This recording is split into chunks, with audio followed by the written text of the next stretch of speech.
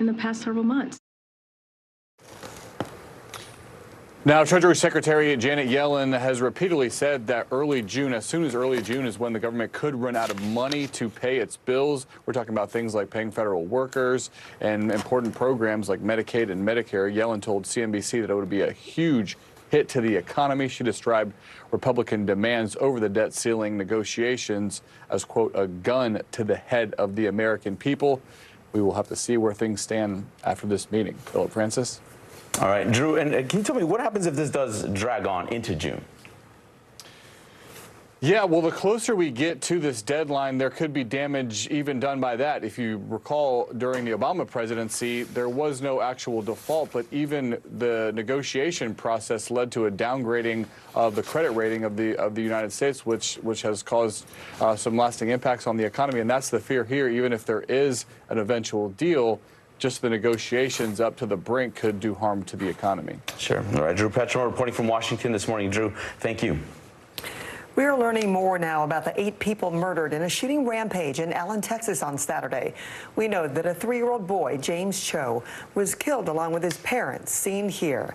The only surviving family member is his 6-year-old brother, William, now an orphan. Also killed, sisters Daniela and Sofia Mendez. The girls' elementary school describing them in a statement as, quote, rays of sunshine. Their mother, Ilda, remains in critical condition. The suspected gunman was killed by police. He has been named as Mauricio Garcia. Authorities say they think he was a neo-Nazi sympathizer who posted screeds denouncing Jews, women, and minorities. He also posted about his struggles with mental health.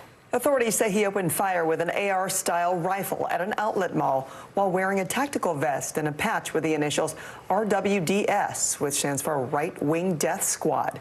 2 senior law enforcement officials confirmed to NBC that they are investigating the massacre as an act of racist extremism.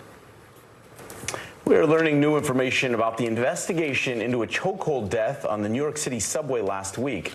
30-year-old homeless man Jordan Neely died after being put in a chokehold by a former U.S. Marine, Daniel Penny.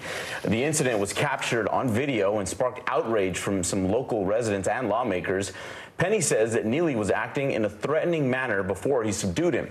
WNBC reported that NYPD dispatchers received 5 911 calls, including from several people reporting that a man was making threats on board. The medical examiner's office ruled that Neely's death was a homicide. Penny was questioned but has not been charged. The Manhattan District Attorney's Office is expected to decide whether or not to present a case to a grand jury this week. NBC News reports Neely was known to homeless outreach workers in New York City and was listed as one of the top 50 at-risk homeless individuals in the city. On Monday, New York Governor Kathy Hochul mentioned Mr. Neely as she pledged to spend $1 billion to upgrade the state's mental health programs. The Justice Department on Monday charged a woman who stormed the Capitol on January 6 with 4 federal misdemeanor counts. Jennifer Inzunza Vargas Geller was identified and reported to the FBI last week by a former romantic partner. The ex, who asked not to be named, was able to identify Vargas Geller after being shown a tweet from the FBI by a friend. The tweet, which featured pictures of Vargas Geller at the Capitol sporting a pink beret, had gone viral. Vargas Geller could not be reached for comment by NBC News. As of Monday, she was not in custody, but a warrant for her arrest has been issued. Today, a jury will decide the fate of former President Donald Trump in the civil rape case against him. The trial came to an end with Trump deciding not to testify. Yesterday, both sides presented closing arguments. Here's Laura Jarrett with more on this story. A final chance to seal their case. Lawyers for E. Jean Carroll and Donald Trump facing off in closing arguments. Historically, that's true with stars. Armed with the former president's deposition, Carroll's attorney told the jury Mr. Trump has a playbook for sexual assault, spelled out in the Access Hollywood tape, where he talks about stars grabbing women as something that happens. Unfortunately or fortunately. Who would say fortunately, her attorney argued. He thinks stars like him can get away with it. The former Vice columnist has accused Mr. Trump of raping her in a department store dressing room in the mid-90s, which he denies. It's the most ridiculous, disgusting story. It was just made up. But Carroll's attorney argued this is not a he said, she said, pointing to 2 friends who testified Carroll told them about the alleged assault at the time. Playing off Mr. Trump's own words, the attorney suggested Carol was his type because he mistook this photo of Carol for his ex-wife, Marla Maples. The former president's defense lawyer, Joe Tacopina, told the jury to put aside any feelings about his client, saying they want you to hate him enough to ignore the facts. Drilling down on past media interviews, Tacopina argued Carol hasn't acted traumatized, returning to Bergdorf Goodman, where she says the attack happened. I was just there today. And posing with a Trump lookalike. While the jury has heard a lot about Donald Trump, he never came in person, leaving an opening for Carol's attorney, who said he didn't even bother to show up. Laura, thank you. From behind bars, convicted double murderer Alec Murdaugh admits he lied about the circumstances surrounding the death of his housekeeper, Gloria Satterfield, back in 2018.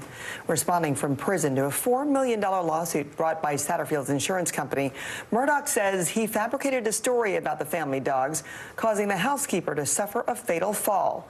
Back in March, Murdaugh was sentenced to life in prison without the possibility of parole for murdering his wife and one of his adult sons. Murdaugh's lawyers have not commented on why he changed his story, but have filed a notice to appeal his murder conviction. Russia is spending today marking the anniversary of one war while it continues to escalate another. The Ukrainian cities of Kyiv and Bakhmut faced renewed attacks on Monday, even as Russia is threatened with economic retaliation by the rest of Europe. For more on this, we go to NBC's Chapman Bell in London. Chapman, good morning. Help us explain the significance of Russia's latest move here in this conflict. Good morning, Philip. Well, today marks the annual Victory Day, commemorating the Soviets' contribution towards the defeat of Nazi Germany during World War II. And it's often used as a very important day on President Putin's calendar, one where he highlights modern Russian military might, as well as a day for him to build up national pride. However, the victories in the current war in Ukraine are few and far between for Russia. You know, no clear victories, really, including that significant fighting around the strategic city of Bakhmut in the east, where the U.S. has said Russia in the last 5 months has lost around 20,000 soldiers and had around 80,000 injured. And this as we're expected to see a Ukrainian counteroffensive soon, led by U.S. and European weaponry and hardware, including U.S. and European tanks.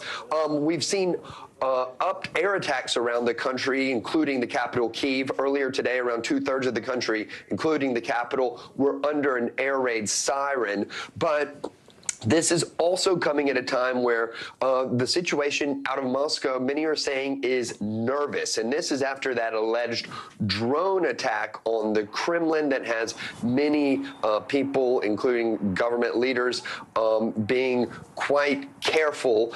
So we've seen a lot of these military parades around the country scaled back, some even canceled, as we wait to see how Putin plays his cards to deliver his normal speech on a day that is seen so important to the Russian president. Philip? All right. Chapman Bell for us this morning. Chapman, thank you.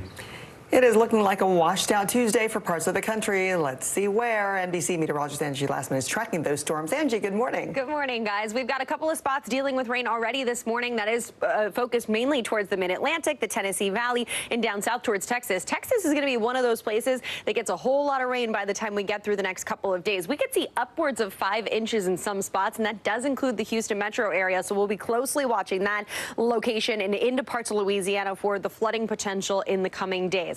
As far as the severe weather is concerned, we will also have a potential for that out towards the Carolinas, Virginia, as well as into parts of the Central Plains. We have folks at risk. Let's look at the weather across the country. Let's see what's happening in your neighborhood. In the Northeast, we end up into the high 60s for some locations. Washington, D.C. ends up at 61 degrees. Meanwhile, much warmer through Jacksonville and Charleston, making their way to the 90s this afternoon. Some showers and thunderstorms expected across parts of the South. And we'll talk more about those very spring-like, even summer-like temperatures that are on the way for some here as we get through the work week. That's coming up, guys. All right. See you in a few, Angie. Thank you. Leaders in the space industry are gearing up for a meeting to get Mars missions off the ground. The annual Humans to Mars Summit kicks off next Tuesday at the National Academy of Sciences building in Washington, D.C. NASA scientists, other experts, and government officials will attend the meeting of the minds, sharing the common goal of sending people to the red planet by the middle of next decade. Coming up, Elon Musk teases a Twitter purge. What accounts could fly off the Bird app? Could it be yours? We'll tell you what you can do to keep it from happening.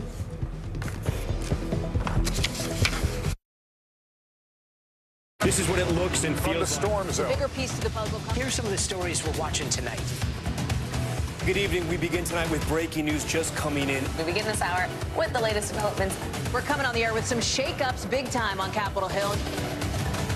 How much water ultimately will be forced inland? Whenever it happens, wherever you are, NBC News, streaming free now. We're back now from Las Vegas. From Seattle, and Guatemala City. From Wilmington. I was in space in Texas. From Normandy, From France. Surfside, Florida. Thank you for watching, everyone. I'm Gotti Schwartz, and here are the stories we're watching tonight. Storms keep coming here in California. Some of the big headlines trending like crazy on social media. This is what my voice sounds like when I clone it. That wasn't me. You gotta see this. Stay tuned now, weeknights on NBC News Now. Still to come on the Channel 2 News. Well, the waters are certainly receding now. Still too close to call. Lester Holt reporting from the Ground Zero, as it's being referred to. It is, in fact, the taste of freedom. The Haitian people know a little something about resiliency. What's the biggest risk right now? Some of the troops who have been proud. I want to welcome you to the first presidential debate. In fact, we've been told we can't go any farther. You are some resilient folks. Let me give you a hint.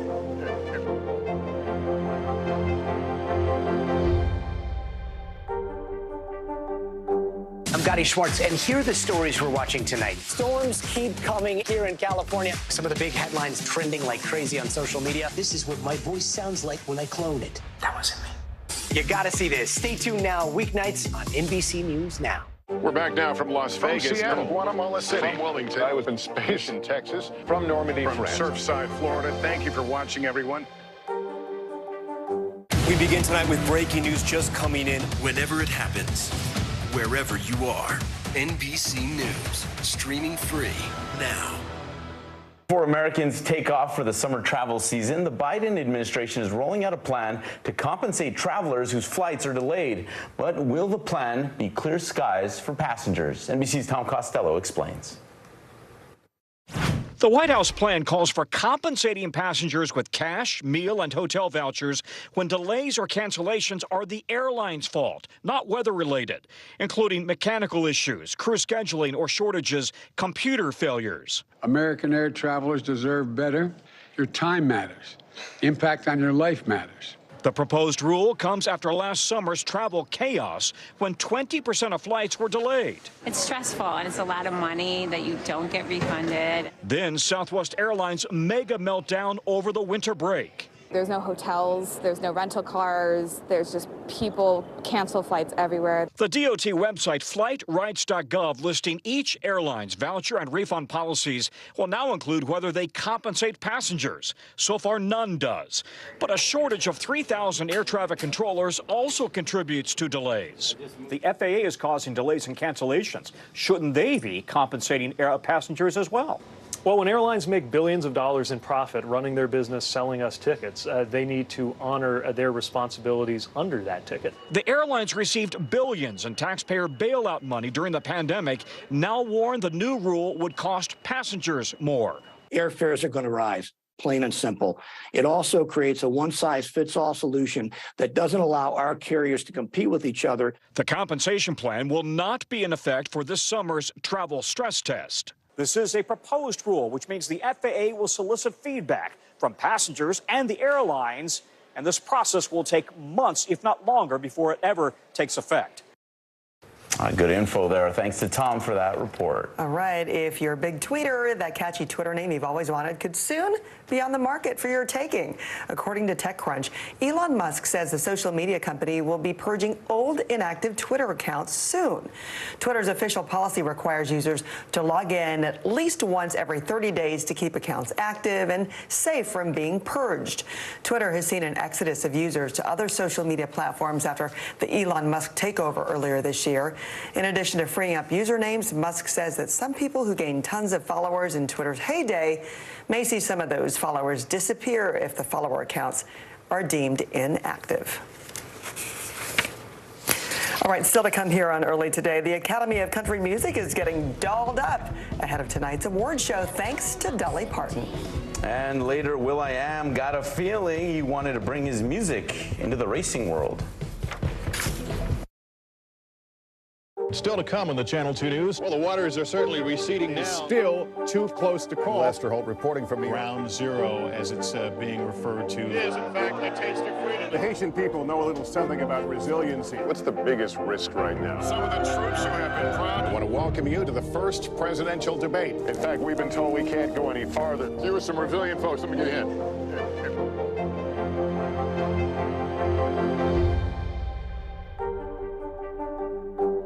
We begin tonight with breaking news just coming in. Whenever it happens, wherever you are, NBC News, streaming free now.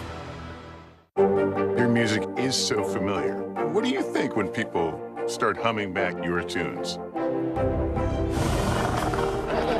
How you doing, Lester?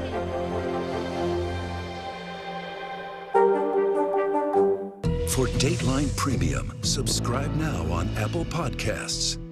This is what it looks and feels the latest, a bigger piece to the puzzle. Here's some of the stories we're watching tonight. How much water ultimately will be forced inland? Whenever it happens, wherever you are, NBC News, streaming free now.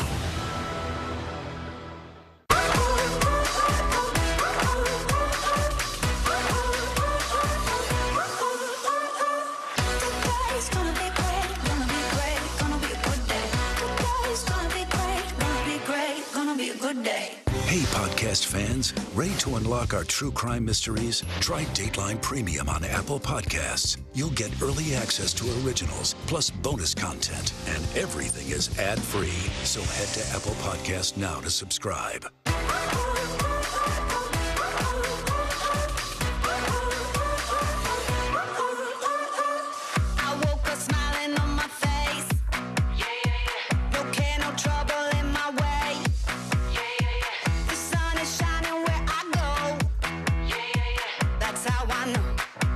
That's how I know. Today's gonna be great, gonna be great, gonna be a good day.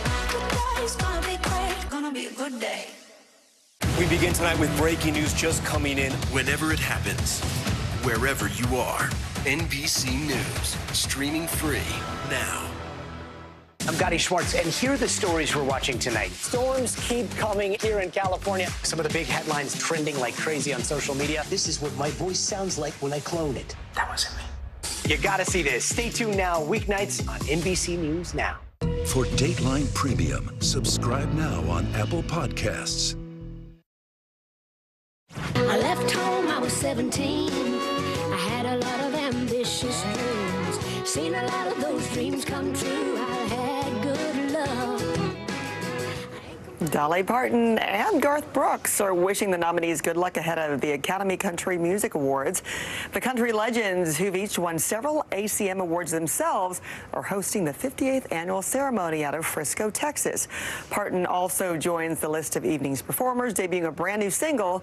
The awards stream next Thursday on Amazon Prime. And as huge as these two are in the world of country music, they have never collaborated together on anything. So this is the first time. So it's going to be great to see their chemistry too. And Garth Brooks has never even hosted any awards. And he's oddly enough, too, his music is kind of hard to find too. It's not really an Apple Music. It's not. But these two are just some of the biggest names ever. And it's in Frisco this year, not Nashville.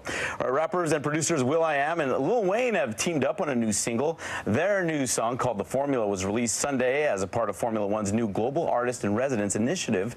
The song was broadcast during the high-speed Miami Grand Prix race and dropped ahead of will.i.am's highly anticipated 5th solo album. So not exactly Dolly and Garth, but a different set of people putting something out. That's kind of how will.i.am is rolling, literally rolling in F1 and racing. He's moving from music to kind of combine tech and robotics and AI, and then making music in the process. So it makes sense. Yeah, ahead of the game there. Okay, when we come back, Angie returns with more details on your Tuesday forecast. And later, we will take a courtside look at Miami's fight to the finals as the NBA playoffs heat up. Hi, everybody. Good morning. Welcome to Today. Every day, We are adding to the star power in our studio. the biggest names, only on Today. See, we're coming to this early, right? Everybody, it's Today. Like I won the lottery. How do you feel at this age, this stage? Liberated. We're just getting started, folks. Ain't no stopping us now.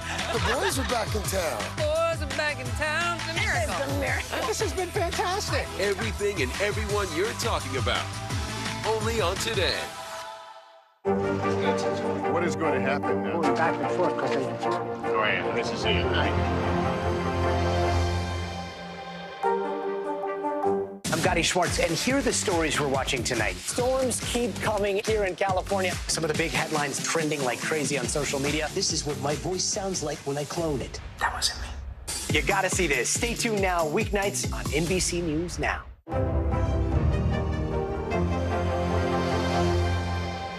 This is what it looks and feels the storm zone. Bigger piece to the puzzle. Here's some of the stories we're watching tonight. Good evening. We begin tonight with breaking news just coming in. We begin this hour with the latest developments. We're coming on the air with some shakeups big time on Capitol Hill. How much water ultimately will be forced inland? Whenever it happens, wherever you are, NBC News, streaming free now.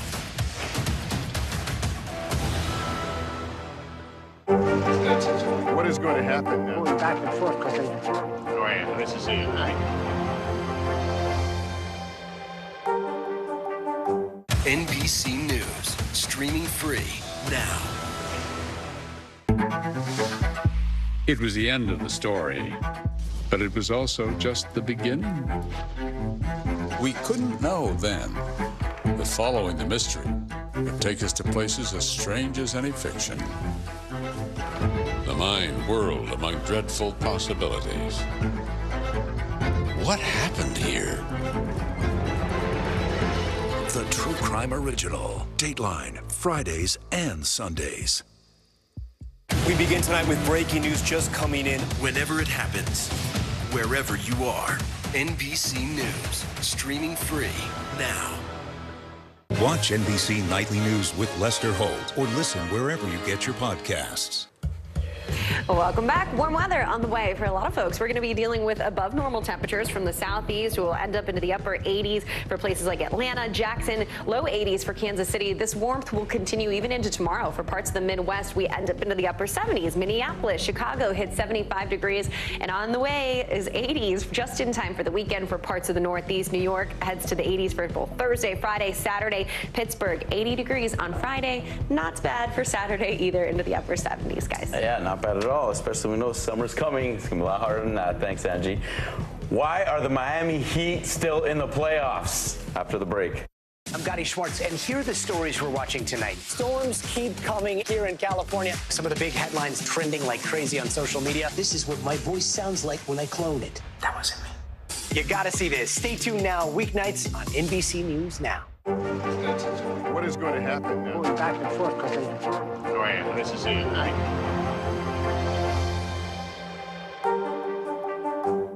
Hi, everybody. Good morning. Welcome to Today. Every day, We are adding to the star power in our studio. the biggest names, only on Today. See, it's worth coming in this early, right? Everybody, it's Today. Like I won the lottery. How do you feel at this age, this stage? Liberated. We're just getting started, folks. Ain't no stopping us now. The boys are back in town. Boys are back in town. It's a miracle. It's a miracle. This has been fantastic. Everything and everyone you're talking about, only on Today. Thanks for tuning in. I'm Gotti Schwartz. Here are the stories we're following tonight. Storms keep coming here in California. The U.S. government just declassified this video. A lot more stories trending like crazy on social media. A controversy pitting lawmakers against young voters. What's the state of crypto today? What is going on when we're looking at trends there? Another mind-bending story on artificial intelligence. This is what my voice sounds like when I clone it. That wasn't me. You gotta see this. Stay tuned now, weeknights at 8 Eastern, 5 Pacific on NBC News Now. Hi, everybody. Good morning. Welcome to Today. Every day, We are adding to the star power in our studio. the biggest names, only on Today. See, it's worth coming in this early, right? Everybody, it's Today. Like I won the lottery. How do you feel at this age, this stage? Liberated. We're just getting started, folks. Ain't no stopping us now. The boys are back in town. Boys are back in town. It's a miracle. It's a miracle. This has been fantastic. Everything and everyone you're talking about, only on Today. For Dateline Premium, subscribe now on Apple Podcasts. After a win over the Knicks, the Miami Heat are 5 games away from the NBA Finals, and this team has gotten this far on the backs of some unsung heroes and buying into Heat culture. Sam Brock explains. Success has been synonymous with Miami Heat basketball for years. The championship banners and retired jerseys on the walls speak to that. But you'd also be hard-pressed to find another squad in sports more clearly embodying the definition of team. What does Heat culture mean to you? To me, it's about not making any excuses. To me, it's about finding ways and finding solutions to be successful, even when everything's stacked against you, and being relentless in that pursuit. Already this postseason, the Heat have turned heads. Jimmy Butler's jaw-dropping 56-point performance against the Bucks and circus shot a game later to help knock off the conference's top seed. Over the top to Butler, up and in! Jimmy Butler! But just as stunning, who's stepping up after a rash of injuries? The undrafted players comprising the team's core. Guards Gabe Vincent and Max Strus, who in 2019 was fighting for NBA survival on a 2-way contract with Boston. Did you think that a couple of years later you'd be starting on a playoff team in Miami? I don't know if I was going to be in Miami. That was a surprise, but I think, being a big contributor on a playoff team, I definitely saw that. I'm sure people think I'm crazy, but I saw it the whole time. I believed in myself. And belief is the backbone of Heat basketball. Previous championship teams have featured the likes of Shaq and Dwayne Wade in 2006, then LeBron, D. Wade, and Chris Bosh, the Heatles. This year's team is centered around Butler and Bam Adebayo, and a whopping 9 undrafted players, 7 of whom have logged minutes in the playoffs. Included in that group, the man they call the OG, Udonis Haslem, who doesn't play as much at 42 years old, his final season, but exemplifies the system's success. You kind of started this trend. So when you walk in this locker room or in this organization, we don't look at you as undrafted. We look at the potential that you have. It's a curious contrast to a franchise run by one of the highest profile, splashiest names in NBA history, Pat Riley, constantly attracting stars. But make no mistake, Haslem says there's a secret formula to sparking that fire. You really can't measure the heart of a guy. You really can't measure the grit of a guy. We think we're supposed to win, and it's not an underdog story for us. These players are savoring the moment and hoping nobody sells them short. Championship on 3, 1, 2, 3. Championship. What do you see as the possible outcomes for the playoffs this year for your team? Sky's the limit. You think a championship is possible? Absolutely. Our thanks to Sam for that report. It's an incredible story. Knicks fans, though, they ain't trying to hear that. Like it. We can all use a little bit of Heat history, yeah. Whoever you're cheering for. This is Early Today.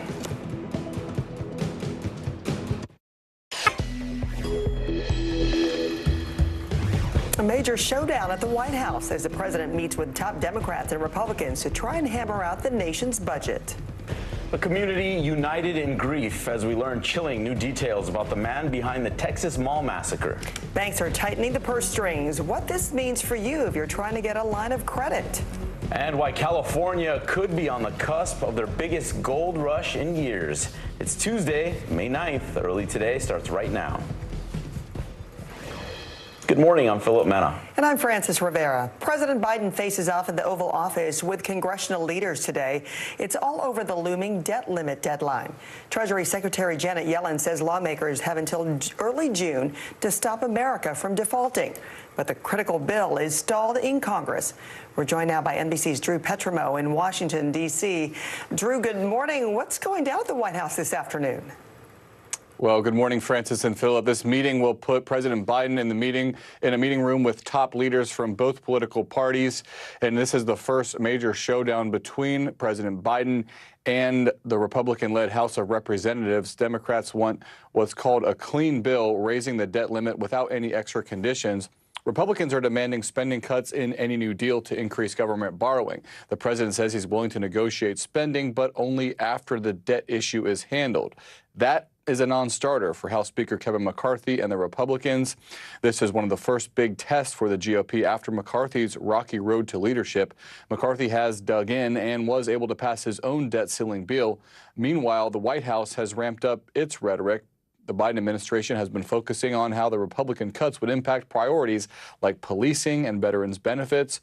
Monday afternoon, the White House gave no indication the president would hold back in the upcoming meeting. Look, there shouldn't be negotiations on the debt limit. This is something that they should get to regular order and get to work on. The president has been very clear. This is Congress' constitutional duty to take action, to not default. He's going to continue to reiterate that, as he should. He's not going to mince words, as he has not in the past several months. Treasury Secretary Janet Yellen has repeatedly said that the government could run out of its ability to pay for its bills starting in the beginning of June. Yellen told CNBC that it would be a huge hit to the economy. She described Republican demands over the debt ceiling as similar to, quote, a gun to the head of the American people. We'll just have to see where things stand after this high-stakes meeting today. It's a strong analogy. Okay, Drew, thank you. We are learning more about the 8 people murdered in a shooting rampage in Allen, Texas on Saturday. We know that a 3-year-old boy, James Cho, was killed along with his parents, seen here. And the only surviving member of his family is his 6-year-old brother, William, now an orphan. Also killed sisters Daniela and Sofia Mendoza. The girls' elementary school describing them in a statement as, quote, rays of sunshine. Their mother, Ilda, remains in critical condition. The suspected gunman was killed by police. He has been named as Mauricio Garcia. Authorities say they think he was a neo-Nazi sympathizer who posted bigoted screeds denouncing Jews, women, and minorities. He also posted about his struggles with mental health. Authorities say he opened fire with an AR-style rifle at an outlet mall while wearing a tactical vest and a patch with the initials RWDS, standing for Right-Wing Death Squad. 2 senior law enforcement officials confirmed to NBC that they are investigating the massacre as an act of racist extremism. The Justice Department on Monday charged a woman who stormed the Capitol on January 6th with 4 federal misdemeanor counts. Jennifer Enzuza Vargas Geller was identified and reported to the FBI last week by a former romantic partner. The ex, who asked not to be named, was able to identify Vargas Geller after being shown a tweet from the FBI by a friend. That tweet, which features pictures of Vargas Geller at the Capitol sporting a pink beret, had gone viral. Vargas Geller could not be reached for comment by NBC News. As of Monday, she was not in custody, but a warrant was issued for her arrest. Today, a jury will decide the fate of former President Donald Trump in the civil rape case against him. The trial came to an end with Trump deciding not to testify. Yesterday, both sides presented closing arguments. Here's Laura Jarrett with more on the story. A final chance to seal their case. Lawyers for E. Jean Carroll and Donald Trump facing off in closing arguments. Historically, that's true with stars. Armed with the former president's deposition, Carroll's attorney told the jury Mr. Trump has a playbook for sexual assault, spelled out in the Access Hollywood tape, where he talks about stars grabbing women as something that happens. Unfortunately or fortunately. Who would say fortunately, her attorney argued. He thinks stars like him can get away with it. The former Vice columnist has accused Mr. Trump of raping her in a department store dressing room in the mid-90s, which he denies. It's the most ridiculous, disgusting story. It was just made up. But Carroll's attorney argued this is not a he said, she said, pointing to 2 friends who testified Carroll told them about the alleged assault at the time.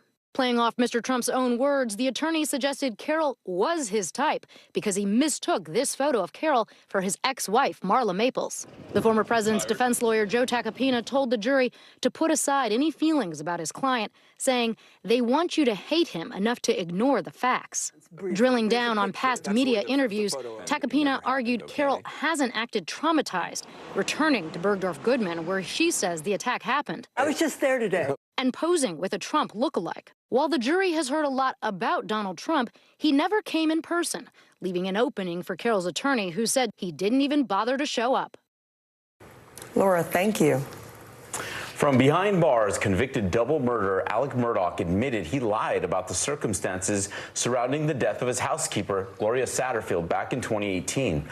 Responding from prison to a $4 million lawsuit brought by Satterfield's insurance company, Murdaugh says he fabricated a story about the family dogs causing the housekeeper to suffer a fatal fall. Back in March, Murdaugh was sentenced to life in prison without the possibility of parole for murdering his wife and one of his adult sons. Murdaugh's lawyers have not commented on why he changed his story, but have filed a notice to appeal his murder conviction. A popular TikTok creator is facing backlash after claiming to have cracked a serial killer case. Ken Walks launched an investigation into a true crime theory known as the smiley face killers. It alleges that one or more killers murdered and dumped men into rivers around the country. Walks' motivations and ethics were questioned after he started mentioning his tech startup in the videos. Now he says he is ending the investigation. I haven't been sleeping as much as I should. I've burnt myself out, and I frankly got a little bit lost in the sauce over this story. I acknowledge that it was insensitive to reference my startup on those two occasions in posts pertaining to this case. Watts told NBC News that he started his series because he was approached on 2 occasions by someone trying to lure him into a car in Chicago. He was the chief marketing officer for a company called Foresight, but a spokesperson says Watts and the company have decided to part ways. Russia is spending today marking the anniversary of one war while it continues to escalate another. The Ukrainian cities of Kyiv and Bakhmut faced renewed attacks on Monday, even as Russia is threatened with economic retaliation by the rest of Europe. For more on this, we go to NBC's Chapman Bell in London. Chapman, good morning. Explain the significance of Russia's latest moves in this conflict. Good morning, Philip. Well, yeah, as you mentioned, today's Victory Day in Russia, commemorating the Soviet Union's contribution in defeating Nazi Germany during World War II. It's also a day that's very important to Vladimir Putin. It's a day he uses to whip up national pride, and a day he often uses to talk about Moscow's modern military might. But today is seen as very different. This is the second Victory Day parade they've had since this latest invasion of Ukraine, and many of the parades are scaled back, some even canceled. And this is because Russia's not having any clear victories currently in Ukraine. Around Bakhmut, that strategic city, Russia has lost a significant number of soldiers in the last 5 months. The U.S. estimates about 20,000 dead, 80,000 injured in this area. And they're expected to see a Ukrainian counteroffensive soon, where they try to retake some of these lands, particularly around the east. And this is going to be led by Western weaponry and hardware, including U.S. and European tanks. We've seen upped air attacks around Ukraine by Russia. We've also seen a nervous Russia. That's how many are describing the atmosphere currently in Moscow. And that's after that alleged drone attack on the Kremlin.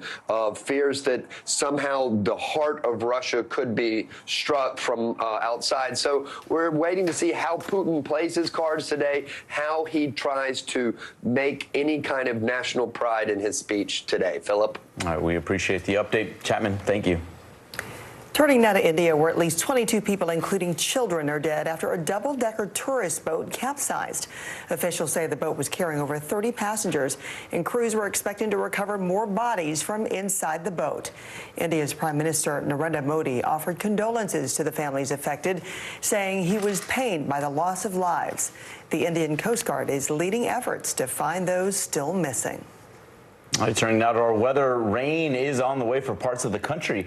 NBC meteorologist Angie Lassman is here tracking some potential flooding as those storms stick around. Good morning, Angie. Good morning, guys. Yeah, widespread areas across the country are expecting a whole lot of rain here over the coming days. Let's take a look at some of the highest amounts that we could see. Those are mainly focused down towards the Gulf Coast, specifically parts of southeastern Texas, as well as parts of Louisiana. We could see upwards of 5 inches in some of these spots. And again, the widespread 1 to 2 is possible as well, going up into Shreveport and into parts of Little Rock. This is going to be a couple of rounds of rain that we watch for here as we go through the next couple of days, really through Thursday. But we also have the potential to see some severe weather, some focused out towards the Carolinas and into Virginia, as well as parts of the plains. That's where we'll see the better potential for some large hail. We're talking baseball size, 2 inch in diameter. So here's where we're looking at that. Dodge City, Salina, and as far as places like Tulsa and Wichita, you could see up to 1 inch for the hail through the afternoon and evening hours today. Let's look at the weather across the country. Let's see what's happening in your neighborhood. In the Northeast, we'll deal with partly cloudy skies over Philadelphia and Pittsburgh as well, ending up into the 60s. 80s expected for Atlanta with a little sunshine mixing with those clouds from Montgomery and Jackson as well. Some thunderstorms possible from Houston to San Antonio this afternoon. And warm temperatures are on the way over the next couple of days. We'll talk about those coming up in just a bit, guys. Okay, we'll see you in a bit. Thank you. Following interest rate hikes and bank failures, we'll break down what's causing the borrowing bust. And we are back in a minute with former employees taking legal action after Jenny Craig closed its doors. Thanks for tuning in. I'm Gotti Schwartz. Here are the stories we're following tonight. Storms keep coming here in California. The U.S. government just declassified this video. A lot more stories trending like crazy on social media. A controversy pitting lawmakers against young voters. What's the state of crypto today? What is going on when we're looking at trends there? Another mind-bending story on artificial intelligence. This is what my voice sounds like when I clone it. That wasn't me. You gotta see this. Stay tuned now. Weeknights at 8 Eastern, 5 Pacific on NBC News Now. Watch NBC Nightly News with Lester Holt or listen wherever you get your podcasts. This is what it looks and feels With the latest, a bigger piece to the puzzle. Here's some of the stories we're watching tonight. How much water ultimately will be forced inland? Whenever it happens, wherever you are, NBC News, streaming free now. Your music is so familiar. What do you think when people start humming back your tunes? How you doing, Lester?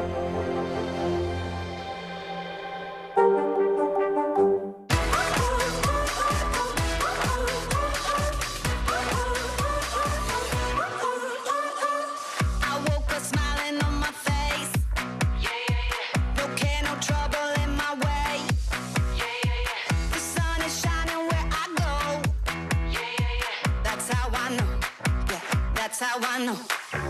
Today's gonna be great, gonna be great, gonna be a good day. Today's gonna be great, gonna be a good day. Hey, podcast fans, ready to unlock our true crime mysteries? Try Dateline Premium on Apple Podcasts. You'll get early access to originals, plus bonus content, and everything is ad-free. So head to Apple Podcasts now to subscribe. NBC News, streaming free now. Watch NBC Nightly News with Lester Holt or listen wherever you get your podcasts. Now to an NBC News exclusive. Employees of Jenny Craig have filed a class action lawsuit against the weight loss chain 2 days after the company announced that it was shutting down. Hundreds of employees out of a job are now saying Jenny Craig violated federal and state labor laws about giving advance notice of mass layoffs. Jenny Craig Incorporated could not be reached for comment, nor could its owner, HIG Capital. If you thought that getting a loan was difficult, it's about to get harder. After the collapse of 3 banks and the rate hikes by the Fed Reserve, an increasing number of banks are making it tougher to borrow money. Joining us now from London is CNBC's Arabila Gamede. Arabila, what does this mean for the everyday person trying to get a mortgage or a car loan? It's going to get harder, Francis. Good morning to you. Yeah, that's certainly the sentiment coming out of the Fed, which has released in what is called their SLOOS survey, right? That's the Senior Loan Officer Opinion Survey. Try to say that 10 times fast. Well, one thing you can't do 10 times fast is get a loan as quickly as you'd want. That's because banks in the first quarter of this year, between January and March, have decided to tighten their lending criteria, meaning it's getting harder for households, you and I, as well then as businesses to get loans. At least the statistic 46% of banks tightened loans to medium and large businesses in the first quarter. That's compared to 44.8% then in the fourth quarter of last year. So it does tell you things are getting tighter. But while that is also difficult, on the other side, you and I aren't actually looking for those loans because we realize we won't be able to pay them back. So you are seeing weaker demand for loans in this market. 55.6% of banks reported weaker demand for loans then as well by businesses as well then as households. It is the highest figure since the 2009 recession. It does give you a clear indication or some sort of indication as well that things are very difficult and it might get even harder. And you may see the economy get into that downward spiral. There are estimations and projections that maybe the U.S. will head into a recession and perhaps it will be mild, but it's elements like these that could push it even further. Unfortunately, this is not the sign you wanted, but it is a clear sign of the economic turmoil we have seen, particularly at the start. As if we need more of those signs. All right, Arabila, thank you. Still to come, look at this blue carpet. Isn't it neat what the Little Mermaid stars had to say at the Hollywood premiere? And The Weeknd is telling fans to save your tears after the Starboy decides to rebrand. Hi, everybody. good morning. Welcome to Today. Every day, We are adding to the star power in our studio. the biggest names, only on Today. See, we're coming in this early, right? Everybody, it's today. Like I won the lottery. How do you feel at this age, this stage? Liberated. We're just getting started, folks. Ain't no stopping us now. The boys are back in town. Boys are back in town. It's a miracle. It's a miracle. This has been fantastic. Everything and everyone you're talking about, only on Today. Hey, podcast fans, ready to unlock our true crime mysteries? Try Dateline Premium on Apple Podcasts. You'll get early access to originals, plus bonus content, and everything is ad-free. So head to Apple Podcasts now to subscribe. This is what it looks and feels. The storm zone. Bigger piece to the puzzle. Here's some of the stories we're watching tonight. Good evening. We begin tonight with breaking news just coming in. We begin this hour with the latest developments. We're coming on the air with some shakeups big time on Capitol Hill. How much water ultimately will be forced inland? Whenever it happens, wherever you are, NBC News, streaming free now.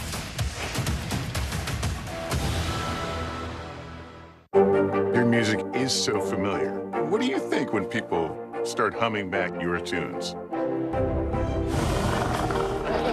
How you doing, Leslie?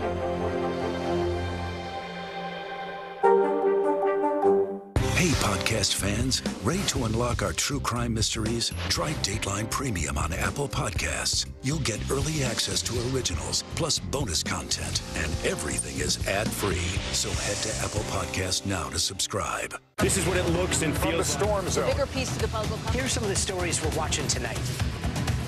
Good evening. We begin tonight with breaking news just coming in. We begin this hour with the latest developments. We're coming on the air with some shakeups big time on Capitol Hill. How much water ultimately will be forced inland? Whenever it happens, wherever you are, NBC News, streaming free now.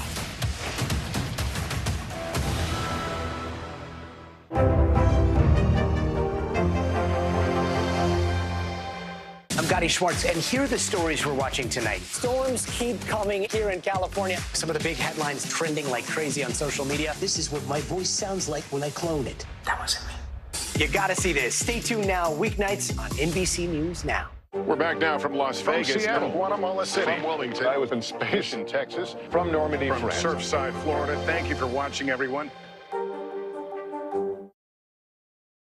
Having Halle play Ariel in this film and just giving a different representation and telling to the story of Disney's The Little Mermaid, having girls who looked like me when I was little be able to see a mermaid that looks like them is just such a historic moment and so impactful for us as a brand. Hollywood gathered Monday for the world premiere of the underwater classic, The Little Mermaid. The star of the film, Halle Bailey, walked the blue carpet along with familiar faces like Chloe Bailey, Marseille Martin, and Offset. The live-action remake hits theaters on May 26th, and you also saw Melissa McCarthy right there, who is going to play the famous Ursula. But in that sense, wouldn't you think the collection of stars is complete now with all the diversity and inclusion that we're seeing on this movie? Yeah, it's a fantastic adaptation, at least the concept of it. I'm excited to see it. Take my daughters there. It'd be Sing cool. along, all the words along with it, too. Oh, yeah. All right, The Weeknd is beginning a new era as Abel. In an interview with W Magazine, the Blinding Lights singer revealed that he plans to retire his longtime stage name. After performing as his alter ego since 2009, he will eventually go by his legal name, Abel Tesfaye. His next album will be his last hurrah as The Weeknd, but he still plans to make more music, he says. This switch comes just weeks before the release of his musical drama, The Idol, which will be premiering later this June on HBO. Yeah. I mean, the name's cool, but it's still nothing can be cooler than The Weeknd. We were even cool with him dropping that last E in The Weeknd, right? you know? But when you hear from him, he's saying, you know what, it's time to move on because he's playing that role as a cult leader in The Idol, and he said he was just he became that character that it was hard for him to perform as The Weeknd on stage. In fact, he canceled a concert in LA because he says he just he couldn't do it. He was in that role as that cult leader, and he couldn't become the Weeknd to go on stage. So it just goes to show you how much he's like putting himself, his real self, into his, new identity as an artist. If it means that we're saying goodbye to the Weeknd. But he says he's going to come back in another form, making music. The Rock does it, right? He goes by Dwayne Johnson now. All right. All right, when we come back, Angie is tracking some warmer than normal spring weather. And later, we got an update on this teacher who got a huge surprise from her students as we celebrate Teacher Appreciation Week. Hi, everybody. Good morning. Welcome to Today. Every day, We are adding to the star power in our studio. the biggest names, only on Today. See, we're coming in this early, right? Everybody, it's Today. Like I won the lottery. How do you feel at this age, this stage? Liberated. We're just getting started, folks. Ain't no stopping us now. The boys are back in town. Boys are back in town. It's a miracle. It's a miracle. This has been fantastic. Everything and everyone you're talking about, only on Today. We begin top story with that breaking news. This is just in, a lot of stories to get to. What do people need most right now? Did the state and/or law enforcement drop the ball anywhere? Are we headed for a recession or a recovery? Migrant families now stranded in Mexico. What's the World Cup experience been like? The civilian effort is not just about fighting, it's also about helping. Every night, it's your news playlist. Top Story with Tom Llamas, streaming weeknights at 7 on NBC News Now. We're back now from Las Vegas. From Seattle, Guatemala City. From Wilmington. I was in space in Texas. From Normandy, from Surfside, Florida. Thank you for watching, everyone.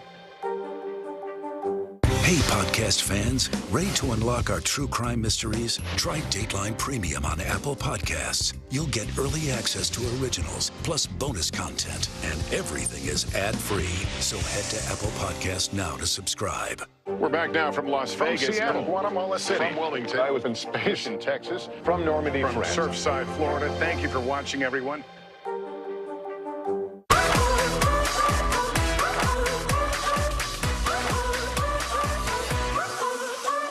Today's gonna be great, gonna be great, gonna be a good day.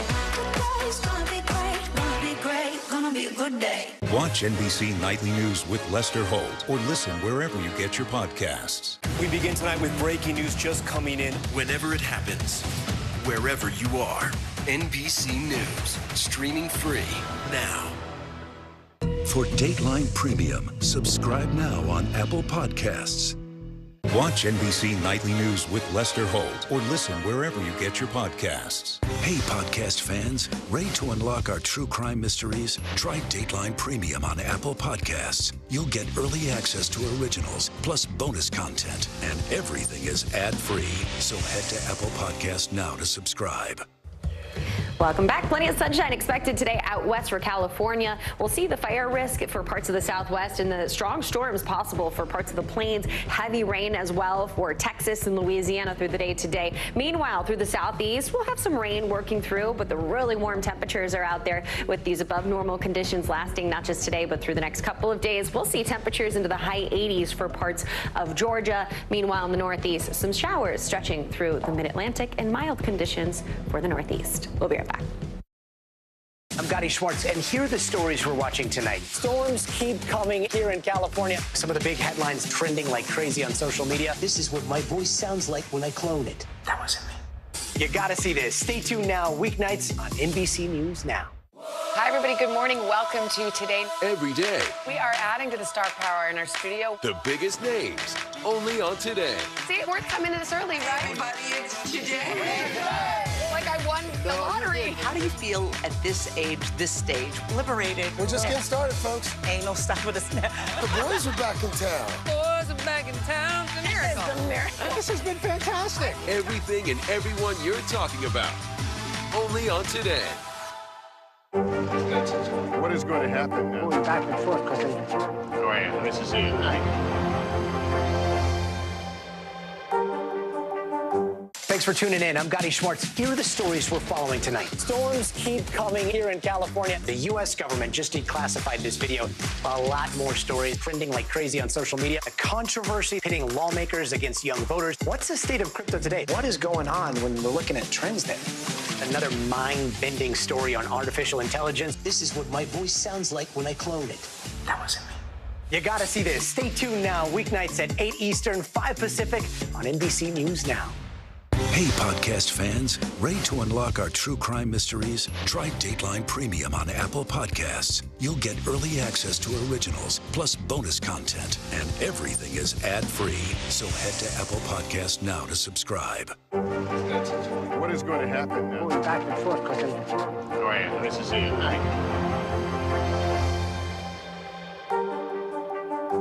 For Dateline Premium, subscribe now on Apple Podcasts.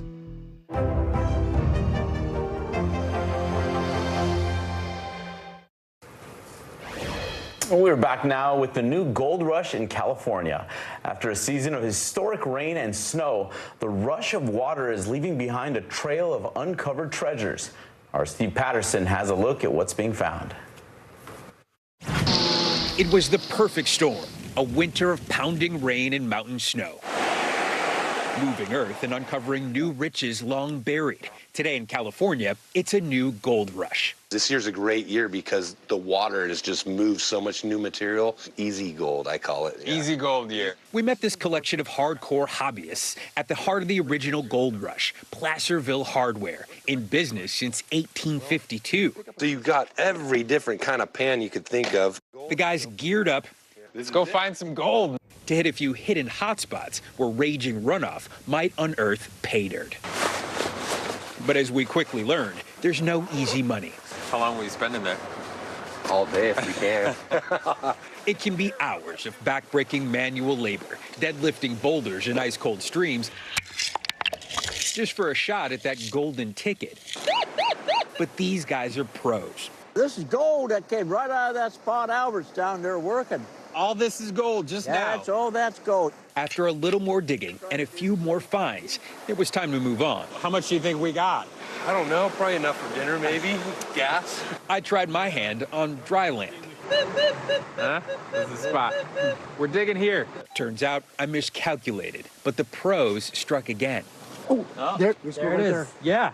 Experts say you'd be hard-pressed trying to get rich from striking gold. What's the one piece of advice that you tell people when searching for gold? Don't give up until you find a piece of gold. And even if you don't strike it rich, sometimes the real treasure is in the hunt. You got the gold fever. Yeehaw! Steve Patterson, NBC News, Gold Country, California. So cool that that comes out from it, right? Yeah. I mean, I don't know about doing it for a living, but it does look like a fun hobby. Yeah, you know? Right. If you can invest all that time and then just for a tiny little piece of gold. You know? All right, this National Teacher Appreciation Week, we are checking back in with a Kansas high school teacher whose expression of gratitude was loved by millions. This is Mrs. Powell, or as her students call her, Miss Pow Pow. The history teacher went viral for her reaction to her students gifting her a custom Pittsburgh Steelers jersey. It was viewed over 10 million times on TikTok. So be sure to tune in later today where Chanel Jones will sit down with Miss Pow Pow about the sweet exchange. And we're going to hear from her about how much she loves it. That face and that reaction on this TikTok says it all. Yeah, thanks to all the teachers out there who've made such a difference in our lives and still do.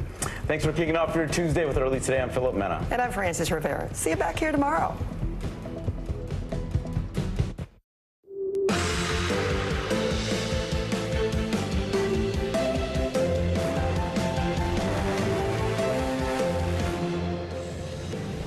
Good morning, I'm Joe Fryer. Hey everybody, I'm Savannah Sellers. Thanks for being here right now on Morning News Now. A grieving community. This morning we're learning more about the victims in the mass shooting at a mall in Texas. Among them, a couple and their young child, 2 young sisters, and a security guard. More on what we're learning about those victims and the disturbing new information investigators have discovered about the gunman's background. Debt debate. The clock is ticking down to when the government will run out of money. And today, a key meeting between President Biden and congressional leaders. Democrats and Republicans are still far apart on a deal, though. We'll have more on the likelihood they'll reach an agreement in time and what it could mean for you if they don't. Also this morning, prepping for Paris. We are almost a year out from the Summer Olympic and Paralympic Games, and some of the world's best athletes are already gearing up for competition. 2 decorated Paralympians join us in studio this hour with how they're getting ready for Paris, plus their message to Americans on why the Paralympics are a must-watch event. Plus, pack your bags. Summer travel season is approaching. We've got your list of the top places for your vacation.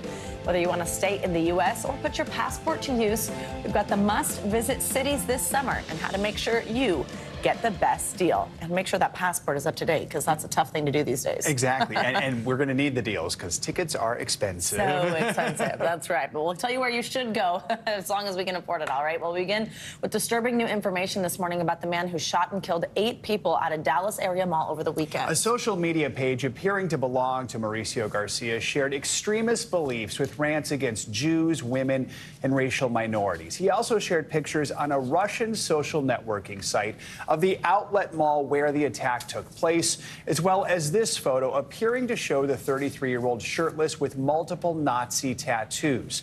A senior law enforcement source said that Garcia's social media activity is part of their investigation.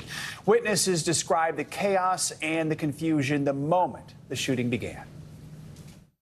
There's this guy dressed in all black, wearing a vest, has an assault rifle, and he's just shooting at people. There was dead people on the floor, a lot of people, they were like, hiding. And as I was going around, they told me to get away, to move out. And I kept on telling them, I'm looking for my daughter. This morning, we are also learning more about the victims, 3 of them children. They include a young boy and his parents, 2 elementary school-age sisters, a security guard, and an engineer. NBC News correspondent Maggie Vespa is in Allen, Texas, with the latest on the investigation. Hey, good morning from, as you can see, this growing memorial here in Allen, Texas. The outpouring of grief and support in this community just insurmountable. This days after Saturday's mass shooting, America's latest mass shooting here at this outlet mall. And also, this comes as senior law enforcement officials tell NBC News a series of posts from the alleged shooter, 33-year-old Mauricio Garcia, are a key part of their investigation into what led up to and what fueled this shooting. Largely, those posts coming from a Russian social media platform on which Garcia alluded to white power beliefs. He posted photos of his torso that appear to show white power tattoos, including a swastika tattoo. They say he ranted online about multiple minorities, about women, about Jews, and he also, they say, in the days leading up to this shooting, posted dozens of photos of this outlet mall, and they say he may have been monitoring it during its busiest times.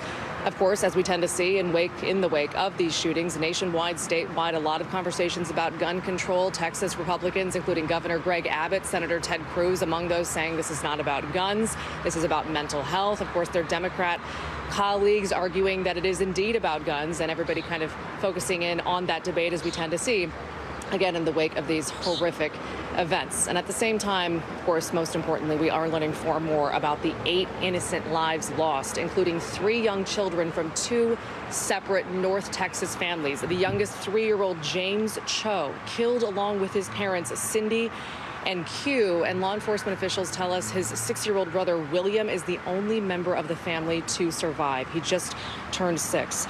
The Mendoza family losing 11-year-old Daniela, 8-year-old Sophia, their mother in critical condition. Also among the victims, 32-year-old Elio Cumana Rivas, 26-year-old Ashwaria Tatacondia, and 23-year-old security guard Christian LaCour. And then finally, the last person that we want to highlight here is, authorities say, the police officer who is the one who killed the shooter in the wake or in the midst of all of this gunfire, all of this panic. That officer was wounded. An attorney overnight speaking out about that officer, saying he is doing well, adding he's a brave servant with a gentle heart. Guys, I'll send it back to you. All right, Maggie, thank you so much. In Washington today, top congressional leaders will meet with President Biden at the White House. They are hoping to reach an agreement to avoid a financial catastrophe. Yeah, but this morning, Democrats and Republicans are far apart on a deal to raise the debt ceiling, and the clock is ticking down to a critical deadline. Well, last week, Treasury Secretary Janet Yellen warned the U.S. could hit that ceiling and face potential severe economic consequences as soon as June 1st. Let's bring in NBC News White House correspondent Mike Memoli. Hey, Mike. So tell us, what can we expect from today's meeting? And also remind us here of the stakes if they don't reach a deal. The White House recently laid out really a grim scenario if the debt ceiling isn't raised and the U.S. defaults on its debts. Walk us through that. Yeah, Savannah, I mean, we've had these kinds of crisis moments in Washington before where both sides go to the brink but ultimately get a deal. I've never seen one quite like this, where no one quite sees the path to a deal. And frankly, they head into this meeting disagreeing on even what the meeting is about. President Biden, the White House, saying that he still says Congress has to pass a clean debt limit increase. In other words, just pass it without any spending conditions attached.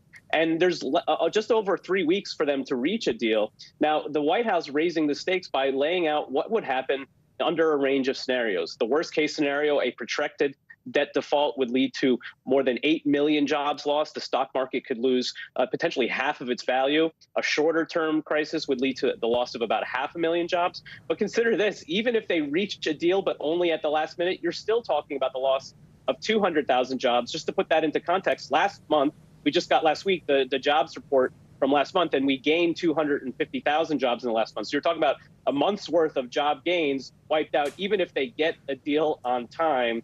And so that's why the tone that the leaders express coming out of this meeting will be so important. Do they indicate that there might be a path to deal, or are they still far apart on what they're even talking about? So, Mike, this is going to be House Speaker Kevin McCarthy's first face-to-face meeting with the president since February. 2 weeks ago, House Republicans did pass their debt ceiling plan, but it's tied to deep spending cuts. That's a non-starter for the president and congressional Democrats. I know you cover the White House, but you keep close tabs on Congress as well. I mean, does McCarthy have room to maneuver in these negotiations at all? You look at what the House Republicans passed just a few weeks ago, their answer to the debt ceiling deal, it would have lead to about $4.5 trillion in spending cuts over the next 10 years. It would also lift that debt ceiling for a short-term basis. The speaker was only able to pass that by one single vote. And we remember it took him 15 votes to secure the speakership. And interestingly, the Republicans who voted against that deal just a few weeks ago, they weren't the moderate members who were worried about those spending cuts being too high. They were the right-wing base who said it didn't go far enough. So when you have the president talking about $3 trillion in spending reductions over the next 10 years, Republicans talking about more than $4.5 trillion, you might say, let's just split the difference. But McCarthy is under enormous pressure from that right-wing base in his caucus to not budge an inch. And that's why it's a really dicey moment for him as well. And Mike, I know the president's expected to be here in New York on Wednesday. He's going to take his message on the debt ceiling to a region represented by GOP House members. What's that strategy? Yeah, I'll be coming up there for that. You know that. And it's interesting because there are 18 congressional districts that elected a Republican last November in the midterms, but these districts also voted for President Biden in 2020. So that's your definition of a swing district, and the president's going to one of them. It's represented by Mike Lawler. He voted for that GOP spending bill just in the last couple of weeks, and Republicans like him have been targeted by the White House and by Democratic allies for what those cuts would mean to their constituents. So the president's going to go to his district to make that case himself, talking about what it would mean for especially veterans care. There's a VA hospital near his district. This is about really two different things. The president, one, wants to see if he can put pressure on McCarthy by putting pressure on him not from the right-wing end of his base, but from the moderates in his caucus, but also to really lay down a marker that when the elections come in 2024, these are the really target districts Democrats will go after first and foremost. And so they want to lay the groundwork for potentially unseating them so Democrats have a shot at winning back the House. And Mike, we are preparing for your visit. We have the green M&Ms ready, the perfectly chilled water, all as requested. So you know what I request. You up. You're going to be good. You know, perfect. 68 degrees. Exactly. Last thing we'll ask you here. I mean, for Speaker McCarthy, if he can't reach a deal with the White House, then what? Are there any other options here? Well, we're really in this moment talking about sort of Hail Mary scenarios. One is the so-called discharge petition. What that really looks like is Democrats would be able to force a vote on the House floor on a so-called clean increase if they can get maybe 5, 6, 7 Republicans to support this. Congressman from North Carolina, Democrat Jeff Jackson, yesterday, he said, this is actually McCarthy's dream scenario. If this happened, he would complain like heck publicly, say this was a terrible thing, but privately he would be saying, thank goodness, because this would get him out of an impossible situation with his base. On the White House end of things, there's this talk of the 14th Amendment option. This would really let the president say, I can raise the debt limit on my own without Congress. Even his own administration, Treasury Secretary Janet Yellen saying this weekend, she doesn't want to entertain those kinds of emergency options. There's a lot of legal uncertainty that would be raised if he took that path. All right, Mike, we will certainly be talking to you about this throughout the week. Thank you so much. We have new developments this morning in that deadly crash along the Texas border that killed 8 people. The driver of that vehicle, George Alvarez, is now facing manslaughter charges, but police are still looking into a possible motive. Now, cities along the border are bracing for a new wave of migrants when a COVID-era immigration policy expires later this week. NBC News Homeland Security correspondent Julia Ainsley joins us with the latest. Good morning, Julia. So first of all, where do things stand in the investigation into the driver and a possible motive?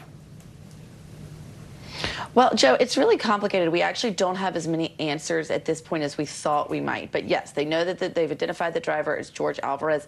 But investigators told us yesterday that he's not cooperating. They actually haven't been able to talk to him as much as they would like to. He has a very long history, a very long criminal history, including assault with a deadly weapon, threatening elders, people in his family. This is someone who definitely has a track record here, but so far not cooperating. Also, so far the charge is manslaughter, but they haven't ruled out other charges that could come when they find out the motive. Because of that context here, Title 42 lifting, a surge of migrants down in Brownsville. I was just there on Friday when 2,300 migrants crossed just that morning. Because of that surge, a lot of people thought maybe this might be anti-immigrant motivated, but right now we just don't have those answers. They're charging him with manslaughter after he ran a large SUV into that group of migrants standing at a bus stop. Joe. You know, one of the reasons this investigation is complicated, authorities say, is because some of the victims were migrants. What more can you tell us about that aspect of the investigation? Yeah, beyond just the fact that George Alvarez isn't cooperating, a lot of the witnesses may have, some of them have had some anecdotes, some things that they've said about the scene that haven't been corroborated by police. That's also been confusing just from a reporting perspective. And they also say that sometimes it's hard to talk to these victims because and the people who were there and witnesses, because you also have to work with their government, many of them Venezuelan. That's a tough task. Here's what they had to say about that yesterday. It has been a very tiresome process, but one that we are deeply committed to doing and accomplishing. We are working with the Venezuelan government right now, and we have also reached out to other embassies. And of course, it's very difficult for the U.S. government often, or people in the United States, to work with the Venezuelan government. They're not notoriously cooperative with Americans, but they are going to continue this process as they try to piece together what exactly happened, and especially what George Alvarez may have said at the time of the scene and what his demeanor may have been like, if he had any anti-immigrant rhetoric as he approached this bus stop or after. They would want to know that. And of course, Julia, this all comes with Title 42 set to expire in 2 days on Thursday. Remind us again what that policy is and the strain that all this is really putting on border communities like Brownsville. That's right. So Title 42 is a COVID-19 restrictions that have turned migrants away more than 2.5 million times before they could claim asylum when they cross the southern border. Because that national COVID emergency is lifting, that means at 11:59 p.m. on May 11th, so really looking at May 12th, more migrants will be able to cross and be able to claim asylum. However, some policies have changed. The Biden administration has put new restrictions in place to raise the bar on what exactly migrants will need to prove in order to come into the United States. But what I've learned from a lot of border agents when I was down there last week is that really what they're expecting is an increase in processing times as they determine who can stay and who can't. That could lead to backlogs at the border.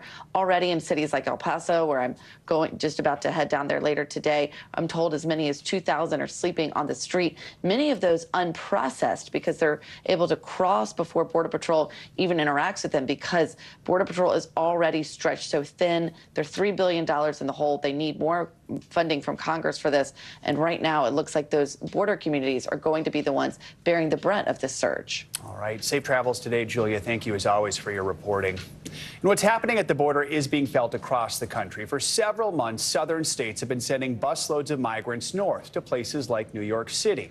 Now, Mayor Eric Adams is trying to relocate some of those migrants to surrounding suburbs. But those towns are pushing back. NBC News Now correspondent Valerie Castro has the latest. The migrant crisis spilling over from the border, now pitting some of the suburbs of New York against the city. It's a farce, and it will not happen on our watch. Local leaders declaring a state of emergency and criticizing Mayor Eric Adams for announcing a program to send several hundred migrants to 2 counties outside of New York City. Rockland is not going to stand idly by while your administration, which boasts itself as a sanctuary city, diverts busloads of undocumented individuals to our county. The city's plan, which it says could be expanded, is for single men to be housed at local hotels for up to 4 months. The county social services director says Mayor Adams didn't give them a choice. And it was not a question, could we? It was, you will. These people are coming. And again, not a lot of information. Not time frames other than it's imminent. This hotel in Orangetown, one of the planned sites where the town's Republican supervisor says they were given little notice. Absolutely blindsided. Teresa Kenny sharing this photo of mattresses outside the hotel as it prepared for the buses, describing an interaction with a hotel employee who said he was instructed to take queen beds out of rooms and put 2 twin beds in 60 to 70 rooms. The town saying such boarding is not the intended use of the hotel, issuing a formal notice to the business, citing a change of occupancy violation. WNBC was on site but unable to get a comment from the hotel, and Rockland County declaring a state of emergency. For the next 30 days, that state of emergency will prohibit other municipalities from bringing and housing people in the county and prohibit hotels and motels from housing immigrants without a license. Eric Adams calling the move a forced undertaking, saying the program is part of the city's compassionate response, and adding it will provide migrants with temporary housing, access to services, and connections to local communities as they build a stable life. He's trying to balance the logistical and humanitarian challenges with the national political debate and has even been critical of President Biden. Why are you doing this to New York? The national government has turned its back on New York City. And New York isn't the only city dealing with the issue. The suburban send-off also played out in Chicago last year, the village of Burr Ridge receiving dozens of migrants in September to the surprise of the mayor. I still have not gotten an official word from the city. Grosso telling us Mayor Lightfoot is doing to him what Greg Abbott did to her. She never said she'd be sending them out to the suburbs. Back in New York, they're trying to destroy the suburbs. And at least this county executive thinks it's just the beginning. The city of New York right now is on the edge of making things much, much worse. Our thanks to Valerie for that report. Well, the program is starting with several hundred people. The government expects that number to grow when Title 42 expires later this week. As far as who pays for it, New York City says it will foot the bill for shelter plus 3 meals a day, along with health care, laundry, and more. Well, this morning, the New York City jury is scheduled to begin deliberations in the civil rape case against former President Donald Trump. Writer E. Jean Carroll is accusing Trump of battery and defamation stemming from an allegation that he raped her in a department store back in the mid-90s. Carroll came forward with the allegation, which the former president has continued to deny, in 2019. Kristen Gibbons-Fedden joins us now. She's an NBC News legal analyst as well as a civil rights attorney and former prosecutor. Kristen, good morning. Thanks for being here. So let's start with closing arguments that we heard from Donald Trump's lawyer, Joe Tacopina. What were the main points he made? The main points he made is that he argued that Carroll's claim was an affront to justice, and those are the exact words that he used. And he basically highlighted that there was no objective evidence to really corroborate her allegations. He also pointed out that Carroll was not able to recall the exact date of the alleged rape, and he questioned how Trump could even bring up a defense or an alibi if he couldn't even combat the fact that there was no date. He also argued the significance of no police report and really questioned Carroll's credibility. And I think one of the most effective things that he did was that he gave the jury, or illustrated in his closing, that the jury could both think that Trump was crude based on those Hollywood Access tapes, as well as his combative demeanor within the deposition excerpts that were played, and still find Carroll not credible. Carroll's lawyers, I want to play something that they had played, a specific part of Trump's deposition for the jury to hear, referencing that infamous Access Hollywood tape. Let's watch that quickly. And you say, and again, this has become very famous in this video, I just start kissing them. It's like a magnet, just kiss. I don't even wait. And when you're a star, they let you do it. You can do anything. Grab them by the you can do anything. That's what you said, correct? Well, historically, that's true with stars. It's true with stars that they can grab women by the Well, that's what it's. If you look over the last million years, I guess that's been largely true. Not always, but largely true. Unfortunately or fortunately. So, Kristen, again, just to be clear for our audience, that was part of a taped deposition that was then played. We did not see the former president actually on the stand or anything like that. Do we know, though, how playing that specific part of the deposition could play into the plaintiff's strategy here? Yeah, I think it actually plays in two crucial ways. Because keep in mind that Carol is suing both for defamation as well as for assault and battery, so the rape. So with regard to the defamation claim, she was able, Carol's attorney was able to argue that Trump is, this was part of his MO. He was assaulting her in the same manner that he assaulted other women, and it worked beautifully with regard to the other evidence, those other two women who said that he assaulted her in the same way. But then when she showed that Access Hollywood, as well as with the other aspect of the deposition where he mistakenly identified Carol as his former wife, she was able to then show, putting those together, that Carol was exactly Trump's type and that he was going to take her and rape her in exactly the way that he identified in that Access Hollywood tape. So you mentioned the fact that defamation is part of this. So there's defamation as well as battery. Those are these two things here. It's not just this alleged rape. How difficult historically are either of those two things to prove here? What's it going to take? It is very difficult. Defamation is really difficult for many reasons, but essentially you have to prove the falsity of statements. So it's kind of like counterintuitive. Similarly, sexual assault crimes and liability are also very difficult to prove just because it's he said, she said. But I think in this case, and I have tried these cases over and over throughout the entirety of my career, it's the mountain of evidence that really helps to bolster the credibility of the survivor. And in this case, I think the plaintiff did a great job doing so. Kristen Gibbons-Fedden, thank you so much.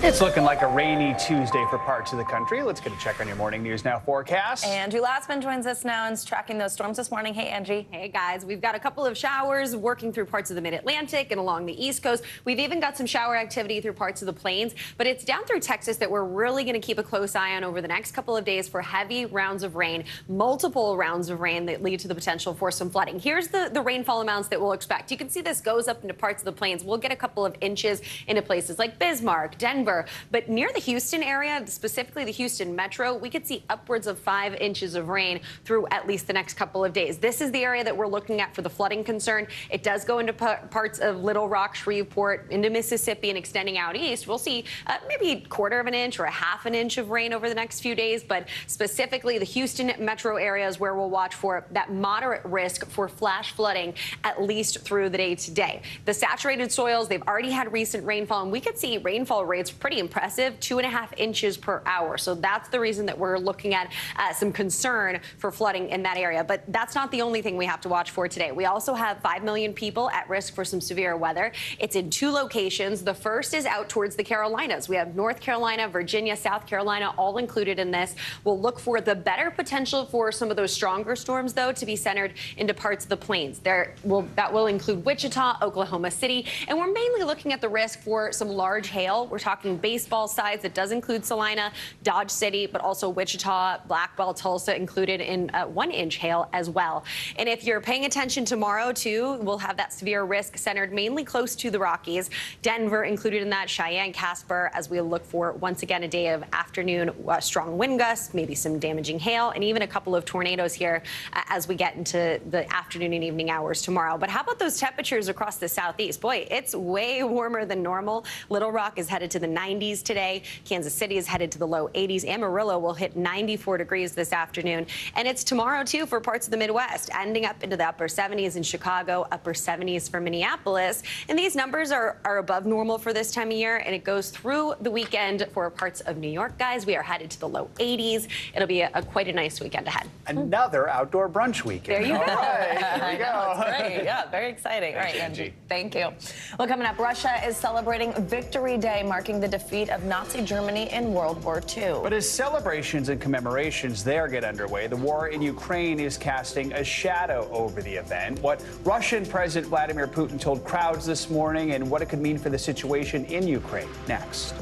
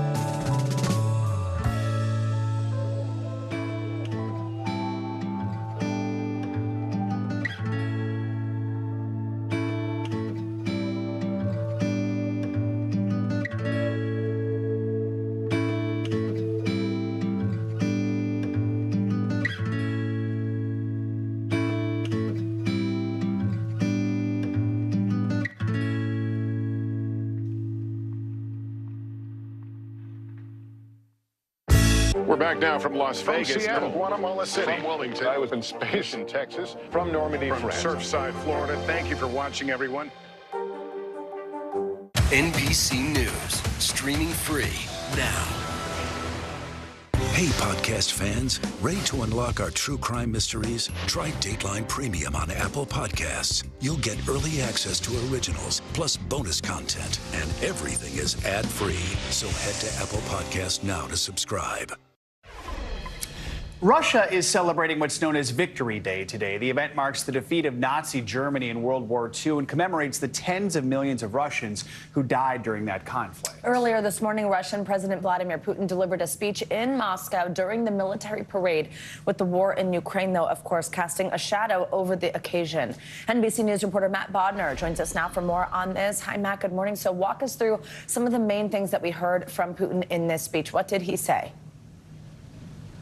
Savannah, good morning. Well, we heard a lot from Vladimir Putin this morning. This is kind of his day to appear to be a very tough leader, and he always relishes in that opportunity. So today we heard things like civilization is at a turning point, on the brink, if you will, and a real war has been unleashed on Russia. So we saw a lot of that kind of rhetoric, painting Russia as on the defensive. Now, this has really been a cornerstone of Vladimir Putin's talking points for years.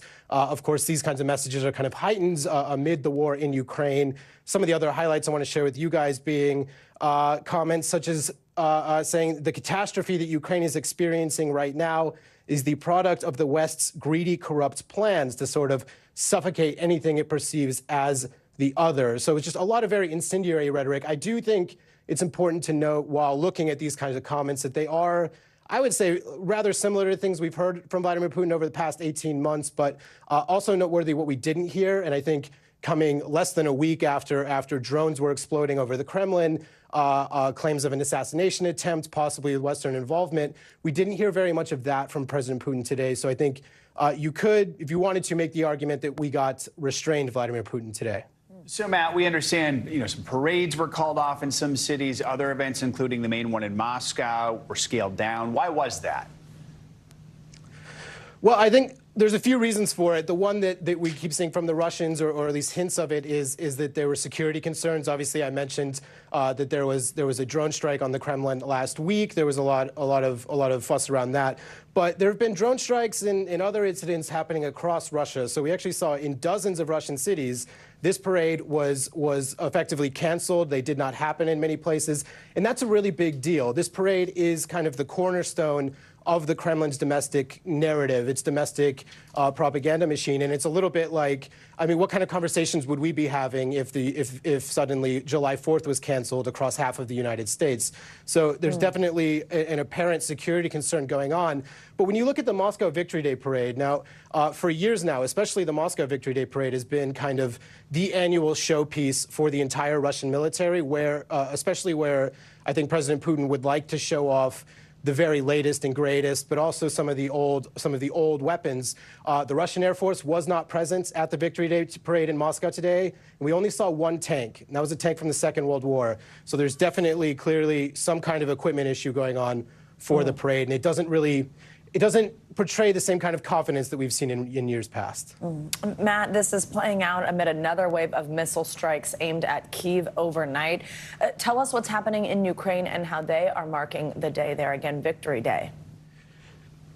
Sure. Well, so obviously there was yet another missile strike, drone strike from Russia, as we've seen in recent days. It appears to have been smaller than some of the ones we've seen in recent days. But I'd say, how is Ukraine celebrating today? They're not.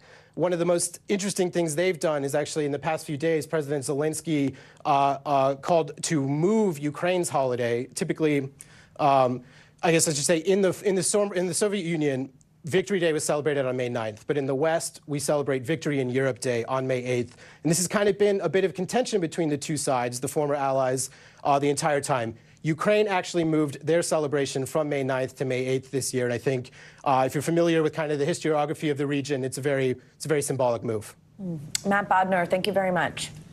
More international news now. More violence in Israel with deadly airstrikes in Gaza overnight. That's right. NBC News foreign correspondent Claudio Labanga is following the latest on that, as well as other international headlines for us.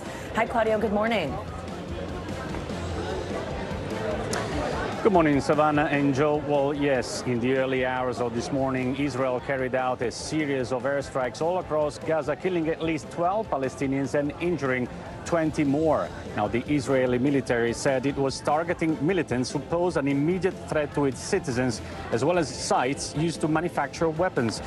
The Al-Quds Brigades, the military wing of the Palestinian Islamist organization Islamic Jihad, confirmed that the 3 commanders were among those killed. But Palestinian health officials say that 3 women and 3 children were also among the dead. Now let's go to China, where a Canadian diplomat was expelled on Tuesday. China's foreign ministry said it was deploying a reciprocal countermeasure to Canada's unscrupulous move, referring to the Canadian expulsion of a Chinese official allegedly involved in a plot to intimidate an opposition lawmaker and his relatives. Now, China said it reserves the right to take further actions in response. And finally, he stole the limelight during the coronation of King Charles III over the weekend with his hilarious expressions and yawns.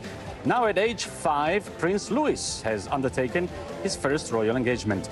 The youngest child of the Prince and Princess of Wales joined his parents and siblings on the so-called Big Help Out, a nationwide volunteering initiative. Now, Louis joined his father on a digger and helped fill a wheelbarrow with sand as his family joined the Scouts to renovate their Scout hut. Well, by his expression, he seems to enjoy a lot more this than watching his grandfather being crowned king, guys. I think there just needs to be a Louis reality show. No, I am really into his vibe. It's so funny. Thanks, Claudia. Appreciate it. Thank you. Well, coming up, new research shows Asian Americans are among the groups least likely to seek mental health treatment. Well, now the White House is looking to change that. We have an exclusive look at the resources coming available to them. Plus, smartwatches can give a better idea of our physical health, but it turns out they can also give you insight into your mental health. We've got that next.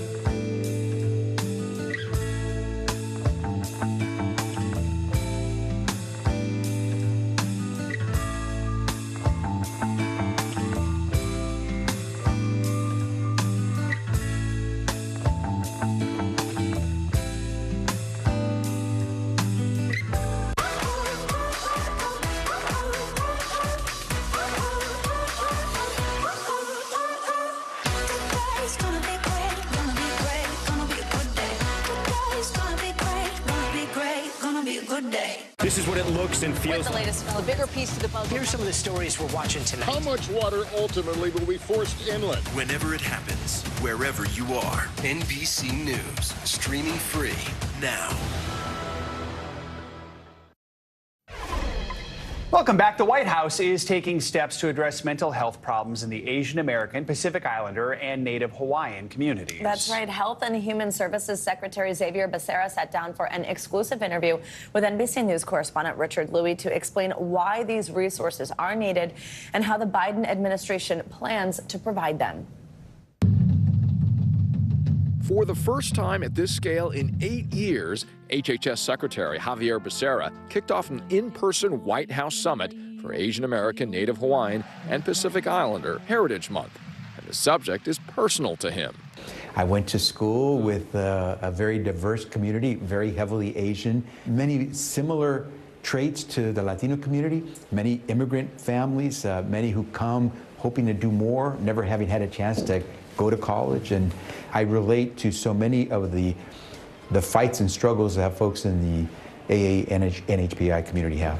What have you seen in the last year that actually works to combat the misperceptions and the violence in the community? We've heard about some of these hate crimes that have been out there targeting AA and NHPI. It's a fight, but it's a fight that we do together. And it's not just one particular community. The Biden administration released its first ever strategy for the AA-NHPI community. It includes plans prepared by 32 federal agencies, including addressing anti-Asian hate, expanding language access, and cultivating community partnerships, among others. The secretary also took note of how business can help, mentioning the new Barbie doll out this month of the first Asian American Hollywood star, actress Anna Mae Wong. It is nice when you have that toy, have that mentor, and you see yourself in that. Because for too many years, for too many generations, we couldn't see ourselves. Let's shift over to Mental Health Awareness Month. How are we doing? How many people are going through this every year? When 90% of the American public says that America is experiencing a mental health crisis, that bar is really high. We have established 988, which is working fabulously well in letting those who are on the edge, who are about to take the wrong fork in the road and maybe commit suicide, they now can call or text or chat 988. To help reduce stigma, a new tool just released by his department. You now can go on this website, findsupport.gov, and get a sense. I'm starting to feel pretty bad, or I have a friend who's really having issues. So it's like 988, except it's a search engine. Yeah, one of the reasons we still have such a crisis in the mental health system is because people don't want to admit it. It's a bad word. In many ways, it's a bad word. Richard Louie, NBC News, Washington, D.C. Let's continue this conversation about the AAPI community with our weekly mental health check-in. New reporting shows how some are turning to traditional alternatives to talk therapy. Yeah, plus how artificial intelligence is making its way into the mental health world, and it starts with our smartwatches. Let's bring in board-certified psychiatrist Dr. Sue Varma to help break down these headlines. So, Dr. Varma, good to have you with us. Let's start with NBC News.com report on how Asian Americans are turning to practices like yoga and Tai Chi to help address mental health concerns. Why is it some Asian Americans are finding this more effective than Western therapy, and what might be some of the barriers the community is facing when looking for help? Yeah. So, some of these more traditional therapies might be more welcome, more accessible, more affordable, more familiar, and also that they're community-based, which for a lot of minority communities are less threatening. A lot of the sort of psychiatric, psychoanalytic, psychological therapies were devised with Western values in mind, and this may not always be relatable. For example, somebody from an Asian American background may say, family has to come first. My family doesn't agree with this. And Western values would say, well, it really is about the individual, and you're not being sort of assertive enough. And so sometimes there can be a cultural clash, and the therapist may not feel as if they fully understand the patient, and the patient may not feel fully understood. Language, of course, is also an issue. We see a lot of barrier and stigma, and a lot of times Asian families are dropping out of therapy or not coming to therapy or treatment until the problem has been exacerbated or is very severe. So I love the idea of traditional therapies being more accessible in the United States. Such an important conversation to be having. And Dr. Varma, we mentioned this AI story as well. Researchers at Mount Sinai are looking to use artificial intelligence to monitor a patient's well-being, and this is all through their smartwatches. Walk us through how that works and the end goal here, how that could actually help. Yeah. So in this study, there were a little bit less than 400 healthcare workers across 7 hospitals in New York City, and they're using Apple Smartwatch Series 4 or 5, and they're gathering data such as heart rate variability and baseline heart rate, as well as asking questions about resilience and optimism and emotional support, and hoping that together with this data that they're able to predict things like resilience.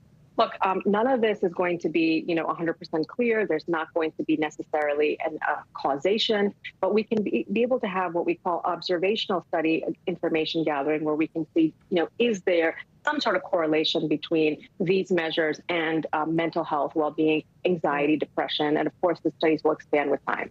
Dr. Varma, we quickly want to ask you about one more. We know we love a good social media trend on Morning News Now. This one's been circulating. It focuses on intrusive thoughts, videos that show people doing crazy things and claiming they let their intrusive thoughts in. So explain to us what those are and how we should actually manage those thoughts. Look, I love a good reel, but we have to be careful because intrusive thoughts really are like sort of a medical terminology that says that there's unwanted thoughts that could be anything from asking you to do something, to wash your hands. We see this in OCD. We see this in anxiety. We can see this in postpartum mood and anxiety disorders where a woman may say, like, I'm having thoughts about something's going to harm my baby. You want to get help. If you find that the intrusive thoughts are extremely distressing, that they don't fit with your worldview, they make you want to do things that you know are not right or make you feel uncomfortable or talking about harm to yourself or to somebody else, or they're not intrusive thoughts, it might be voices. Please get help. This is not something I would want to joke about or dismiss, even though, look, I do like sense of humor in therapy. All right. Dr. Sue Varma, thank you so much. Important point there. Thank you. Coming up on Morning News Now, gearing up for 2024. 2 decorated Olympians join us here next with what it's like preparing for the Paralympics and what to expect from next summer's games in Paris. Stay with us.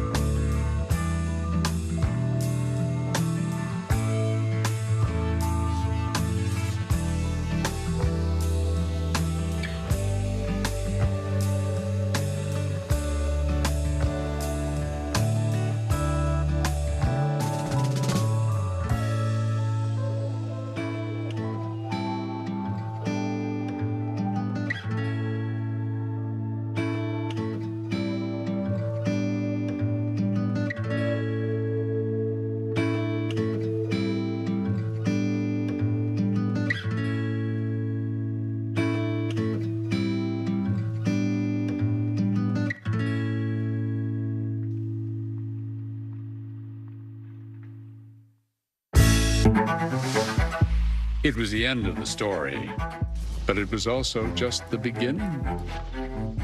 We couldn't know then that following the mystery would take us to places as strange as any fiction. The mind whirled among dreadful possibilities. What happened here? The True Crime Original. Dateline, Fridays and Sundays. Welcome back. Paralympic athletes from around the world are preparing for next year's Paralympic Games. Over 4,000 of the world's top Paralympic athletes will come together in Paris, competing over 12 days. The event highlights all of the stellar athletes in the sport and helps to raise awareness about disability and inclusion. And we have two decorated athletes joining us this morning. We are so excited to have 6-time Paralympian, 20-time Paralympic medalist in wheelchair track, Tatiana McFadden, and Brad Snyder, a 3-time Paralympian and 8-time Paralympic medalist in the para-triathlon and former swimmer as well. Good morning to both of you. We also have Mr. T here, by the way. We can't ignore Mr. T as well. Right down here, but as Brad said, he won't be taking any questions. Good morning to you both. We really appreciate you being here. And Tatiana, I will start with you because you are known as the fastest woman in the world. As I just said, 20-time medalist here. How are you preparing? We're about a year out, and how are you feeling? I'm really, really excited. It's going to be a tough preparation. Next week I have track trials for World Championships. We go to World Championships in July. And then I'm going to turn around and focus on the major marathons this fall with Berlin, Chicago, and New York. Wow. And then prepare for trials next year. I'm looking forward to it. I'm ready to break some records. Yeah. Oh, there we go. A reminder that it's not just Olympic years. Competition is all the time, every single year. Point. Okay, so Brad, I have to read your list of accomplishments here. You were recently named the ESPY winner for Best Athlete with a Disability in Men's Sports. You became the first American Paralympian to win a triathlon. You've also medaled in Paralympic swimming. Talk to us about why the Paralympics are so important to you. Well, so I think that there's two reasons that Paralympics are really important. One, inspiring youth with a disability. So like blind children don't have the same connection to a Michael Phelps that you and I maybe do. And what I feel very prideful about my competition is hopefully there's a youth athlete who's watching me and saying, you know what, I can do that too. The second population is really important for is in society, I think there's a lot of gaps and misunderstandings about what the experience of a disabled person is. And Paralympics can help provide a platform for us to better understand each other, better understand the lexicon, better empathize with each other, and better include those with disabilities in everyday life. Wow, it's so incredible to hear you talk about inspiring others. Tatiana, I know you have fought for similar things, as just mentioned, equality in sports. That started actually all the way back in high school. You sued your school for the right to compete on the same track as non-disabled athletes. That is now known as Tatiana's Law. Just incredible work there. Walk us through what barriers people face today and also what else you'd like to see change. I mean, you've made change before. What would you like to see? I think it's providing education to people, and that's what was the most important thing about my lawsuit. Why was I really being discriminated? And the part is educating people about disability, one. The second is this about educating people what Paralympic sport is, what wheelchair racing is, and then the third is the right for inclusion for people with disabilities. And that teaching still goes on today. I think there's such a great, I think if we can bring equality into sports, we can really bring equality back into our own communities for people with disabilities, so they can have a right to an education, they can have the right to get a job, you know, they can have the right to travel around the world. And oftentimes people still don't have these rights or the voice or the platform to use it. So I'm just honored that Brad and I are both here just to be a little bit of a voice for people with disabilities, so they can have the right to do whatever they want to do. That is such a great message. Brad, you are a Navy veteran. We are so grateful for your service. You lost your vision when you stepped on an IED in Afghanistan. Talk to us about overcoming that to become an athlete, a successful athlete, and how your military training helped you with that. Sure. Yeah, the rehabilitation process after my injury had a lot less to do with blindness. You know, learning how to navigate your world without being able to see is one thing. It's certainly challenging, but that's not the first time I had done that. You said my military training, you know, we often work at night. I was a scuba diver. We'd dive underneath ships where there's no light. So I was familiar with how to navigate without being able to see. What was really challenging was going from a person who had all these capabilities, jumping out of aircraft, scuba diving, take apart bombs, being a part of an assault team in Afghanistan. I felt like there was nothing I couldn't do, and all of a sudden I was on the exact opposite end of that spectrum where almost everything was insurmountably difficult. So I really had to navigate a sense of identity. How do I re-find my self-worth, refine my sense of confidence. And sports was the platform where that I was able to do that. Just starting with something as basic as swimming back and forth in the pool without being able to see, eventually escalated to competing on the grandest sports stage in the world in the Paralympics. And for me, it was a way to rebuild that sense of identity. And now I'm extremely passionate about making sure, following her lead on, Tatiana's lead on, making sure that opportunity is out there for anybody like me who needs it. Absolutely. We only have time for just a little bit from each of you, but I would like to hear from both of you on this in just 20 seconds or so. What do you want Americans to know about the Paralympics? I'll start with you, Tatiana. Wow, that it's parallel to the Olympics. I think there's that confusion and that barrier. We receive the same uniforms, we stay at the same place, same medals, same sponsorships. We all represent Team USA. Now we get equal pay. That started in Tokyo. Right. So it's exactly the same. It's the parallel to the Olympics. That's right. I just want America to be inspired. Oh. You both inspire us. Absolutely. And you get to go to Paris. Yeah. How cool is that? Yeah, amazing. Tatiana, Brad, Mr. T as well, thank you so much for joining us this morning, spending some time with us in the studio. We appreciate it. We can't wait to watch. Thank you. Good luck. Thank you. Yeah, absolutely. We'd love to have you back, too. And, of course, you'll be able to watch the Paris Paralympics next summer on NBC and Peacock. Coming up, we have got the top list of cities that you should visit. That is next on Morning News Now, and look what it is, Paris. What a spot.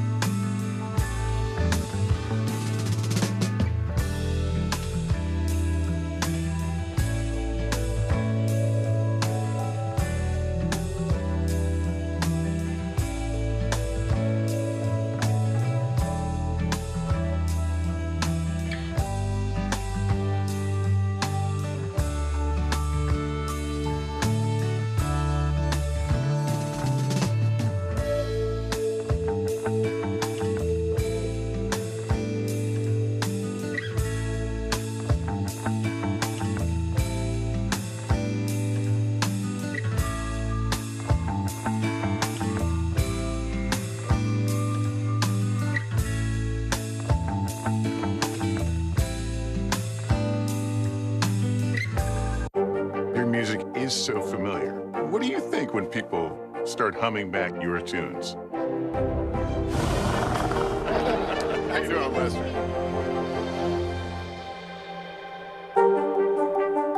I'm Gotti Schwartz, and here are the stories we're watching tonight. Storms keep coming here in California. Some of the big headlines trending like crazy on social media. This is what my voice sounds like when I clone it. That wasn't me. You gotta see this. Stay tuned now, weeknights on NBC News Now. Your music is so familiar. What do you think when people start humming back your tunes? How you doing, Lester?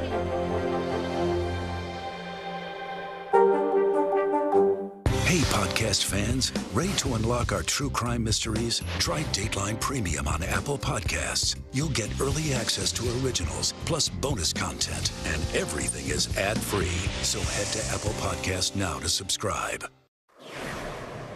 Welcome back. You may remember an interview a couple of weeks ago on this show with a 16-year-old high school senior who had received a whopping $10 million in scholarship offers from 149 schools. Well, now senior Dennis Malik Barnes from New Orleans has made his choice, officially announcing he will attend Cornell University in Ithaca, New York, plans to study computer science and then practice software development and then world domination after that. Congratulations to him. We are so excited for that. That is awesome. Well, summer is just around the corner, and if you haven't booked your vacation yet, we've got some tips for you. That is because the U.S. News and World Report has just released this year's best vacation rankings.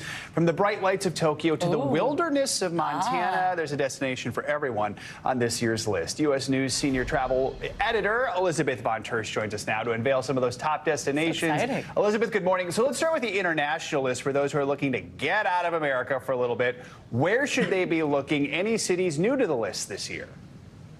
Of course. Good morning. So this year, we're really seeing that people are ready to take those bucket list trips after years of uncertainty. So you're going to see that reflected in some iconic European cities, Paris, Rome, London, but also some hard to reach islands like Bora Bora and the Maldives. So new to our world's best list this year, we're really excited to have the Swiss Alps, Amsterdam, Tulum, Tasmania, and the British Virgin Islands. Oh, I love that. Yeah, I'm headed to Paris next week. Well, there you go. You're number one on the list. I'm number one, baby. There you go. All right. What destination should we be looking at if we're looking to stay in the States this year, though? Of course. So a very exciting update to our best places to visit in the USA. Glacier National Park is #1 for the very first time ever.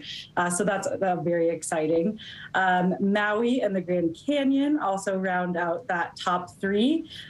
We also have a list of the best small towns to visit in the US. So if you're looking to kind of get away from the crowds a little bit, you'll see Bar Harbor, Telluride, and Monterey on those lists too. Telluride's amazing. I want to go to all these places now. All right. We know airfare, though, is skyrocketing right now. Folks trying to make summer plans, dealing with that. Are there some cities in the U.S., even Europe, that are a little more affordable? Yeah.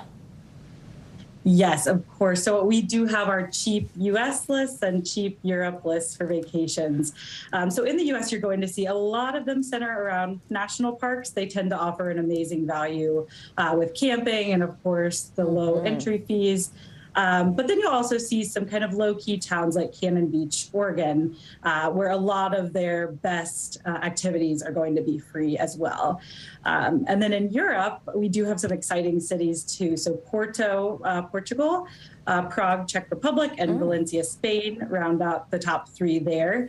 And another plus, along with having cheaper activities and accommodations, is that they typically tend to be a little bit less crowded than some of those major Europe destinations. All right, some great advice there. Elizabeth Von Tersch, thanks so much for joining us this morning and getting our travel bug going again. Excited. Right. Thank you. Thank you for having me. That does it for this hour of Morning News Now. But the news continues right now, so stay with us.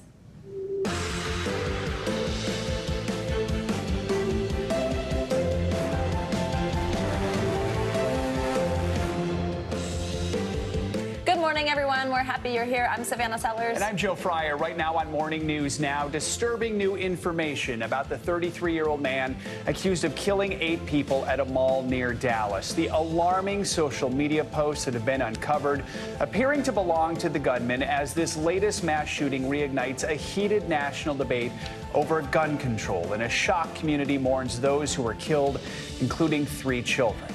Also, a moving vigil in Brownsville overnight honoring the 8 lives lost there in a tragic crash over the weekend. The suspect now facing manslaughter charges. We've got the latest on that investigation, plus the stories of survival as tensions flare ahead of the lifting of a COVID-era border restriction later this week.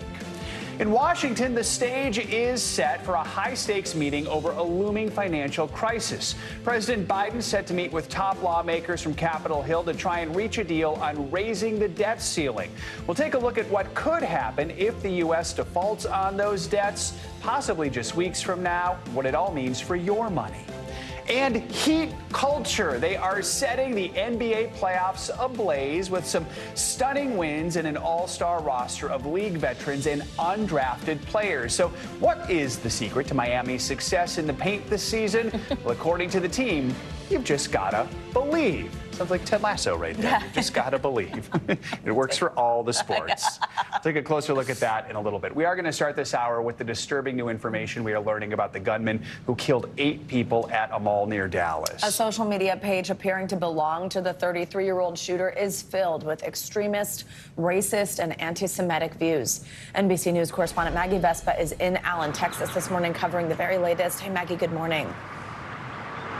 Hey, Savannah, Joe, good morning. Yeah, that troubling social media account that you're talking about is actually on a Russian social networking site, and a senior law enforcement official telling NBC News it is absolutely paramount to their investigation. This as this community continues to try and cope with this senseless loss of life.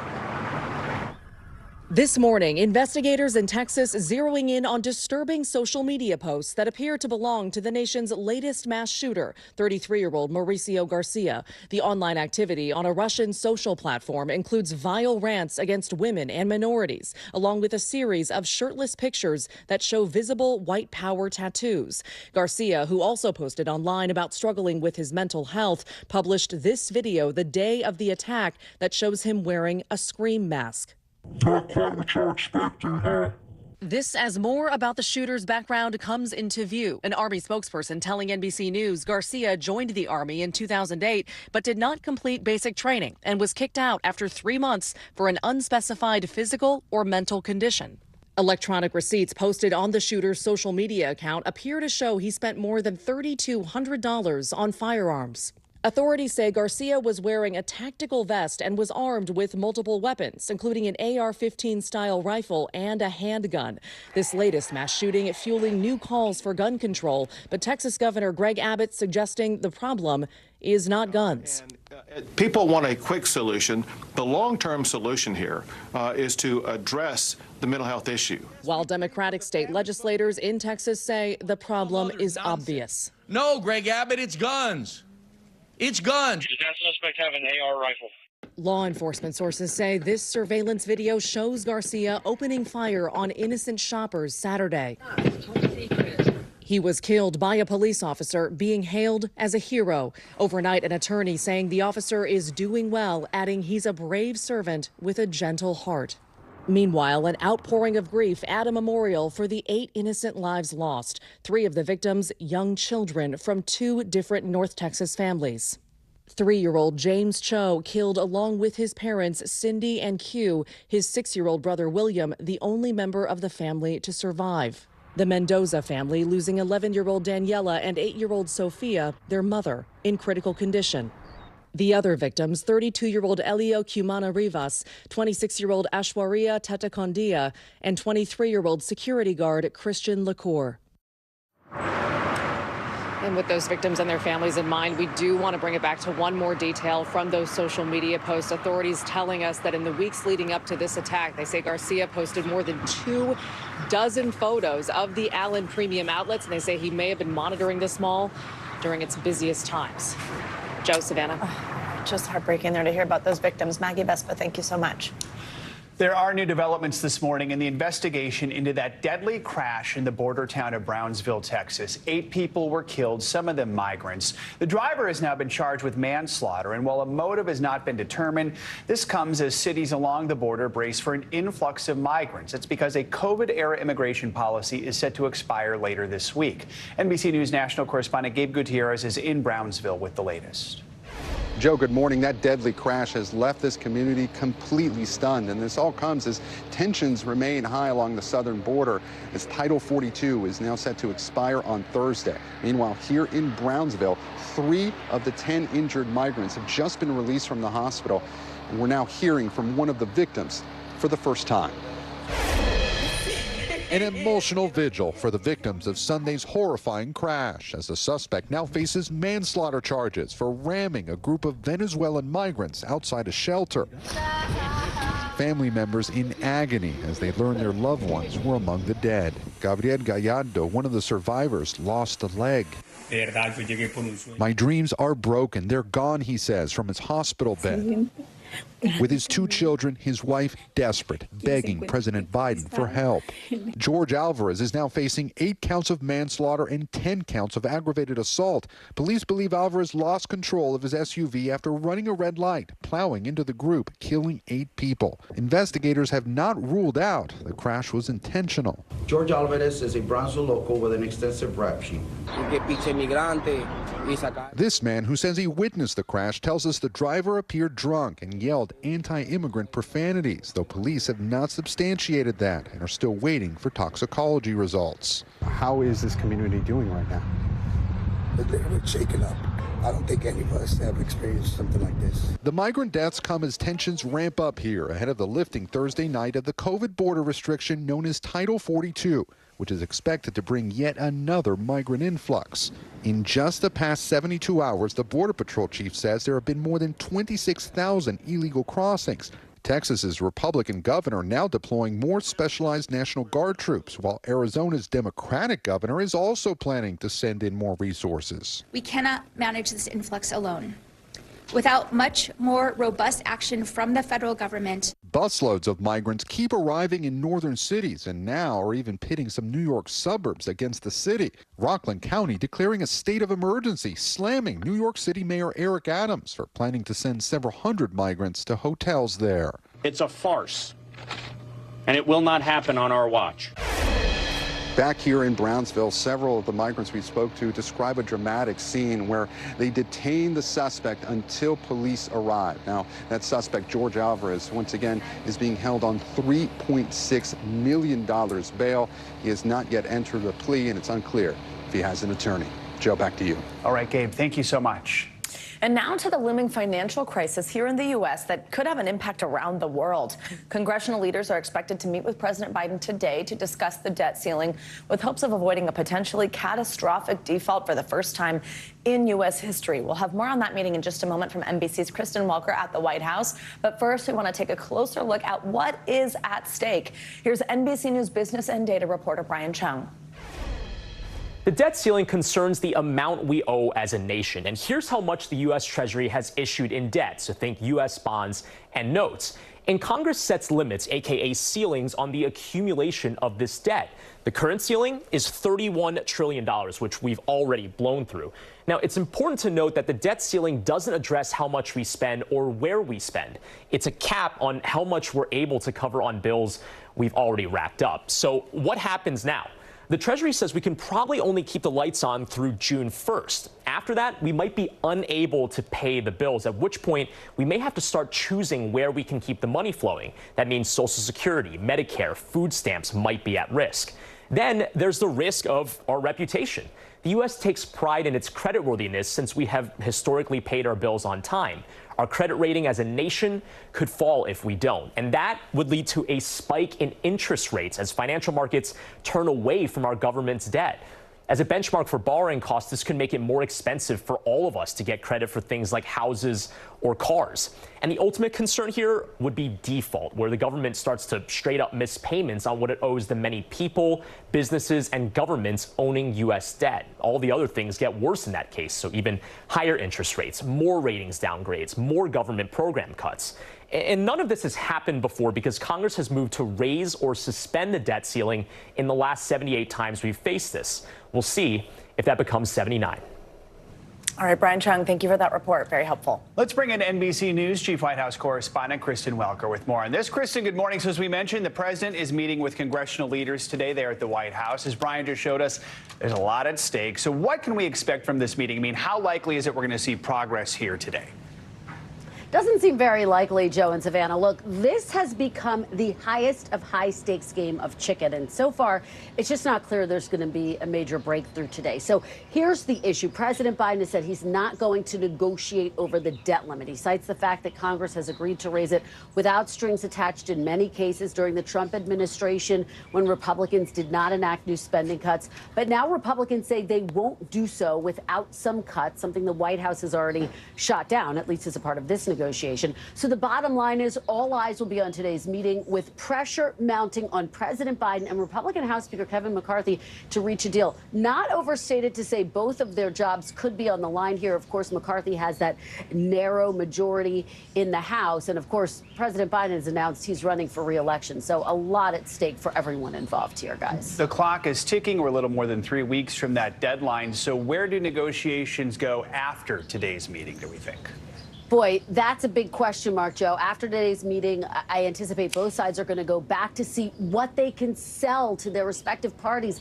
Something has got to give here. While we expect the White House to go into talks today, basically asking for a long-term extension, something through 2024, for example, our sources who are familiar with these discussions also say no one has ruled out the possibility of a short-term extension, potentially one that goes through the fall, and that times out exactly with the appropriations discussions. That would allow them to basically raise the debt limit and then have parallel negotiations about some spending cuts. But look, both sides seem really dug in at this point and unified, so it's not clear who blinks first. And Chris, I want to ask you about something that people are hearing a little bit about, and that's potentially using the 14th Amendment to avoid a devastating default. For those of us who are years or even decades removed from social studies classes or poli-sci classes, remind us what this amendment is, what it does, and what are the chances that it would actually be utilized here? Well, the 14th Amendment, Joe, basically would allow the president to raise the debt limit or take this issue off the table himself, is a better way of saying it.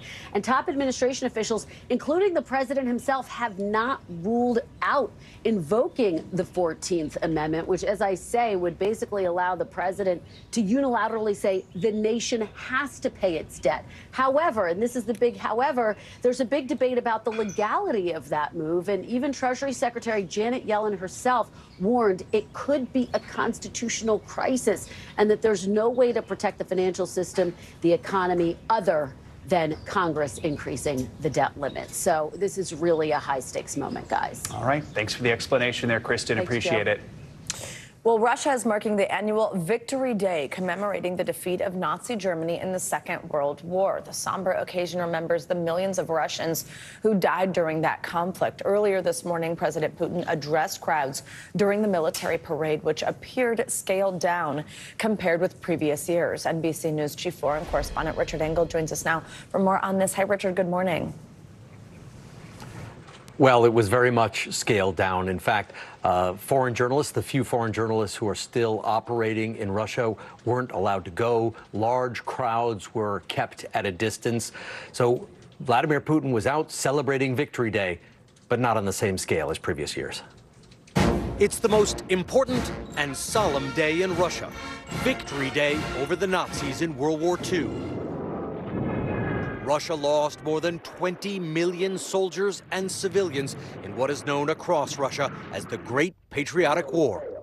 Today in Red Square, President Vladimir Putin says Russia is being pushed into another war by the West in neighboring Ukraine, a country he invaded a year ago without provocation. We do not have a nation we consider our enemy here in the West or the East, but they are provoking conflict and encouraging Russophobia. The speech lasted 10 angry minutes, flanked by his few remaining loyal allies from Belarus and Central Asia. President Putin presented himself as the guardian of Mother Russia and, as he does now frequently, of culture. They destroy traditional family values, which make a man, all for the purpose of continuing to dictate and impose their own will, he said. But the celebrations in Moscow were scaled back from previous years, coming just days after an alleged drone attack on the Kremlin that Kyiv denies carrying out. And as Russian troops on the front lines in Ukraine are pulling back to defensive positions and evacuating some civilians ahead of an upcoming Ukrainian offensive. Ukraine's President Zelensky, in a move to further align his country to the West, changed the date Ukraine celebrates the defeat of Nazi Germany to May 8th, like it's marked in Europe and the United States. Like back then, evil has returned to our cities and villages, although it is another aggressor. The goal is the same: enslavement or destruction, he said. World War II ended 78 years ago, but its shadow looms large today over the biggest conflict in Europe ever since. Russia carried out more airstrikes over Kyiv overnight and fired cruise missiles at the city of Odessa, although Ukrainian officials say most of them were either shot down or missed their targets. Savannah? All right, Richard Engel, thank you so much. Time now for a check at your Morning News Now weather. Which means it's time for Angie Lastman to come back with us with your forecast. Hey, Angie. Hey, guys. Good morning. Well, how about some temperatures in the mid-90s for some springtime in Amarillo? It's going to be way warm for this time of year. And that's not just the case there. It's across much of parts of the plains into the southeast. We're running above normal in Nashville and Atlanta, ending up into those mid-80s. It'll be quite warm as well for Jackson, Mississippi today at 87 degrees. Looking ahead to tomorrow, warmth takes shape over parts of the Midwest as well. Chicago headed to the upper 70s. Omaha will hit 79 degrees and still hanging on to those mid-80s for folks in Wichita.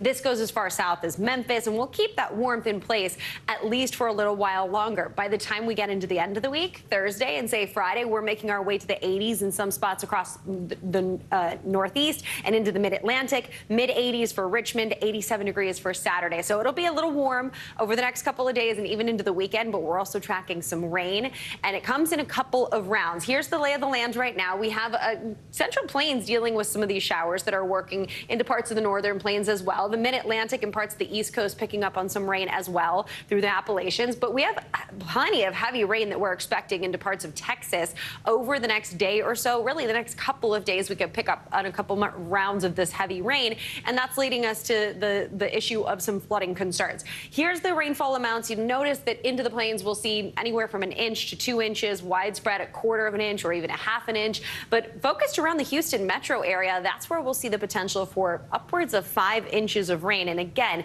this is going to be impressive in the fact that we'll have hourly rainfall rates that could be upwards of 2.5 inches per hour. So we'll be keeping a close eye on that again around the Houston metro area. We know that the soils are saturated. We know Houston has issues with flooding. So I wouldn't be surprised if we see some of that flash flooding here over the next couple of days. Here's the flash flood risk for today. We are seeing a moderate risk. That's that pink that you'll notice is surrounding all of Houston, but extending into Lake Charles and Corpus Christi.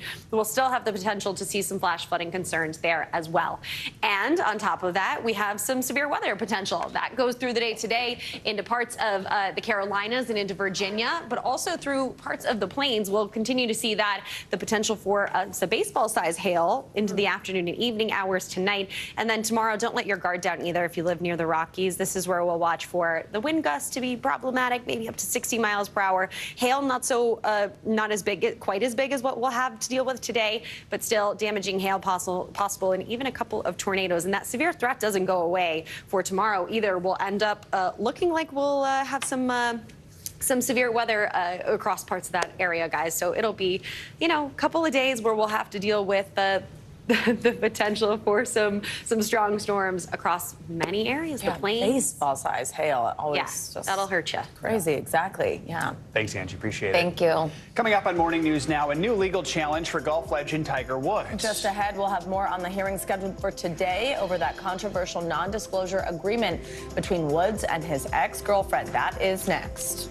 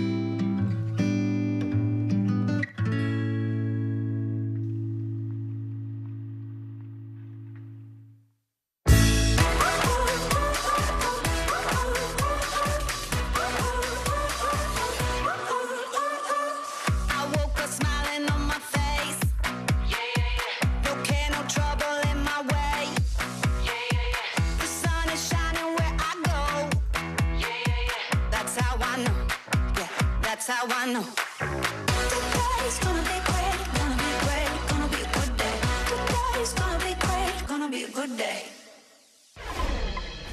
We're back with a look at the legal controversy surrounding golf superstar Tiger Woods. The $30 million legal battle with his ex-girlfriend, Erica Herman, is reaching a new boiling point. Herman filed new documents against Woods in her NDA dispute, accusing the top golfer of sexual harassment. NBC News contributing correspondent Kaylee Hartung has the latest.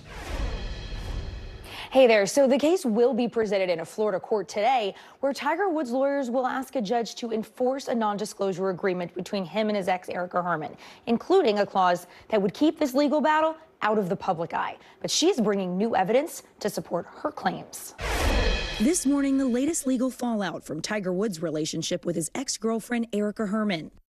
Woods and Herman began dating in 2015, while Herman was an employee at his Florida restaurant, The Woods Jupiter.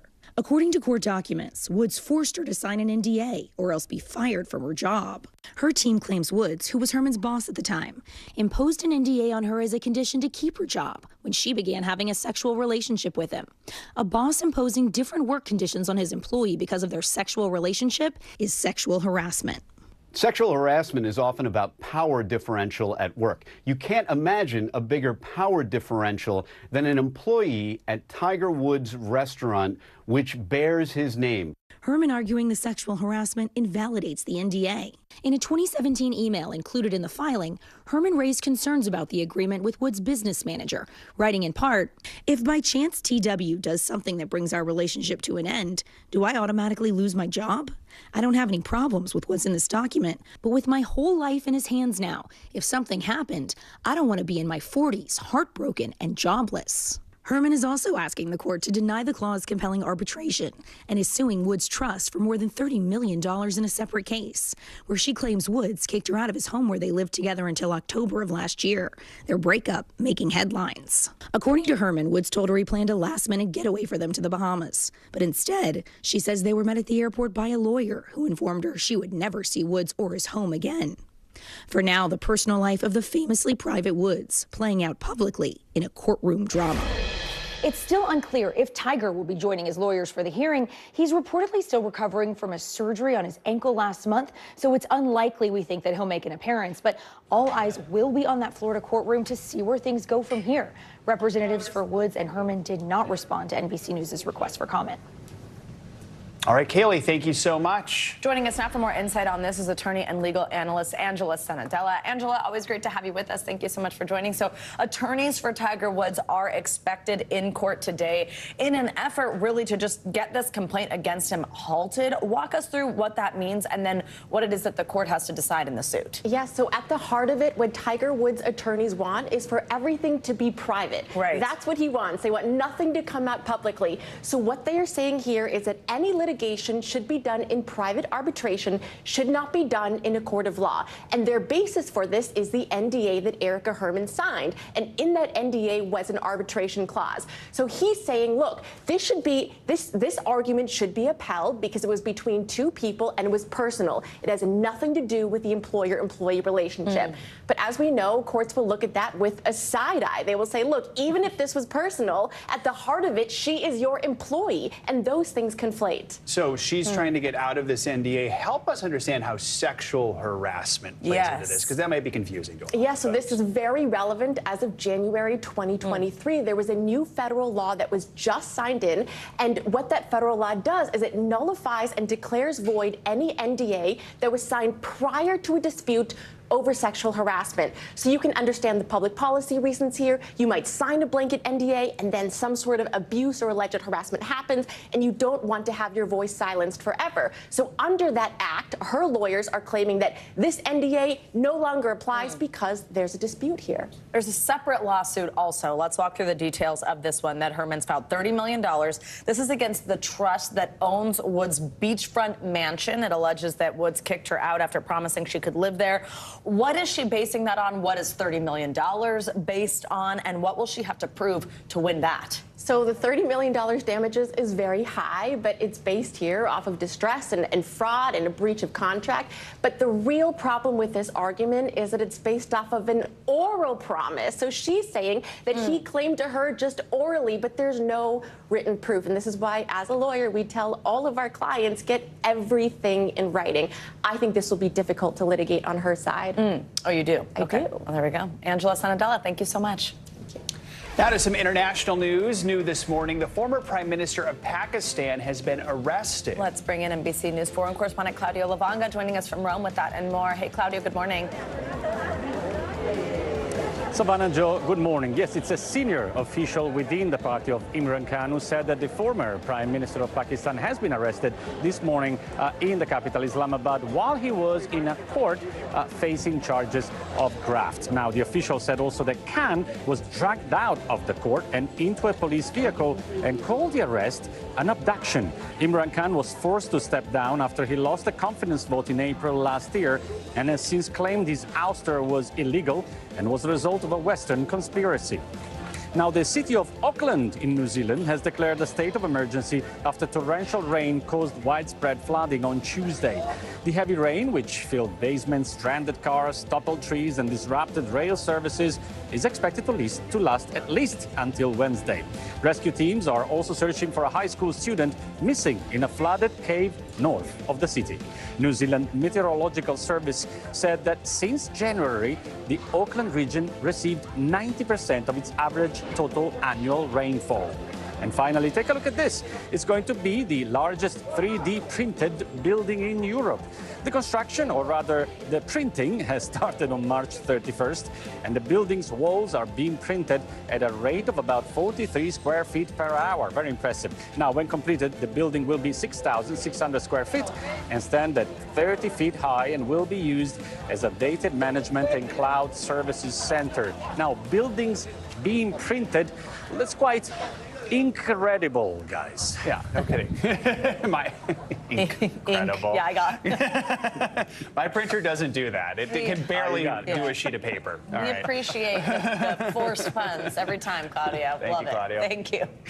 All right, coming up, an unbelievable story of survival out of Michigan. Get this, a second grader, just 8 years old, went missing in the woods for 2 days in the cold, but was just found safe and sound. We'll tell you how he was able to do it in just a moment. Also, after the break, birth control could soon be available without a prescription. We're going to take you inside the FDA vote today on approving a widely used drug for over-the-counter use. This is Morning News Now.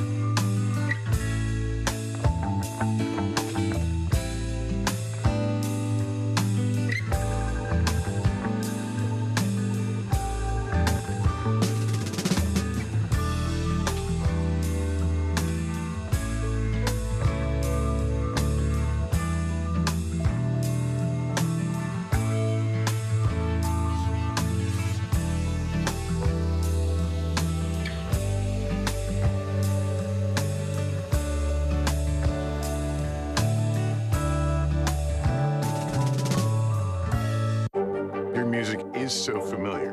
What do you think when people start humming back your tunes? How you doing, Lester?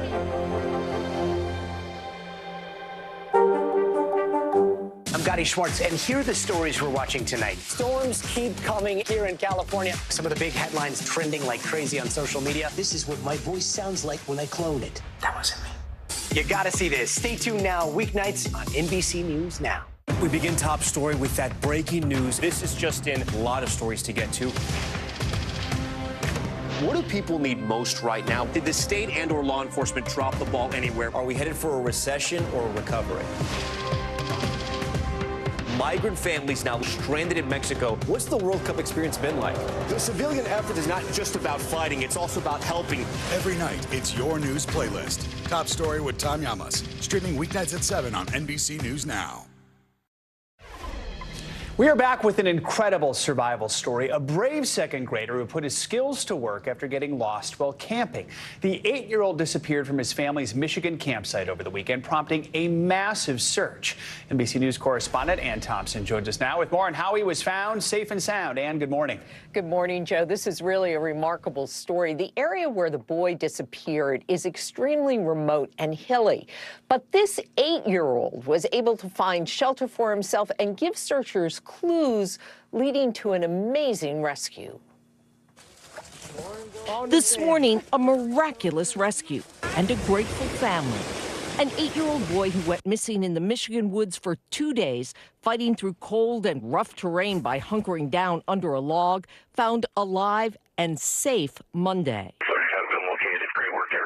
Michigan State Police say Nante Nimi was walking and gathering firewood while camping with his family in the Porcupine Mountains Wilderness State Park when he disappeared Saturday afternoon. More than 150 search and rescue personnel spent days combing through a roughly 40-square-mile area, finally finding Nante about 2 miles from his campsite. They found the second grader determined, a little bit dirty, but okay, as they guided him to safety. All I see is his little tiny white sweatshirt, and he goes, "Eli?" And I just ran up over to him and I gave him the biggest hug, and I was so relieved once I saw him. The boy's mother saying he fought to get back to us the entire time, adding that he made a shelter to sleep each night, making tracks purposely, cleared off dirty snow to eat the clean stuff. A community now celebrating dedicated rescuers and an extraordinarily resourceful young boy. That is one smart 8-year-old. Nante's mom is also thanking the rescuers this morning, writing, "Instead of shock, I'm realizing just how lucky we are. To say it's humbling is an understatement." Joe, that's a good way to start your day. No kidding. My goodness. Good for that young man. Wow, good to incredible. see. He's doing okay. Thank you, Ann. Appreciate that. Well, the FDA is preparing to vote on whether birth control pills should be switched from a prescription drug to over-the-counter. Perrigo submitted its application to sell its long-approved drug, O-Pill, without a prescription. If approved, it would be the first contraceptive to be sold over-the-counter. But regulators have expressed serious concerns about making the drug more accessible to the public. NBC News senior medical correspondent Dr. John Torres joins us now for more on this. It's always great to see you, Dr. Torres. Thanks for being here. So give us some insight into the FDA discussions here. What is it that they're looking for in order to make a decision on this? So this is the advisory panel that advises the FDA. They usually go with the recommendations, but don't always take the recommendations. Sometimes they make decisions independent of that. But what the panel is looking at, and these are experts in the various fields, particularly in obstetrics and gynecology right now, they're looking at this prescription pill, which has been a prescription since the 1970s. It's been around. It's have a very good safety record, and it's something that a lot of women use for birth control, and they're saying, should we move this to over-the-counter? In other words, same dosing, same everything, but it's available without a prescription. They're weighing a couple of things here. One is, the safety behind it. Again, it's very safe, but there are some side effects behind it. And will people be able to take it like they're supposed to take it without the doctor's or the physician assistant's advice saying, here's how you're supposed to take it? That's what they're going to be looking at the next couple of days. A couple of key questions here. Any age restrictions? And then what's the cost going to be? Answers to those. And then are these issues that are already questions with the existing ways we get birth control? And right now, as far as age restrictions with prescriptions, there really are no age restrictions with it. And so a doctor can give it to someone, and once they start, they start getting into the age where they could get pregnant. So they need to figure out, can they do that with the over-the-counter ones as well? Can they bring it down, or are they going to restrict it to 18 or 21-year-olds and saying anybody below that might be an issue? Advocates are saying you need to push it down to that age because they can get pregnant, and there are a lot of unwanted pregnancies in that age group as well. As far as costs, we don't know. But one thing we do know is in the past with over-the-counter medications, once they turn over-the-counter, oftentimes insurance companies don't cover them. And so that's a big concern as well, because then will the cost be affordable? So right now we're talking about the FDA approval of this, this regulatory within the medical concerns or lack thereof with this actual medication. But how does this factor into the current debate and conversation we see going on about abortion access? And that's one of the big concerns and one of the big questions. If they do say, yes, it's over-the-counter, that would be a federal over-the-counter across the country mandate.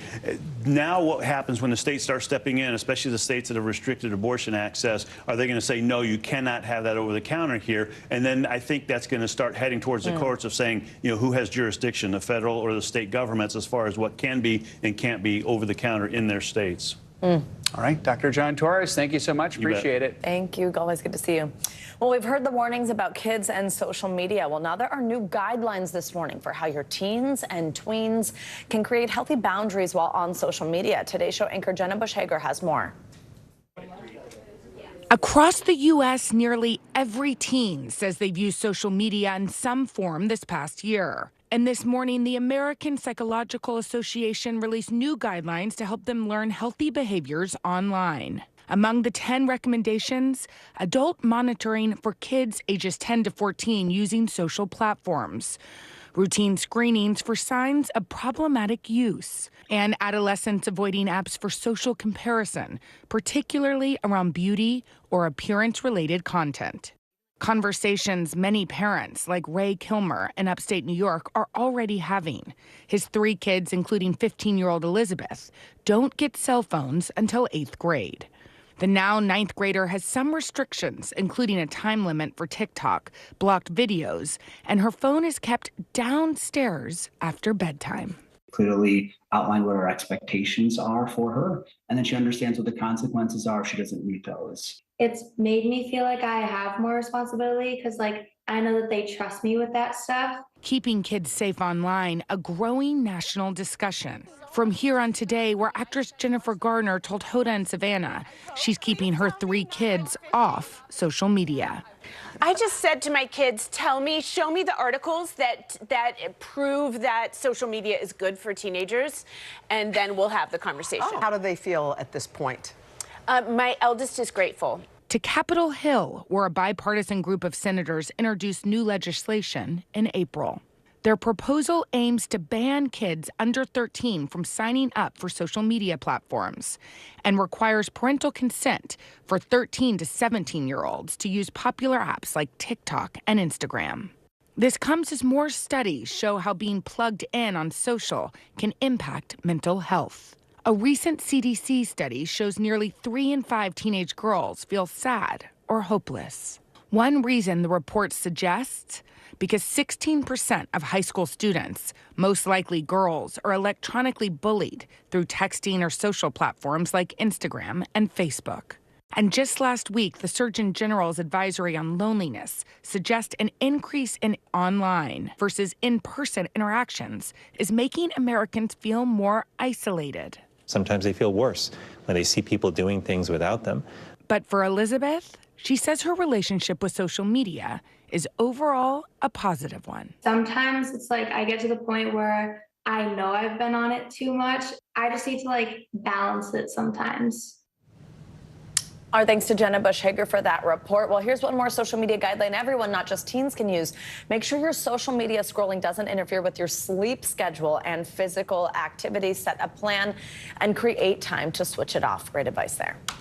Coming up, reparations are back in the spotlight in California as the state debates what exactly is owed to descendants of slaves who live there. And in light of that debate, one family is digging a little deeper into their own roots, which could prove valuable. We'll have that story for you next.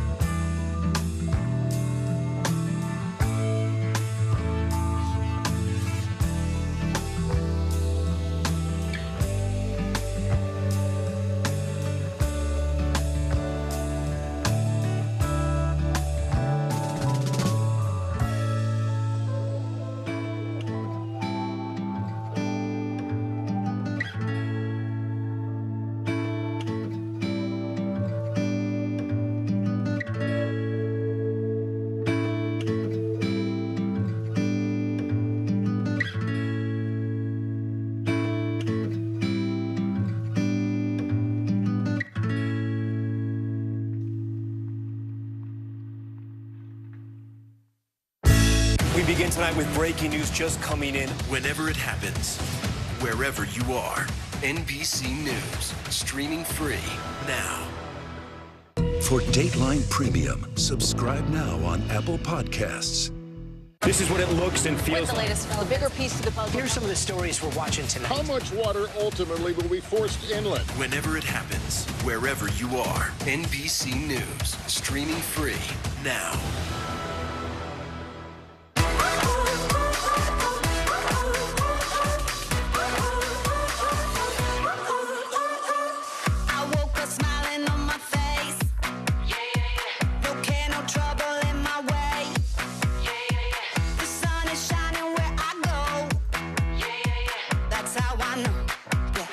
How I know. Today's gonna be great, gonna be great, gonna be a good day.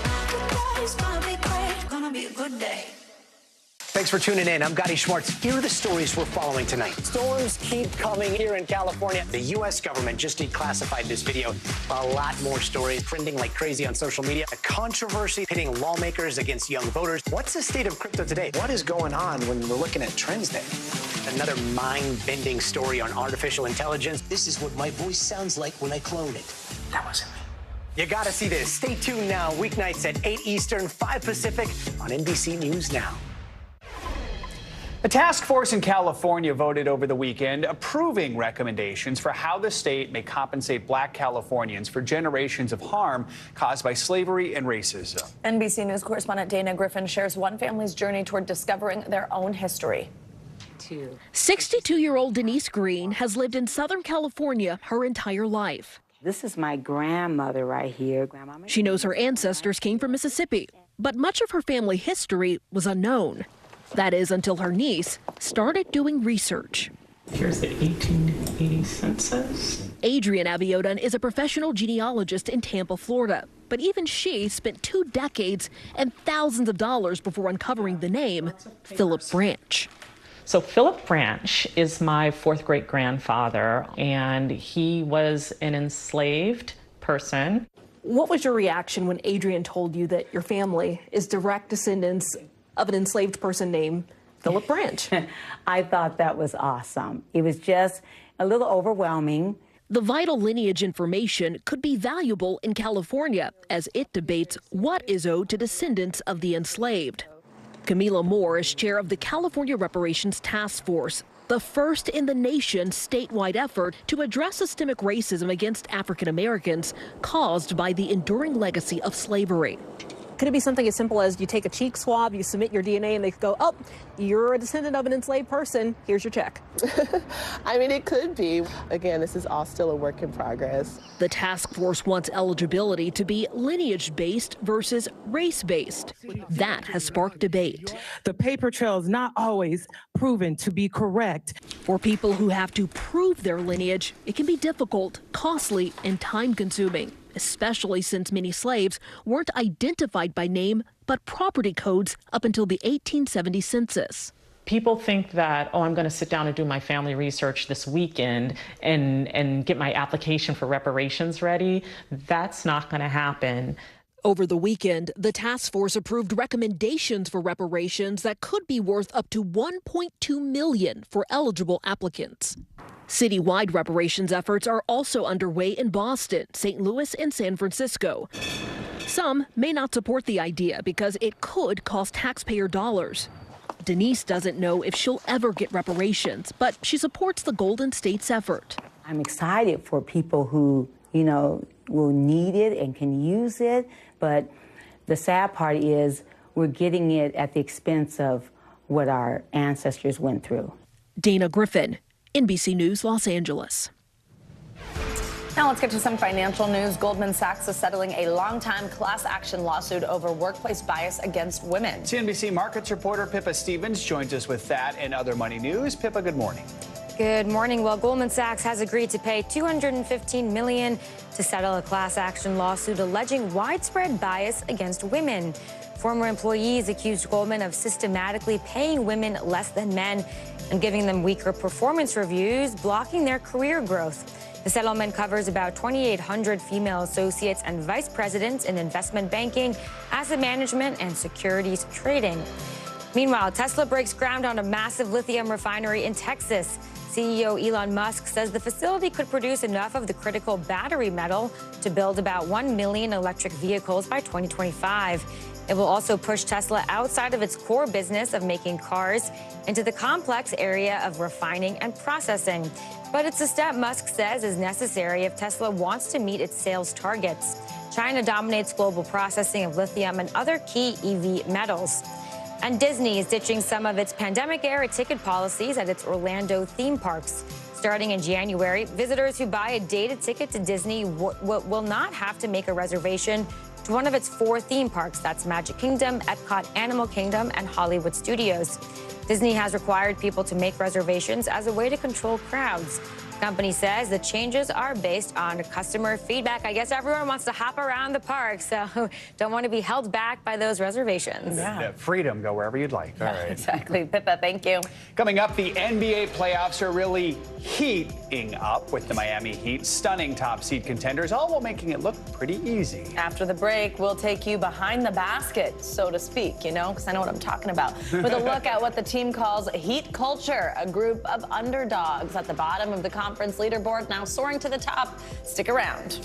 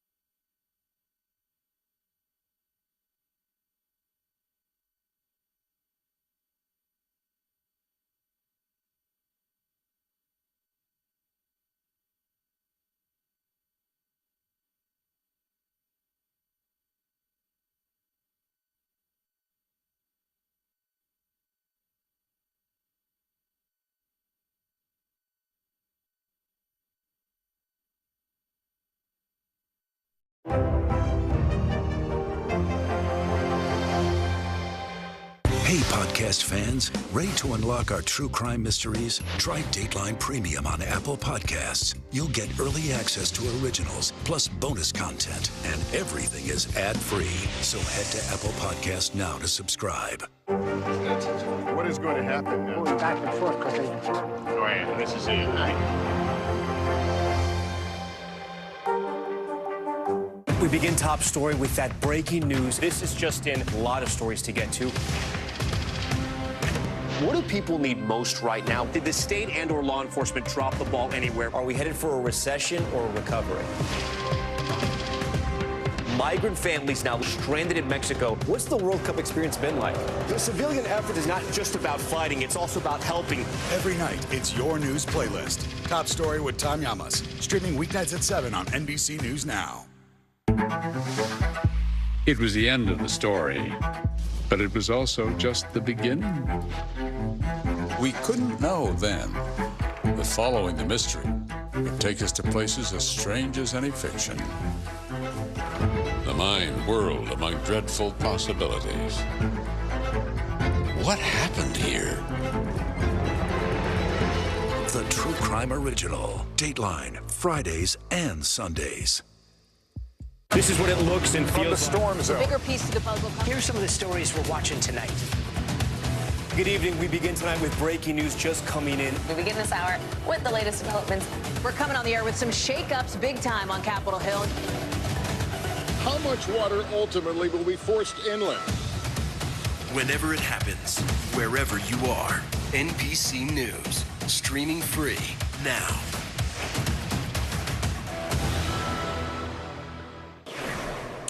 Welcome back. Well, if you've been with this show for a while, you know how much I love Taylor Swift. Well, on Sunday night, I went to her Eras Tour in Nashville. It was night 3, and it was a rain show. Joe, true Swifties know we love a rain show because Taylor loves a rain show. We actually thought it might fully get canceled because of a storm advisory because there was so much lightning that they were worried about safety. Eventually, it was lifted, and we were able to go. We got the all clear on Twitter. This was after 9 p.m. though. I had to change up my outfit, which I'm pretty sure we have a picture of because of the storm. I literally wore the hotel bathrobe and my husband, or not my friend's husband's dress socks because I had been in the rain so much that I had to fully change. But it didn't stop the evening. Taylor did not disappoint. She performed until almost 2 in the morning, Joe, for us. I mean, the whole thing went from like 10:30 until 2 in the morning. It was just such a crazy experience. I can't even express. That's all these pedestrians running over this pedestrian footbridge to the stadium as soon as we got the all clear. I mean, it was just an experience. You wore a bathrobe? I wore a bathrobe with a raincoat. Because the thing is this was supposed to start at 6:30, and it was like an 80-degree day. Well, by the middle of the night, the temperature had dropped. I had been in a sundress, so I wore a bathrobe for warmth and then a raincoat over. I mean, Joe, it was seriously pouring the whole time. I think we have a video where you can see actually some of the rain. And she didn't take one thing out of it. Her dancers were even using bikes that are part of the show on the wet stage. It was just, I mean, it was just amazing. She is the best. I think you liked it. I'm gonna. That's it. That's all. All right, you're gonna take it away. Now. All right. Very cool. Thanks for sharing, Savannah. This morning, the Miami Heat are one step closer to the NBA Finals and maybe NBA history. Why? They're the 8th seed, and only one other 8th seed has ever made the championship. Now, you can't survive in the NBA without a couple stars, and the Heat sure have them. You see them here, Jimmy Butler and Bam Adebayo. But they're also thriving on the backs of their undrafted players. So what's the secret? Well, as NBC News correspondent Sam Brock explains, it's all about Heat culture. Success has been synonymous with Miami Heat basketball for years. The championship banners and retired jerseys on the walls speak to that. But you'd also be hard-pressed to find another squad in sports more clearly embodying the definition of team. What does Heat culture mean to you? To me, it's about not making any excuses. To me, it's about finding ways and finding solutions to be successful, even when everything's stacked against you, and being relentless in that pursuit. Already this postseason, the Heat have turned heads.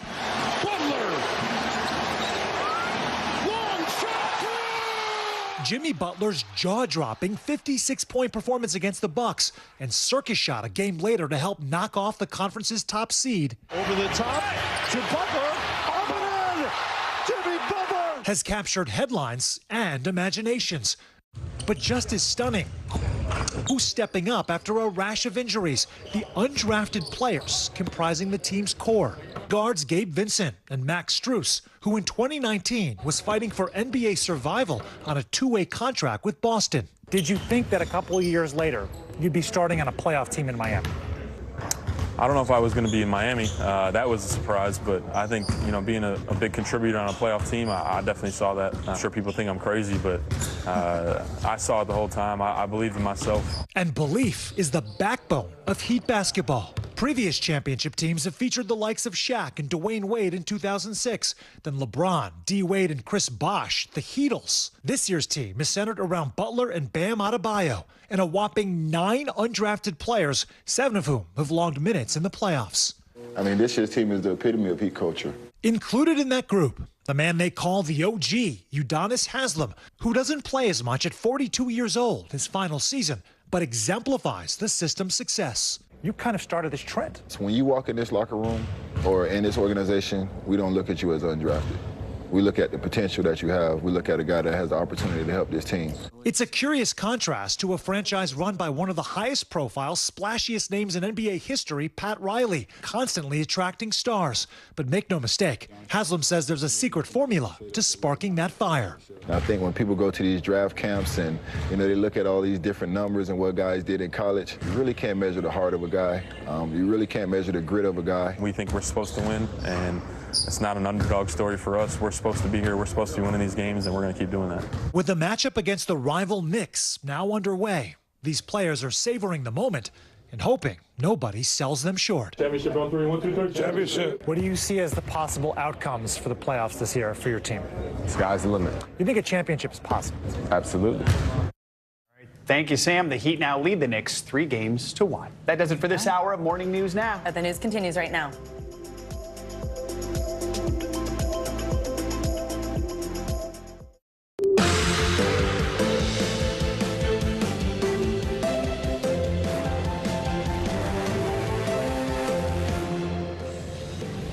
Good morning, I'm Joe Fryer. Hey everybody, I'm Savannah Sellers. Thanks for being here right now on Morning News Now. A grieving community. This morning we're learning more about the victims in the mass shooting at a mall in Texas. Among them, a couple and their young child, 2 young sisters, and a security guard. More on what we're learning about those victims and the disturbing new information investigators have discovered about the gunman's background. Debt debate. The clock is ticking down to when the government will run out of money. And today, a key meeting between President Biden and congressional leaders. Democrats and Republicans are still far apart on a deal, though. We'll have more on the likelihood they'll reach an agreement in time and what it could mean for you if they don't. Also this morning, prepping for Paris. We are almost a year out from the Summer Olympic and Paralympic Games, and some of the world's best athletes are already gearing up for competition. 2 decorated Paralympians join us in studio this hour with how they're getting ready for Paris, plus their message to Americans on why the Paralympics are a must-watch event. Plus, pack your bags. Summer travel season is approaching. We've got your list of the top places for your vacation. Whether you want to stay in the U.S. or put your passport to use, we've got the must-visit cities this summer and how to make sure you get the best deal. And make sure that passport is up to date, because that's a tough thing to do these days. Exactly. and we're going to need the deals because tickets are expensive. So expensive. That's right. But we'll tell you where you should go as long as we can afford it. All right. We'll begin with disturbing new information this morning about the man who shot and killed 8 people at a Dallas area mall over the weekend. A social media page appearing to belong to Mauricio Garcia shared extremist beliefs with rants against Jews, women, and racial minorities. He also shared pictures on a Russian social networking site of the outlet mall where the attack took place, as well as this photo appearing to show the 33-year-old shirtless with multiple Nazi tattoos. A senior law enforcement source said that Garcia's social media activity is part of their investigation. Witnesses described the chaos and the confusion the moment the shooting began. There's this guy dressed in all black, wearing a vest, has an assault rifle, and he's just shooting at people. There was dead people on the floor, a lot of people, they were like, hiding. And as I was going around, they told me to get away, to move out. And I kept on telling them, I'm looking for my daughter. This morning, we are also learning more about the victims, 3 of them children. They include a young boy and his parents, 2 elementary school-age sisters, a security guard, and an engineer. NBC News correspondent Maggie Vespa is in Allen, Texas, with the latest on the investigation. Hey, good morning from, as you can see, this growing memorial here in Allen, Texas. The outpouring of grief and support in this community just insurmountable. This days after Saturday's mass shooting, America's latest mass shooting here at this outlet mall. And also, this comes as senior law enforcement officials tell NBC News a series of posts from the alleged shooter, 33-year-old Mauricio Garcia, are a key part of their investigation into what led up to and what fueled the shooting. Largely, those posts coming from a Russian social media platform on which Garcia alluded to white power beliefs. He posted photos of his torso that appear to show white power tattoos, including a swastika tattoo. They say he ranted online about multiple minorities, about women, about Jews. And he also, they say, in the days leading up to this shooting, posted dozens of photos of this outlet mall. And they say he may have been monitoring it during its busiest times. Of course, as we tend to see in the wake of these shootings, nationwide, statewide, a lot of conversations about gun control. Texas Republicans, including Governor Greg Abbott, Senator Ted Cruz, among those saying this is not about guns, this is about mental health. Of course, their Democrat colleagues arguing that it is indeed about guns, and everybody kind of focusing in on that debate, as we tend to see, again, in the wake of these horrific events. And at the same time, of course, most importantly, we are learning far more about the 8 innocent lives lost, including 3 young children from 2 separate North Texas families. The youngest 3-year-old James Cho, killed along with his parents, Cindy and Q, and law enforcement officials tell us his 6-year-old brother William is the only member of the family to survive. He just turned 6. The Mendoza family losing 11-year-old Daniela, 8-year-old Sophia, their mother in critical condition. Also among the victims, 32-year-old Elio Cumana Rivas, 26-year-old Ashwaria Tatacondia, and 23-year-old security guard Christian LaCour. And then finally, the last person that we want to highlight here is, authorities say, the police officer who is the one who killed the shooter in the wake or in the midst of all of this gunfire, all of this panic. That officer was wounded. An attorney overnight speaking out about that officer, saying he is doing well, adding he's a brave servant with a gentle heart.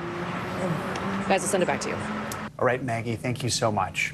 In Washington today, top congressional leaders will meet with President Biden at the White House. They are hoping to reach an agreement to avoid a financial catastrophe. Yeah, but this morning, Democrats and Republicans are far apart on a deal to raise the debt ceiling, and the clock is ticking down to a critical deadline. Well, last week, Treasury Secretary Janet Yellen warned the U.S. could hit that ceiling and face potential severe economic consequences as soon as June 1st. Let's bring in NBC News White House correspondent Mike Memoli. Hey, Mike.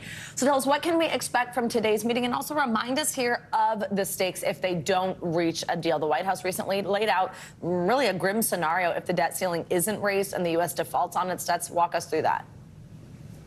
Yeah, Savannah, I mean, we've had these kinds of crisis moments in Washington before where both sides go to the brink but ultimately get a deal. I've never seen one quite like this, where no one quite sees the path to a deal. And frankly, they head into this meeting disagreeing on even what the meeting is about. President Biden, the White House, saying that he still says Congress has to pass a clean debt limit increase. In other words, just pass it without any spending conditions attached. And there's just over 3 weeks for them to reach a deal. Now, the White House raising the stakes by laying out what would happen under a range of scenarios. The worst case scenario, a protracted debt default would lead to more than 8 million jobs lost. The stock market could lose potentially half of its value. A shorter term crisis would lead to the loss of about 500,000 jobs. But consider this, even if they reach a deal, but only at the last minute, you're still talking about the loss of 200,000 jobs. Just to put that into context, last month, we just got last week the jobs report from last month, and we gained 250,000 jobs in the last month. So you're talking about a month's worth of job gains wiped out, even if they get a deal on time.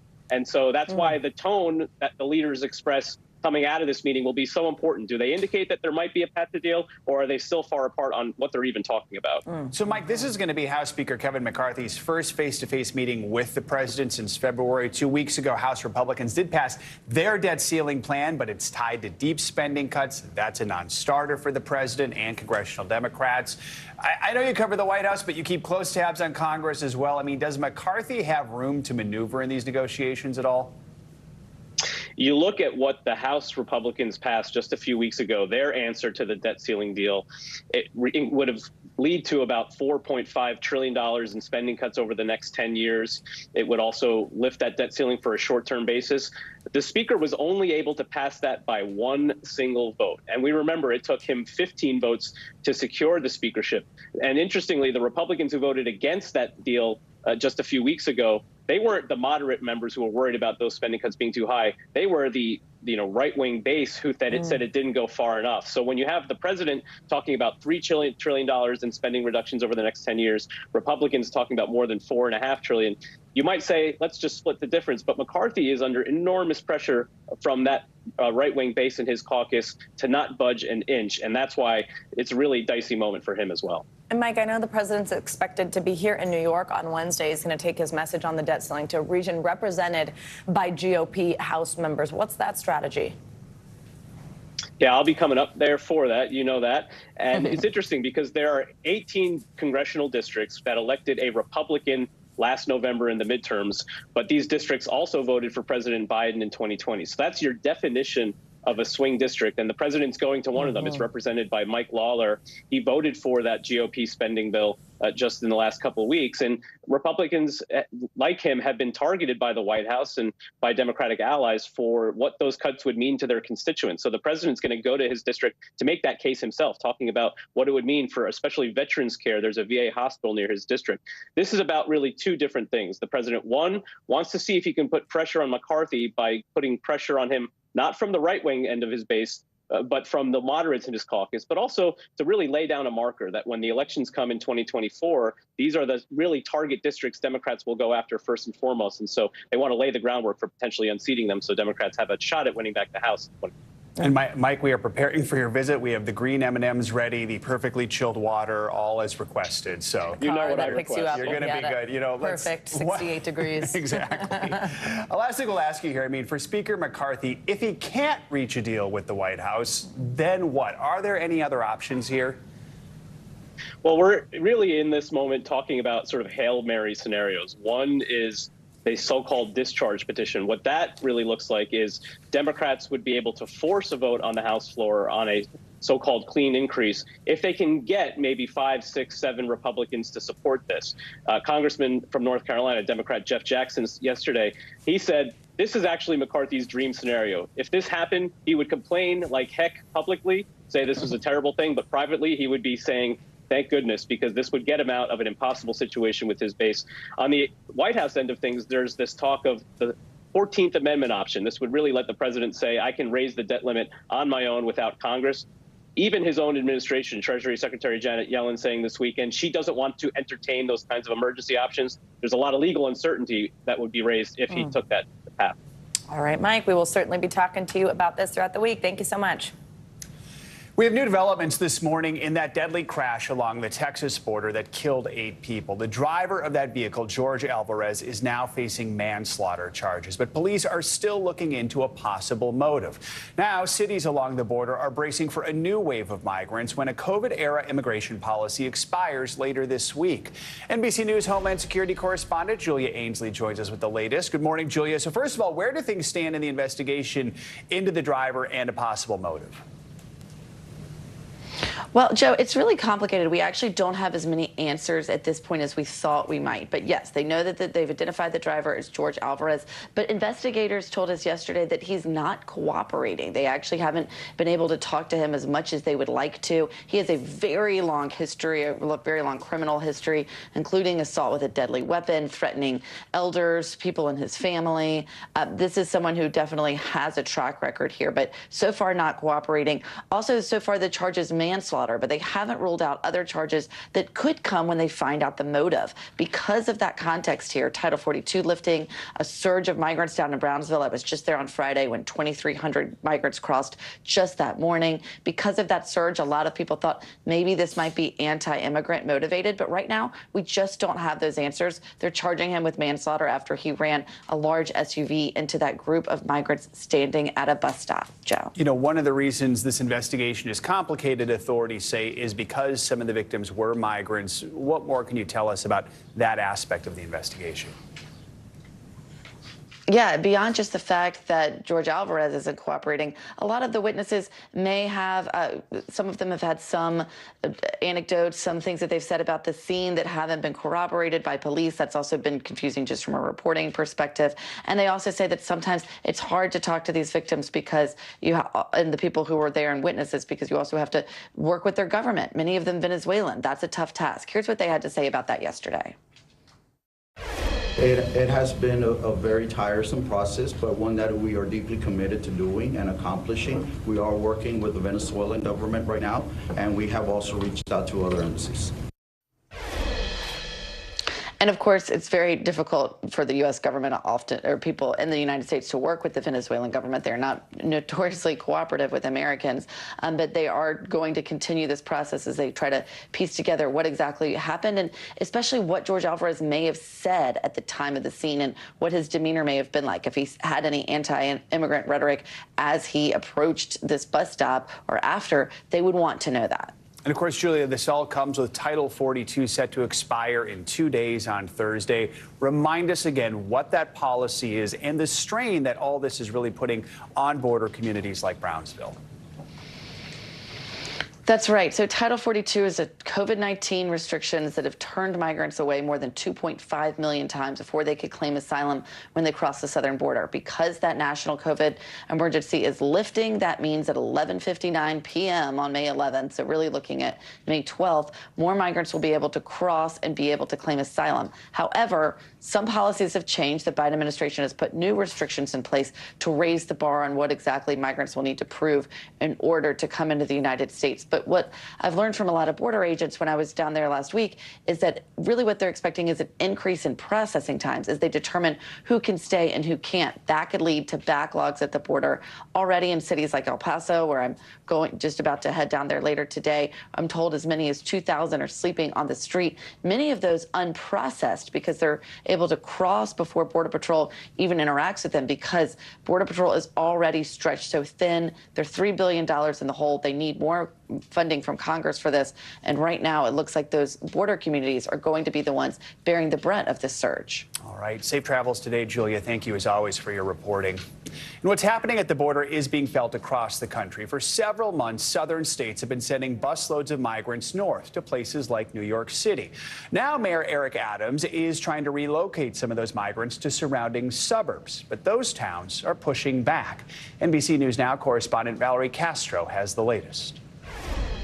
The migrant crisis spilling over from the border, now pitting some of the suburbs of New York against the city. It's a farce, and it will not happen on our watch. Local leaders declaring a state of emergency and criticizing Mayor Eric Adams for announcing a program to send several hundred migrants to 2 counties outside of New York City. Rockland is not going to stand idly by while your administration, which boasts itself as a sanctuary city, diverts busloads of undocumented individuals to our county. The city's plan, which it says could be expanded, is for single men to be housed at local hotels for up to 4 months. The county social services director says Mayor Adams didn't give them a choice. And it was not a question, could we? It was, you will. These people are coming. And again, not a lot of information. Not time frames other than it's imminent. This hotel in Orangetown, one of the planned sites where the town's Republican supervisor says they were given little notice. Absolutely blindsided. Teresa Kenny sharing this photo of mattresses outside the hotel as it prepared for the buses, describing an interaction with a hotel employee who said he was instructed to take queen beds out of rooms and put 2 twin beds in 60 to 70 rooms. The town saying such boarding is not the intended use of the hotel, issuing a formal notice to the business, citing a change of occupancy violation. WNBC was on site but unable to get a comment from the hotel, and Rockland County declaring a state of emergency. For the next 30 days, that state of emergency will prohibit other municipalities from bringing and housing people in the county and prohibit hotels and motels from housing immigrants without a license. Eric Adams calling the move a forced undertaking, saying the program is part of the city's compassionate response, and adding it will provide migrants with temporary housing, access to services, and connections to local communities as they build a stable life. He's trying to balance the logistical and humanitarian challenges with the national political debate and has even been critical of President Biden. Why are you doing this to New York? The national government has turned its back on New York City. And New York isn't the only city dealing with the issue. The suburban send-off also played out in Chicago last year, the village of Burr Ridge receiving dozens of migrants in September to the surprise of the mayor. I still have not gotten an official word from the city. Grosso telling us Mayor Lightfoot is doing to him what Greg Abbott did to her. She never said she'd be sending them out to the suburbs. Back in New York, they're trying to destroy the suburbs. And at least this county executive thinks it's just the beginning. The city of New York right now is on the edge of making things much, much worse. Our thanks to Valerie for that report. Well, the program is starting with several hundred people. The government expects that number to grow when Title 42 expires later this week. As far as who pays for it, New York City says it will foot the bill for shelter plus 3 meals a day along with health care, laundry, and more. Well, this morning, the New York City jury is scheduled to begin deliberations in the civil rape case against former President Donald Trump. Writer E. Jean Carroll is accusing Trump of battery and defamation stemming from an allegation that he raped her in a department store back in the mid-90s. Carroll came forward with the allegation, which the former president has continued to deny, in 2019. Kristen Gibbons-Fedden joins us now. She's an NBC News legal analyst as well as a civil rights attorney and former prosecutor. Kristen, good morning. Thanks for being here. So let's start with closing arguments that we heard from Donald Trump's lawyer, Joe Tacopina. What were the main points he made? The main points he made is that he argued that Carroll's claim was an affront to justice, and those are the exact words that he used. And he basically highlighted that there was no objective evidence to really corroborate her allegations. He also pointed out that Carroll was not able to recall the exact date of the alleged rape, and he questioned how Trump could even bring up a defense or an alibi if he couldn't even combat the fact that there was no date. He also argued the significance of no police report and really questioned Carroll's credibility. And I think one of the most effective things that he did was that he gave the jury, or illustrated in his closing, that the jury could both think that Trump was crude based on those Hollywood Access tapes, as well as his combative demeanor within the deposition excerpts that were played, and still find Carroll not credible. Carroll's lawyers, I want to play something that they had played, a specific part of Trump's deposition for the jury to hear, referencing that infamous Access Hollywood tape. Let's watch that quickly. And you say, and again, this has become very famous in this video, I just start kissing them. It's like a magnet. Just kiss. I don't even wait. And when you're a star, they let you do it. You can do anything. Grab them by the you can do anything. That's what you said, correct? Well, historically, that's true with stars. It's true with stars that they can grab women by the Well, that's what it's. If you look over the last million years, I guess that's been largely true. Not always, but largely true. Unfortunately or fortunately. So, Kristen, again, just to be clear for our audience, that was part of a taped deposition that was then played. We did not see the former president actually on the stand or anything like that. Do we know, though, how playing that specific part of the deposition could play into the plaintiff's strategy here? Yeah, I think it actually plays in two crucial ways. Because keep in mind that Carroll is suing both for defamation as well as for assault and battery, so the rape. So with regard to the defamation claim, Carroll's attorney was able to argue that Trump this was part of his MO. He was assaulting her in the same manner that he assaulted other women, and it worked beautifully with regard to the other evidence, those other two women who said that he assaulted her in the same way. But then when she showed that Access Hollywood, as well as with the other aspect of the deposition where he mistakenly identified Carroll as his former wife, she was able to then show, putting those together, that Carroll was exactly Trump's type and that he was going to take her and rape her in exactly the way that he identified in that Access Hollywood tape. So you mentioned the fact that defamation is part of this. So there's defamation as well as battery. Those are these two things here. It's not just this alleged rape. How difficult historically are either of those two things to prove here? What's it going to take? It is very difficult. Defamation is really difficult for many reasons, but essentially you have to prove the falsity of statements. So it's kind of like counterintuitive. Similarly, sexual assault crimes and liability are also very difficult to prove just because it's he said, she said. But I think in this case, and I have tried these cases over and over throughout the entirety of my career, it's the mountain of evidence that really helps to bolster the credibility of the survivor. And in this case, I think the plaintiff did a great job doing so. Kristen Gibbons-Fedden, thank you so much. It's looking like a rainy Tuesday for parts of the country. Let's get a check on your Morning News Now forecast. Andrew Lassman joins us now and is tracking those storms this morning. Hey, Angie. Hey, guys. We've got a couple of showers working through parts of the mid-Atlantic and along the East Coast. We've even got some shower activity through parts of the plains, but it's down through Texas that we're really going to keep a close eye on over the next couple of days for heavy rounds of rain, multiple rounds of rain that lead to the potential for some flooding. Here's the rainfall amounts that we'll expect. You can see this goes up into parts of the plains. We'll get a couple of inches into places like Bismarck, Denver, over. But near the Houston area, specifically the Houston metro, we could see upwards of 5 inches of rain through at least the next couple of days. This is the area that we're looking at for the flooding concern. It does go into parts of Little Rock, Shreveport, into Mississippi, and extending out east. We'll see maybe a 1/4 of an inch or a 1/2 an inch of rain over the next few days, but specifically the Houston metro areas where we'll watch for that moderate risk for flash flooding at least through the day today. The saturated soils, they've already had recent rainfall, and we could see rainfall rates pretty impressive, 2.5 inches per hour. So that's the reason that we're looking at some concern for flooding in that area. But that's not the only thing we have to watch for today. We also have 5 million people at risk for some severe weather. It's in 2 locations. The first is out towards the Carolinas. We have North Carolina, Virginia, South Carolina, all included in this. We'll look for the better potential for some of those stronger storms, though, to be centered into parts of the plains. That will include Wichita, Oklahoma City, and we're mainly looking at the risk for some large hail. We're talking baseball size. It does include Salina, Dodge City, but also Wichita, Blackwell, Tulsa included in 1-inch hail as well.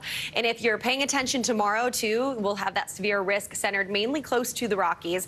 Denver included in that, Cheyenne, Casper, as we look for, once again, a day of afternoon strong wind gusts, maybe some damaging hail, and even a couple of tornadoes here as we get into the afternoon and evening hours tomorrow. But how about those temperatures across the southeast? Boy, it's way warmer than normal. Little Rock is headed to the 90s today. Kansas City is headed to the low 80s. Amarillo will hit 94 degrees this afternoon. And it's tomorrow, too, for parts of the Midwest, ending up into the upper 70s in Chicago, upper 70s for Minneapolis. And these numbers are above normal for this time of year, and it goes through the weekend for parts of New York, guys. We are headed to the low 80s. It'll be quite a nice weekend ahead. Another outdoor brunch weekend. There you go. All right, here we go. That's great. Yeah, very exciting. All right, Angie. Thank you.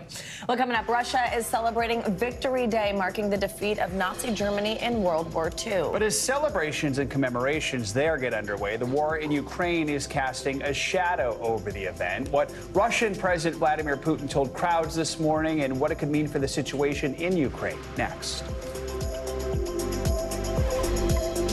This is what it looks and feels. The storm zone. The bigger piece to the puzzle comes. Here's some of the stories we're watching tonight.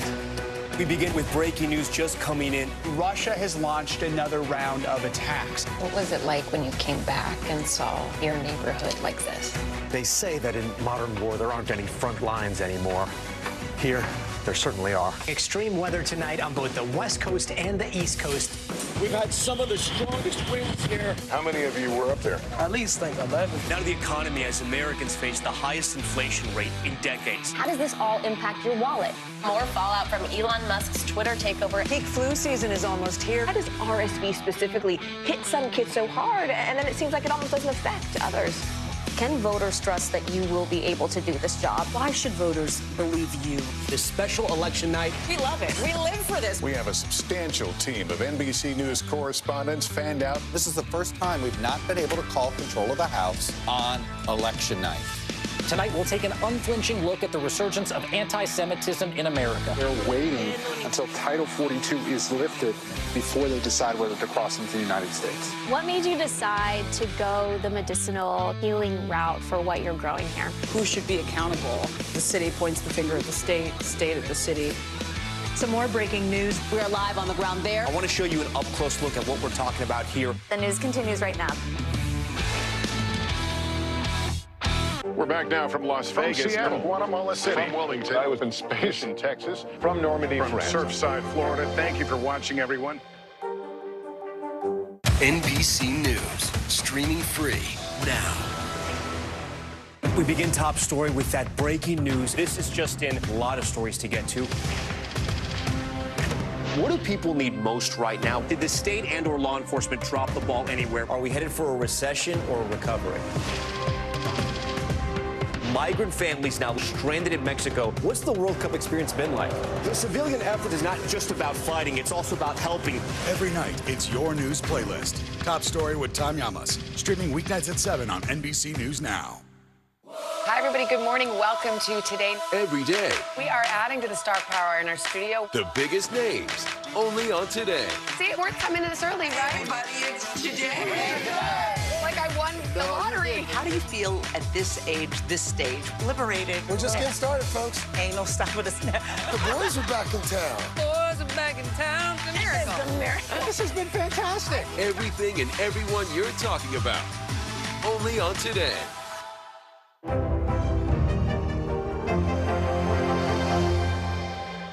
For Dateline Premium, subscribe now on Apple Podcasts.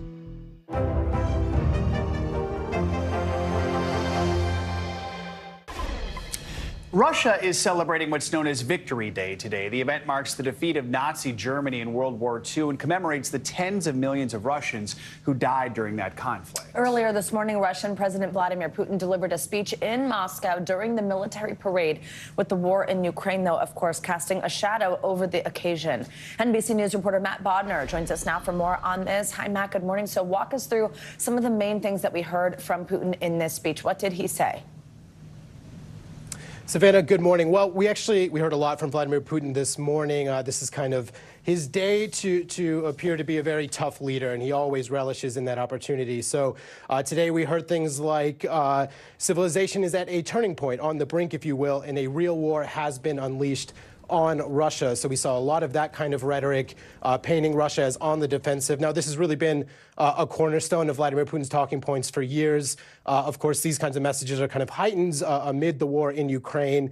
Some of the other highlights I want to share with you guys being comments such as saying the catastrophe that Ukraine is experiencing right now is the product of the West's greedy, corrupt plans to sort of suffocate anything it perceives as the other. So it's just a lot of very incendiary rhetoric. I do think it's important to note while looking at these kinds of comments that they are, I would say, rather similar to things we've heard from Vladimir Putin over the past 18 months, but also noteworthy what we didn't hear. And I think coming less than a week after drones were exploding over the Kremlin, claims of an assassination attempt, possibly with Western involvement, we didn't hear very much of that from President Putin today. So I think you could, if you wanted to, make the argument that we got restrained Vladimir Putin today. So, Matt, we understand, some parades were called off in some cities. Other events, including the main one in Moscow, were scaled down. Why was that? Well, I think there's a few reasons for it. The one that we keep seeing from the Russians, or at least hints of it, is that there were security concerns. Obviously, I mentioned that there was a drone strike on the Kremlin last week. There was a lot of fuss around that. But there have been drone strikes and other incidents happening across Russia. So we actually saw in dozens of Russian cities, this parade was effectively canceled. They did not happen in many places. And that's a really big deal. This parade is kind of the cornerstone of the Kremlin's domestic narrative, its domestic propaganda machine. And it's a little bit like, I mean, what kind of conversations would we be having if suddenly July 4th was canceled across half of the United States? So there's definitely an apparent security concern going on. But when you look at the Moscow Victory Day parade, now, for years now, especially the Moscow Victory Day parade has been kind of the annual showpiece for the entire Russian military, where, especially where I think President Putin would like to show off the very latest and greatest, but also some of the old weapons. The Russian Air Force was not present at the Victory Day parade in Moscow today. We only saw one tank, and that was a tank from the Second World War. So there's definitely, clearly, some kind of equipment issue going on for the parade, and it doesn't portray the same kind of confidence that we've seen in years past. Matt, this is playing out amid another wave of missile strikes aimed at Kyiv overnight. Tell us what's happening in Ukraine and how they are marking the day there, again, Victory Day. Sure. Well, so obviously there was yet another missile strike, drone strike from Russia, as we've seen in recent days. It appears to have been smaller than some of the ones we've seen in recent days. But I'd say, how is Ukraine celebrating today? They're not. One of the most interesting things they've done is actually in the past few days, President Zelensky called to move Ukraine's holiday. Typically, I guess I should say, in the Soviet Union, Victory Day was celebrated on May 9th. But in the West, we celebrate Victory in Europe Day on May 8th. And this has kind of been a bit of contention between the two sides, the former allies, the entire time. Ukraine actually moved their celebration from May 9th to May 8th this year. And I think if you're familiar with kind of the historiography of the region, it's a very symbolic move. Matt Bodner, thank you very much. More international news now. More violence in Israel with deadly airstrikes in Gaza overnight. That's right. NBC News foreign correspondent Claudio Lubanga is following the latest on that, as well as other international headlines for us. Hi, Claudio. Good morning. Good morning, Savannah and Joe. Well, yes, in the early hours of this morning, Israel carried out a series of airstrikes all across Gaza, killing at least 12 Palestinians and injuring 20 more. Now, the Israeli military said it was targeting militants who pose an immediate threat to its citizens, as well as sites used to manufacture weapons. The Al-Quds Brigades, the military wing of the Palestinian Islamist organization Islamic Jihad, confirmed that the 3 commanders were among those killed. But Palestinian health officials say that 3 women and 3 children were also among the dead. Now let's go to China, where a Canadian diplomat was expelled on Tuesday. China's foreign ministry said it was deploying a reciprocal countermeasure to Canada's unscrupulous move, referring to the Canadian expulsion of a Chinese official allegedly involved in a plot to intimidate an opposition lawmaker and his relatives. Now, China said it reserves the right to take further actions in response. And finally, he stole the limelight during the coronation of King Charles III over the weekend with his hilarious expressions and yawns. Now at age 5, Prince Louis has undertaken his first royal engagement. The youngest child of the Prince and Princess of Wales joined his parents and siblings on the so-called Big Help Out, a nationwide volunteering initiative. Now, Louis joined his father on a digger and helped fill a wheelbarrow with sand as his family joined the Scouts to renovate their Scout hut. Well, by his expression, he seems to enjoy a lot more this than watching his grandfather being crowned king, guys. I think there just needs to be a Louis reality show. No, I am really into his vibe. It's so funny. Thanks, Claudia. Appreciate it. Thank you. Well, coming up, new research shows Asian Americans are among the groups least likely to seek mental health treatment. Well, now the White House is looking to change that.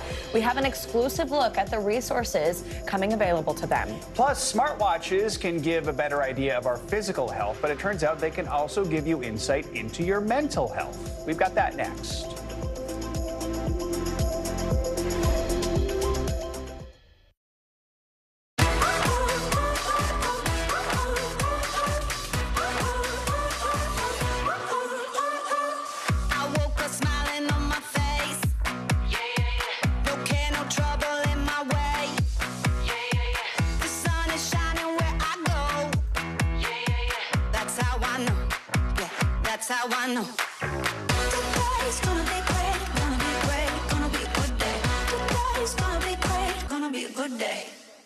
This is what it looks and feels like. The latest, a bigger piece to the puzzle. Here's some of the stories we're watching tonight. How much water ultimately will be forced inland? Whenever it happens, wherever you are, NBC News, streaming free now.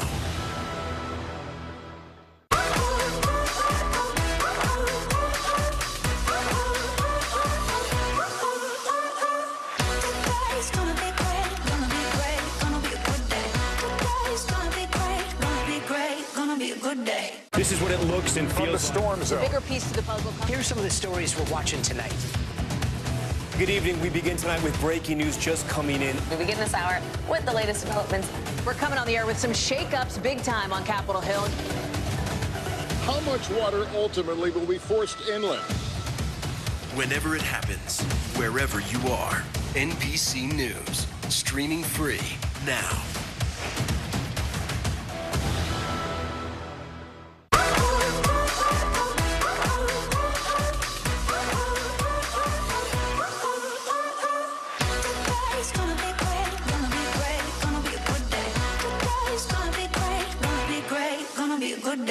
We begin tonight with breaking news just coming in. Whenever it happens, wherever you are, NBC News, streaming free now.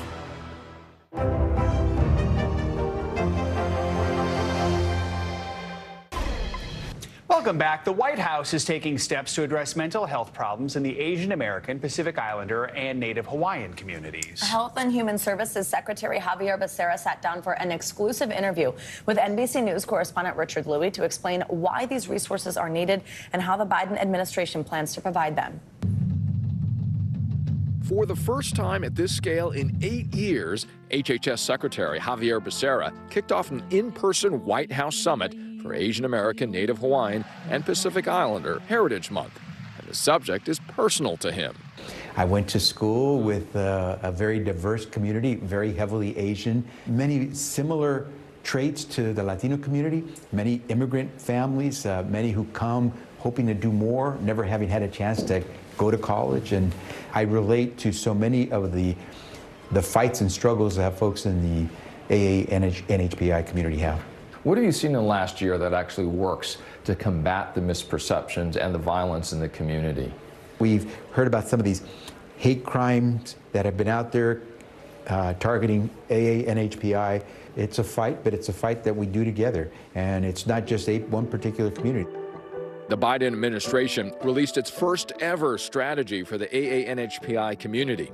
It includes plans prepared by 32 federal agencies, including addressing anti-Asian hate, expanding language access, and cultivating community partnerships, among others. The secretary also took note of how business can help, mentioning the new Barbie doll out this month of the first Asian American Hollywood star, actress Anna Mae Wong. It is nice when you have that toy, have that mentor, and you see yourself in that. Because for too many years, for too many generations, we couldn't see ourselves. Let's shift over to Mental Health Awareness Month. How are we doing? How many people are going through this every year? When 90% of the American public says that America is experiencing a mental health crisis, that bar is really high. We have established 988, which is working fabulously well in letting those who are on the edge, who are about to take the wrong fork in the road and maybe commit suicide, they now can call or text or chat 988. To help reduce stigma, a new tool just released by his department. You now can go on this website, findsupport.gov, and get a sense. I'm starting to feel pretty bad, or I have a friend who's really having issues. So it's like 988, except it's a search engine. Yeah. One of the reasons we still have such a crisis in the mental health system is because people don't want to admit it. It's a bad word. In many ways, it's a bad word. Richard Louie, NBC News, Washington, D.C. Let's continue this conversation about the AAPI community with our weekly mental health check-in. New reporting shows how some are turning to traditional alternatives to talk therapy. Yeah, plus how artificial intelligence is making its way into the mental health world, and it starts with our smartwatches. Let's bring in board-certified psychiatrist Dr. Sue Varma to help break down these headlines. So, Dr. Varma, good to have you with us. Let's start with NBC News.com report on how Asian Americans are turning to practices like yoga and Tai Chi to help address mental health concerns. Why is it some Asian Americans are finding this more effective than Western therapy, and what might be some of the barriers the community is facing when looking for help? Yeah. So, some of these more traditional therapies might be more welcome, more accessible, more affordable, more familiar, and also that they're community-based, which for a lot of minority communities are less threatening. A lot of the sort of psychiatric, psychoanalytic, psychological therapies were devised with Western values in mind, and this may not always be relatable. For example, somebody from an Asian American background may say, family has to come first. My family doesn't agree with this. And Western values would say, well, it really is about the individual, and you're not being sort of enough. And so sometimes there can be a cultural clash, and the therapist may not feel as if they fully understand the patient, and the patient may not feel fully understood. Language, of course, is also an issue. We see a lot of barrier and stigma, and a lot of times Asian families are dropping out of therapy or not coming to therapy or treatment until the problem has been exacerbated or is very severe. So I love the idea of traditional therapies being more accessible in the United States. Such an important conversation to be having. And Dr. Varma, we mentioned this AI story as well. Researchers at Mount Sinai are looking to use artificial intelligence to monitor a patient's well-being, and this is all through their smartwatches. Walk us through how that works and the end goal here, how that could actually help. Yeah. So in this study, there were a little bit less than 400 healthcare workers across 7 hospitals in New York City, and they're using Apple Smartwatch Series 4 or 5, and they're gathering data such as heart rate variability and baseline heart rate, as well as asking questions about resilience and optimism and emotional support, and hoping that together with this data that they're able to be able to predict things like resilience. Look, none of this is going to be, 100% clear. There's not going to be necessarily a causation, but we can be able to have what we call observational study information gathering, where we can see, is there some sort of correlation between these measures and mental health, well-being, anxiety, depression, and of course, the studies will expand with time. Dr. Varma, we quickly want to ask you about one more. We know we love a good social media trend on Morning News Now. This one's been circulating. It focuses on intrusive thoughts, videos that show people doing crazy things and claiming they let their intrusive thoughts in. So explain to us what those are and how we should actually manage those thoughts. Look, I love a good reel, but we have to be careful because intrusive thoughts really are like sort of a medical terminology that says that there's unwanted thoughts. That could be anything from asking you to do something, to wash your hands. We see this in OCD. We see this in anxiety. We can see this in postpartum mood and anxiety disorders, where a woman may say, like, I'm having thoughts about something's going to harm my baby. You want to get help. If you find that the intrusive thoughts are extremely distressing, that they don't fit with your worldview, they make you want to do things that you know are not right, or make you feel uncomfortable, or talking about harm to yourself or to somebody else, or they're not intrusive thoughts, there might be voices. Please get help. This is not something I would want to joke about or dismiss, even though, look, I do like sense of humor in therapy. All right. Dr. Sue Varma, thank you so much. Important point there. Thank you. Coming up on Morning News Now, gearing up for 2024. 2 decorated Olympians join us here next with what it's like preparing for the Paralympics and what to expect from next summer's games in Paris. Stay with us.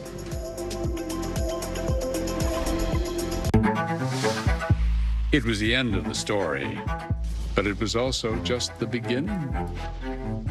We couldn't know then that following the mystery would take us to places as strange as any fiction.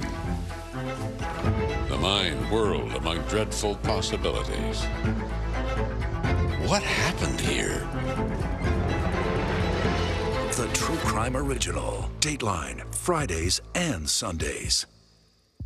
Watch NBC Nightly News with Lester Holt or listen wherever you get your podcasts. Hi, everybody. Good morning. Welcome to Today. Every day. We are adding to the star power in our studio. The biggest names, only on Today. See, it worth coming in this early, right? Everybody, it's Today. Like I won the lottery. How do you feel at this age, this stage? Liberated. We're just getting started, folks. Anal stop with a snap. The boys are back in town. Boys are back in town. The miracle. It's a miracle. This has been fantastic. Everything and everyone you're talking about, only on Today. Hey, I'm Hallie. It's good to be with you tonight. The debt ceiling. Here's why this matters. Please, please don't have your eyeballs glaze over. Here's why this matters. Talk to us about what we're supposed to call this. Is it a bailout? Is it a backstop? There's a difference because it matters whose money is being used to prop up these banks. We think we're getting close to this news conference. I will be honest with people. This is like an awkward moment where we think we're like right there. You're going to have to like tap dance with us maybe a little bit. I do have my tap dancing shoes on, not to worry.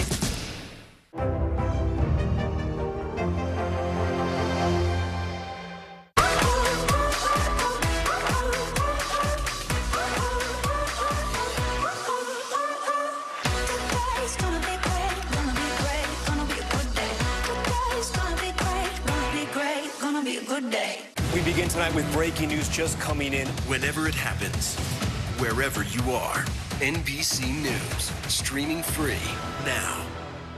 I'm Gotti Schwartz, and here are the stories we're watching tonight. Storms keep coming here in California. Some of the big headlines trending like crazy on social media. This is what my voice sounds like when I clone it. That wasn't me. You gotta see this. Stay tuned now, weeknights on NBC News Now. We're back now from Las Vegas. From Seattle, Guatemala City. From Wilmington. I was in space in Texas. From Normandy, from Surfside, Florida. Thank you for watching, everyone. Thanks for tuning in. I'm Gotti Schwartz. Here are the stories we're following tonight. Storms keep coming here in California. The U.S. government just declassified this video. A lot more stories trending like crazy on social media. A controversy pitting lawmakers against young voters. What's the state of crypto today? What is going on when we're looking at trends there? Another mind-bending story on artificial intelligence. This is what my voice sounds like when I clone it. That wasn't me. You gotta see this. Stay tuned now, weeknights at 8 Eastern, 5 Pacific on NBC News Now.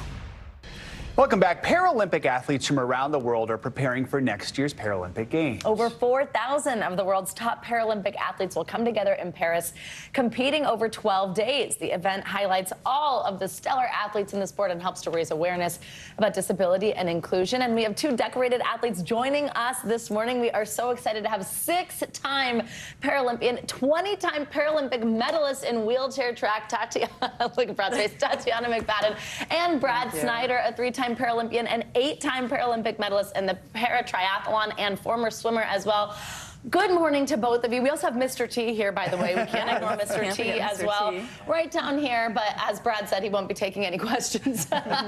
Good morning to you both. We really appreciate you being here. And Tatiana, I will start with you because you are known as the fastest woman in the world. As I just said, 20-time medalist here. How are you preparing? We're about a year out, and how are you feeling? I'm really, really excited. It's going to be a tough preparation. Next week I have track trials for World Championships. We go to World Championships in July. And then I'm going to turn around and focus on the major marathons this fall with Berlin, Chicago, and New York.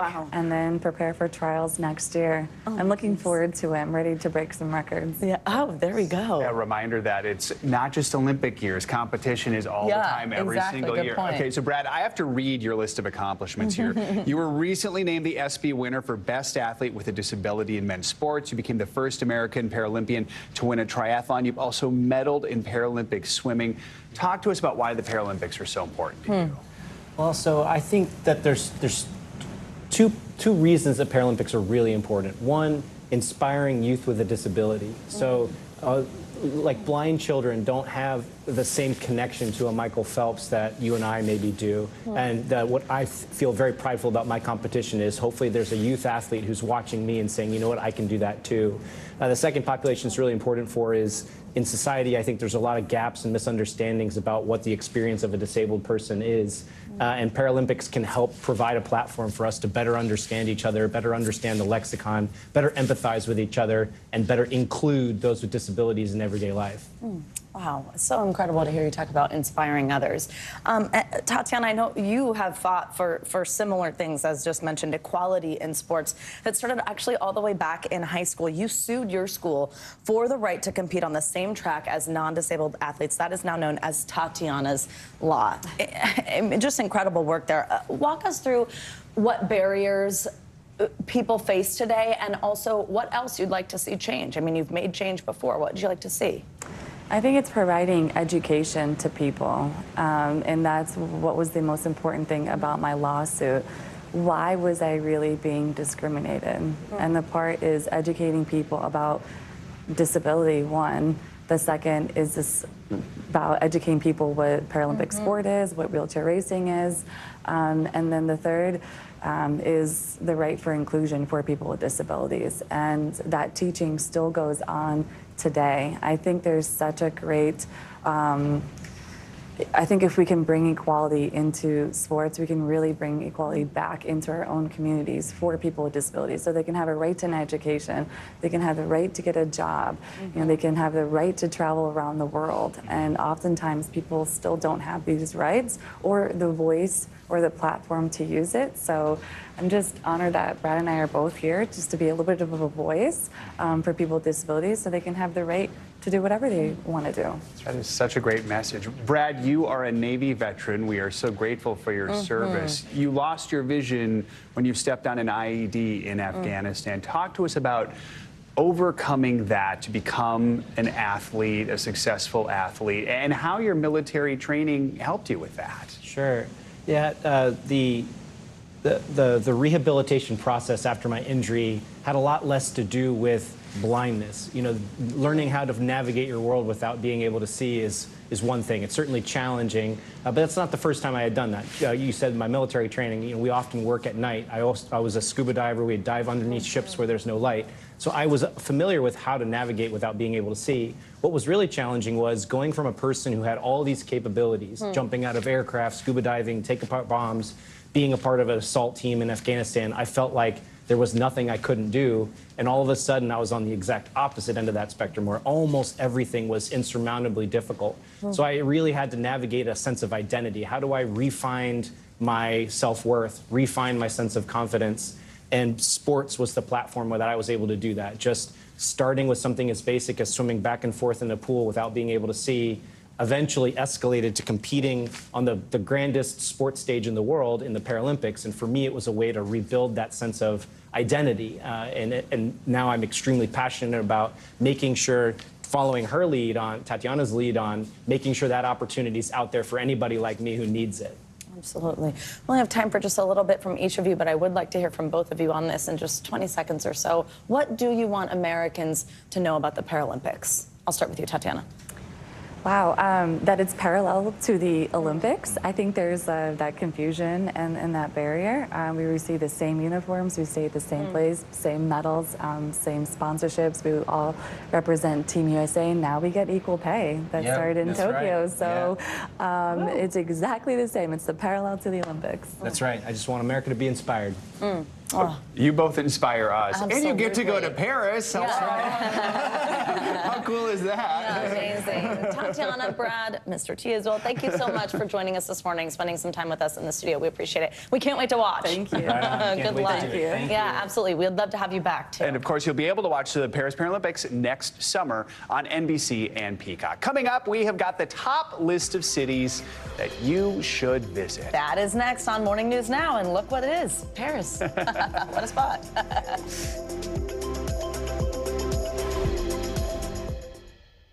Hey, podcast fans, ready to unlock our true crime mysteries? Try Dateline Premium on Apple Podcasts. You'll get early access to originals, plus bonus content, and everything is ad-free. So head to Apple Podcasts now to subscribe. Watch NBC Nightly News with Lester Holt or listen wherever you get your podcasts. For Dateline Premium, subscribe now on Apple Podcasts.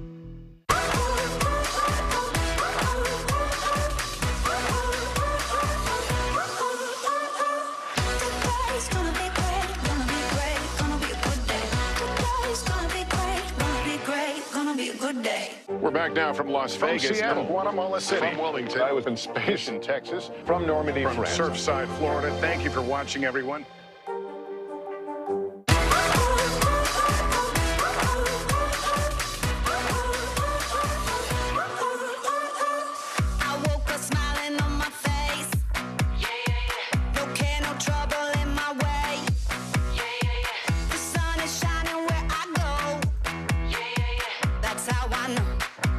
That's how I know.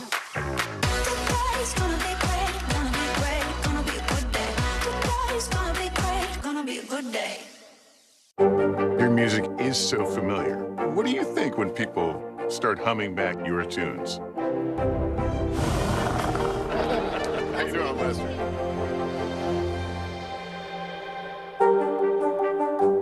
NBC News, streaming free now. What is going to happen now? Going back and forth because Oh, yeah, this is it.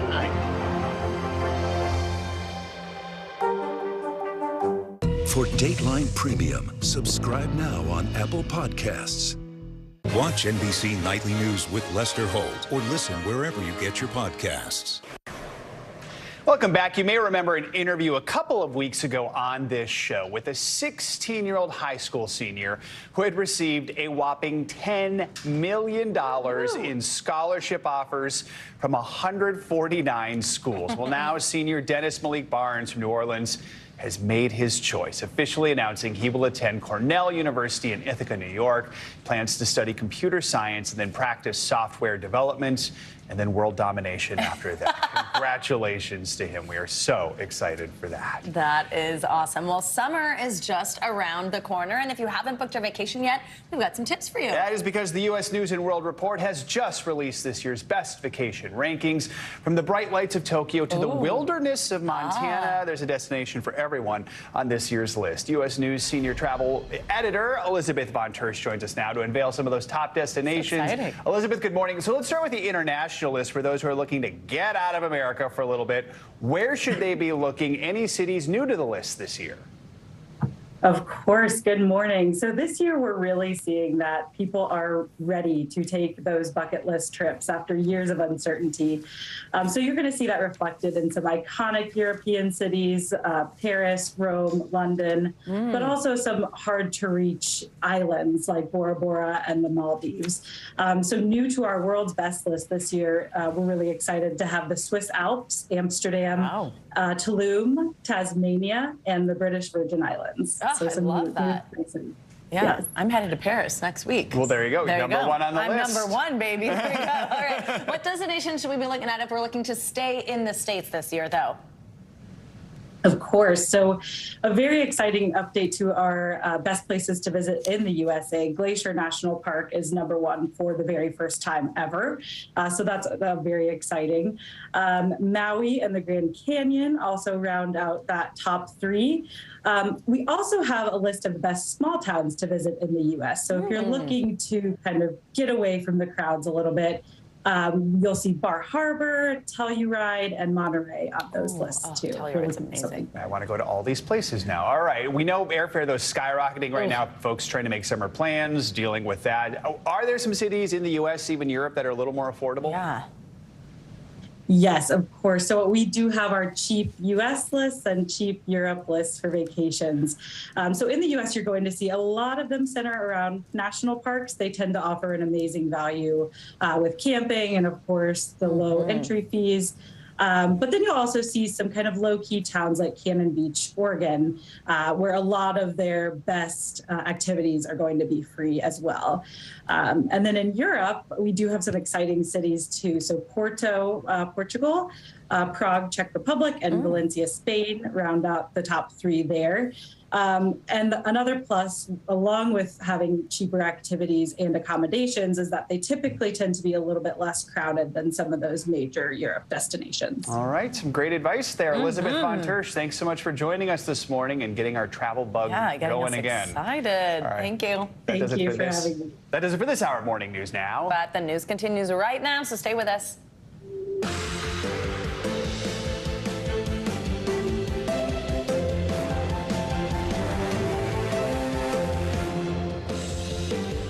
Good morning, everyone. We're happy you're here. I'm Savannah Sellers. And I'm Joe Fryer. Right now on Morning News Now, disturbing new information about the 33-year-old man accused of killing 8 people at a mall near Dallas. The alarming social media posts that have been uncovered appearing to belong to the gunman, as this latest mass shooting reignites a heated national debate over gun control, and a shocked community mourns those who were killed, including 3 children.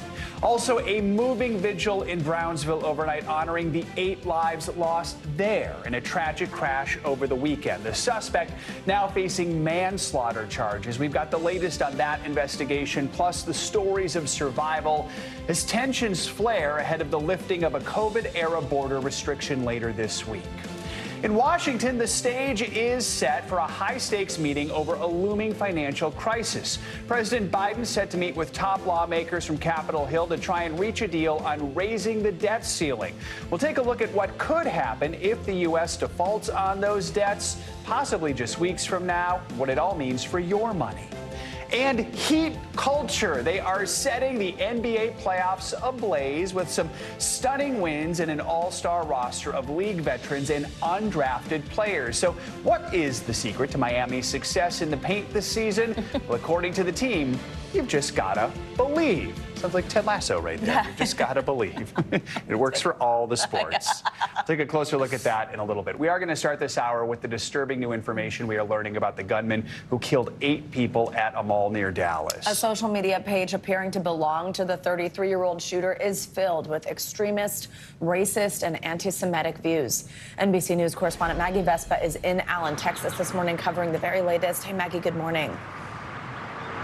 Hey, Savannah, Joe, good morning. Yeah, that troubling social media account that you're talking about is actually on a Russian social networking site, and a senior law enforcement official telling NBC News it is absolutely paramount to their investigation, and this as this community continues to try and cope with this senseless loss of life.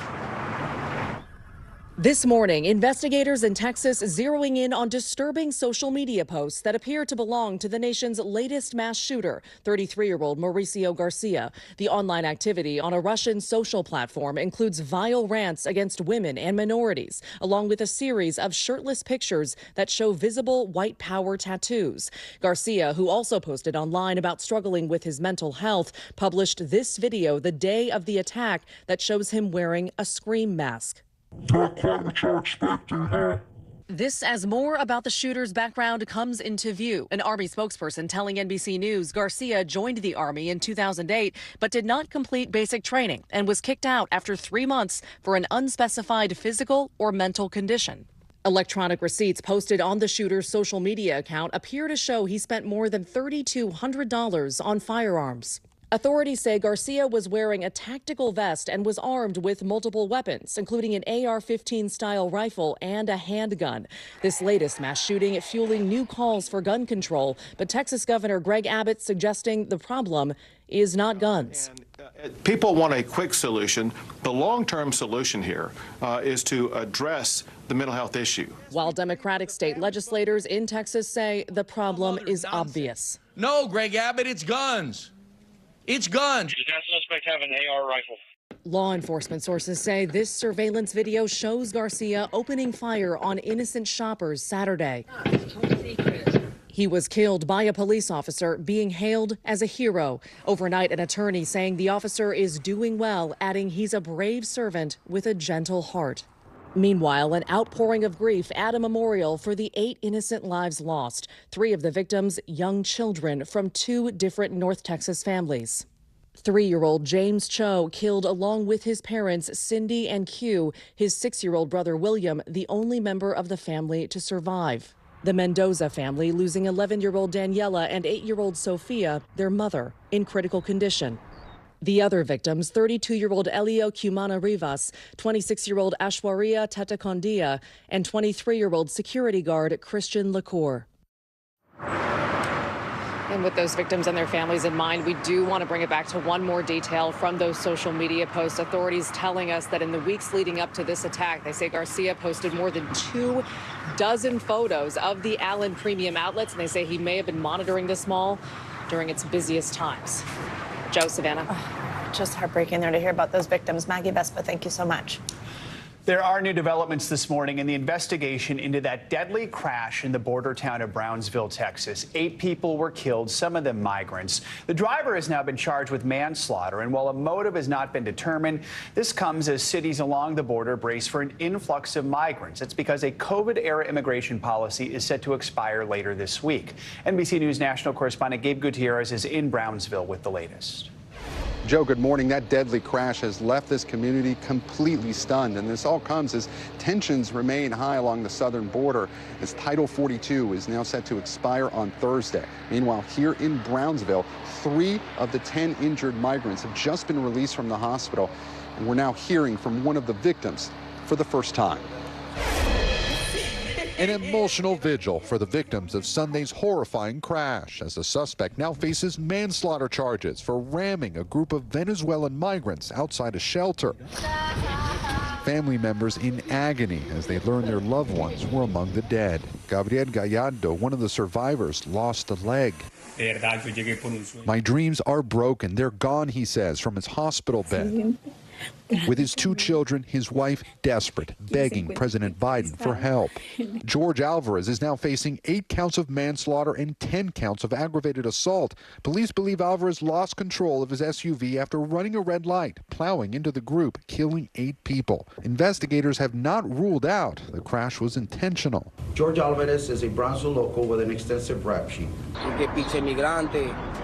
This man, who says he witnessed the crash, tells us the driver appeared drunk and yelled anti-immigrant profanities, though police have not substantiated that and are still waiting for toxicology results. How is this community doing right now? A little bit shaken up. I don't think any of us have experienced something like this. The migrant deaths come as tensions ramp up here ahead of the lifting Thursday night of the COVID border restriction known as Title 42, which is expected to bring yet another migrant influx. In just the past 72 hours, the Border Patrol chief says there have been more than 26,000 illegal crossings, Texas's Republican governor now deploying more specialized National Guard troops, while Arizona's Democratic governor is also planning to send in more resources. We cannot manage this influx alone. Without much more robust action from the federal government. Busloads of migrants keep arriving in northern cities and now are even pitting some New York suburbs against the city. Rockland County declaring a state of emergency, slamming New York City Mayor Eric Adams for planning to send several hundred migrants to hotels there. It's a farce, and it will not happen on our watch. Back here in Brownsville, several of the migrants we spoke to describe a dramatic scene where they detain the suspect until police arrive. Now, that suspect, George Alvarez, once again is being held on $3.6 million bail. He has not yet entered a plea, and it's unclear if he has an attorney. Joe, back to you. All right, Gabe, thank you so much. And now to the looming financial crisis here in the U.S. that could have an impact around the world. Congressional leaders are expected to meet with President Biden today to discuss the debt ceiling with hopes of avoiding a potentially catastrophic default for the first time in U.S. history. We'll have more on that meeting in just a moment from NBC's Kristen Welker at the White House. But first, we want to take a closer look at what is at stake. Here's NBC News business and data reporter Brian Chung. The debt ceiling concerns the amount we owe as a nation. And here's how much the U.S. Treasury has issued in debt. So think U.S. bonds and notes. And Congress sets limits, a.k.a. ceilings, on the accumulation of this debt. The current ceiling is $31 trillion, which we've already blown through. Now, it's important to note that the debt ceiling doesn't address how much we spend or where we spend. It's a cap on how much we're able to cover on bills we've already racked up. So what happens now? The Treasury says we can probably only keep the lights on through June 1st. After that, we might be unable to pay the bills, at which point we may have to start choosing where we can keep the money flowing. That means Social Security, Medicare, food stamps might be at risk. Then there's the risk of our reputation. The U.S. takes pride in its creditworthiness since we have historically paid our bills on time. Our credit rating as a nation could fall if we don't, and that would lead to a spike in interest rates as financial markets turn away from our government's debt. As a benchmark for borrowing costs, this could make it more expensive for all of us to get credit for things like houses or cars. And the ultimate concern here would be default, where the government starts to straight up miss payments on what it owes the many people, businesses, and governments owning U.S. debt. All the other things get worse in that case, so even higher interest rates, more ratings downgrades, more government program cuts. And none of this has happened before because Congress has moved to raise or suspend the debt ceiling in the last 78 times we've faced this. We'll see if that becomes 79. All right, Brian Chung, thank you for that report. Very helpful. Let's bring in NBC News Chief White House correspondent Kristen Welker with more on this. Kristen, good morning. So as we mentioned, the president is meeting with congressional leaders today there at the White House. As Brian just showed us, there's a lot at stake. So what can we expect from this meeting? I mean, how likely is it we're going to see progress here today? Doesn't seem very likely, Joe and Savannah. Look, this has become the highest of high-stakes game of chicken, and so far, it's just not clear there's going to be a major breakthrough today. So here's the issue. President Biden has said he's not going to negotiate over the debt limit. He cites the fact that Congress has agreed to raise it without strings attached in many cases during the Trump administration when Republicans did not enact new spending cuts. But now Republicans say they won't do so without some cuts, something the White House has already shot down, at least as a part of this negotiation. So the bottom line is all eyes will be on today's meeting with pressure mounting on President Biden and Republican House Speaker Kevin McCarthy to reach a deal. Not overstated to say both of their jobs could be on the line here. Of course, McCarthy has that narrow majority in the House. And of course, President Biden has announced he's running for re-election. So a lot at stake for everyone involved here, guys. The clock is ticking. We're a little more than 3 weeks from that deadline. So where do negotiations go after today's meeting, do we think? Boy, that's a big question mark, Joe. After today's meeting, I anticipate both sides are going to go back to see what they can sell to their respective parties.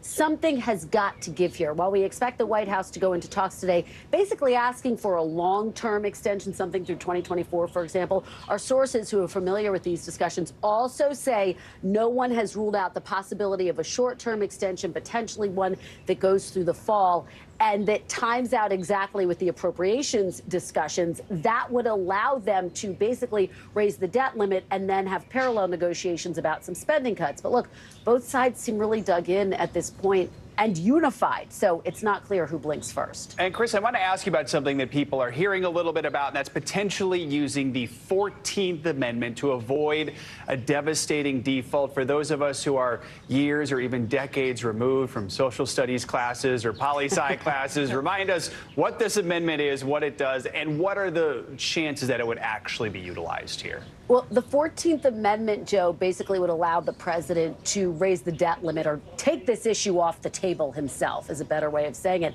And top administration officials, including the president himself, have not ruled out invoking the 14th Amendment, which, as I say, would basically allow the president to unilaterally say the nation has to pay its debt. However, and this is the big however, there's a big debate about the legality of that move. And even Treasury Secretary Janet Yellen herself warned it could be a constitutional crisis and that there's no way to protect the financial system, the economy, other than Congress increasing the debt limit. So this is really a high stakes moment, guys. All right. Thanks for the explanation there, Kristen. Thanks, Appreciate Joe. it.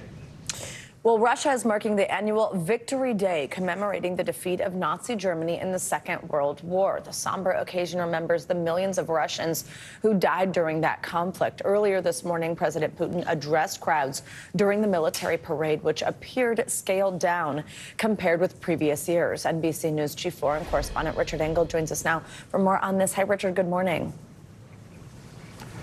Well, it was very much scaled down. In fact, foreign journalists, the few foreign journalists who are still operating in Russia, weren't allowed to go. Large crowds were kept at a distance.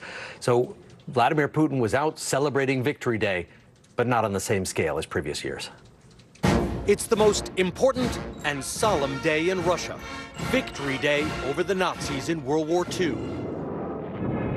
Russia lost more than 20 million soldiers and civilians in what is known across Russia as the Great Patriotic War. Today in Red Square, President Vladimir Putin says Russia is being pushed into another war by the West. In neighboring Ukraine, a country he invaded a year ago without provocation. We do not have a nation we consider our enemy here in the West or the East, but they are provoking conflict and encouraging Russophobia. The speech lasted 10 angry minutes, flanked by his few remaining loyal allies from Belarus and Central Asia. President Putin presented himself as the guardian of Mother Russia and, as he does now frequently, of culture. They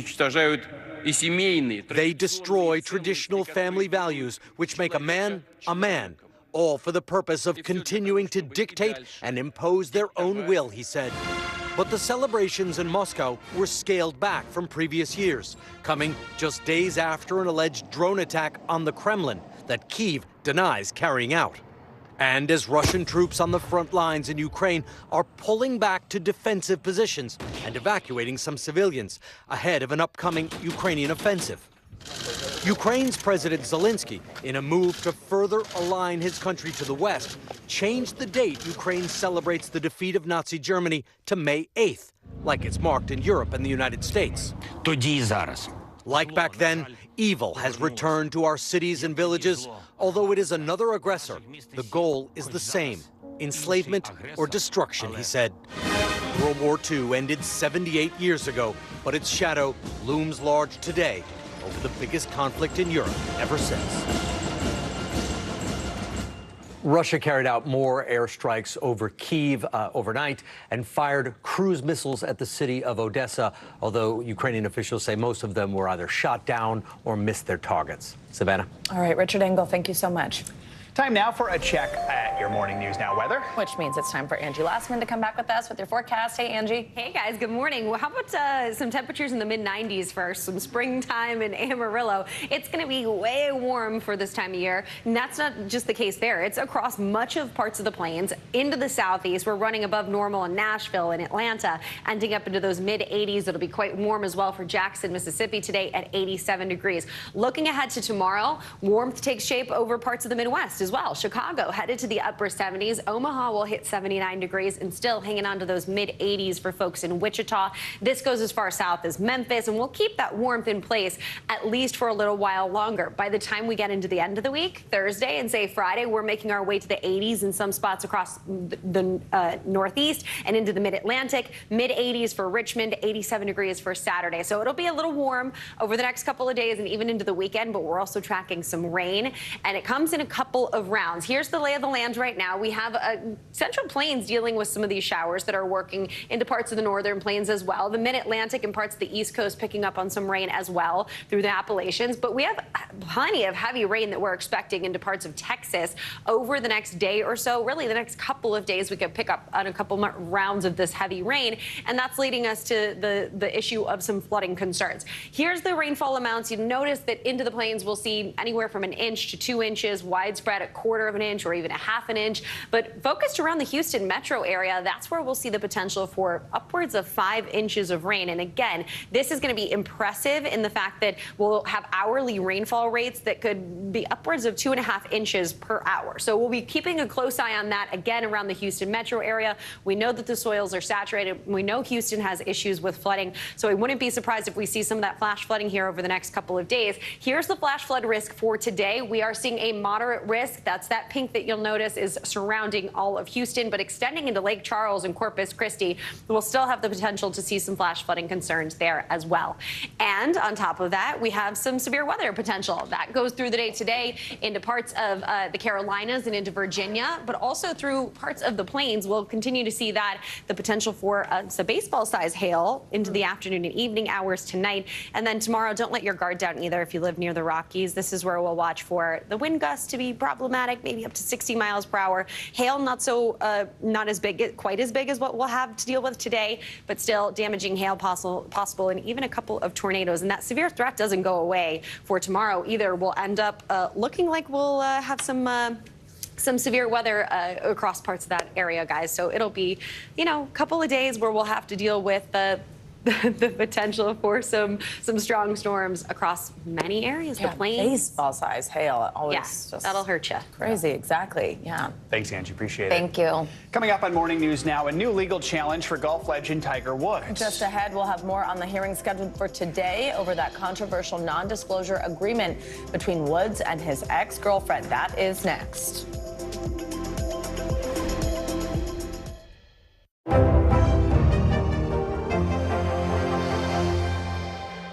NBC News, streaming free now.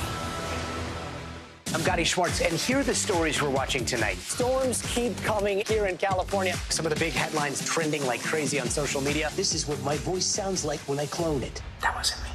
You gotta see this. Stay tuned now, weeknights on NBC News Now.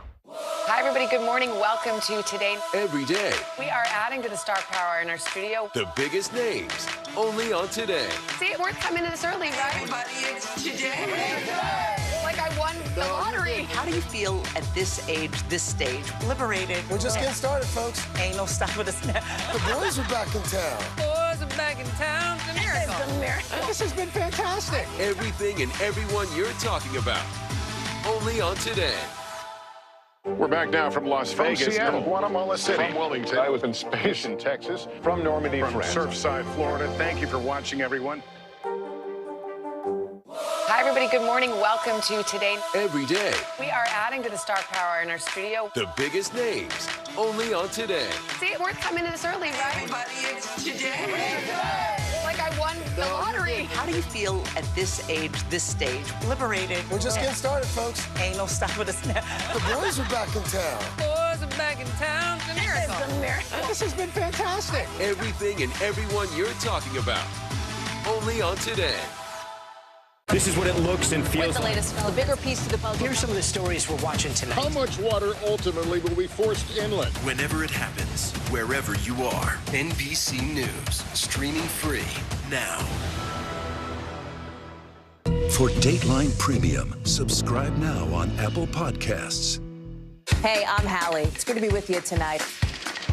The debt ceiling. Here's why this matters. Please don't have your eyeballs glaze over. Here's why this matters. Talk to us about what we're supposed to call this. Is it a bailout? Is it a backstop? There's a difference because it matters whose money is being used to prop up these banks. We think we're getting close to this news conference. I will be honest with people. This is like an awkward moment where we think we're like right there. You're going to have to like tap dance with us maybe a little bit. I do have my tap dancing shoes on, not to worry.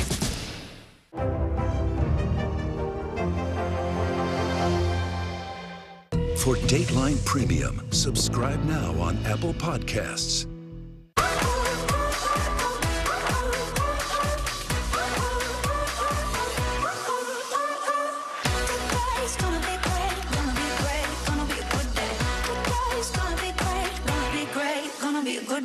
We're back now from Las Vegas, from Seattle, Guatemala City, from Wilmington. I was in space in Texas, from Normandy, from Surfside, Florida. Thank you for watching, everyone.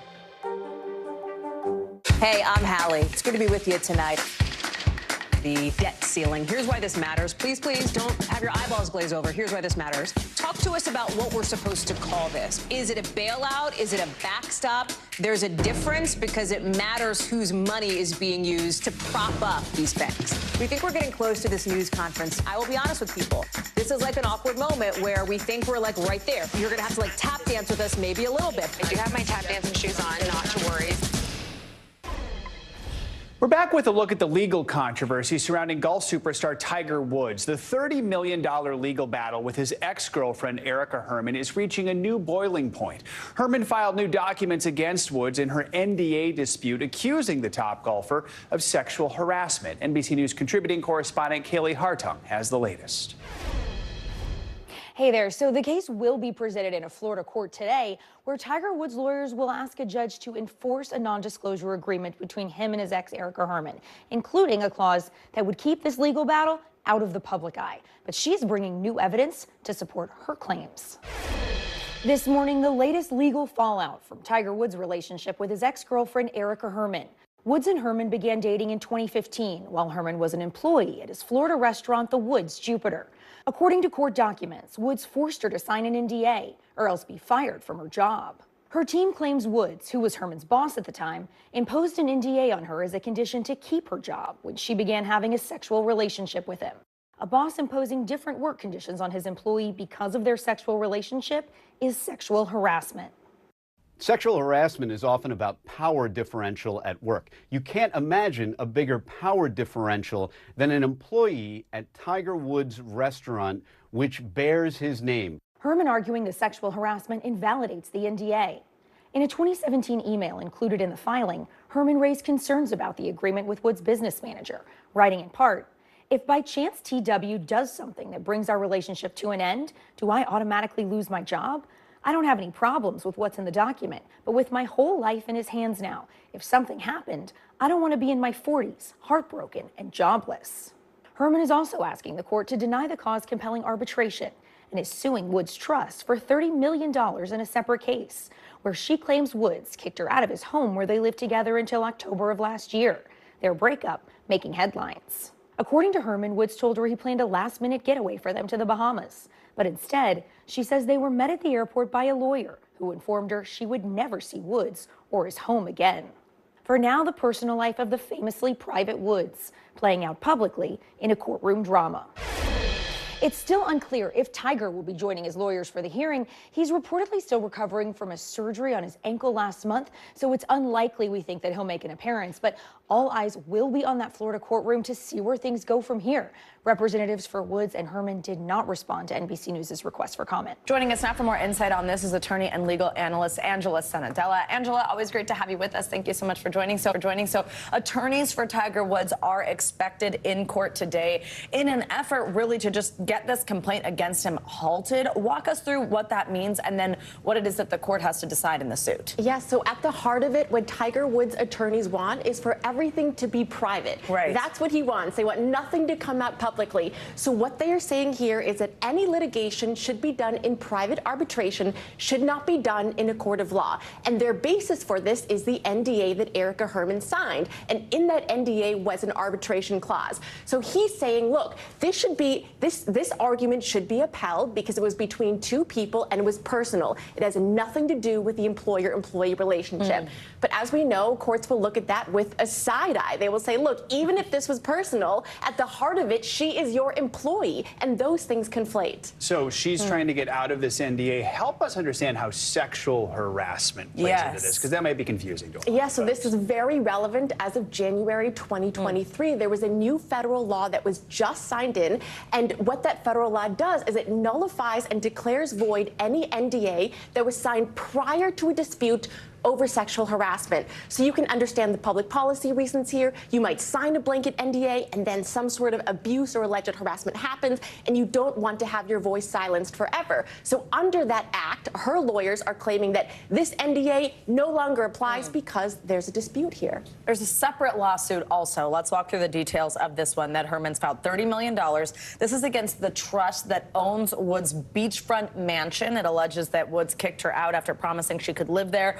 What is she basing that on? What is $30 million based on? And what will she have to prove to win that? So the $30 million damages is very high, but it's based here off of distress and fraud and a breach of contract. But the real problem with this argument is that it's based off of an oral promise. So she's saying that he claimed to her just orally, but there's no written proof. And this is why, as a lawyer, we tell all of our clients, get everything in writing.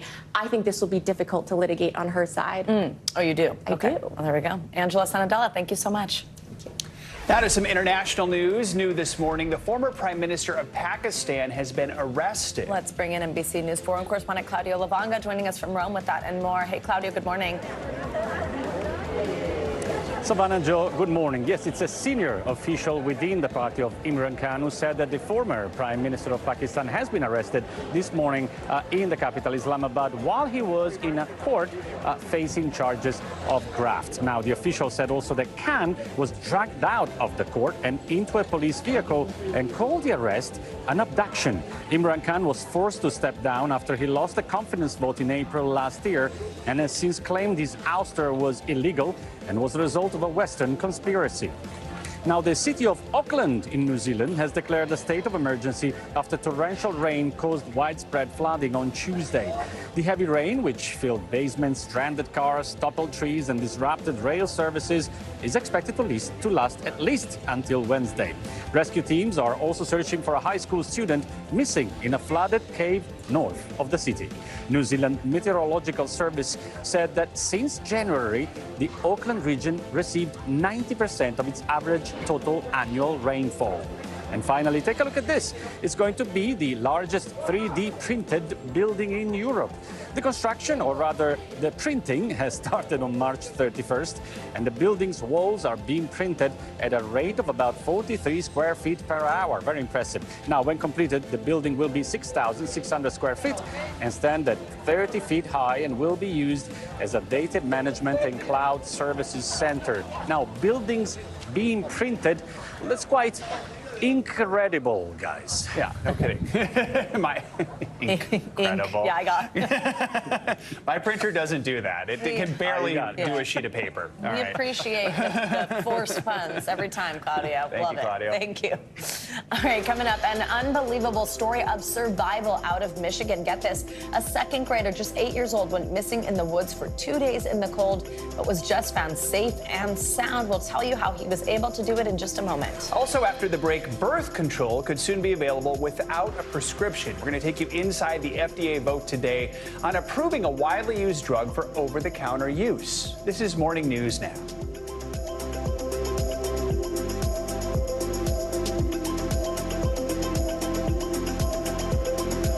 Still to come on the Channel 2 News. Well, the waters are certainly receding now. Still too close to call. Lester Holt reporting from the Ground Zero, as it's being referred to. It is, in fact, a taste of freedom. The Haitian people know a little something about resiliency. What's the biggest risk right now? Some of the troops who have been proud. I want to welcome you to the first presidential debate. In fact, we've been told we can't go any farther. Here are some resilient folks. Let me get a hint.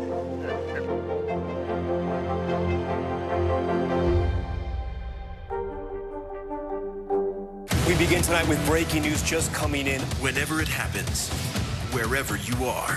NBC News, streaming free now.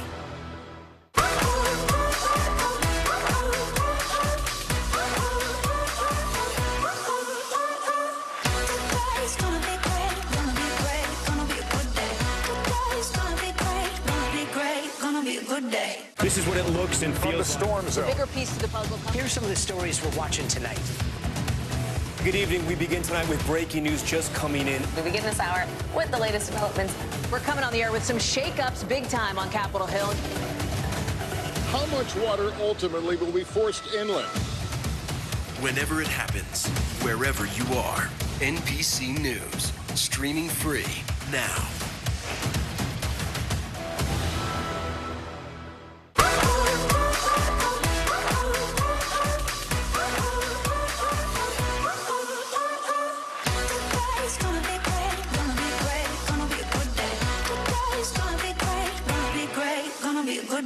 I'm Gotti Schwartz, and here are the stories we're watching tonight. Storms keep coming here in California. Some of the big headlines trending like crazy on social media. This is what my voice sounds like when I clone it. That wasn't me. You gotta see this. Stay tuned now, weeknights on NBC News Now. NBC News, streaming free now. Still to come on the Channel 2 News. Well, the waters are certainly receding now. Still too close to call. Lester Holt reporting from the ground zero, as it's being referred to. It is, in fact, a taste of freedom. The Haitian people know a little something about resiliency. What's the biggest risk right now? Some of the troops who have been proud. I want to welcome you to the first presidential debate. In fact, we've been told we can't go any farther. Here are some resilient folks. Let me get a hint.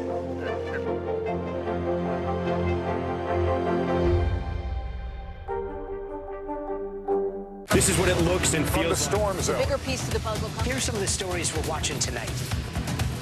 Good evening. We begin tonight with breaking news just coming in. We begin this hour with the latest developments. We're coming on the air with some shakeups big time on Capitol Hill. How much water ultimately will be forced inland? Whenever it happens, wherever you are, NBC News, streaming free now.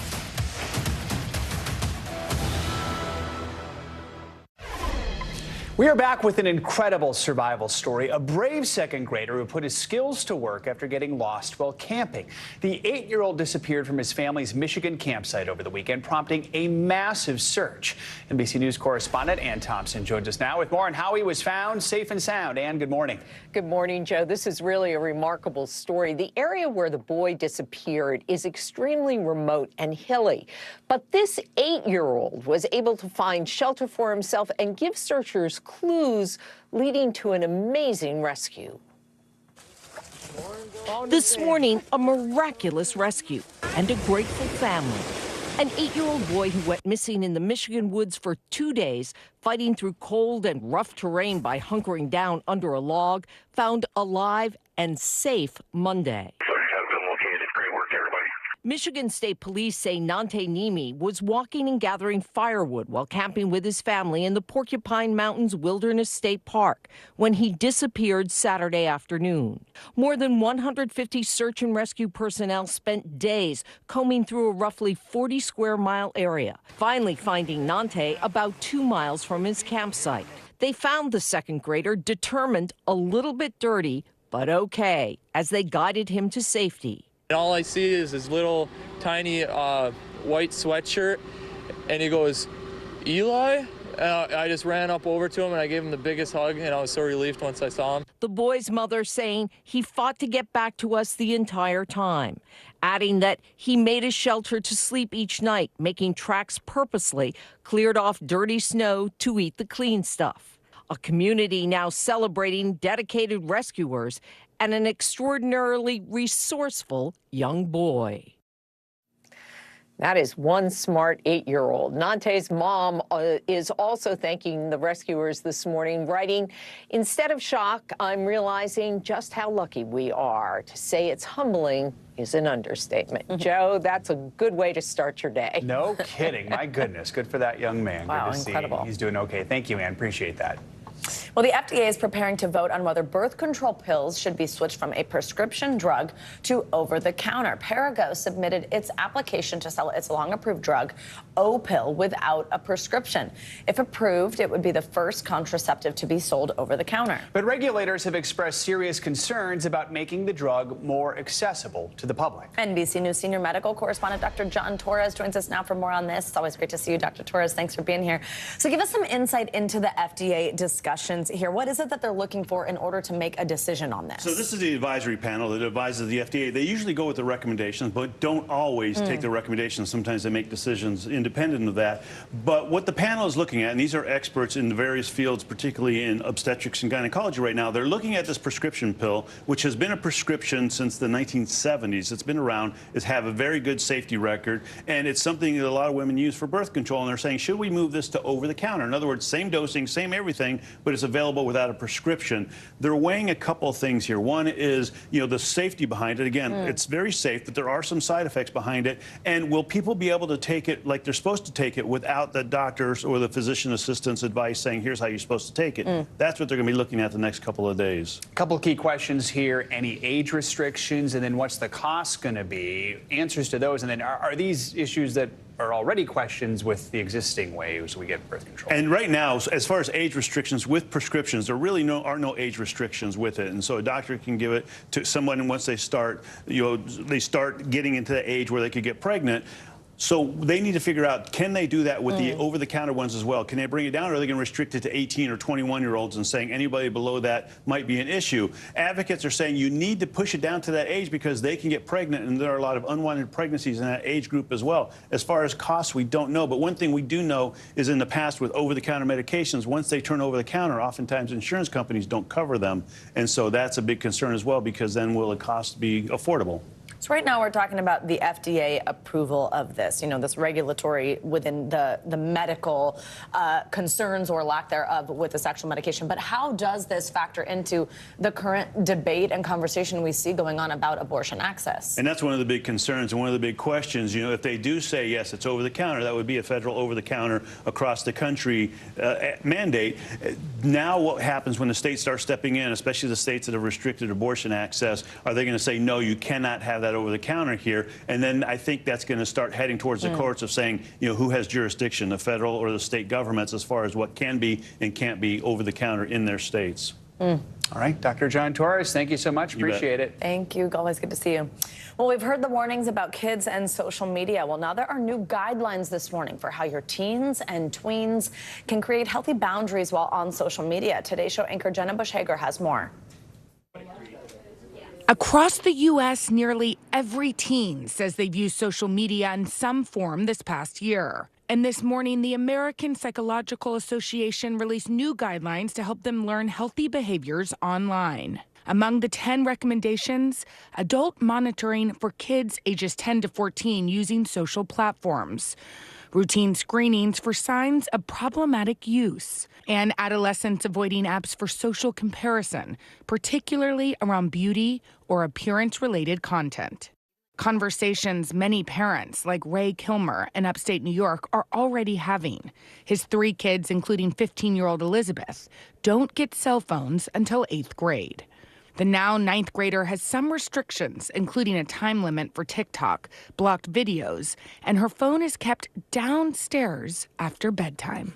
Clearly outline what our expectations are for her, and then she understands what the consequences are if she doesn't meet those. It's made me feel like I have more responsibility because, I know that they trust me with that stuff. Keeping kids safe online, a growing national discussion. From Here on Today, where actress Jennifer Garner told Hoda and Savannah she's keeping her 3 kids off social media. I just said to my kids, show me the articles that prove that social media is good for teenagers, and then we'll have the conversation. How do they feel at this point? My eldest is grateful.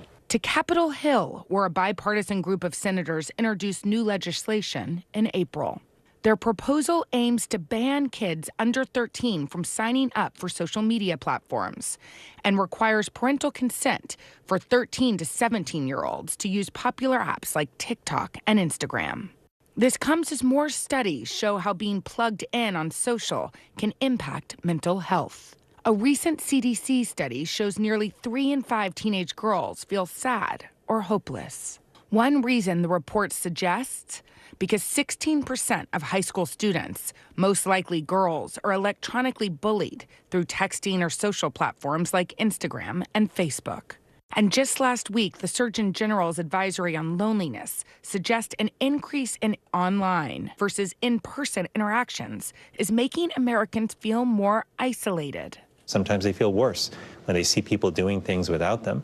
But for Elizabeth, she says her relationship with social media is overall a positive one. Sometimes it's like I get to the point where I know I've been on it too much. I just need to like balance it sometimes. Our thanks to Jenna Bush-Hager for that report. Well, here's one more social media guideline everyone, not just teens, can use. Make sure your social media scrolling doesn't interfere with your sleep schedule and physical activity. Set a plan and create time to switch it off. Great advice there. Coming up, reparations are back in the spotlight in California as the state debates what exactly is owed to descendants of slaves who live there. And in light of that debate, one family is digging a little deeper into their own roots, which could prove valuable. We'll have that story for you next.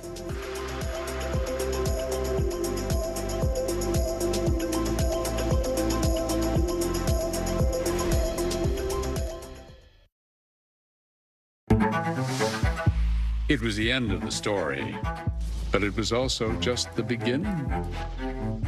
We couldn't know then that following the mystery would take us to places as strange as any fiction. The mind whirled among dreadful possibilities. What happened here? The True Crime Original. Dateline, Fridays and Sundays.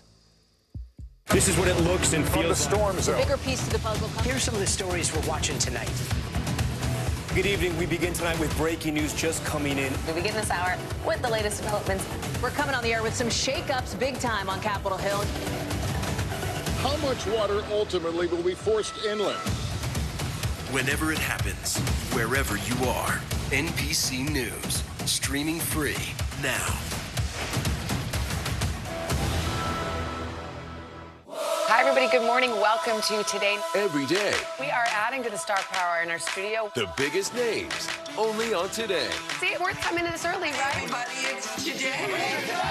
Like I won the lottery. How do you feel at this age, this stage? Liberated. We're just getting started, folks. Ain't no stopping us now. The boys are back in town. Boys are back in town. It's a miracle. It's a miracle. This has been fantastic. Everything and everyone you're talking about, only on Today. We're back now from Las Vegas. From Seattle, Guatemala City. From Wilmington. I was in space in Texas. From Normandy, From France. Surfside, Florida. Thank you for watching, everyone.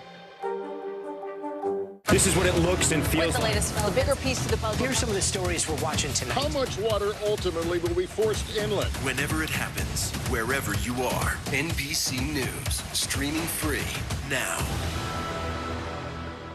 I'm Gotti Schwartz, and here are the stories we're watching tonight. Storms keep coming here in California. Some of the big headlines trending like crazy on social media. This is what my voice sounds like when I clone it. That wasn't me.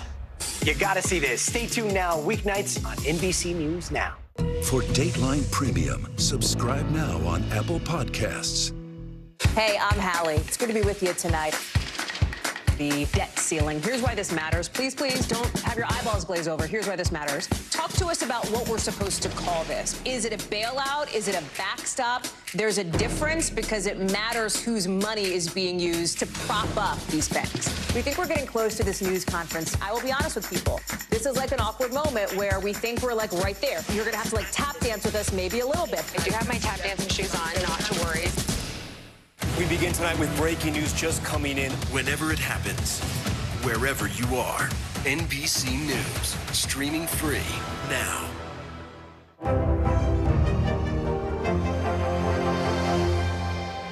This is what it looks and From feels the storm like. zone. Bigger piece to the puzzle. Here's some of the stories we're watching tonight. Good evening. We begin tonight with breaking news just coming in. We begin this hour with the latest developments. We're coming on the air with some shakeups big time on Capitol Hill. How much water ultimately will be forced inland? Whenever it happens, wherever you are, NBC News, streaming free now. Hi, everybody. Good morning. Welcome to Today. Every day, We are adding to the star power in our studio. the biggest names, only on Today. See, we're coming in this early, right? Everybody, it's today. Like I won the lottery. How do you feel at this age, this stage? Liberated. We're just getting started, folks. Ain't no stopping us now. The boys are back in town. Boys are back in town. It's a miracle. It's a miracle. This has been fantastic. Everything and everyone you're talking about, only on Today. A task force in California voted over the weekend approving recommendations for how the state may compensate Black Californians for generations of harm caused by slavery and racism. NBC News correspondent Dana Griffin shares one family's journey toward discovering their own history. 62-year-old Denise Green has lived in Southern California her entire life. This is my grandmother right here. She knows her ancestors came from Mississippi, but much of her family history was unknown. That is until her niece started doing research. Here's the 1880 census. Adrienne Abiodun is a professional genealogist in Tampa, Florida. But even she spent 2 decades and thousands of dollars before uncovering the name Philip Branch. So Philip Branch is my 4th great grandfather, and he was an enslaved person. What was your reaction when Adrienne told you that your family is direct descendants of an enslaved person named Philip Branch? I thought that was awesome. It was just a little overwhelming.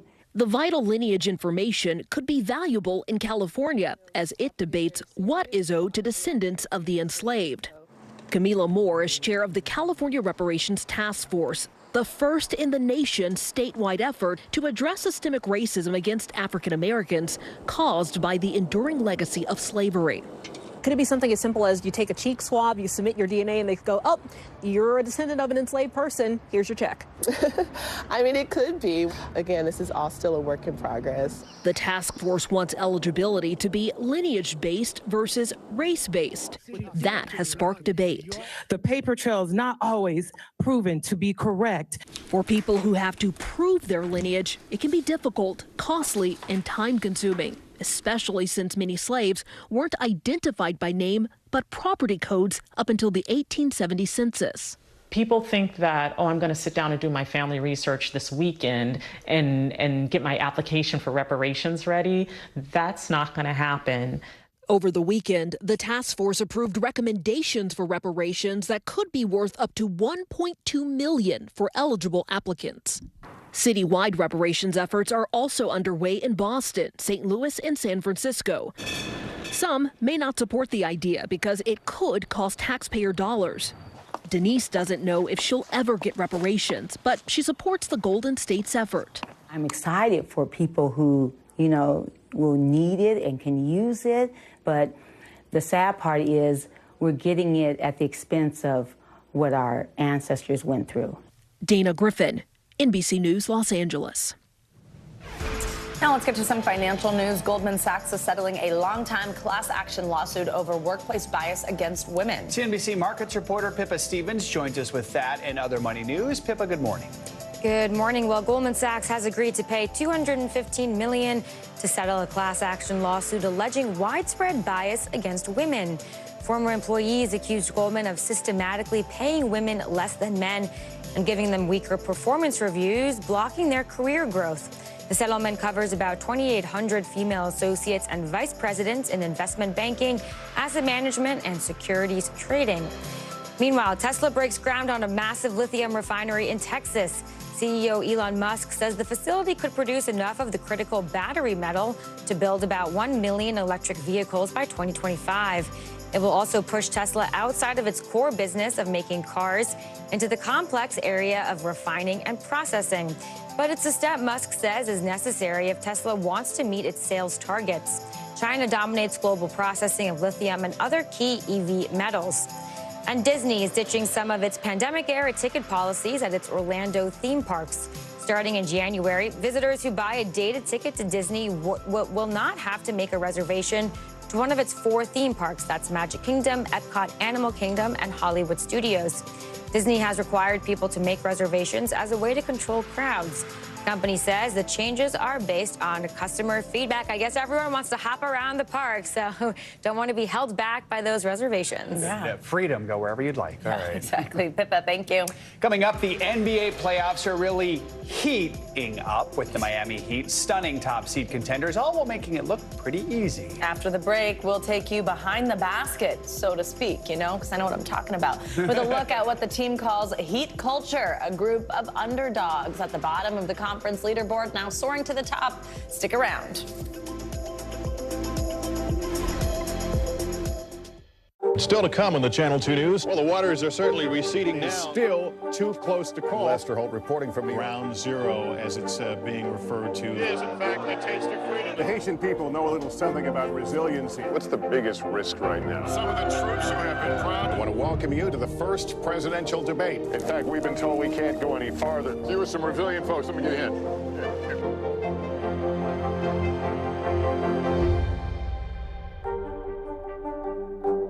NBC News, streaming free now. We're back now from Las Vegas. From Seattle, Guatemala City. From Wellington. I was in space in Texas. From Normandy, From France. Surfside, Florida. Thank you for watching, everyone. This is what it looks and From the feels storm zone. Bigger piece to the puzzle. Here's some of the stories we're watching tonight. Good evening. We begin tonight with breaking news just coming in. We begin this hour with the latest developments. We're coming on the air with some shakeups big time on Capitol Hill. How much water ultimately will be forced inland? Whenever it happens, wherever you are, NBC News, streaming free now.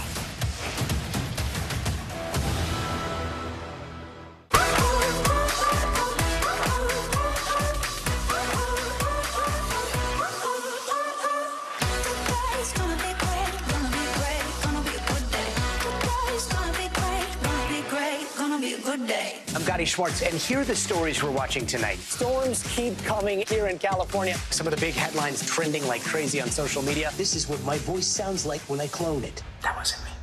You gotta see this. Stay tuned now, weeknights on NBC News Now. Hey, podcast fans, ready to unlock our true crime mysteries? Try Dateline Premium on Apple Podcasts. You'll get early access to originals, plus bonus content, and everything is ad-free. So head to Apple Podcasts now to subscribe. It was the end of the story, but it was also just the beginning. We couldn't know then that following the mystery would take us to places as strange as any fiction. The mind whirled among dreadful possibilities. What happened here? The True Crime Original. Dateline, Fridays and Sundays. This is what it looks and From the feels. storm zone. Bigger piece to the puzzle. Here's some of the stories we're watching tonight. Good evening. We begin tonight with breaking news just coming in. We begin this hour with the latest developments. We're coming on the air with some shakeups big time on Capitol Hill. How much water ultimately will be forced inland? Whenever it happens, wherever you are, NBC News, streaming free now.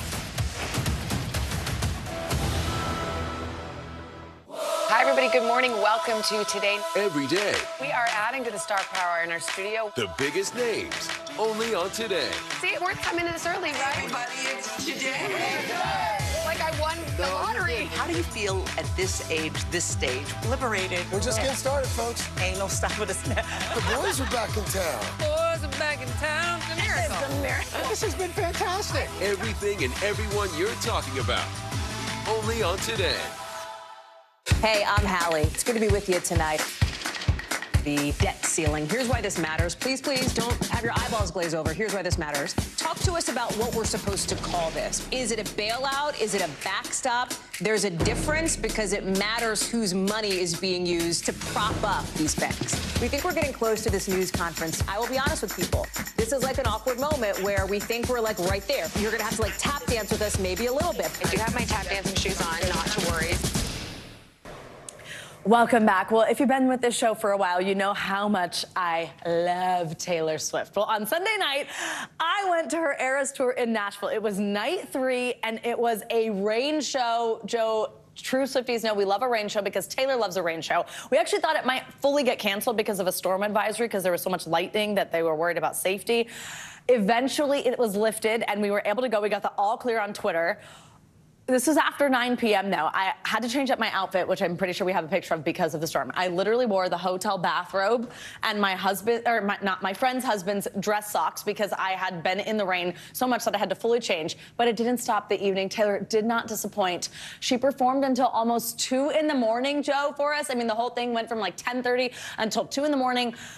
It was just such a crazy experience. I can't even express. That's all these pedestrians running over this pedestrian footbridge to the stadium as soon as we got the all clear. I mean, it was just an experience. You wore a bathrobe? I wore a bathrobe with a raincoat. Because the thing is this was supposed to start at 6:30, and it was like an 80-degree day. Well, by the middle of the night, the temperature had dropped. I had been in a sundress, so I wore a bathrobe for warmth and then a raincoat over. I mean, Joe, it was seriously pouring the whole time. I think we have a video where you can see actually some of the rain. And she didn't take one thing out of it. Her dancers were even using bikes that are part of the show on the wet stage. It was just, I mean, it was just amazing. She is the best. I think you liked it. I'm gonna. That's it. That's all. All right, you're gonna take it away. Now. All right. Very cool. Thanks for sharing, Savannah. This morning, the Miami Heat are one step closer to the NBA Finals and maybe NBA history. Why? They're the 8th seed, and only one other 8th seed has ever made the championship. Now, you can't survive in the NBA without a couple stars, and the Heat sure have them. You see them here, Jimmy Butler and Bam Adebayo.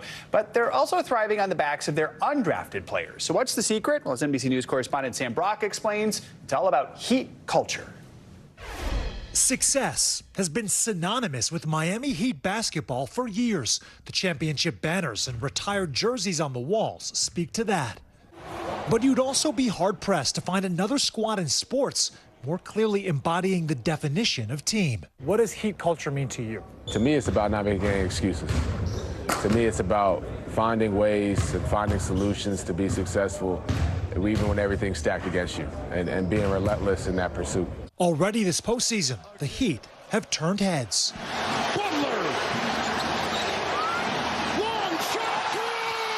Jimmy Butler's jaw-dropping 56-point performance against the Bucks and circus shot a game later to help knock off the conference's top seed. Over the top to Butler. Up and in. Jimmy Butler has captured headlines and imaginations. But just as stunning, who's stepping up after a rash of injuries? The undrafted players comprising the team's core. Guards Gabe Vincent and Max Strus, who in 2019 was fighting for NBA survival on a two-way contract with Boston. Did you think that a couple of years later, you'd be starting on a playoff team in Miami? I don't know if I was going to be in Miami. That was a surprise, but I think, being a big contributor on a playoff team, I definitely saw that. I'm sure people think I'm crazy, but I saw it the whole time. I believed in myself. And belief is the backbone of Heat basketball. Previous championship teams have featured the likes of Shaq and Dwayne Wade in 2006, then LeBron, D. Wade, and Chris Bosh, the Heatles. This year's team is centered around Butler and Bam Adebayo, and a whopping 9 undrafted players, 7 of whom have logged minutes in the playoffs. I mean, this year's team is the epitome of Heat culture. Included in that group, the man they call the OG, Udonis Haslem, who doesn't play as much at 42 years old, his final season, but exemplifies the system's success. You kind of started this trend. So when you walk in this locker room or in this organization, we don't look at you as undrafted. We look at the potential that you have. We look at a guy that has the opportunity to help this team. It's a curious contrast to a franchise run by one of the highest profile, splashiest names in NBA history, Pat Riley, constantly attracting stars. But make no mistake, Haslem says there's a secret formula to sparking that fire. I think when people go to these draft camps and, they look at all these different numbers and what guys did in college, you really can't measure the heart of a guy. You really can't measure the grit of a guy. We think we're supposed to win, and it's not an underdog story for us. We're supposed to be here. We're supposed to be winning these games, and we're going to keep doing that. With the matchup against the rival Knicks now underway, these players are savoring the moment and hoping nobody sells them short. Championship on 3, 1, 2, 3. Championship. What do you see as the possible outcomes for the playoffs this year for your team? Sky's the limit. You think a championship is possible? Absolutely. Thank you, Sam. The Heat now lead the Knicks 3-1. That does it for this hour of Morning News Now. The news continues right now.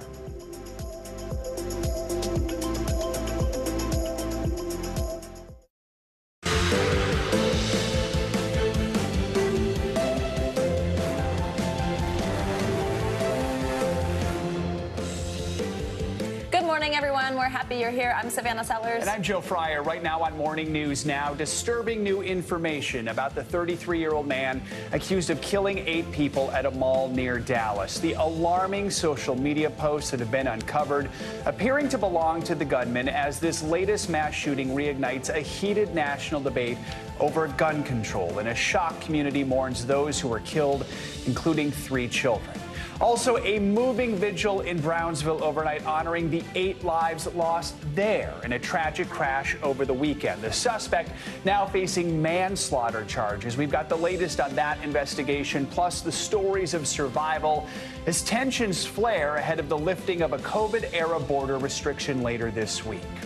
In Washington, the stage is set for a high-stakes meeting over a looming financial crisis. President Biden set to meet with top lawmakers from Capitol Hill to try and reach a deal on raising the debt ceiling.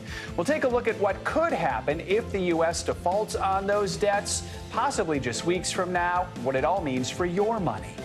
And heat culture. They are setting the NBA playoffs ablaze with some stunning wins and an all-star roster of league veterans and undrafted players. So what is the secret to Miami's success in the paint this season? Well, according to the team, you've just gotta believe. Sounds like Ted Lasso right there. You just gotta believe. It works for all the sports.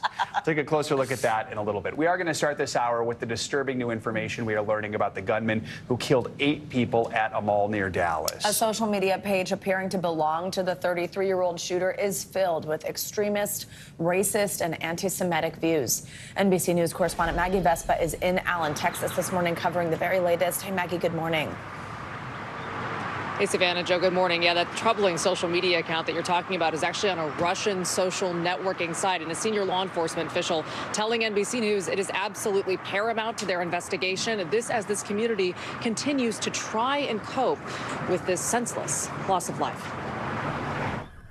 This morning, investigators in Texas zeroing in on disturbing social media posts that appear to belong to the nation's latest mass shooter, 33-year-old Mauricio Garcia. The online activity on a Russian social platform includes vile rants against women and minorities, along with a series of shirtless pictures that show visible white power tattoos. Garcia, who also posted online about struggling with his mental health, published this video the day of the attack that shows him wearing a scream mask. This as more about the shooter's background comes into view. An Army spokesperson telling NBC News Garcia joined the Army in 2008 but did not complete basic training and was kicked out after 3 months for an unspecified physical or mental condition. Electronic receipts posted on the shooter's social media account appear to show he spent more than $3,200 on firearms. Authorities say Garcia was wearing a tactical vest and was armed with multiple weapons, including an AR-15 style rifle and a handgun. This latest mass shooting fueling new calls for gun control, but Texas Governor Greg Abbott suggesting the problem is not guns. People want a quick solution. The long-term solution here is to address the mental health issue. While Democratic state legislators in Texas say the problem is obvious. No, Greg Abbott, it's guns. It's guns. Does that suspect have an AR rifle? Law enforcement sources say this surveillance video shows Garcia opening fire on innocent shoppers Saturday. He was killed by a police officer, being hailed as a hero. Overnight, an attorney saying the officer is doing well, adding he's a brave servant with a gentle heart. Meanwhile, an outpouring of grief at a memorial for the 8 innocent lives lost. 3 of the victims, young children from 2 different North Texas families. 3-year-old James Cho killed along with his parents, Cindy and Q, his 6-year-old brother William, the only member of the family to survive. The Mendoza family losing 11-year-old Daniela and 8-year-old Sophia, their mother, in critical condition. The other victims, 32-year-old Elio Cumana Rivas, 26-year-old Ashwaria Tatacondia, and 23-year-old security guard Christian Lacour. And with those victims and their families in mind, we do want to bring it back to one more detail from those social media posts. Authorities telling us that in the weeks leading up to this attack, they say Garcia posted more than 24 photos of the Allen Premium Outlets, and they say he may have been monitoring this mall during its busiest times. Joe, Savannah. Oh, just heartbreaking there to hear about those victims. Maggie Vespa, thank you so much. There are new developments this morning in the investigation into that deadly crash in the border town of Brownsville, Texas. 8 people were killed, some of them migrants. The driver has now been charged with manslaughter, and while a motive has not been determined, this comes as cities along the border brace for an influx of migrants. It's because a COVID-era immigration policy is set to expire later this week. NBC News national correspondent Gabe Gutierrez is in Brownsville with the latest. Joe, good morning. That deadly crash has left this community completely stunned, and this all comes as tensions remain high along the southern border as Title 42 is now set to expire on Thursday. Meanwhile, here in Brownsville, 3 of the 10 injured migrants have just been released from the hospital, and we're now hearing from one of the victims for the first time. An emotional vigil for the victims of Sunday's horrifying crash, as the suspect now faces manslaughter charges for ramming a group of Venezuelan migrants outside a shelter. Family members in agony as they learn their loved ones were among the dead. Gabriel Gallardo, one of the survivors, lost a leg. My dreams are broken. They're gone, he says, from his hospital bed. With his 2 children, his wife desperate, begging President Biden for help. George Alvarez is now facing 8 counts of manslaughter and 10 counts of aggravated assault. Police believe Alvarez lost control of his SUV after running a red light, plowing into the group, killing 8 people. Investigators have not ruled out the crash was intentional. George Alvarez is a Brownsville local with an extensive rap sheet. This man, who says he witnessed the crash, tells us the driver appeared drunk and yelled anti-immigrant profanities, though police have not substantiated that and are still waiting for toxicology results. How is this community doing right now? A little bit shaken up. I don't think any of us have experienced something like this. The migrant deaths come as tensions ramp up here ahead of the lifting Thursday night of the COVID border restriction known as Title 42, which is expected to bring yet another migrant influx. In just the past 72 hours, the Border Patrol chief says there have been more than 26,000 illegal crossings. Texas's Republican governor now deploying more specialized National Guard troops, while Arizona's Democratic governor is also planning to send in more resources. We cannot manage this influx alone. Without much more robust action from the federal government. Busloads of migrants keep arriving in northern cities and now are even pitting some New York suburbs against the city. Rockland County declaring a state of emergency, slamming New York City Mayor Eric Adams for planning to send several hundred migrants to hotels there. It's a farce, and it will not happen on our watch. Back here in Brownsville, several of the migrants we spoke to describe a dramatic scene where they detain the suspect until police arrive. Now, that suspect, George Alvarez, once again is being held on $3.6 million bail. He has not yet entered a plea, and it's unclear if he has an attorney. Joe, back to you. All right, Gabe, thank you so much. And now to the looming financial crisis here in the U.S. that could have an impact around the world. Congressional leaders are expected to meet with President Biden today to discuss the debt ceiling with hopes of avoiding a potentially catastrophic default for the first time in U.S. history. We'll have more on that meeting in just a moment from NBC's Kristen Welker at the White House. But first, we want to take a closer look at what is at stake. Here's NBC News business and data reporter Brian Chung. The debt ceiling concerns the amount we owe as a nation. And here's how much the U.S. Treasury has issued in debt. So think U.S. bonds and notes. And Congress sets limits, a.k.a. ceilings, on the accumulation of this debt. The current ceiling is $31 trillion, which we've already blown through. Now, it's important to note that the debt ceiling doesn't address how much we spend or where we spend. It's a cap on how much we're able to cover on bills we've already racked up. So what happens now? The Treasury says we can probably only keep the lights on through June 1st. After that, we might be unable to pay the bills, at which point we may have to start choosing where we can keep the money flowing. That means Social Security, Medicare, food stamps might be at risk. Then there's the risk of our reputation. The U.S. takes pride in its creditworthiness since we have historically paid our bills on time. Our credit rating as a nation could fall if we don't, and that would lead to a spike in interest rates as financial markets turn away from our government's debt. As a benchmark for borrowing costs, this could make it more expensive for all of us to get credit for things like houses or cars. And the ultimate concern here would be default, where the government starts to straight up miss payments on what it owes the many people, businesses, and governments owning U.S. debt. All the other things get worse in that case, so even higher interest rates, more ratings downgrades, more government program cuts. And none of this has happened before because Congress has moved to raise or suspend the debt ceiling in the last 78 times we've faced this. We'll see if that becomes 79. All right, Brian Chung, thank you for that report. Very helpful. Let's bring in NBC News Chief White House correspondent Kristen Welker with more on this. Kristen, good morning. So as we mentioned, the president is meeting with congressional leaders today there at the White House. As Brian just showed us, there's a lot at stake. So what can we expect from this meeting? I mean, how likely is it we're going to see progress here today? Doesn't seem very likely, Joe and Savannah. Look, this has become the highest of high-stakes game of chicken, and so far, it's just not clear there's going to be a major breakthrough today. So here's the issue. President Biden has said he's not going to negotiate over the debt limit. He cites the fact that Congress has agreed to raise it without strings attached in many cases during the Trump administration when Republicans did not enact new spending cuts. But now Republicans say they won't do so without some cuts, something the White House has already shot down, at least as a part of this negotiation.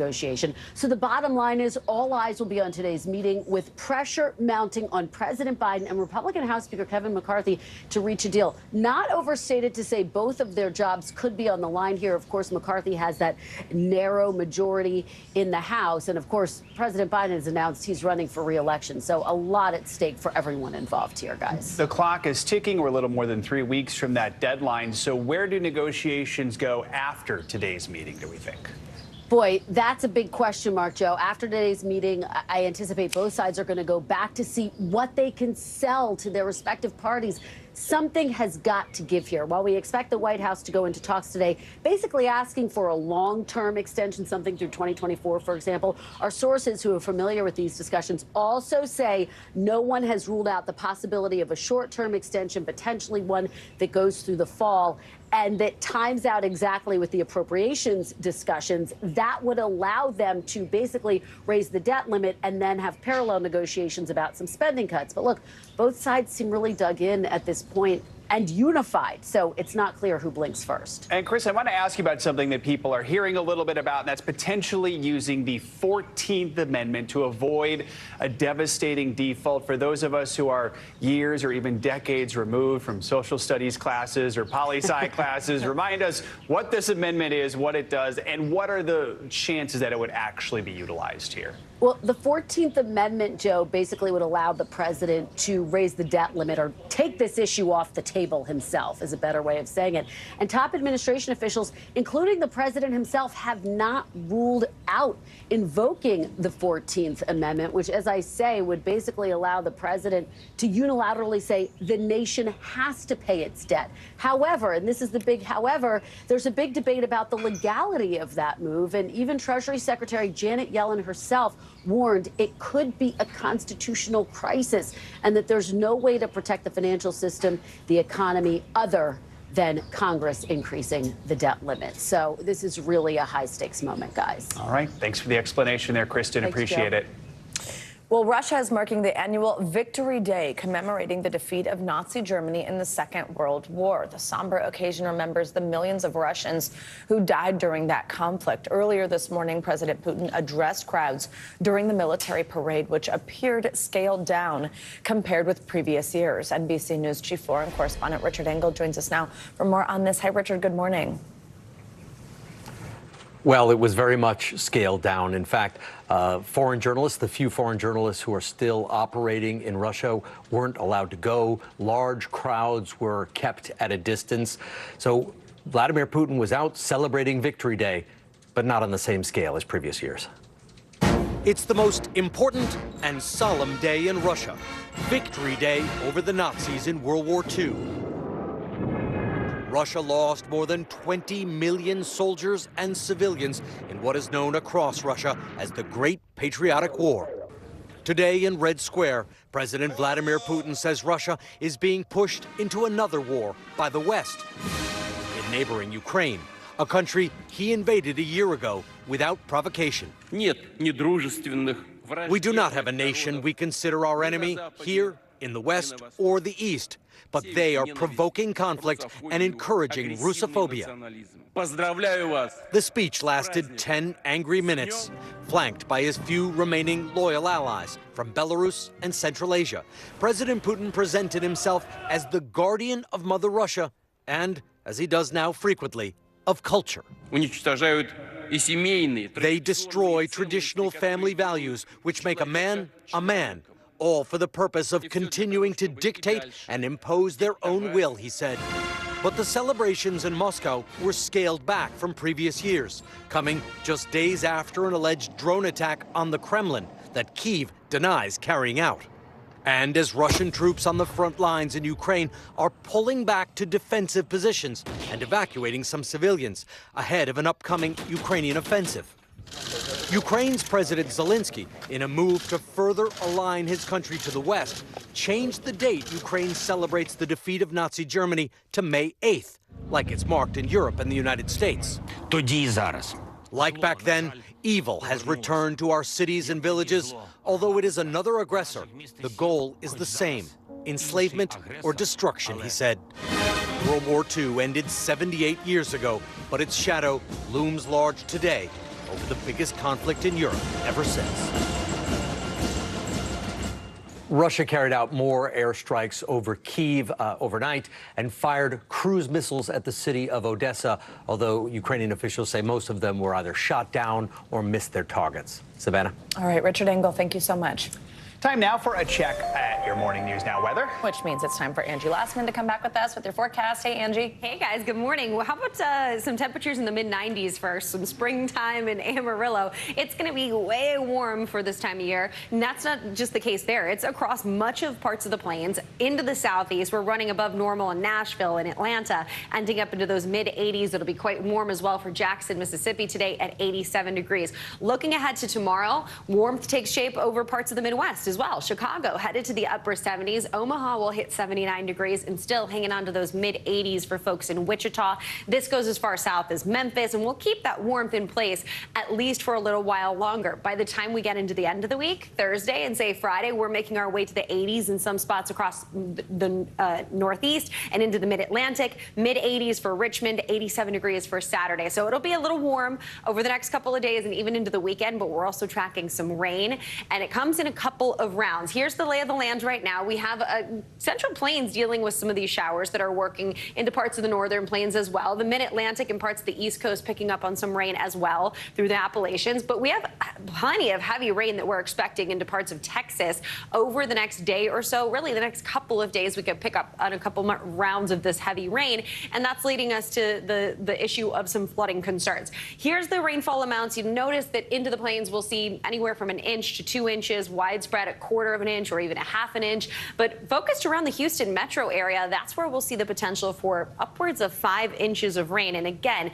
this is going to be impressive in the fact that we'll have hourly rainfall rates that could be upwards of 2.5 inches per hour. So we'll be keeping a close eye on that again around the Houston metro area. We know that the soils are saturated. We know Houston has issues with flooding. So I wouldn't be surprised if we see some of that flash flooding here over the next couple of days. Here's the flash flood risk for today. We are seeing a moderate risk. That's that pink that you'll notice is surrounding all of Houston, but extending into Lake Charles and Corpus Christi. We'll still have the potential to see some flash flooding concerns there as well.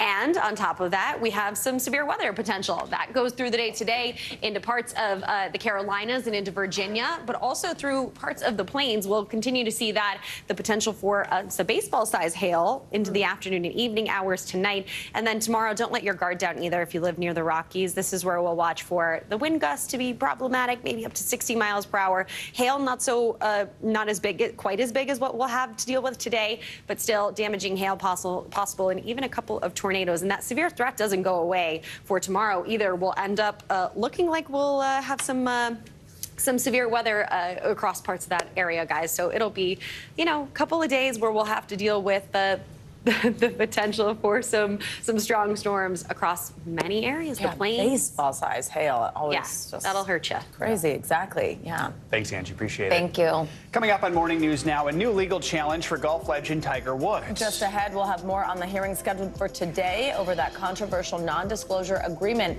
between Woods and his ex-girlfriend. That is next. Watch NBC Nightly News with Lester Holt or listen wherever you get your podcasts.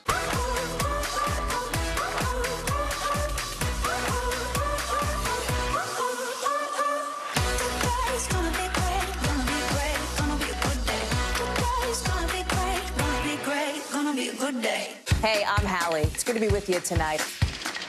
The debt ceiling. Here's why this matters. Please don't have your eyeballs glaze over. Here's why this matters. Talk to us about what we're supposed to call this. Is it a bailout? Is it a backstop? There's a difference because it matters whose money is being used to prop up these banks. We think we're getting close to this news conference. I will be honest with people. This is like an awkward moment where we think we're like right there. You're going to have to like tap dance with us maybe a little bit. I do have my tap dancing shoes on, not to worry.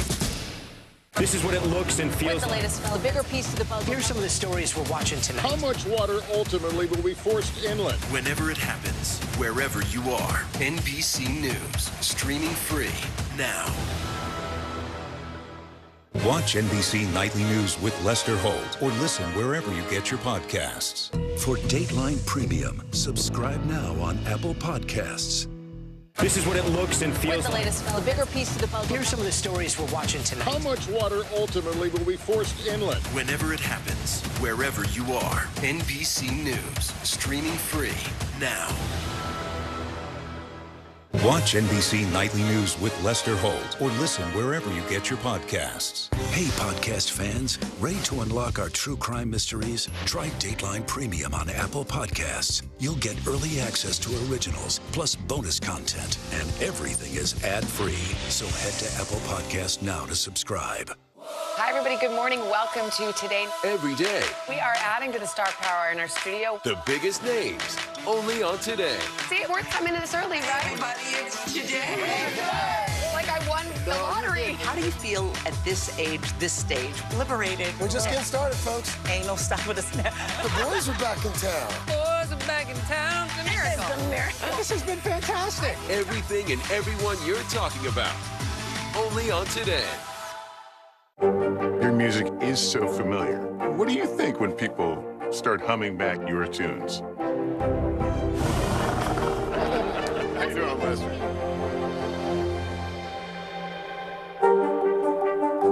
NBC News, streaming free now. Hey, podcast fans, ready to unlock our true crime mysteries? Try Dateline Premium on Apple Podcasts. You'll get early access to originals, plus bonus content, and everything is ad-free. So head to Apple Podcasts now to subscribe. Watch NBC Nightly News with Lester Holt or listen wherever you get your podcasts. Hey, I'm Hallie. It's good to be with you tonight.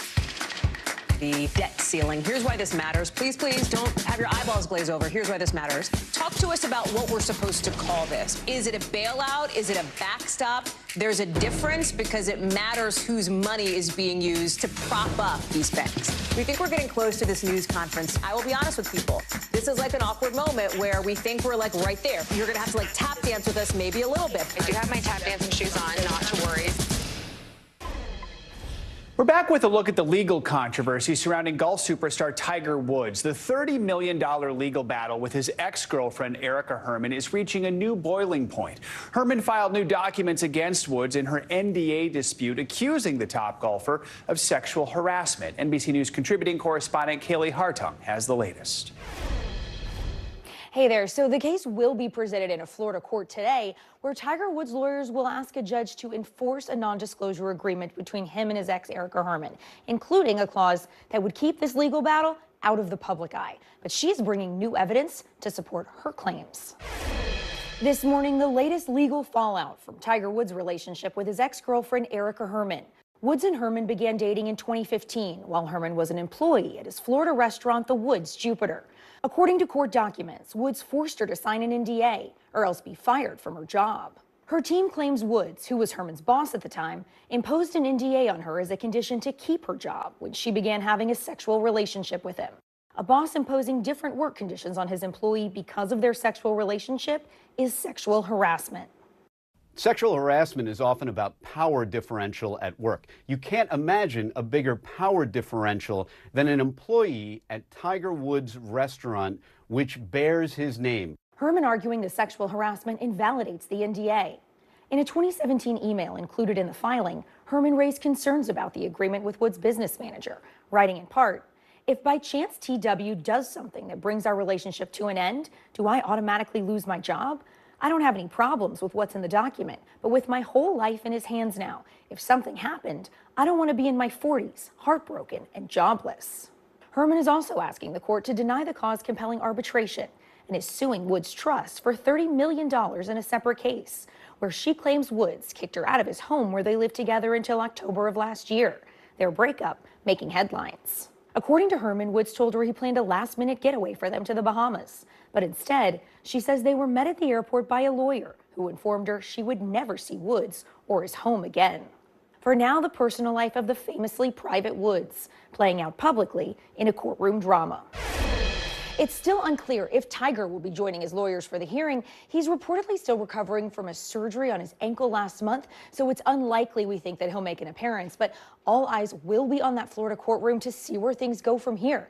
Representatives for Woods and Herman did not respond to NBC News' request for comment. Joining us now for more insight on this is attorney and legal analyst Angela Sanadella. Angela, always great to have you with us. Thank you so much for joining. So attorneys for Tiger Woods are expected in court today in an effort really to just get this complaint against him halted. Walk us through what that means and then what it is that the court has to decide in the suit. Yes, so at the heart of it, what Tiger Woods attorneys want is for everything to be private. Right. That's what he wants. They want nothing to come out publicly. So what they are saying here is that any litigation should be done in private arbitration, should not be done in a court of law. And their basis for this is the NDA that Erica Herman signed. And in that NDA was an arbitration clause. So he's saying, look, this argument should be upheld because it was between two people and it was personal. It has nothing to do with the employer-employee relationship.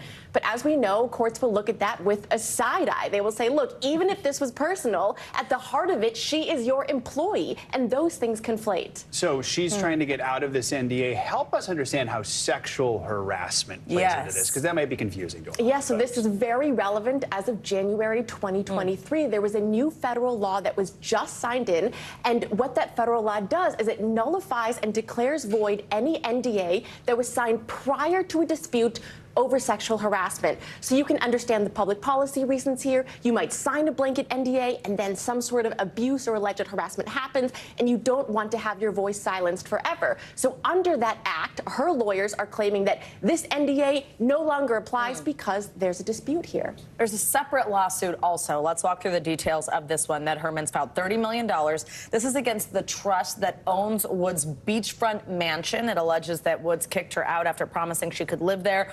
What is she basing that on? What is $30 million based on? And what will she have to prove to win that? So the $30 million damages is very high, but it's based here off of distress and fraud and a breach of contract. But the real problem with this argument is that it's based off of an oral promise. So she's saying that he claimed to her just orally, but there's no written proof. And this is why, as a lawyer, we tell all of our clients, get everything in writing.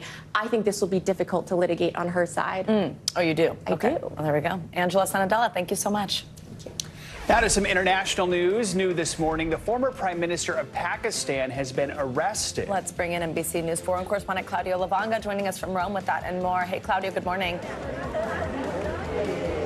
Savannah, Joe, good morning. Yes, it's a senior official within the party of Imran Khan who said that the former Prime Minister of Pakistan has been arrested this morning in the capital, Islamabad, while he was in a court facing charges of graft. Now, the official said also that Khan was dragged out of the court and into a police vehicle and called the arrest an abduction. Imran Khan was forced to step down after he lost the confidence vote in April last year and has since claimed his ouster was illegal and was the result of a Western conspiracy. Now, the city of Auckland in New Zealand has declared a state of emergency after torrential rain caused widespread flooding on Tuesday. The heavy rain, which filled basements, stranded cars, toppled trees and disrupted rail services, is expected to last at least until Wednesday. Rescue teams are also searching for a high school student missing in a flooded cave north of the city. New Zealand Meteorological Service said that since January, the Auckland region received 90% of its average total annual rainfall. And finally, take a look at this. It's going to be the largest 3D printed building in Europe. The construction, or rather the printing, has started on March 31st, and the building's walls are being printed at a rate of about 43 square feet per hour. Very impressive. Now, when completed, the building will be 6,600 square feet and stand at 30 feet high and will be used as a data management and cloud services center. Now, buildings being printed, that's quite incredible, guys. Yeah, no kidding. Incredible. Yeah, I got it. My printer doesn't do that. It can barely do a sheet of paper. All We right. appreciate the forced puns every time, Claudio. Thank Love you, it. Claudio. Thank you.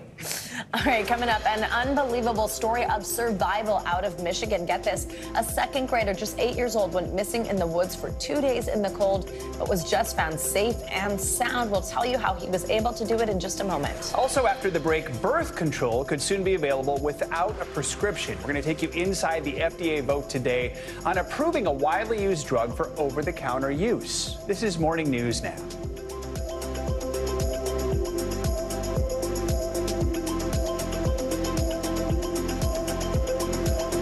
This is what it looks and feels. Storm The zone. bigger piece of the puzzle comes. Here's some of the stories we're watching tonight. We begin with breaking news just coming in. Russia has launched another round of attacks. What was it like when you came back and saw your neighborhood like this? They say that in modern war, there aren't any front lines anymore. Here, there certainly are. Extreme weather tonight on both the West Coast and the East Coast.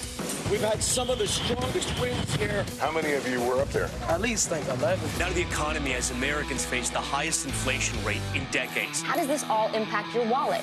More fallout from Elon Musk's Twitter takeover. Peak flu season is almost here. How does RSV specifically hit some kids so hard, and then it seems like it almost doesn't affect others? Can voters trust that you will be able to do this job? Why should voters believe you? This special election night. We love it. We live for this. We have a substantial team of NBC News correspondents fanned out. This is the first time we've not been able to call control of the House on election night.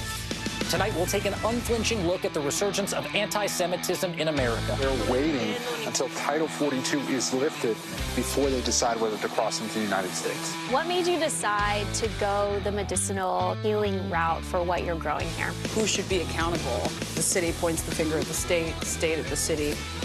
Some more breaking news. We are live on the ground there. I want to show you an up-close look at what we're talking about here. The news continues right now.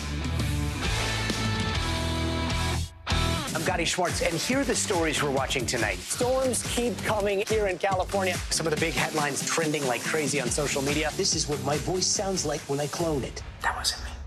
You gotta see this. Stay tuned now, weeknights on NBC News Now. We're back now from Las Vegas, Seattle, Guatemala City, from Wellington. I was in space in Texas, From Normandy, from France. Surfside, Florida. Thank you for watching, everyone.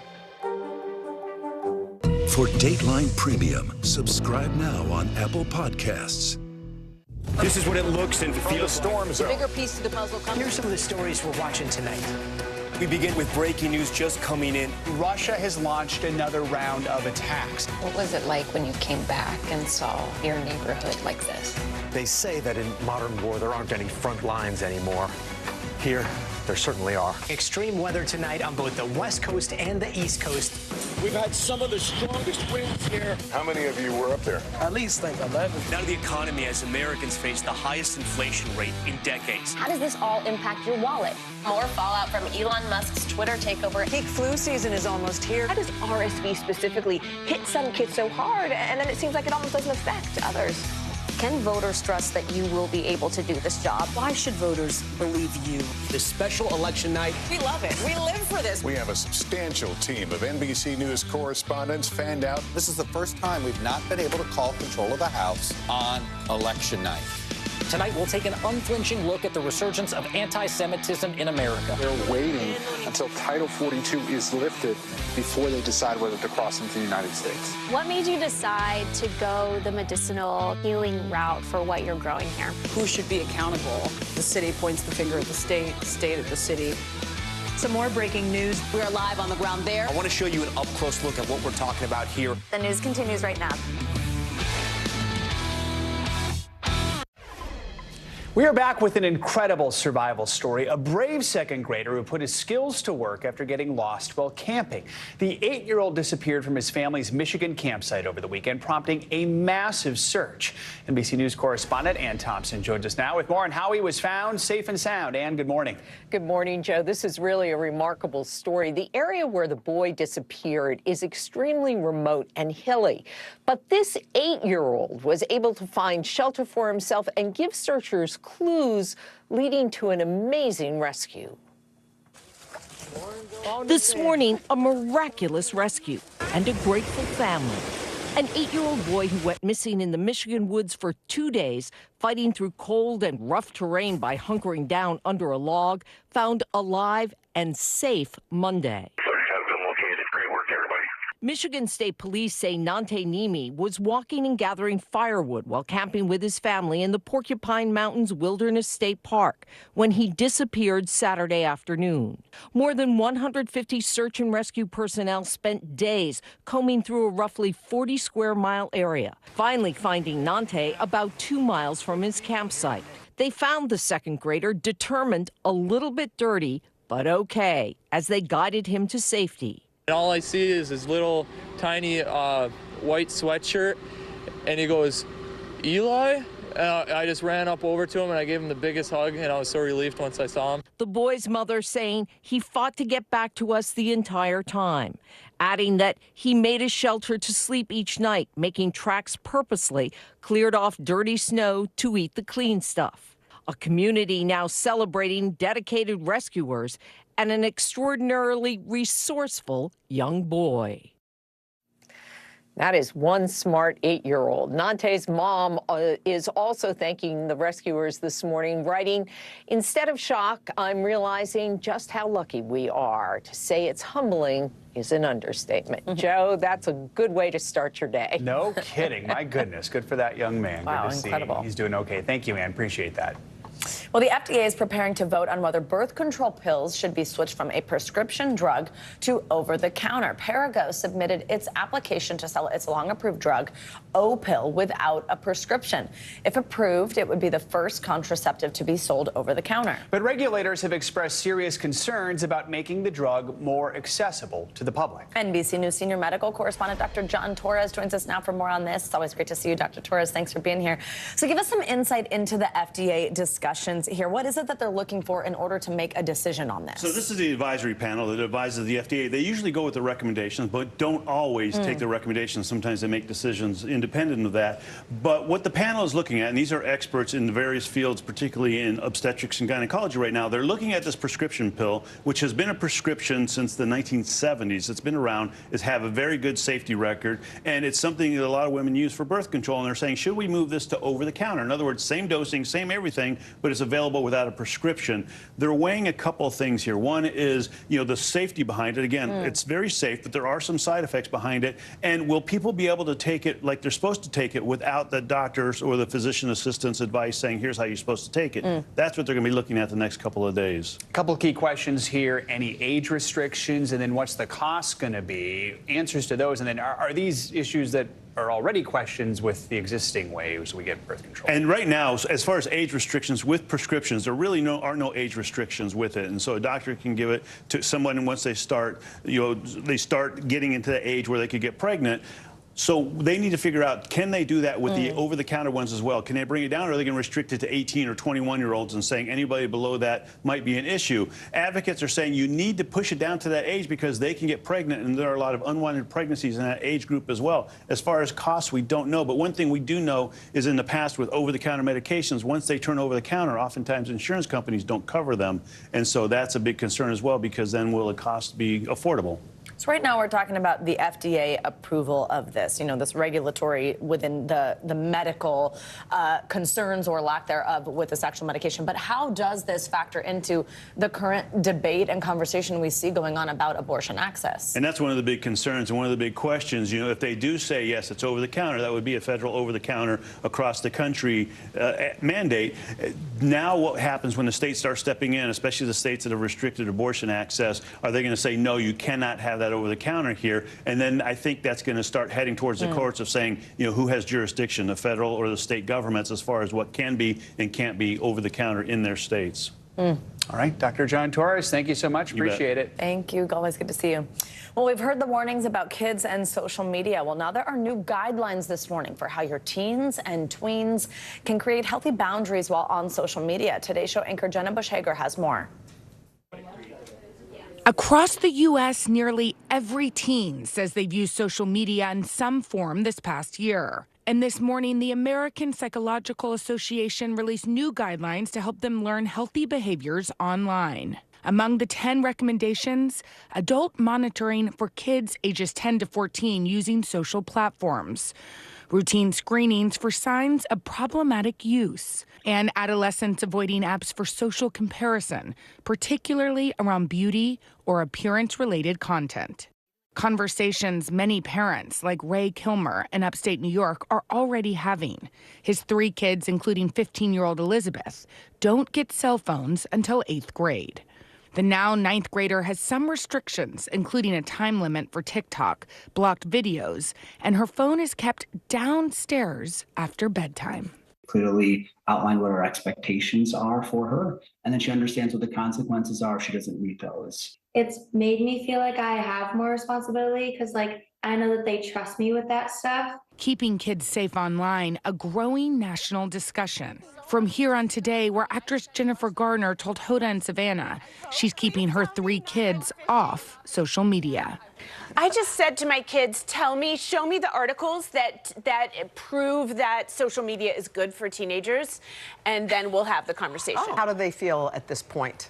My eldest is grateful. To Capitol Hill, where a bipartisan group of senators introduced new legislation in April. Their proposal aims to ban kids under 13 from signing up for social media platforms and requires parental consent for 13 to 17-year-olds to use popular apps like TikTok and Instagram. This comes as more studies show how being plugged in on social can impact mental health. A recent CDC study shows nearly 3 in 5 teenage girls feel sad or hopeless. One reason the report suggests, because 16% of high school students, most likely girls, are electronically bullied through texting or social platforms like Instagram and Facebook. And just last week, the Surgeon General's advisory on loneliness suggests an increase in online versus in-person interactions is making Americans feel more isolated. Sometimes they feel worse when they see people doing things without them. But for Elizabeth, she says her relationship with social media is overall a positive one. Sometimes it's I get to the point where I know I've been on it too much. I just need to balance it sometimes. Our thanks to Jenna Bush Hager for that report. Well, here's one more social media guideline everyone, not just teens, can use. Make sure your social media scrolling doesn't interfere with your sleep schedule and physical activity. Set a plan and create time to switch it off. Great advice there. Coming up, reparations are back in the spotlight in California as the state debates what exactly is owed to descendants of slaves who live there. And in light of that debate, one family is digging a little deeper into their own roots, which could prove valuable. We'll have that story for you next.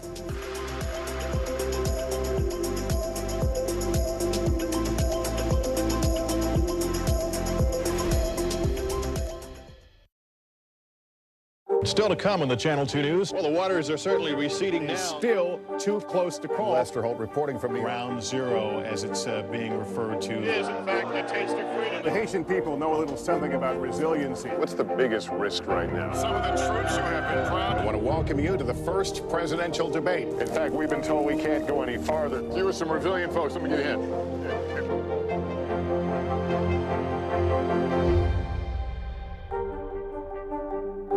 I'm Gotti Schwartz, and here are the stories we're watching tonight. Storms keep coming here in California. Some of the big headlines trending like crazy on social media. This is what my voice sounds like when I clone it. That wasn't me. You gotta see this. Stay tuned now, weeknights on NBC News Now. This is what it looks and feels. Storm zone. The bigger piece of the puzzle comes. Here's some of the stories we're watching tonight. We begin with breaking news just coming in. Russia has launched another round of attacks. What was it like when you came back and saw your neighborhood like this? They say that in modern war, there aren't any front lines anymore. Here, there certainly are. Extreme weather tonight on both the West Coast and the East Coast. We've had some of the strongest winds here. How many of you were up there? At least 11. Now the economy as Americans face the highest inflation rate in decades. How does this all impact your wallet? More fallout from Elon Musk's Twitter takeover. Peak flu season is almost here. How does RSV specifically hit some kids so hard, and then it seems like it almost doesn't affect others? Can voters trust that you will be able to do this job? Why should voters believe you? This special election night. We love it. We live for this. We have a substantial team of NBC News correspondents fanned out. This is the first time we've not been able to call control of the House on election night. Tonight, we'll take an unflinching look at the resurgence of anti-Semitism in America. They're waiting until Title 42 is lifted before they decide whether to cross into the United States. What made you decide to go the medicinal healing route for what you're growing here? Who should be accountable? The city points the finger at the state at the city. Some more breaking news. We are live on the ground there. I want to show you an up-close look at what we're talking about here. The news continues right now. We begin top story with that breaking news. This is just in, a lot of stories to get to. What do people need most right now? Did the state and/or law enforcement drop the ball anywhere? Are we headed for a recession or a recovery? Migrant families now stranded in Mexico. What's the World Cup experience been like? The civilian effort is not just about fighting, it's also about helping. Every night, it's your news playlist. Top Story with Tom Llamas. Streaming weeknights at 7 on NBC News Now. Hey, podcast fans, ready to unlock our true crime mysteries? Try Dateline Premium on Apple Podcasts. You'll get early access to originals, plus bonus content, and everything is ad-free. So head to Apple Podcasts now to subscribe. I'm Gotti Schwartz, and here are the stories we're watching tonight. Storms keep coming here in California. Some of the big headlines trending like crazy on social media. This is what my voice sounds like when I clone it. That wasn't me. You gotta see this. Stay tuned now, weeknights on NBC News Now. A task force in California voted over the weekend approving recommendations for how the state may compensate Black Californians for generations of harm caused by slavery and racism. NBC News correspondent Dana Griffin shares one family's journey toward discovering their own history.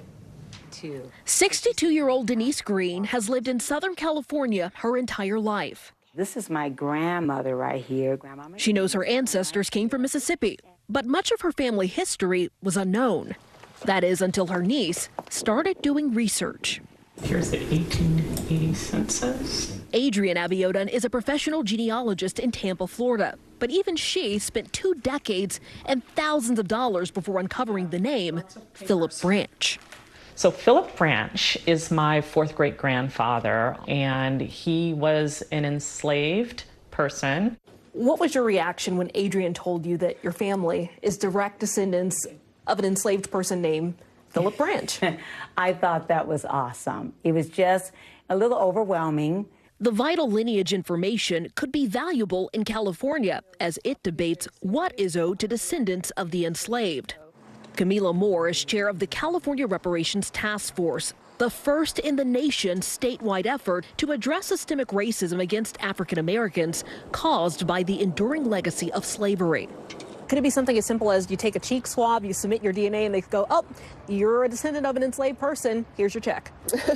I mean, it could be. Again, this is all still a work in progress. The task force wants eligibility to be lineage-based versus race-based. That has sparked debate. The paper trail is not always proven to be correct. For people who have to prove their lineage, it can be difficult, costly, and time-consuming, especially since many slaves weren't identified by name but property codes up until the 1870 census.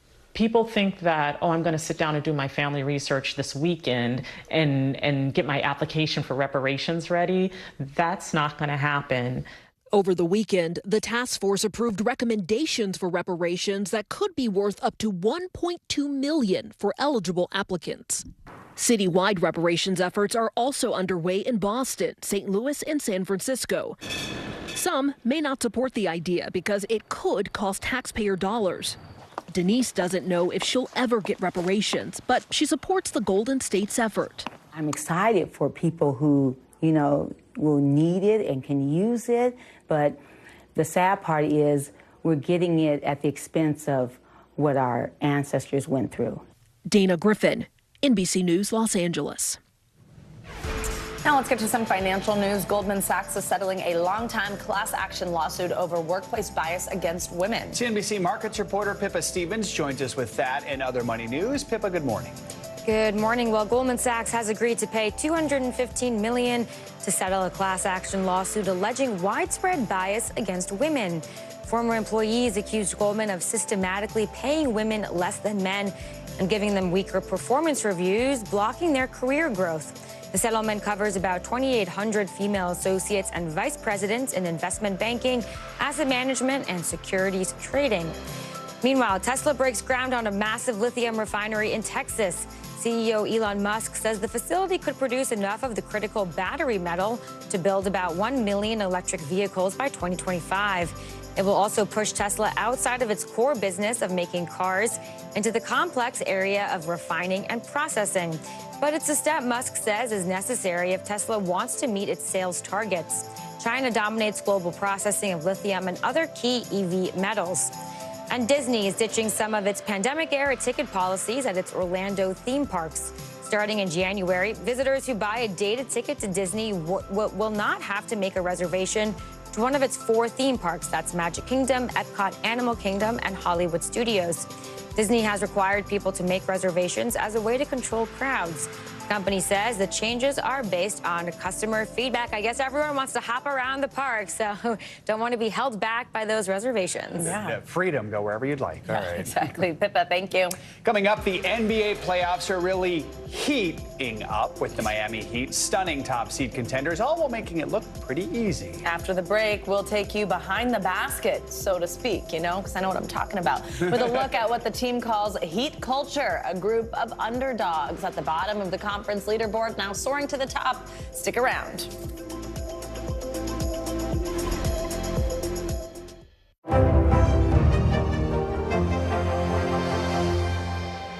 This is what it looks and feels. The storm zone. Bigger piece to the puzzle. Here's some of the stories we're watching tonight. Good evening. We begin tonight with breaking news just coming in. We begin this hour with the latest developments. We're coming on the air with some shakeups big time on Capitol Hill. How much water ultimately will be forced inland? Whenever it happens, wherever you are, NBC News, streaming free now. Your music is so familiar. What do you think when people start humming back your tunes? How you doing, Lester?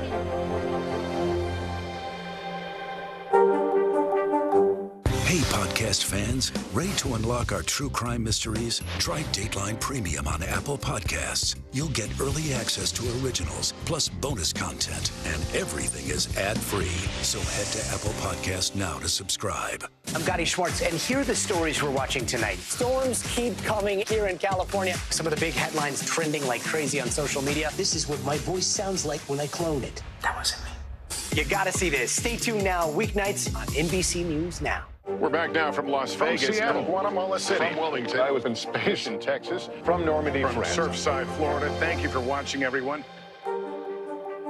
Thanks for tuning in. I'm Gotti Schwartz. Here are the stories we're following tonight. Storms keep coming here in California. The U.S. government just declassified this video. A lot more stories trending like crazy on social media. A controversy pitting lawmakers against young voters. What's the state of crypto today? What is going on when we're looking at trends there? Another mind-bending story on artificial intelligence. This is what my voice sounds like when I clone it. That wasn't me. You gotta see this. Stay tuned now, weeknights at 8 Eastern, 5 Pacific on NBC News Now. This is what it looks and feels. The storm zone. Bigger piece to the puzzle. Here's some of the stories we're watching tonight. We begin with breaking news just coming in. Russia has launched another round of attacks. What was it like when you came back and saw your neighborhood like this? They say that in modern war, there aren't any front lines anymore. Here, there certainly are. Extreme weather tonight on both the West Coast and the East Coast. We've had some of the strongest winds here. How many of you were up there? At least like 11. Now to the economy as Americans face the highest inflation rate in decades. How does this all impact your wallet? More fallout from Elon Musk's Twitter takeover. Peak flu season is almost here. How does RSV specifically hit some kids so hard, and then it seems like it almost doesn't affect others? Can voters trust that you will be able to do this job? Why should voters believe you? This special election night. We love it. We live for this. We have a substantial team of NBC News correspondents fanned out. This is the first time we've not been able to call control of the House on election night.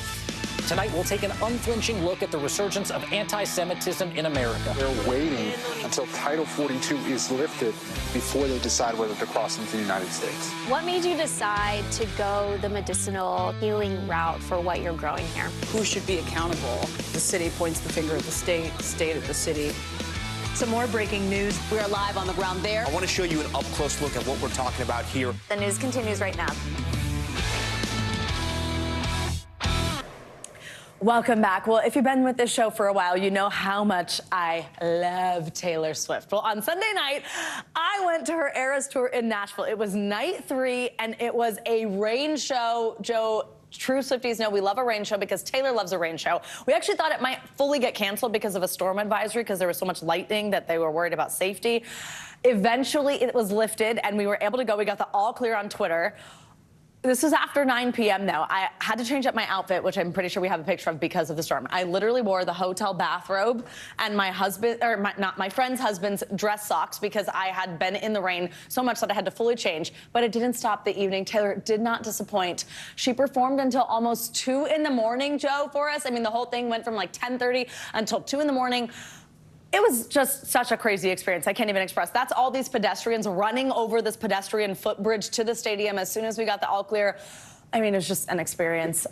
You wore a bathrobe? I wore a bathrobe with a raincoat. Because the thing is this was supposed to start at 6:30, and it was like an 80-degree day. Well, by the middle of the night, the temperature had dropped. I had been in a sundress, so I wore a bathrobe for warmth and then a raincoat over. I mean, Joe, it was seriously pouring the whole time. I think we have a video where you can see actually some of the rain. And she didn't take one thing out of it. Her dancers were even using bikes that are part of the show on the wet stage. It was just, I mean, it was just amazing. She is the best. I think you liked it. I'm gonna. That's it. That's all. All right, you're gonna take it away. Now. All right. Very cool. Thanks for sharing, Savannah.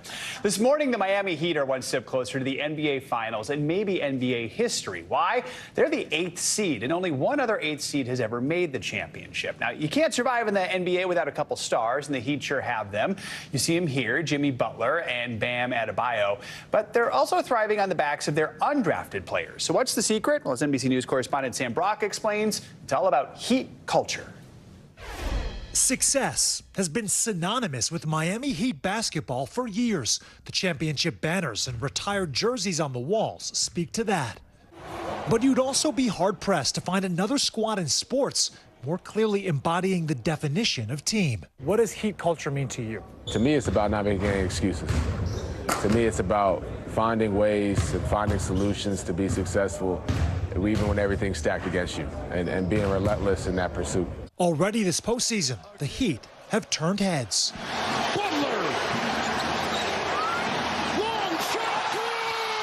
Jimmy Butler's jaw-dropping 56-point performance against the Bucks and circus shot a game later to help knock off the conference's top seed. Over the top to Butler. Up and in. Jimmy Butler has captured headlines and imaginations. But just as stunning, who's stepping up after a rash of injuries? The undrafted players comprising the team's core. Guards Gabe Vincent and Max Strus, who in 2019 was fighting for NBA survival on a two-way contract with Boston. Did you think that a couple of years later, you'd be starting on a playoff team in Miami?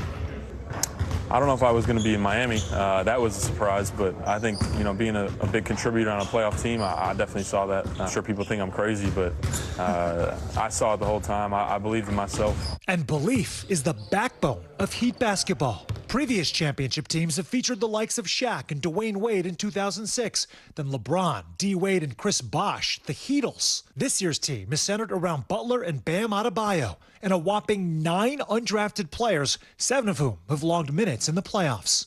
I mean, this year's team is the epitome of Heat culture. Included in that group, the man they call the OG, Udonis Haslem, who doesn't play as much at 42 years old, his final season, but exemplifies the system's success. You kind of started this trend. So when you walk in this locker room or in this organization, we don't look at you as undrafted.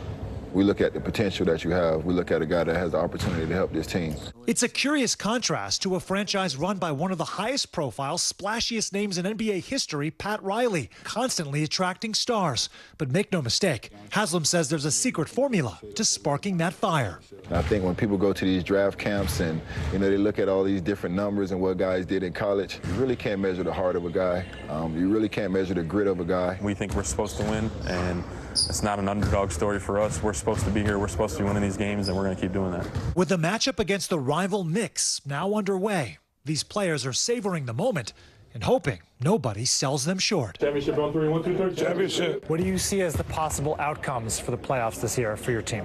Sky's the limit. You think a championship is possible? Absolutely.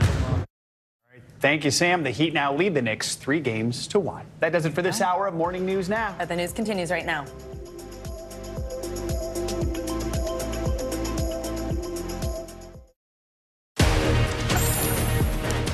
everyone. Good Tuesday. We're so happy you could be with us. I'm Vicki Wynn. I'm Kate Snow. NBC News Daily starts right now.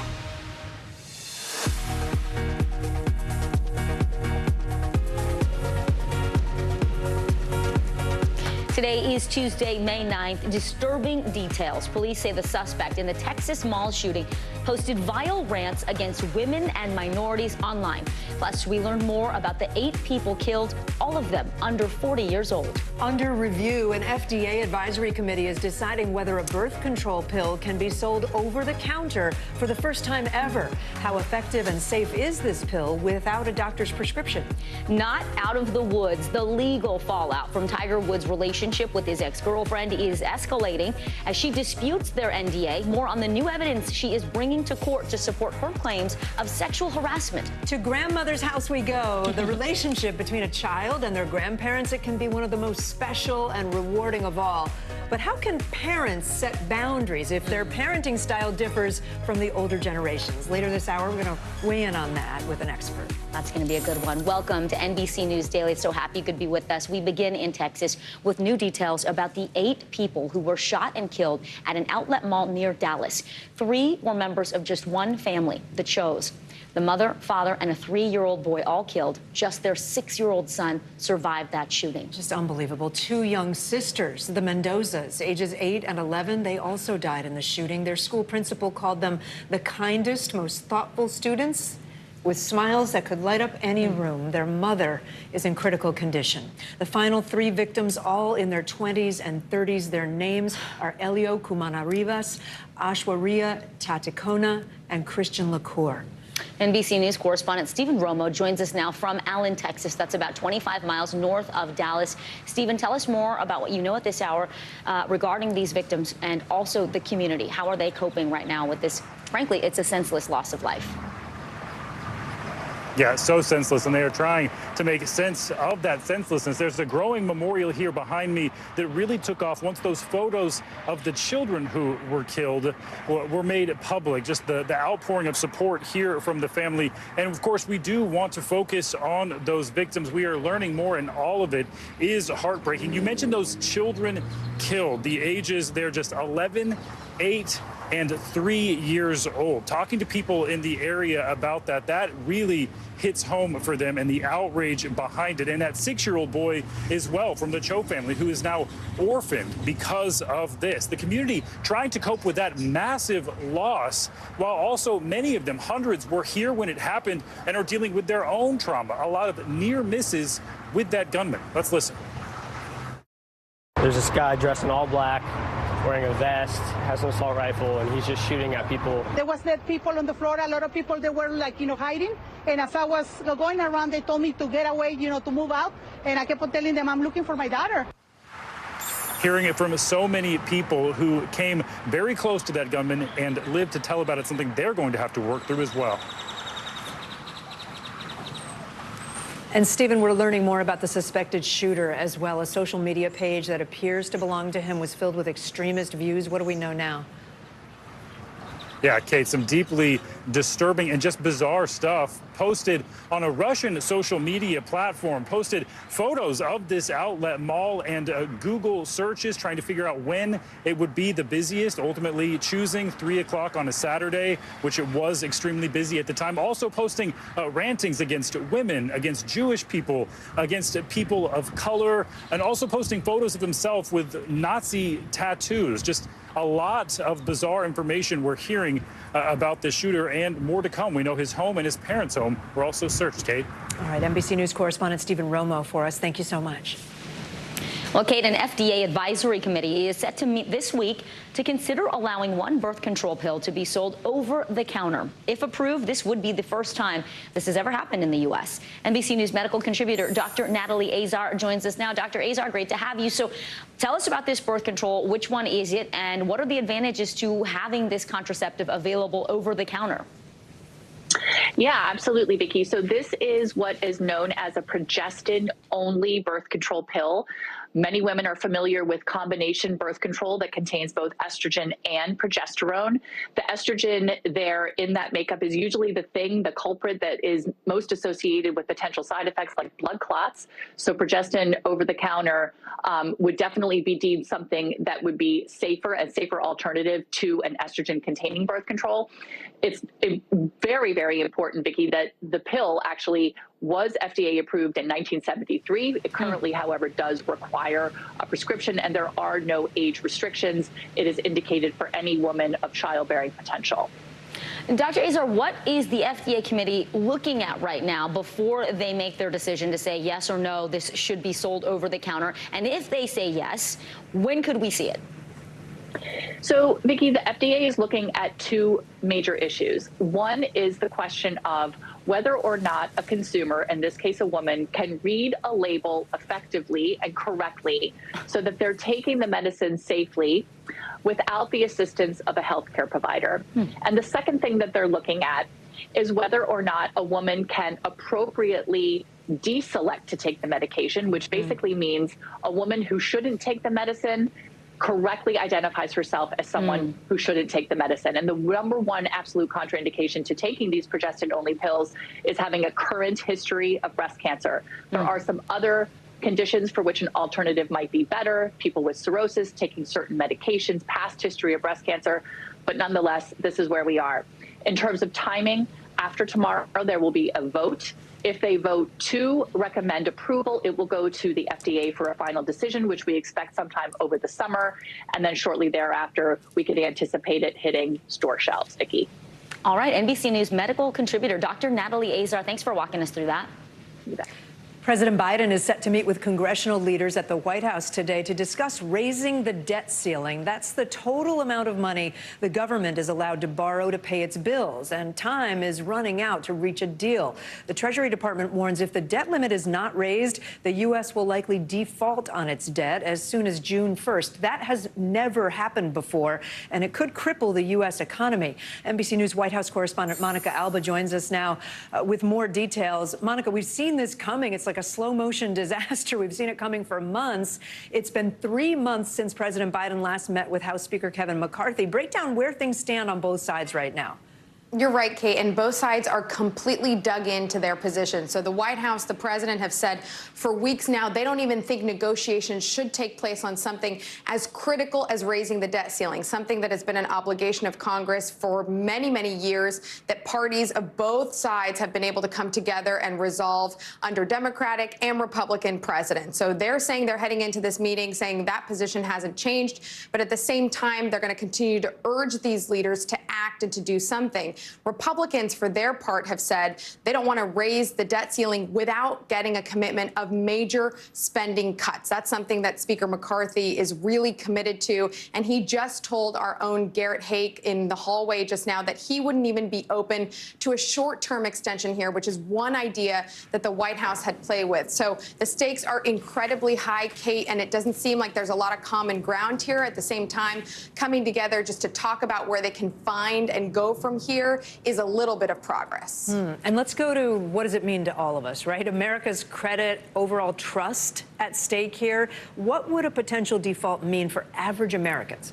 And we use this word a lot, but this would actually be unprecedented. It's never happened before. And you're right, stock markets would likely tumble. Millions of jobs would be lost. There would be some federal benefits that would be frozen for many, many people who rely on them. And then there's just a major question mark because it could likely, very possibly lead to a recession. And then there's so much else we don't even know that could take place because, again, we've never been in this position before. So the Biden administration has been clear that this could affect everybody. They want to do everything they can to avoid it. But also the calendar here, as you pointed out, is a really short and tight timeline, especially because President Biden is heading overseas next week to Japan and Australia. And White House officials tell me they don't expect anything to be resolved today. This is going to probably go right up to the deadline, which really is scary to think about. Kate. NBC News White House correspondent Monica Alba, thanks so much. Turning now to our CNBC Money Minute, Goldman Sachs is set to pay $250 million to settle discrimination claims. This all comes after former female employees sued the Wall Street Bank, accusing it of underpaying women and giving them weak performance reviews. CNBC Tech Check anchor Deirdre Bosa joins us now. Deirdre, how is Goldman Sachs responding, and what else has it agreed to as part of this settlement? So Goldman isn't saying much about the settlement other than saying that the past decade was filled with, quote, vigorous litigation. The firm added that it will continue to focus on its business, people, and clients. As part of the settlement, Goldman will hire independent experts to evaluate the current atmosphere at the company and its process for evaluating and promoting employees. Meanwhile, LinkedIn is laying off 716 workers worldwide as part of its ongoing cost-saving efforts. The move will affect around 3.5% of LinkedIn's approximately 19,000 employees, and it comes after its CEO emphasized a need to manage expenses in a memo to employees. LinkedIn laid off more employees back in February as its parent company, Microsoft, also looks to cut costs. And finally, Apple is bringing new video and music editing software to the iPad as part of a subscription plan. For $4.99 a month or $49 for the year, users can add Final Cut Pro and Logic Pro to their iPad. The apps will have new features and enhancements specifically for the iPad. What a juggernaut, guys. Can do everything with it. Hey, it's good for people who have to edit videos or, moving into music. I think a lot of kids use this in schools these days, too. Yeah. So music videos, all your TikToks, Vicky. My TikTok is a lot of them. Yeah, you do? Okay, Deirdre, sorry. It's a great product for kids. Yes, I love it. CNBC Tech anchor Deirdre Bosa, thanks for being with us. Coming up, Tiger Woods' ex-girlfriend is now claiming that he sexually harassed her. What this could mean for their ongoing legal battle. You are watching NBC News Daily.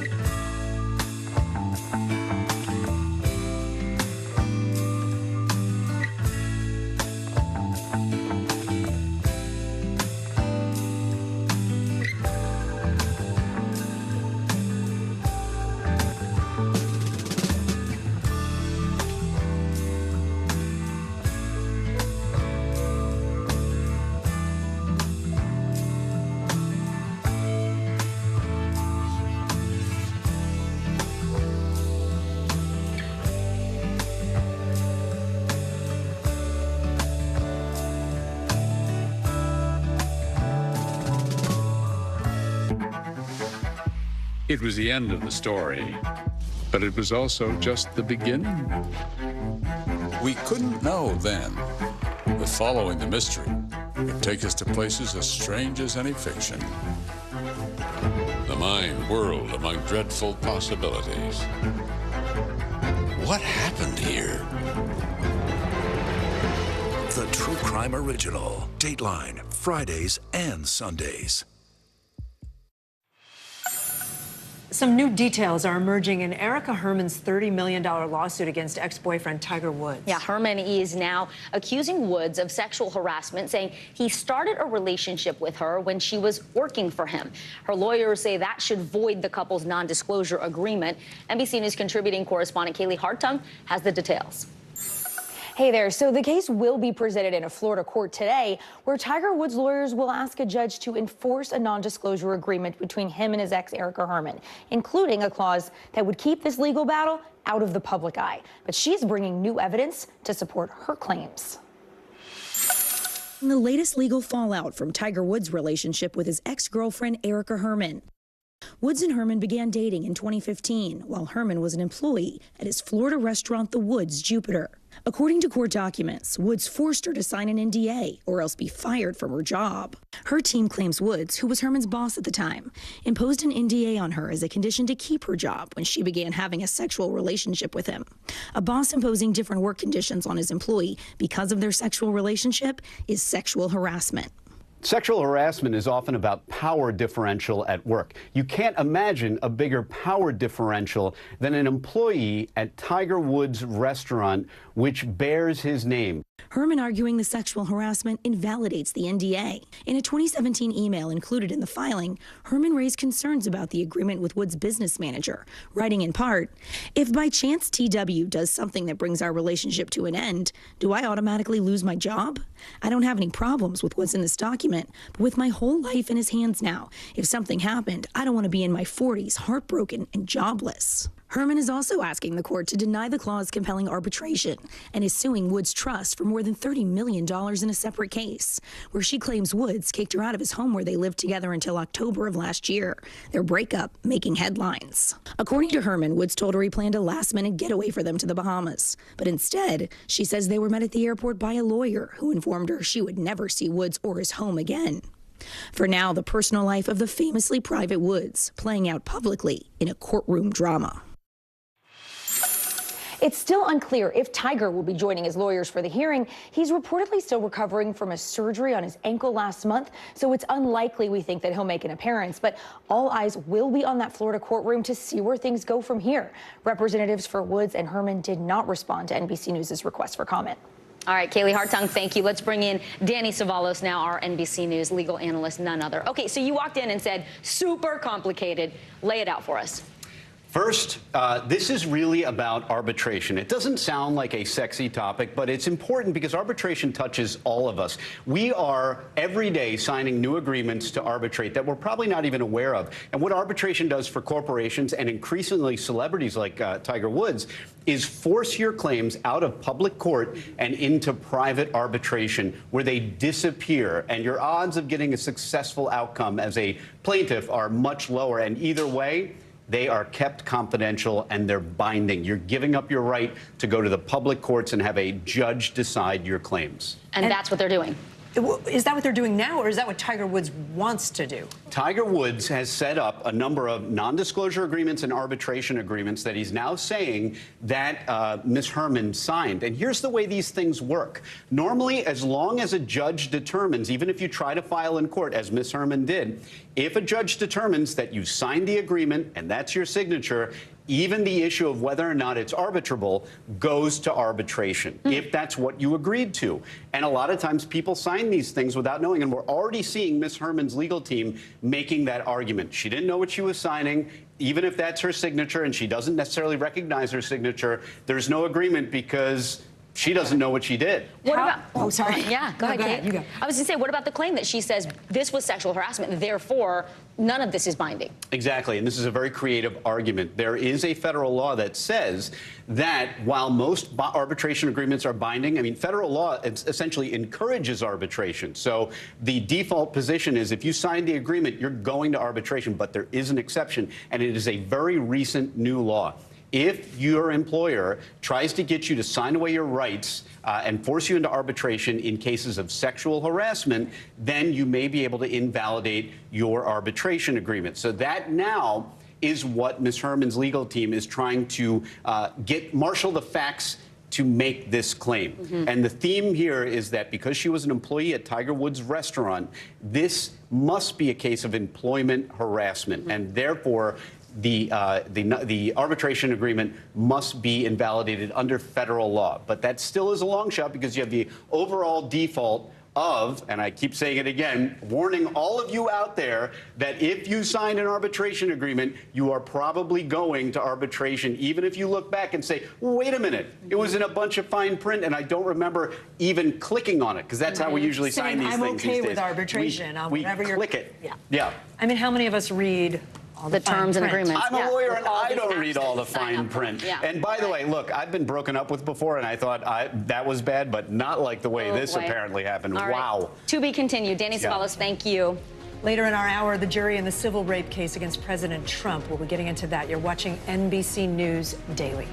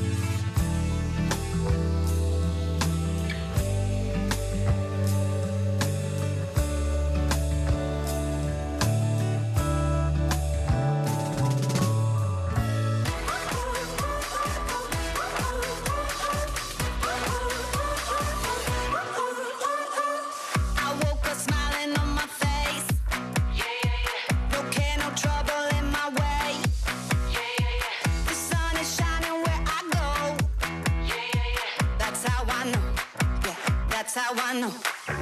Today's gonna be great, gonna be great, gonna be a good day. Today's gonna be great, gonna be a good day.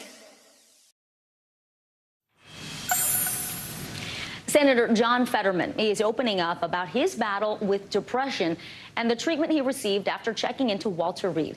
Morning Joe co-host Joe Scarborough has more from the senator and what finally motivated him to get help. Can you talk about your decision to seek help, to go to Walter Reed? What was sort of the triggering event for you? I'll never forget the decision where it's like, if I don't do something to claim my life, that this could be, tragic. I was skeptical, and I was, kind of like, no, I don't really belong here or whatever, but I'll give it one last chance. Now, as he is seeking help for depression, his wife Giselle tweeting, after what he's been through in the past year, there's probably no one who wanted to talk about his own health less than John. I'm proud of him for asking for help and getting the care he needs. You just talked about being skeptical that you could get help. Could you talk about, I think that's an attitude that men may have even more than women. Men don't seek treatment as much as women do. This isn't a matter who's tough or who's not. I'm a little, I have the blues or have a little melancholy, and I would just beg men, you're not too macho, it's no big deal. You're the only person you're really going to hurt more than anyone else is your family. Did you get inspiration from people like Lincoln and Churchill, who struggled with depression their whole lives, and yet fought through it and changed the world. I would say there's almost kind of like a nobility to it, like what we're suffering. There's some nobility to that, or and so maybe something it toughens you up or whatever, but it didn't toughen me up. In fact, it nearly ruined me, and I know it put my family through a lot of pain. Our thanks to Morning Joe co-host Joe Scarborough for that report. You can find the full interview on msnbc.com. An announcer with the Oakland A's is suspended indefinitely after he used a racial slur during a pre-game broadcast over the weekend. NBC's Jake Ward has more on the growing outcry after the incident. We had a phenomenal day today. League Museum. Veteran Oakland Athletics TV announcer Glenn Kuiper has been suspended after he used the N-word during a Friday night pregame show. In the segment on NBC Sports California before the A's took on the Royals, Kuiper was describing his visit to the Kansas City-based Negro Leagues Baseball Museum, and that's when he used a racial slur in place of the word Negro. A little bit earlier in the show, I said something didn't come out quite the way I wanted it to. More than an hour later, Kuiper apologized during the 6th inning. I just wanted to apologize if it sounded different than I meant it to be said. On Saturday, an NBC Sports California spokesperson revealed Kuiper had been suspended and will be off air until a review of the incident is completed. NBC Sports and NBC News are both part of NBC Universal. The Oakland A's also released a statement after the incident saying, in part, the language used by Glenn Kuiper during today's pregame broadcast is unacceptable. How do you honestly make a mistake between saying Negro and then the N-word with the hard ER? How do you make that mistake, please? Can you please explain that? It's not possible. Social media quickly grew divided between those who thought Kuiper should be fired and those who thought his slip-up was an honest mistake. I was just made aware of the racial slur that was unfortunately said by A's broadcaster Glenn Kuiper. Negro Leagues Baseball Museum President Bob Kendrick addressed Kuiper's blunder, saying he hosted Kuiper at the museum and that he seemed, quote, genuinely excited to be there. That word is hurtful. It is painful. I don't know Glenn's heart, but I do know my heart. And my heart is one of forgiveness. And I hope that everyone else will join me in forgiving him. Over the weekend, Kuiper, who has covered Bay Area baseball since 1992, offered additional regret, saying, I could not be more sorry and horrified by what I said. I hope you will accept my sincerest apologies. Jake Ward, NBC News.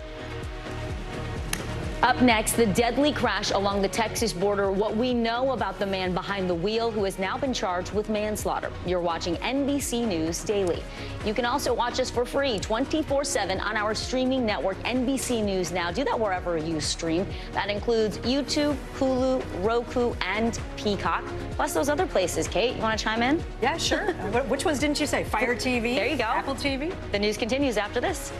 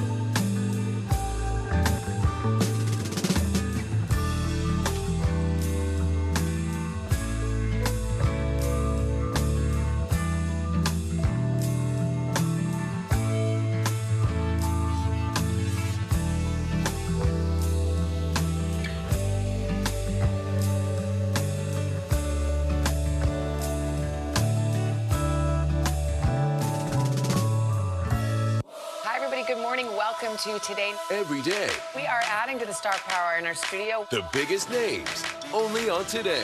See, it worth coming in this early, right? Everybody, it's Today. Like I won the lottery. How do you feel at this age, this stage? Liberated. We're just getting started, folks. Ain't no stopping us now. The boys are back in town. Boys are back in town. It's a miracle. It's a miracle. This has been fantastic. Everything and everyone you're talking about, only on Today.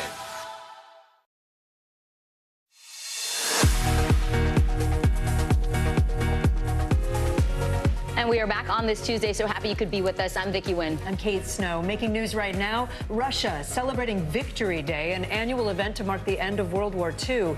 President Vladimir Putin delivered remarks and claimed the, quote, real war, unquote, was the West's international terrorism against Russia. Today's ceremony comes as Russia continues its war, of course, against Ukraine. Actor Jonathan Majors appeared virtually in a New York court this morning for an update on the assault and harassment case against him. Majors was arrested in March after police received a 911 call from his girlfriend, who they say was the victim of a domestic abuse incident. Majors' next court appearance is set for June 13th. The sentencing hearing for U.S. Army Sergeant Daniel Perry has begun in Texas. He was convicted of murder for the 2020 shooting death of Black Lives Matter protester Garrett Foster. Perry is facing life in prison. Texas Governor Greg Abbott has been publicly outspoken about Perry's conviction and said he was working as swiftly as Texas law allows him to pardon him. Late last hour, a federal jury began deliberations in the civil rape case against Donald Trump. Writer E. Jean Carroll is accusing the former president of sexually assaulting her in a Manhattan department store in the mid-1990s. During closing arguments, Carroll's lawyer argued Trump was not present at the trial because, quote, he knows what he did to her. The former president has denied all allegations. NBC News correspondent Ron Allen joins us now from outside the federal courthouse in downtown Manhattan. Ron, a lot of eyes on this today. What is the jury discussing? Do we know behind closed doors? And what could the potential outcome be for the former president? They just got the case around just before noon, and they have to decide whether Mr. Trump is liable for battery and defamation of E. Jean Carroll. The battery charge, interesting, is rape, sexual abuse, or forcible touching. And then the defamation part of it is that he allegedly just ruined her life, harmed her personally and professionally by posting things on social media and elsewhere describing her as a liar, and this was a con job, and all of that. So they've got roughly 10 questions to answer, so this could take some time. Although the first question is about the allegation of rape, and if they say no to that, then they probably don't have much further to go in this whole process. But again, we will see. As you know, it was a very, at times, emotional trial. About 2 weeks. E. Jean Carroll on the stand for 3, sometimes emotional days. 2 of those days under cross-examination by former President Trump's lawyers, basically calling her a liar, saying that none of this happened. You know, they're not arguing about details, the Trump side. They're basically saying he doesn't know her, this never happened, it was a complete fabrication. And she is asking the jury to believe her. And that's what essentially this comes down to. Ron, you've been covering this trial from the start. What's your sense looking at the jury as they received this information? They watched her testimony. They watched testimony from 2 of her friends who say that she called them at the time to explain what had happened. You know, it's hard to tell, but that's what makes this case different, is that E. Jean Carroll put up, also had a couple of witnesses, friends who she says she called back in the spring of 1996 to say what happened to her, to tell what happened to her. They testified. There are also 2 other women who claim that Mr. Trump sexually assaulted them, one in 1979, the other in 2005. So it's not just he said, she said. It's she said, and these are people who support her. The question is whether you believe all of them. And that was the point the attorneys were making, is that Donald Trump is not just saying that E. Jean Carroll is lying. He's saying that these 5 women and other witnesses are all lying, and he's telling the truth. And that's essentially what the jury has to decide. NBC News correspondent Ron Allen. Ron, thank you. In Texas, communities are setting up memorials and holding vigils for the 8 migrants killed in the border city of Brownsville, Texas. Officials say they were standing outside a bus stop on Sunday when an SUV barreled through the crowd. 10 other people were also hurt. The driver of that car now facing manslaughter charges. NBC News national correspondent Gabe Gutierrez is live in Brownsville for us. Gabe, what more are we learning about the victims and the condition of those who were hurt? Hi there, Kate. Well, we've learned that 3 of the victims have just been released from the hospital. 7 others, though, are still hospitalized, and this community is absolutely shaken. There's a makeshift memorial that has been growing here outside of this migrant shelter. And overnight, we heard for the first time from one of the victims from his hospital bed. Take a listen. De verdad, yo llegué por un sueño, darle un mejor futuro a mis hijos. Llegué ayer y resulta que llegué y pues ahora resulta que no tengo pierna, no tengo, mis sueños todos se han roto, se han ido, no tengo palabras ni para expresarme lo que siento ya, tanto dolor, tanto esfuerzo, tanto sufrimiento que pasé para llegar hasta aquí, para que sucediera esto. Ay, me siento mal, no sabes cuánto mal me siento por todo. Just awful to listen to, Kate. This migrant lost his leg. His wife and children are actually in Colombia trying to get to the United States.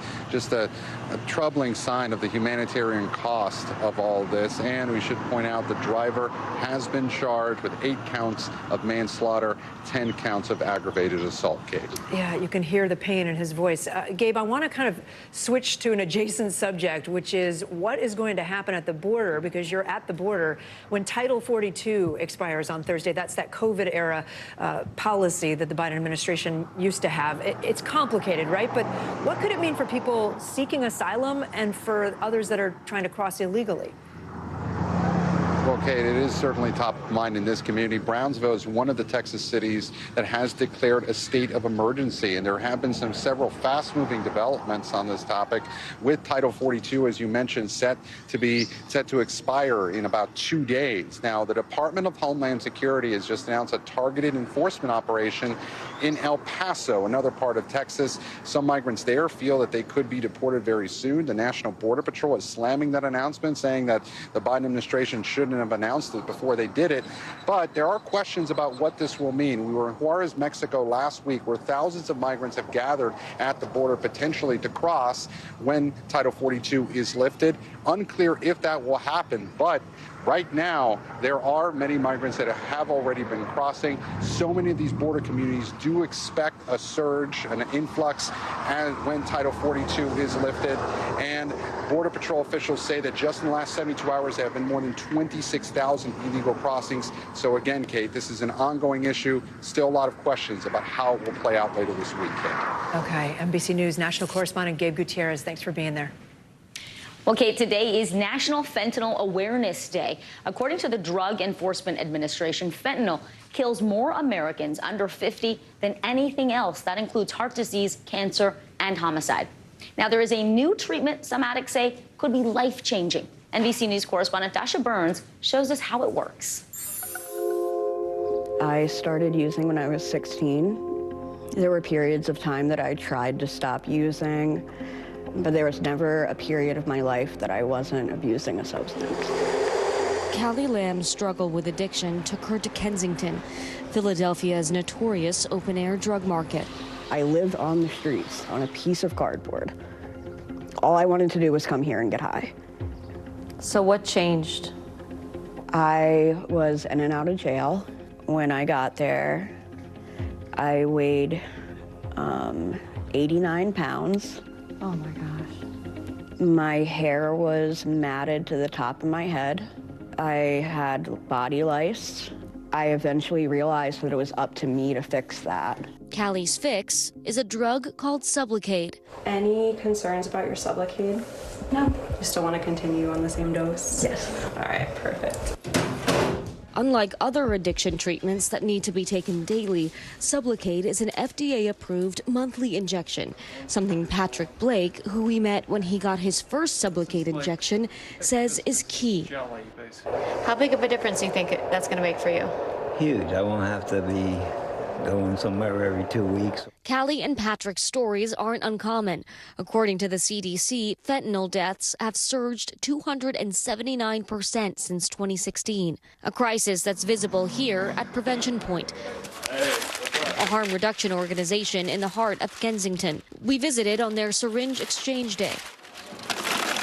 7,500 dirty needles exchanged for clean ones in just 1 hour.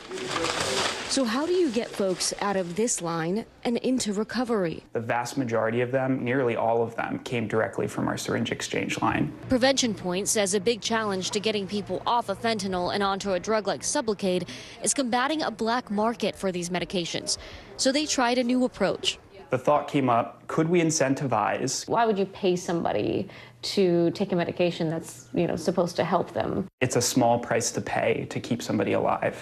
Prevention Point says the program is working. In 2021, they had 3 people taking Sublocade. Now they have 35 to 40 patients a month.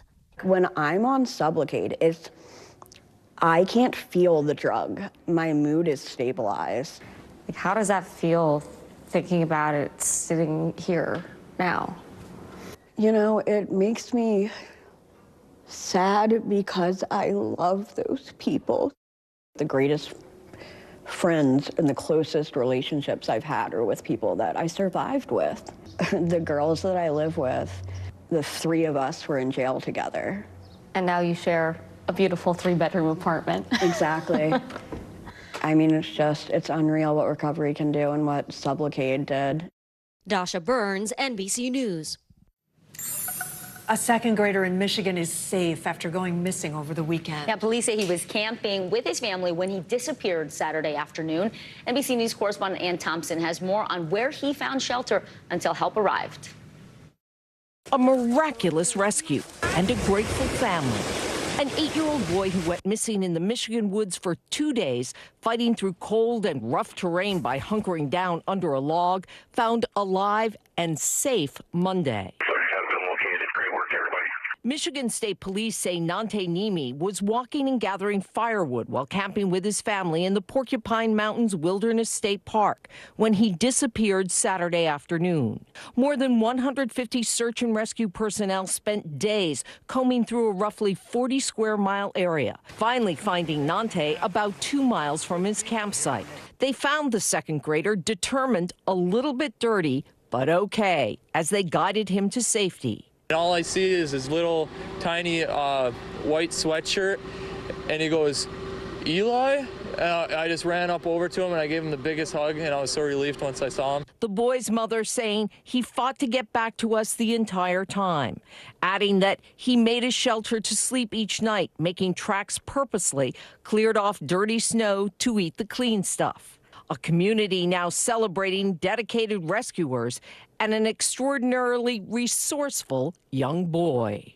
Ann Thompson, NBC News. Unbelievable. Straight ahead, grandparents can be such a helpful resource for raising our kids. What if we don't agree with their parenting style? We'll ask an expert up next. More NBC News Daily right after this.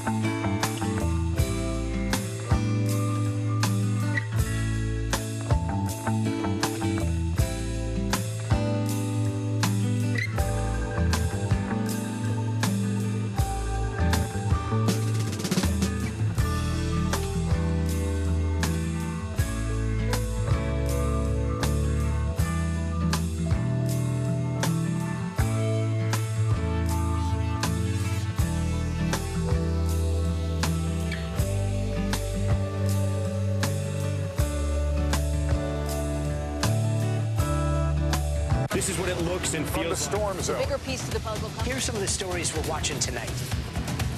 Good evening. We begin tonight with breaking news just coming in. We begin this hour with the latest developments. We're coming on the air with some shakeups big time on Capitol Hill. How much water ultimately will be forced inland? Whenever it happens, wherever you are, NBC News, streaming free now. Watch NBC Nightly News with Lester Holt or listen wherever you get your podcasts. Oh, welcome back. All right, time spent at Grandma and Grandpa's house can be some of our fondest memories, as many grandparents play a key role in caring for their grandchildren. 73% of grandparents say they enjoy childcare, according to a recent survey from AARP. But what happens if you don't see eye to eye on parenting decisions with your kids' grandparents? So if the parents don't see eye to eye with the grandparents. Licensed clinical social worker Kelly Kitley is here with some advice. Kelly, great to see you again. I want to start off with, and this is not about me, this is about all of us. The most common frustrations that you hear from parents about what grandparents do when they're watching their grandkids, what are they? Oh my goodness, I hear about this so much in my practice. Too much screen time, too many sweets, maybe letting them stay up too late. A lot of times grandparents just love to embellish their grandkids with things that make them happy and have a really hard time telling their grandkids no. Yeah, check, check, and check. They're indulging those little grandkids. And those little grandkids, they know. The rules are a lot more relaxed at Grandma and Grandpa's house. So before you send your kids over there, what kind of conversation should you have with the grandparents? Is there a conversation to be had with the kids based on how old they are? Sure. I think that it's very important to have a conversation with your partner as well as the grandkids, as well as in-laws or your own parents. It's really important to set really specific boundaries. Be clear about what you're asking. If there's a certain time you want your child to go to bed, grandparents are watching them, be direct and say what you need. They can't read our minds. Okay, I'm super lucky on this front that my parents get along really well with my mother-in-law, but there's a lot of families where that's not the case. So how should parents handle that if the actual grandparent sets don't agree, have different styles? Oh my goodness. So yes, this can happen, and oftentimes, sometimes the conflict comes in where one grandparent is trying to up the other grandparent, and what is important is to lay the foundation. Everybody has a different opinion about how kids need to be raised these days, and so it needs to come directly from the parents, not either set of grandparents. And sometimes what ends up happening is there's this triangular relationship where it's mom, dad, grandparents, and the mom and dad really need to come together and support one another so that they're on the same page and communicating that to the set of grandparents. It is super important not to say things behind people's back and to use a gentle approach. Pick your battles, just like we do in our marriages. Don't harp on everything. Pick the important things, and also recognize parents and grandparents all have the child's best interest in mind. And it's just being clear about what we're asking and what our expectations are.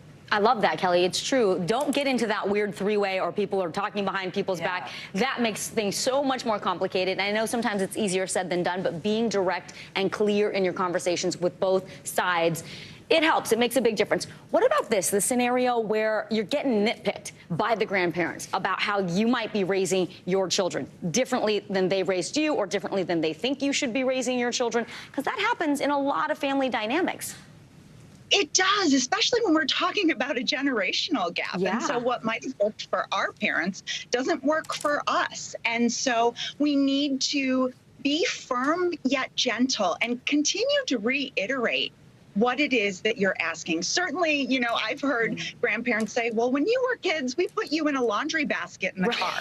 Obviously, that's not safe today. And then that brings up a bigger issue. So if there's any kind of danger that our kids are being put in, it is important to say, I know that worked for you. That doesn't work for our family. Well, and on the flip side, they have wisdom, right? Yes. So sometimes grandparents do know best. Right. I like that. Yes. Credit to grandparents. Conversation. Oh, absolutely. We can tap into them as a resource, and they really love to connect with us on that, too. Licensed clinical social worker Kelly Kitley with some great advice. Thank you so much for joining us. You know, I will give credit to my mother and father-in-law. They are really good about traditions and have instilled in us the importance of traditions with the kids. Oh, that's wonderful. Yeah. And you're watching NBC News Daily.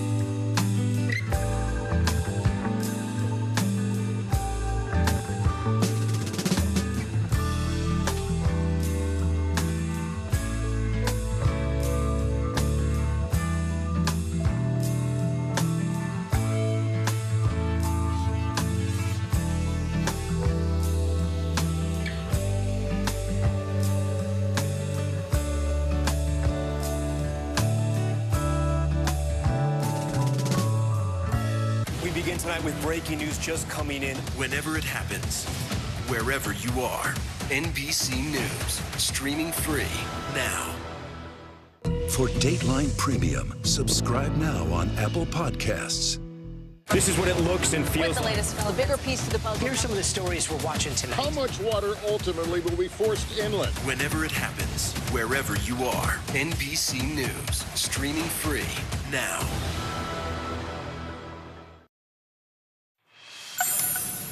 It is Teacher Appreciation Week, and one program in New Orleans is trying to expand opportunities to more men of color. Today, co-host Craig Melvin spoke to the co-founder of Brothers Empowered to Teach, BETT, about the mission. To stand at the head of the class. To shape young minds. Which ways African Americans use World War II crisis in order to protest against racial discrimination in America.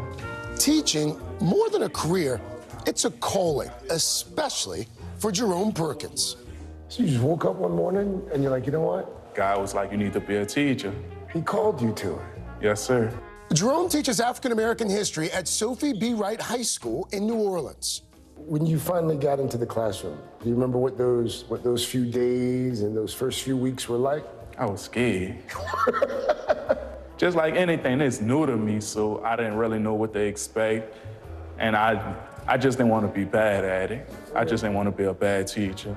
Jerome and dozens of educators like him got their start with the help of a fellowship called Brothers Empowered to Teach. The goal is to get more black teachers, specifically male black teachers, in the classroom. The most recent survey shows that black males only account for 1.3% of all public school teachers. Larry Irvin is trying to change that. He co-founded Brothers Empowered to Teach in 2014. It's a community-based education program for undergraduate college students. Fellows get funding and support. More importantly, they get real classroom experience. Larry's late mother was a teacher. He spent a lot of time in school with her growing up, but as a young man, Larry says his life went down a troubled path with 2 arrests leading to charges of drug possession and evading police. Larry pled guilty both times and received probation. He turned things around, and after getting the blessing of the school superintendent, he started coaching at his old high school. It just took off. There was a spark. My connection with the young guys. The head coach was like, Larry, have you ever thought about education? Like, because you would be an incredible teacher. Then he started teaching, but he also began studying. He wanted to understand why there are so few black men who become teachers. Why is it so important to have men that look like me and you in the front of a classroom? Kids are what they see. I don't have to go far to see somebody that looks like me playing football. I have to go far to see a rapper. I can go right out my door and see a drug dealer. Education, being a teacher, leading from the classroom and from an intellectual standpoint, that's a different conversation. Since launching, the program has placed 174 fellows. Right now, they're in New Orleans and Baton Rouge with hopes for expansion. Part of the program is nurturing a network. Larry hosts a series of conversations among the fellows called The Cipher. We think it from a collective black male standpoint, how we're viewed as a group. It's a chance for these young educators to exchange ideas, support one another, and grow. It's working for new teachers like Jerome. It's what you perceive and what you see every day. If I see this every day, that's what I'm stuck to. And for Larry, becoming the change you want to see is a lesson he was taught long ago by his first teacher, his mom. What do you think your mother would say about all of this? You got me with that one. She would be quite proud, I would imagine. She was my biggest cheerleader, you know, so it was like he did it, he turned it around. To say the least. You did. To say the least. Craig Melvin, NBC News. Great piece. Love to see him spotlighting that. If you can see it, you can be it. All right, here's what's trending now. The musical artist The Weeknd is planning on retiring his stage name. The Weeknd says he will go by his real name instead, Abel Tesfaye. In an interview with W Magazine, the Blinding Lights singer said, "It's getting to a place and a time where I'm getting ready to close the Weeknd chapter." And then he said, "I'll still make music, maybe as Abel, maybe as The Weeknd, but I still want to kill the Weeknd, and I will, eventually. I'm definitely trying to shed that skin and be reborn." That's a quote. Call him whatever you will. I love his music. It's great. I sing some of his music sometimes. I know. Check out Kate on Spotify. She's awesome. I'm Kate Snow. I'm Vicki Wynn. You are watching NBC News Daily.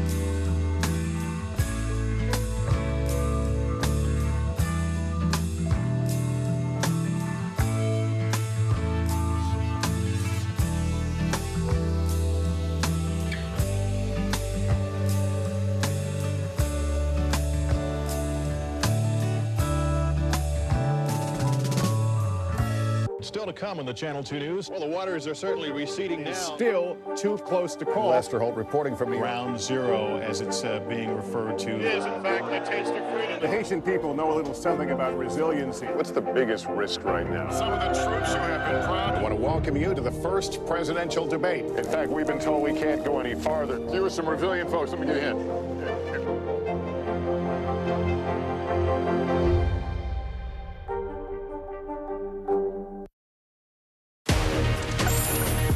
Hello, everyone. I'm Kate Snow. We're so glad you're with us. I'm Vicki Nguyen. NBC News Daily starts right now.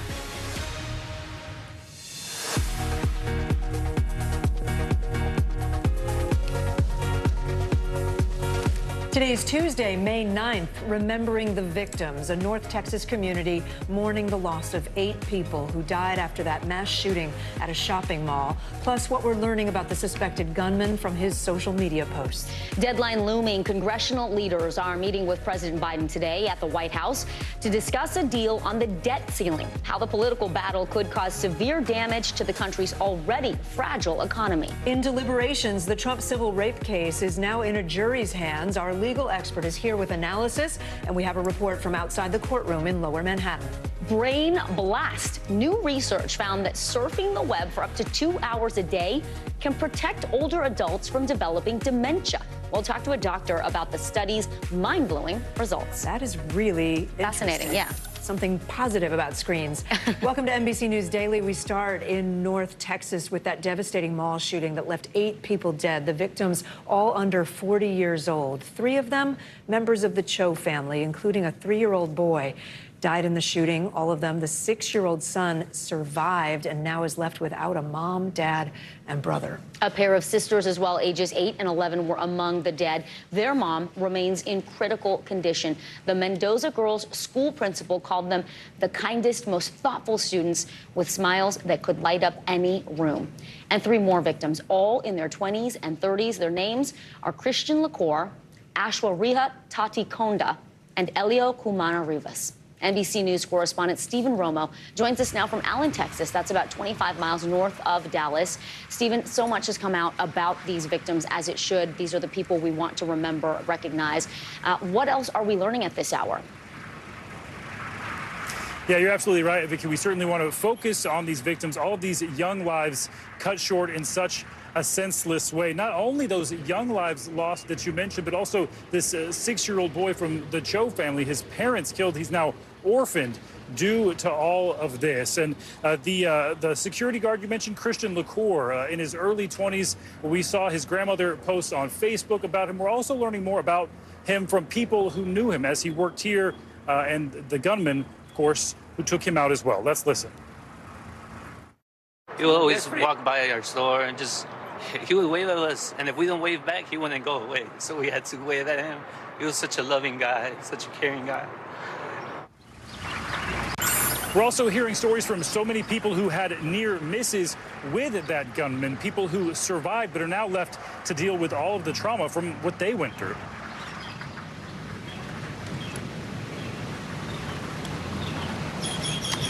Oh, I'm sorry. I thought we were going to more sound. I appreciate Sorry, Stephen. The Texas Department of Public Safety announced that they're going to hold a briefing, right, along with the FBI and the Allen Police Department. That's next hour. What are we expecting out of that, Stephen? Yeah, Kate, certainly have a lot of questions for them. They haven't actually held a press briefing since Saturday, right after this actually had just happened, and they did not actually take any questions during that briefing. So a lot of questions for them, hoping to understand how this alleged shooter was able to post publicly about all of his plans. It seems like there were maps that he posted of the outlet mall here behind me, times where it's the busiest, also receipts for gun purchases, and including also the rantings that he posted about against women, against Jewish people, minorities as well. He seems to have laid out these plans open, and the public would like to know why and how that all was missed. Kate, Vicki? NBC News correspondent Stephen Romo. Stephen, thank you so much. Well, in just a few hours, President Biden is set to hold a high-stakes meeting at the White House with top Republican and Democratic leaders. They're still in a standoff over raising the national debt ceiling. Treasury Department Secretary Janet Yellen says if Congress doesn't act soon, the U.S. could default on its debt by June 1st, which could deeply impact the economy. That has never happened before. NBC News White House correspondent Monica Alba joins us now. Monica, our colleague Garrett Haake just spoke with House Speaker Kevin McCarthy ahead of this meeting at the White House. What did he have to say? Yeah, and this is really important, Kate and Vicki, because my colleague Garrett did ask Speaker McCarthy about a possible off-ramp for this high-stakes situation, essentially saying, would he be supportive of a short-term extension beyond June 1st, kicking this down the road to align with the government spending deadline that would be later in September? And here is what Speaker McCarthy had to say to that question. We seem to be hearing from the White House today that they may want more time. They may want to try to align the debt ceiling with budget negotiations that would only take place in the fall. Is that something you would be amenable to if that's presented to you today? No. No, we shouldn't kick the road. Just get things done now.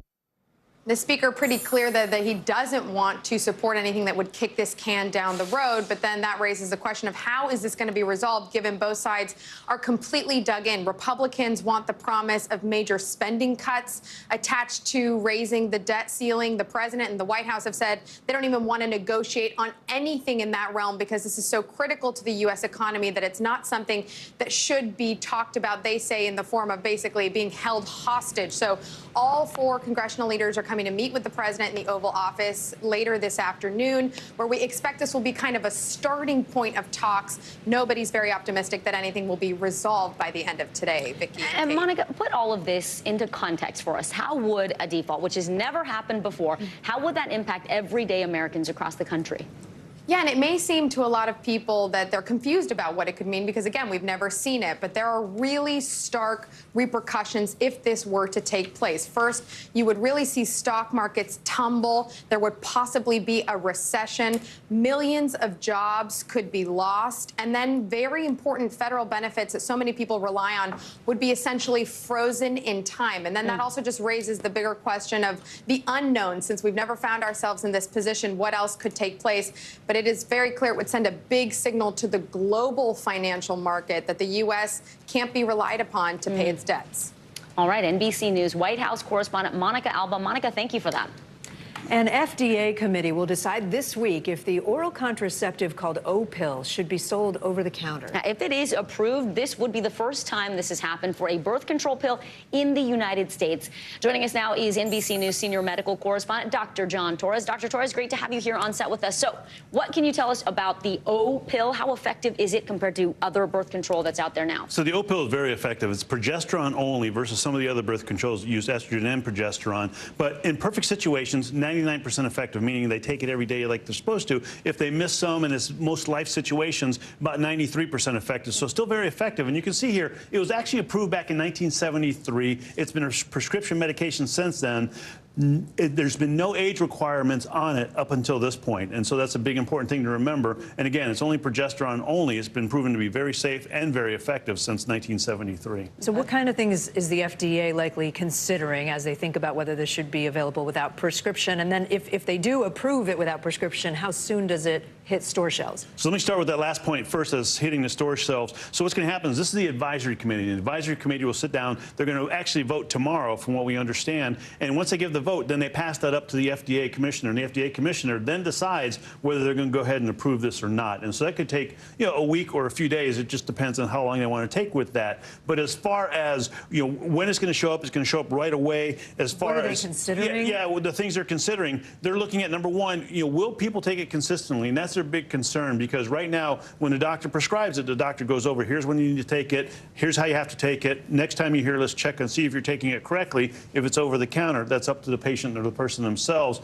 And so they're weighing that, saying we're a bit concerned about that. Is that something we do need to be concerned with? And then there's some side effects as well, making sure that people that shouldn't be taking it aren't taking it. Yeah, Dr. Torres, who are those people? Who should not be on O-pill? So the biggest warning is if you have a prior history or currently have breast cancer. That's the biggest one. You want to make sure. If you have cirrhosis, which which is a condition with your liver. You want to not take it as well. And then if you have any unexpected bleeding that's happening, because this can increase that bleeding and cause an issue, and then certain medications, seizures, tuberculosis medications, if you're taking those, you want to make sure you're careful and not take this. Is that for any birth control or just specifically O-pill? That's for most birth control pills, and so you have to be careful with all of them. But in this case, again, since it's over the counter and there won't be doctors in that process of getting on a prescription, that's the concern the FDA is wrestling with right now. NBC News senior medical correspondent Dr. John Torres. Always great to have you here in person. You bet. Thanks so much. Thank you, Dr. Torres. It is time now for our CNBC Money Minute. New Twitter boycotts could make getting help while traveling more difficult. Several major airlines are now asking customers not to contact them with issues via Twitter. Air France is directing passengers to other avenues for customer service inquiries. Very interesting. It is. CNBC senior markets correspondent Dominic Chu is here to tell us more about it. So, Dom, a lot of flyers rely on Twitter to reach customer service. I've done it myself. How's it going to impact us, and what are we supposed to do instead? So, Kate, Vicky, to your point, I've used it as well to try to reach out to customer service at airlines. So with this, it's going to be back to old school, if you will, right? Those means of contact. This could mean more time waiting on the actual phone to speak with an agent, or reaching out to chat representatives on an airline's own website or app on your smartphone. Now, the airlines say this is not about hiding from customers, but more about the verification issues that have surrounded some of Twitter's new processes. An Air France spokesperson told the Wall Street Journal that customers could still get in contact on other social media platforms. But it's also important to note here that many airlines do still take Twitter direct messages as part of their customer service process.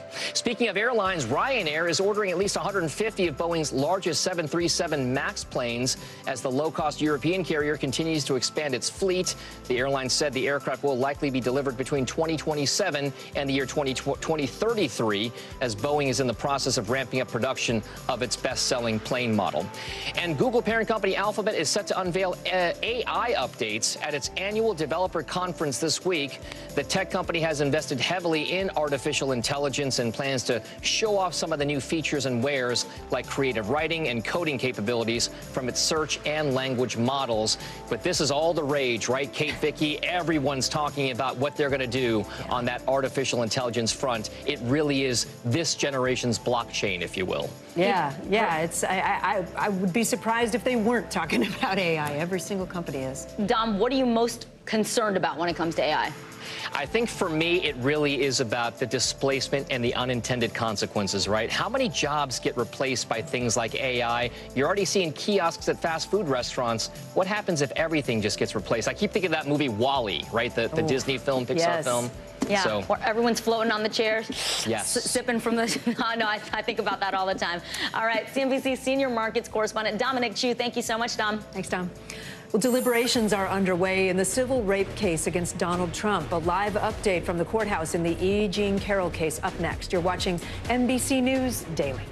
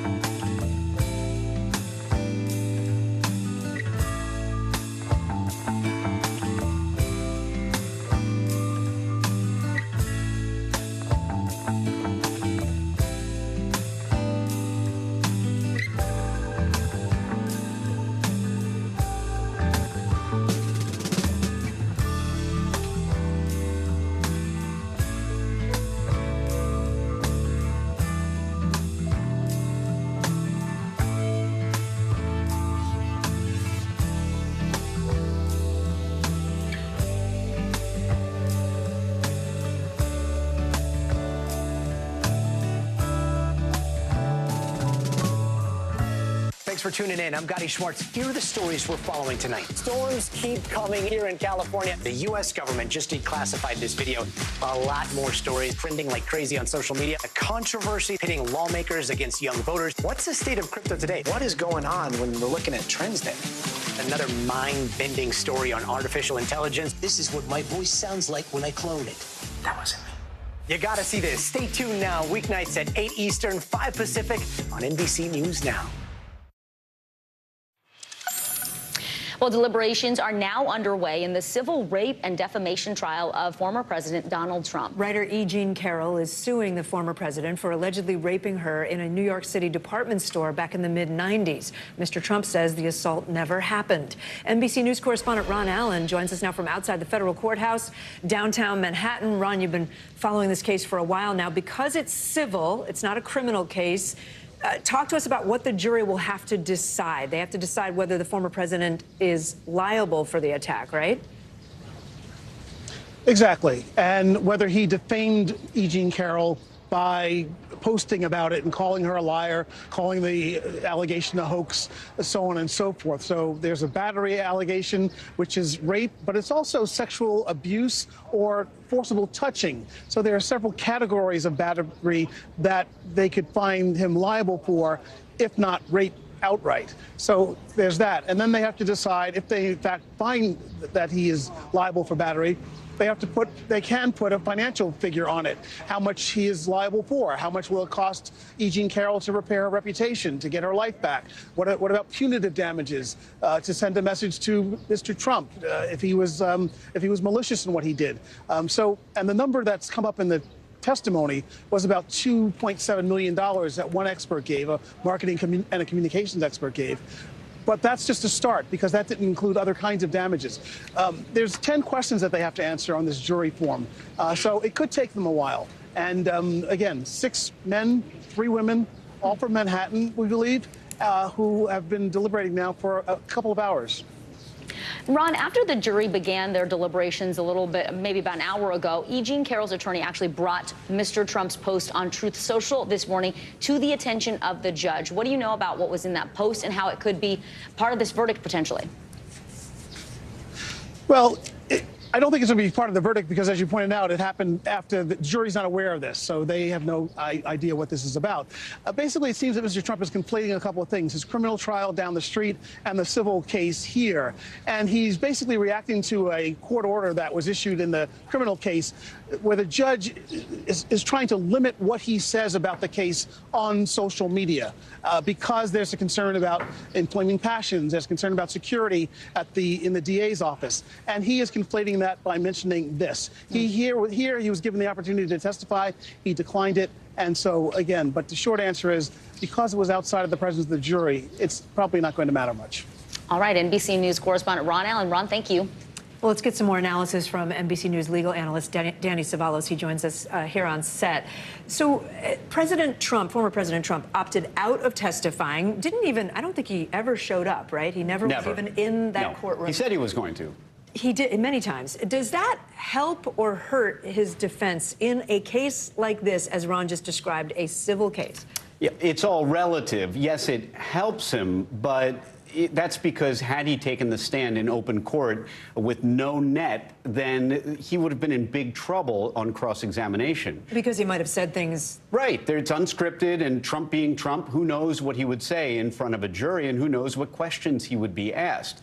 But I say that with the idea that his deposition was just as bad for him and is probably the one thing that, if he is found liable, will be the reason he was found liable. And what I mean by that, it is chock full of what I call unforced errors. All Trump had to do was testify at his deposition consistently with someone who doesn't believe an event ever happened. What did you do on this day? I don't know, because it never happened. I don't know, because it never happened. And he did that for much of the deposition. But then he veers off into Trump land and says things like, she's not my type. Not helpful to him. Even more not helpful is saying that the plaintiff's attorney during the deposition, hey, you're not my type either. Unnecessary. If I'm his lawyer, if I'm his defense team, I'm planting my palm to my face in frustration because he veered away from the script, and that may be his undoing in this civil case. One thing that Trump's defense team tried to do was discredit E. Jean Carroll. They had that, said that she basically made this all up to sell a book. In cases like this, do you find that, attacking the victim in that way is effective with a jury? I'm going to say yes, but I'm going to qualify it. In a sense, that is what they had to do. When you think about it, the theory of their case, and the defense has to come up with a theory of the case, is that she's a liar. If they had been gentle with her, that would have endorsed the idea that she's a victim. I've cross-examined sexual assault victims before. When you do that, you have to be very, very careful. But that's not consistent with the defense's theme in this case. They, in a sense, they had to go after her. Because if they treated her gently, it would have effectively said, well, Danny, she is a kind of victim. So sorry. You're watching NBC News.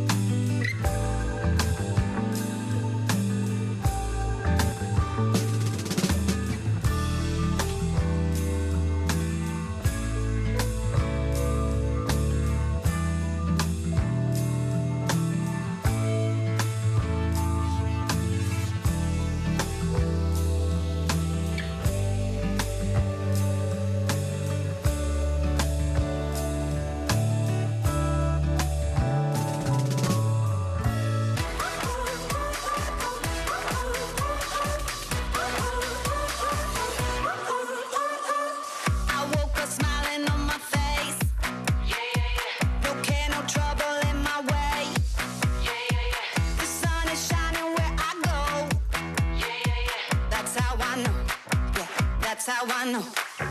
Today's gonna be great, gonna be great, gonna be a good day. Today's gonna be great, gonna be a good day. Senator John Fetterman is opening up about his battle with depression and the treatment he received after checking into Walter Reed. Morning Joe co-host Joe Scarborough has more from the senator and what finally motivated him to get help.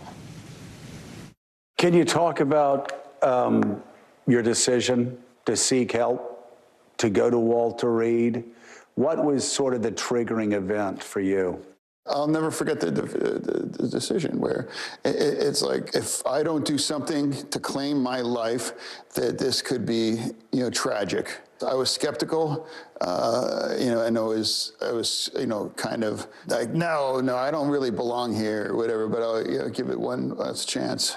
Now, as he is seeking help for depression, his wife Giselle tweeting, after what he's been through in the past year, there's probably no one who wanted to talk about his own health less than John. I'm proud of him for asking for help and getting the care he needs. You just talked about being skeptical that you could get help.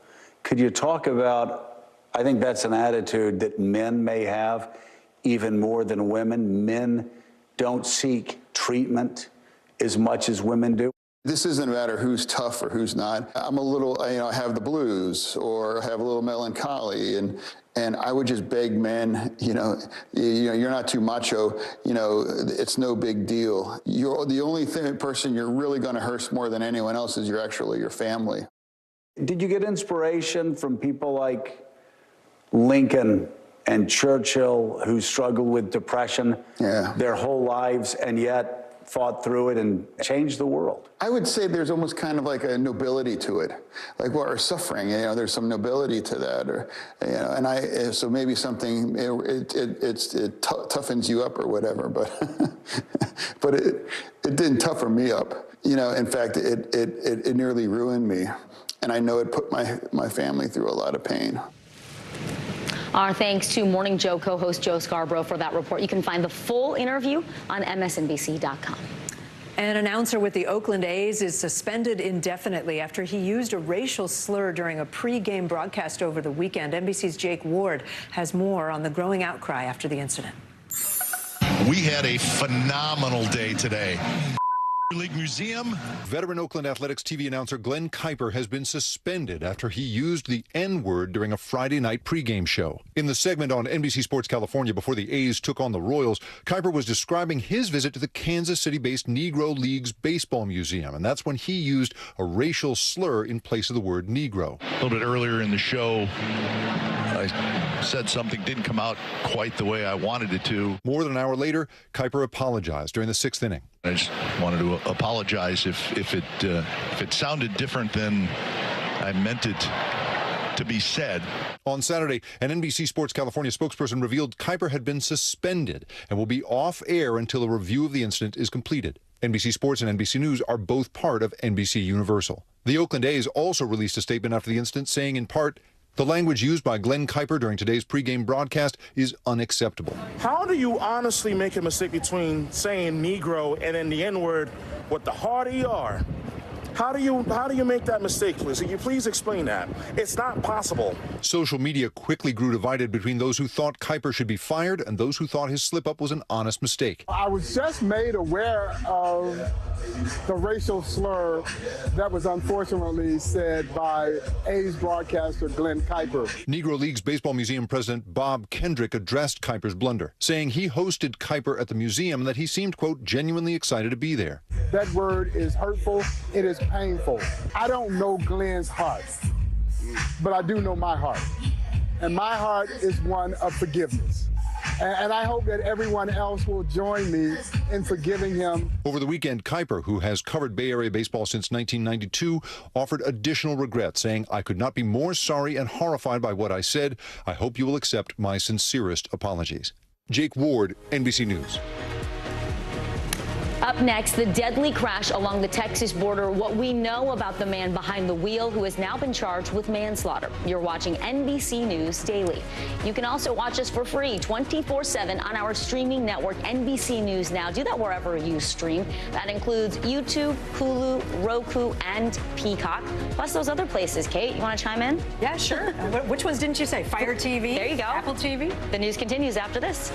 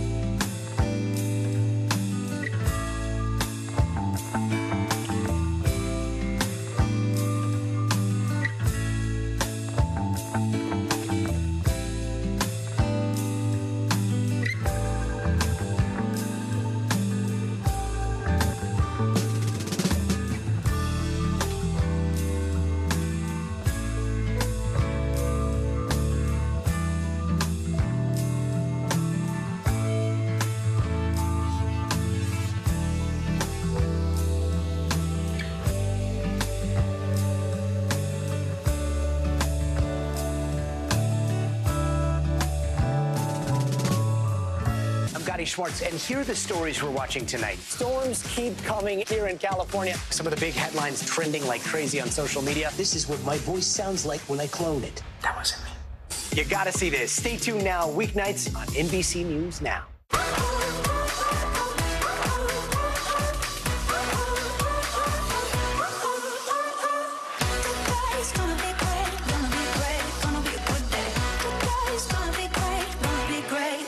Good day.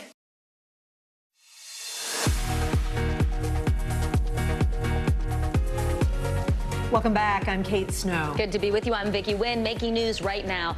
Pakistan's former Prime Minister Imran Khan has been arrested and taken into custody. Khan was in court to face corruption charges, but instead he was dragged outside and put into a police vehicle. Khan was forced out of office last year after a no-confidence vote. Russian President Vladimir Putin led a parade for Russia's annual Victory Day. That marks the country's defeat of Nazi Germany in World War II. He took the opportunity to sound off about Ukraine. In his address, Putin said war has been waged on Russia, and Putin's attack on Ukraine came in response to the West's, quote, exorbitant ambitions. When Buffalo Bills player Damar Hamlin's heart stopped and he collapsed on the field during a Monday Night Football game back in January, fans quickly sprang into action. They set up a GoFundMe page to help him. 2 fundraising campaigns have since raised about $10 million. Now Hamlin is going to use that money to fund his own nonprofit, the Chasing M's Foundation. One of the organization's goals is to promote health and safety in sports through CPR and external defibrillator training, which saved his life. Yeah, that's a big deal. Communities on the U.S. southern border bracing now for a possible spike in migration as the U.S. prepares to lift a COVID-era policy called Title 42. It's set to expire Thursday night. Yes, this immigration policy is a holdover from the pandemic. It allows border officials to turn away asylum seekers because of COVID concerns. NBC News national correspondent Gabe Gutierrez is live in Brownsville, Texas for us. That's a city right there on the border. So, Gabe, give us a sense of what the situation is like where you are, and also explain how lifting Title 42 could impact migration to the U.S. Well, hi there, Vicki. Well, this is something that border communities have been preparing for, but have complained that the federal government has not prepared enough. Now, Brownsville is one of the cities that has declared a state of emergency, and overnight, the governor of Texas, Greg Abbott, tweeted that new razor wire has been put up around this area near one of the hotspots where there have been a lot of migrants that have shown up over the last several weeks. But this is an ongoing process, and yes, Title 42 is that COVID border restriction that made it easier for the government to expel migrants due to public health concerns. And what Border Patrol officials have been saying is that they expect lifting that restriction will contribute to an increase in the flow of migrants into the U.S., up to potentially 10,000 illegal border crossings a day, according to Border Patrol officials. There is some question, however, whether will that actually come to pass. However, the Border Patrol chief says that already, ahead of the lifting of Title 42, over a 72-hour period, there were more than 26,000 illegal border crossings. A big question, what happens Thursday night into Friday when this is lifted. We were in Juarez, Mexico last week, and we do know that there are thousands, potentially tens of thousands of migrants that are across the border waiting to get into the U.S. Whether that has much to do with Title 42 or is seasonal or is this backlog of migration because of the pandemic depends on who you ask. But many people here along the border are watching, wondering what will happen in the coming days. By the way, the Department of Homeland Security just announcing a targeted enforcement operation. That's what they're calling it in El Paso. The Border Patrol Union has fired back, saying they shouldn't have announced that publicly. Still, a lot of back and forth here on both sides of the border. Kate and Vicki. All right, NBC News correspondent Gabe Gutierrez, thank you. Kate, the legal battle in the $30 million lawsuit between Tiger Woods and ex-girlfriend Erica Herman is intensifying. Herman claims in a new court filing that the golf legend sexually harassed her while she worked for him when they were in a relationship. NBC News contributing correspondent Kaylee Hartung reports. Hey there. So the case will be presented in a Florida court today, where Tiger Woods' lawyers will ask a judge to enforce a non-disclosure agreement between him and his ex, Erica Herman, including a clause that would keep this legal battle out of the public eye. But she's bringing new evidence to support her claims. The latest legal fallout from Tiger Woods' relationship with his ex-girlfriend, Erica Herman. Woods and Herman began dating in 2015 while Herman was an employee at his Florida restaurant, The Woods, Jupiter. According to court documents, Woods forced her to sign an NDA or else be fired from her job. Her team claims Woods, who was Herman's boss at the time, imposed an NDA on her as a condition to keep her job when she began having a sexual relationship with him. A boss imposing different work conditions on his employee because of their sexual relationship is sexual harassment.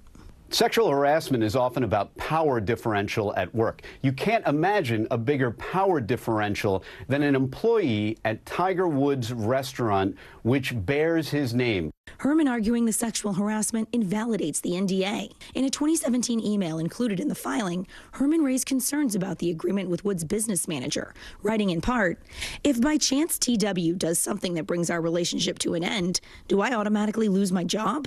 I don't have any problems with what's in this document, but with my whole life in his hands now, if something happened, I don't want to be in my 40s heartbroken and jobless." Herman is also asking the court to deny the clause compelling arbitration and is suing Woods Trust for more than $30 million in a separate case, where she claims Woods kicked her out of his home where they lived together until October of last year, their breakup making headlines. According to Herman, Woods told her he planned a last-minute getaway for them to the Bahamas, but instead, she says they were met at the airport by a lawyer who informed her she would never see Woods or his home again. For now, the personal life of the famously private Woods playing out publicly in a courtroom drama. It's still unclear if Tiger will be joining his lawyers for the hearing. He's reportedly still recovering from a surgery on his ankle last month, so it's unlikely we think that he'll make an appearance. But all eyes will be on that Florida courtroom to see where things go from here. Representatives for Woods and Herman did not respond to NBC News' request for comment. All right, Kaylee Hartung, thank you. Vicki, California is one step closer to possibly paying out billions of dollars to the descendants of slaves. A final recommendation on who could be eligible for the compensation was approved by the state's reparations task force. NBC News correspondent Dana Griffin has more on the approved plan. 62-year-old Denise Green has lived in Southern California her entire life. This is my grandmother right here. She knows her ancestors came from Mississippi, but much of her family history was unknown. That is, until her niece started doing research. Here's the 1880 census. Adrienne Abiodun is a professional genealogist in Tampa, Florida. But even she spent 2 decades and thousands of dollars before uncovering the name Philip Branch. So Philip Branch is my 4th great grandfather, and he was an enslaved person. What was your reaction when Adrienne told you that your family is direct descendants of an enslaved person named Philip Branch? I thought that was awesome. It was just a little overwhelming. The vital lineage information could be valuable in California as it debates what is owed to descendants of the enslaved. Camila Moore is chair of the California Reparations Task Force, the first in the nation's statewide effort to address systemic racism against African Americans caused by the enduring legacy of slavery. Could it be something as simple as you take a cheek swab, you submit your DNA, and they go, oh, you're a descendant of an enslaved person, here's your check? I mean, it could be. Again, this is all still a work in progress. The task force wants eligibility to be lineage-based versus race-based. That has sparked debate. The paper trail is not always proven to be correct. For people who have to prove their lineage, it can be difficult, costly, and time-consuming, especially since many slaves weren't identified by name but property codes up until the 1870 census. People think that, oh, I'm going to sit down and do my family research this weekend and get my application for reparations ready. That's not going to happen. Over the weekend, the task force approved recommendations for reparations that could be worth up to $1.2 million for eligible applicants. Citywide reparations efforts are also underway in Boston, St. Louis, and San Francisco. Some may not support the idea because it could cost taxpayer dollars. Denise doesn't know if she'll ever get reparations, but she supports the Golden State's effort. I'm excited for people who, will need it and can use it. But the sad part is we're getting it at the expense of what our ancestors went through. Dana Griffin, NBC News, Los Angeles. Well, more than half of U.S. teens say it would be hard for them to stop using social media. This is according to the Pew Research Center. Not surprising, right? No. New data from recent studies have shown the real and detrimental impact that social media can have on their mental health, though. Today, anchor Jenna Bush Hager has more now on the newest social media guidelines from the American Psychological Association, trying to make the internet a little safer. Across the U.S., nearly every teen says they've used social media in some form this past year. And the American Psychological Association released new guidelines to help them learn healthy behaviors online. Among the 10 recommendations, adult monitoring for kids ages 10 to 14 using social platforms, routine screenings for signs of problematic use, and adolescents avoiding apps for social comparison, particularly around beauty or appearance-related content. Conversations many parents, like Ray Kilmer in upstate New York, are already having. His 3 kids, including 15-year-old Elizabeth, don't get cell phones until 8th grade. The now 9th grader has some restrictions, including a time limit for TikTok, blocked videos, and her phone is kept downstairs after bedtime. Clearly outline what our expectations are for her, and then she understands what the consequences are if she doesn't meet those. It's made me feel like I have more responsibility because, I know that they trust me with that stuff. Keeping kids safe online, a growing national discussion. From Here on Today, where actress Jennifer Garner told Hoda and Savannah she's keeping her 3 kids off social media. I just said to my kids, show me the articles that prove that social media is good for teenagers, and then we'll have the conversation. How do they feel at this point? My eldest is grateful. To Capitol Hill, where a bipartisan group of senators introduced new legislation in April. Their proposal aims to ban kids under 13 from signing up for social media platforms and requires parental consent for 13 to 17-year-olds to use popular apps like TikTok and Instagram. This comes as more studies show how being plugged in on social can impact mental health. A recent CDC study shows nearly 3 in 5 teenage girls feel sad or hopeless.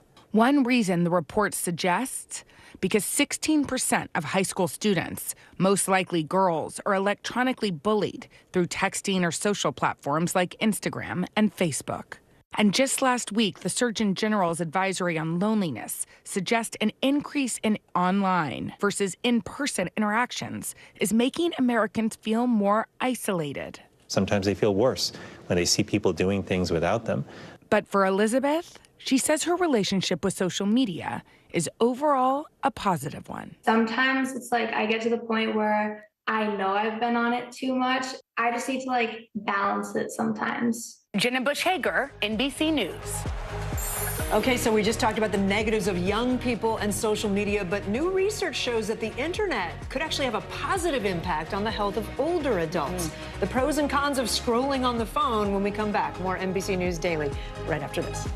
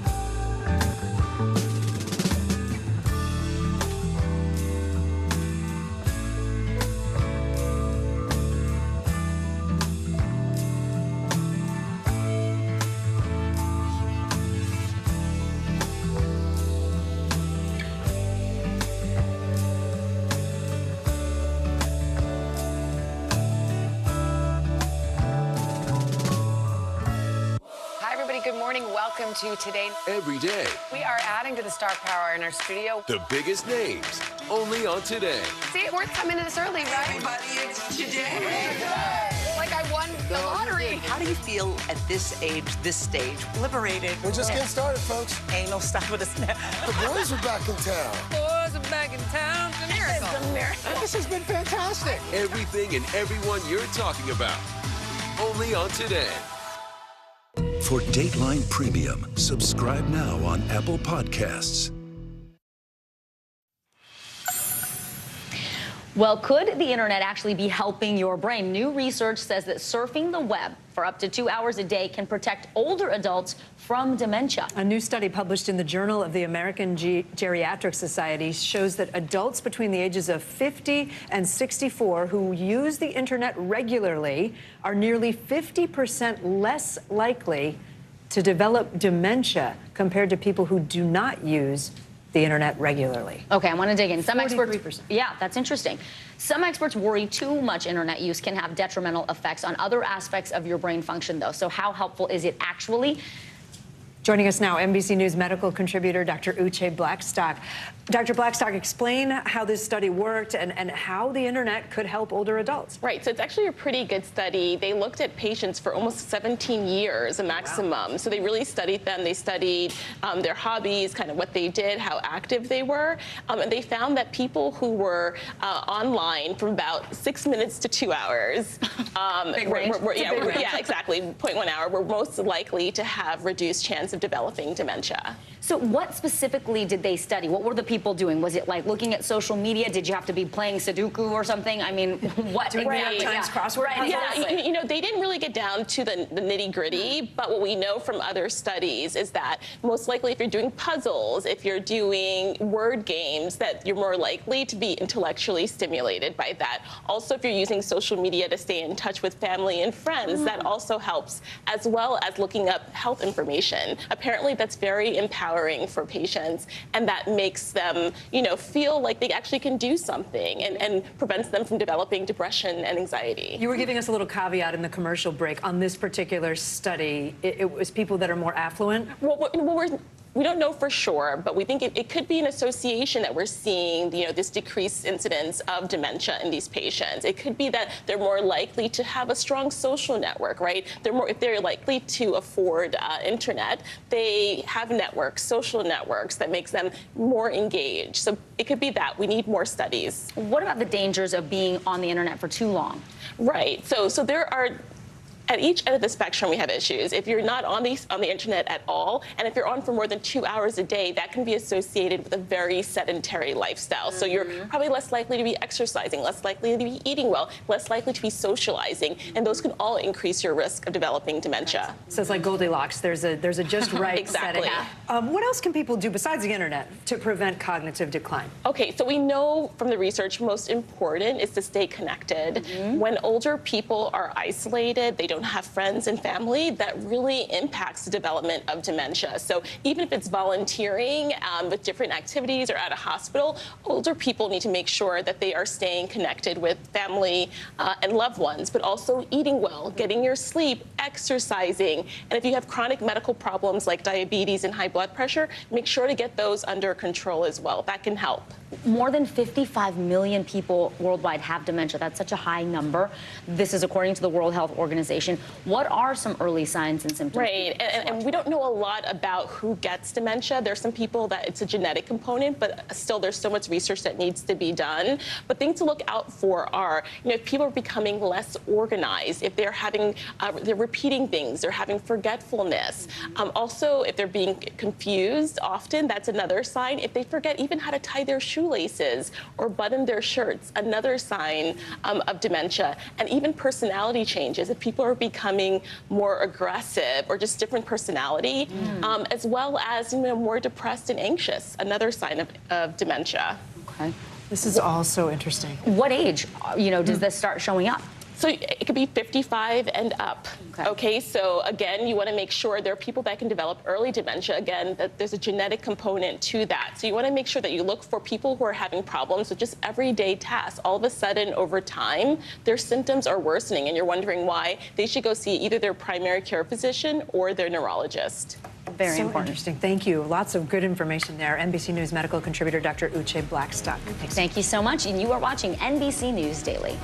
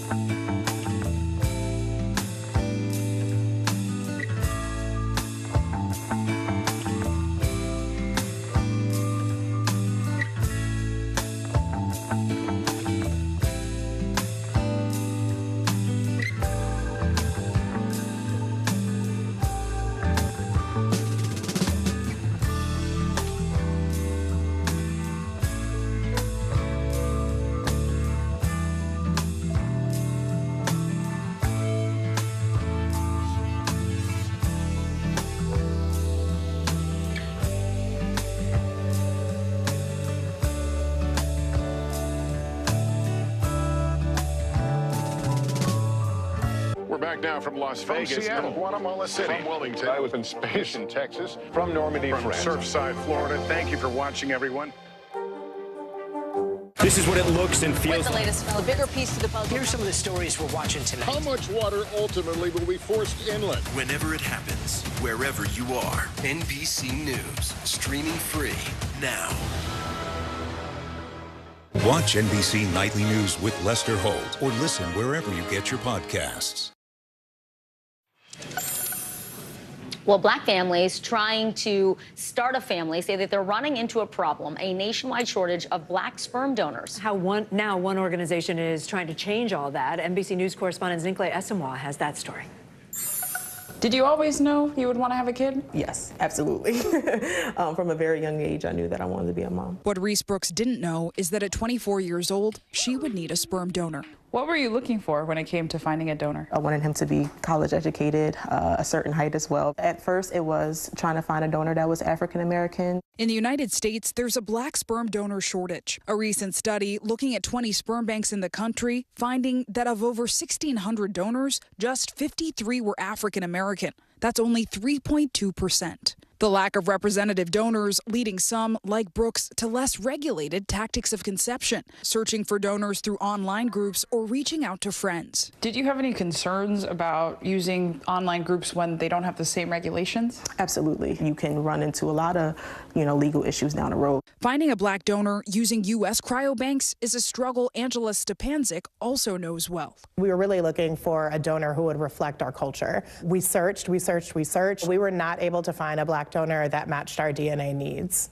So we ended up using a donor from Venezuela. The experience motivated the 40-year-old to create her own organization, the Reproductive Village Cryobank, specifically for families seeking black donors. So how did you take that experience and turn it into this new initiative? I thought, I could either help more Black donors come to these legacy white sperm banks, or we could do our own thing, and we can create a welcoming community for Black men and Black families to come and expand and sustain their families. Experts like Doctors Cassie Hobbs and Alexis Gadsden say several obstacles have created this shortage. Are the sperm banks in locations where patients can easily access them? I think we must mention the fact that there's this historical distrust in minority populations, in particular in the African American population, of the medical system in general. One of the requirements is to have, generations and generations of kind of family history. And if you have the sickle cell trait, which, 1 in 10 to 1 in 13 individuals has, you're automatically disqualified. Sperm donation in the United States is also extremely selective,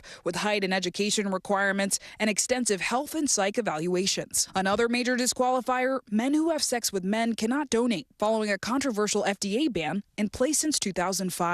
In a statement to NBC, the FDA said in part, despite the high level of accuracy and sensitivity of today's donor screening test for communicable diseases, FDA still believes the testing alone is not sufficient to prevent the introduction, transmission, and spread of communicable diseases and protect recipients. Adding that while it's rare, it's still possible to test negative for HIV and be infected. Doctors Hobbs and Gadsden say cryobanks need to do more to recruit Black donors and serve Black families. Partnering with community organizations and really being clear about what happens after they donate is going to be one of the big moves that we need to make to increase participation in minority communities. We reached out to major cryobanks around the country. California Cryobank, the only respondent, telling us that 5% of its active donor base identifies as Black and that more Black donors are in the pipeline. The group saying it's conducting research and outreach among diverse populations and that it's allowing for sickle cell carriers to qualify through a disclosure process. Still, even if a family does overcome the challenges of finding a Black sperm donor,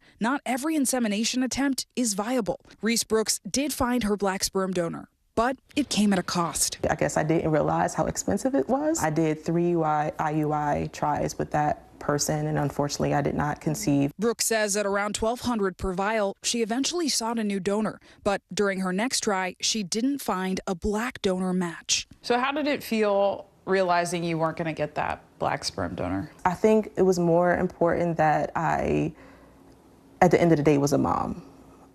So it definitely hurt my feelings that there was a lack of African-American donors. I didn't care if she came out purple. I just wanted to be a mom. Zinclair Samoa, NBC News. Here's what's trending right now. Canadian rock band Sum 41 has announced they are disbanding. In a Twitter post, the In Too Deep band says they will be finishing all of their upcoming tour dates for 2023. They're releasing their final album as well. The post says they will be celebrating with a final worldwide headlining tour. Final. There's a lot of bands that do final tours and then they come back. Right? Let's hope. All right, I'm Vicki Wynn. I'm Kate Snow. You're watching NBC News Daily. You can also stream us 24/7 on NBC News Now. More after this.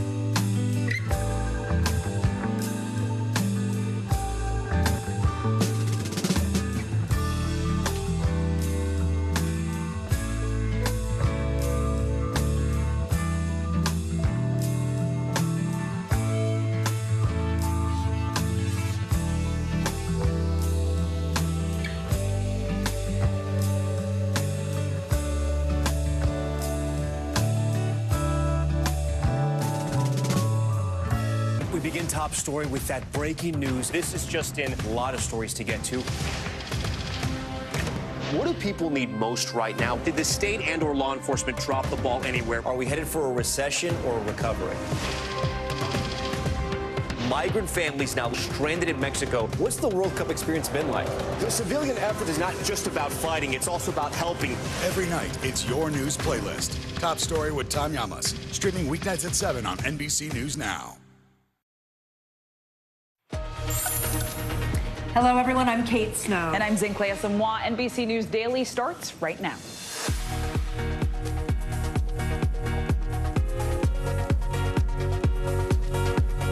Today, Tuesday, May 9th, money talks. President Biden face-to-face with congressional leaders in the first high-stakes meeting over raising the nation's debt limit. With a historic default now looming, where do both sides stand right now, and what would a default mean for you? Moments of terror, new insight into why a gunman went on a shooting rampage at an outlet mall near Dallas, what we've learned about the attack and the victims. Fentanyl fight, an emotional warning about the lethal drug that is 50 times stronger than heroin. The urgent message from one father who lost his son to fentanyl and says everyone needs to hear it. And talk about a happy camper, a second grader found alive after vanishing in the woods, how the rescue unfolded and what he did to keep himself safe. It is 11 a.m. in Fresno, 1 p.m. in Austin, 2 p.m. here in New York. And we got a lot of news to get to. Yeah, and we're going to start this morning, or this afternoon, rather, in Washington, where America's top lawmakers are trying to keep the government from running out of cash. High-stakes meetings are set to get underway shortly to raise the debt ceiling. Here's the date everybody's watching right now, Thursday, June 1st. That is the date the Treasury Secretary says America could default on its debt. The impact of that would be catastrophic. While that date is still a few weeks away, a lot needs to happen soon to get to a deal. And in a divided Congress, a compromise in time is far from guaranteed. So let's dig into it with NBC News White House correspondent Monica Alba following the latest. So, Monica, first off, what can we expect from today's meeting? And can you just break down for us exactly what kind of leverage these leaders are coming to the negotiation table with? Well, officials in Clay on both sides here are not that optimistic that anything's going to get resolved with today's meeting, but everybody agrees it needed to take place to get these talks off the ground, because originally a couple of weeks ago, the president said he didn't even want to negotiate on anything related to the debt ceiling because it is so critically important for the U.S. economy to raise it and move on, as it has done many, many times before under both Democratic and Republican presidents. Republicans, for their part, are completely dug in on their position as well. So to get the leaders all together in one place, face-to-face in the Oval Office, to hash out where this can go from here is an important step. Though, again, in terms of the leverage, Republicans are trying to really ask for spending cuts. That's what they would like to see attached to this, whereas the White House and Democrats largely are arguing for what's known as a clean debt ceiling increase. So raising that on its own, not tying it to anything else. So for either of those things to take place, there needs to be some kind of agreement, which right now there just doesn't seem to exist. And we heard a little bit more from House Speaker Kevin McCarthy, who spoke to our colleague Garrett Haake on the Hill just a little bit ago. Here's some of their conversation. Well, I hope it's different than it's been for the last 97 days. Mm-hmm. You know, on February 1st, I went to see the president, sat down with him, saying we should work on the debt ceiling so we wouldn't get to this yet. Unfortunately, it's taken him 97 days to finally come back. After that meeting, he tweeted that he would meet with us and do about the budget, but he kept changing it. So hopefully the attitude's changed. And the reason this matters so much is because there would be catastrophic financial consequences if June 1st comes and goes without any kind of a solution. We're talking about stock market tumbling, the recession very possible, the loss of up to 8 million jobs, and some federal benefits that so many people rely on would also be frozen. So there are very real impacts, and that's something you can expect the president to talk about in the coming days, especially tomorrow when he heads to New York, where we expect he will continue to talk about the stakes here. Clay and Kate. All right, Monica Alba for us. Monica, thanks. We have breaking news. Jury deliberations are happening right now in the civil rape and defamation trial against former President Donald Trump. Mr. Trump is being sued by columnist E. Jean Carroll. She alleges that she was raped by the former president in a New York City department store back in the 1990s. Trump has denied any wrongdoing. NBC News correspondent Ron Allen joins us now from outside the courthouse in Manhattan. Ron, jurors heard some long closing arguments yesterday. They've got the case now. How much evidence are they going through? There were roughly 2 weeks of testimony, 11 witnesses, and they were all on E. Jean Carroll's side. As you know, former President Trump chose not to testify, but he did appear in the courtroom, and to some extent he did testify because he participated in a deposition back in October, which essentially told his side of the story. And he denied ever knowing Carroll. He denies that any of this ever happened. And that is basically what his case has been. On the Carroll side, she testified on the witness stand for several days, and it was very emotional at times. And she told a very, at times, graphic and detailed story about this alleged attack that happened back in the spring of 1996 at Bergdorf Goodman's. However, she could not say exactly when it happened, the date, the month. She couldn't answer those basic questions. She did have two friends testify on her behalf who backed up her story, who said that she called them back in 1996 to tell her about the story, to tell her about what happened. And so that's what makes this a lot more actually than a he said, she said case, because there are other witnesses on Carroll's side. So the jury has been deliberating for 2 hours or so, and they basically have to decide whether they believe Carroll or whether they believe former President Trump. And do we know how much money Ms. Carroll is seeking in damages? The number that's come up is some $2.7 million, which was given by a plaintiff, one of Ms. Carroll's experts, estimating, a communications and marketing expert, estimating how much it would take for her to get her reputation back, something of a rough estimate. But there's still the possibility for the jury to award punitive damages and other damages, which could go up into the millions of dollars. Interestingly, there were not a lot of numbers in the court, in the testimony or in the judge's instructions. So they were told, the jurors, that they could consider Mr. Trump's overall wealth. So it'll be interesting to see what they come back with if we get that far. Remember, they have to first find that he is liable for battery and then defamation, and then it's damages. But we have perhaps a long way to go. Who knows? There's obviously no way to predict how the jury is going to go. 6 men, 3 women, and they've had it for about 2 hours or so. Yeah, you can never predict that. Ron Allen will be there for us, though. Thank you, Ron. And we're learning new heartbreaking information about the victims of the massacre at a mall in Allen, Texas over the weekend. 3-year-old James Cho and his parents, Cindy and Q, were killed Saturday. Their 6-year-old son was injured in the shooting but survived. Meanwhile, authorities are poring over the gunman's social media posts in an effort to determine his motive. NBC News correspondent Stephen Romo is in Allen, Texas for us. So, Stephen, I know you've been on the ground. This is your hometown, or at least near it, and you've spoken with a lot of the community members. What exactly are they saying, and what's being done to honor these victims?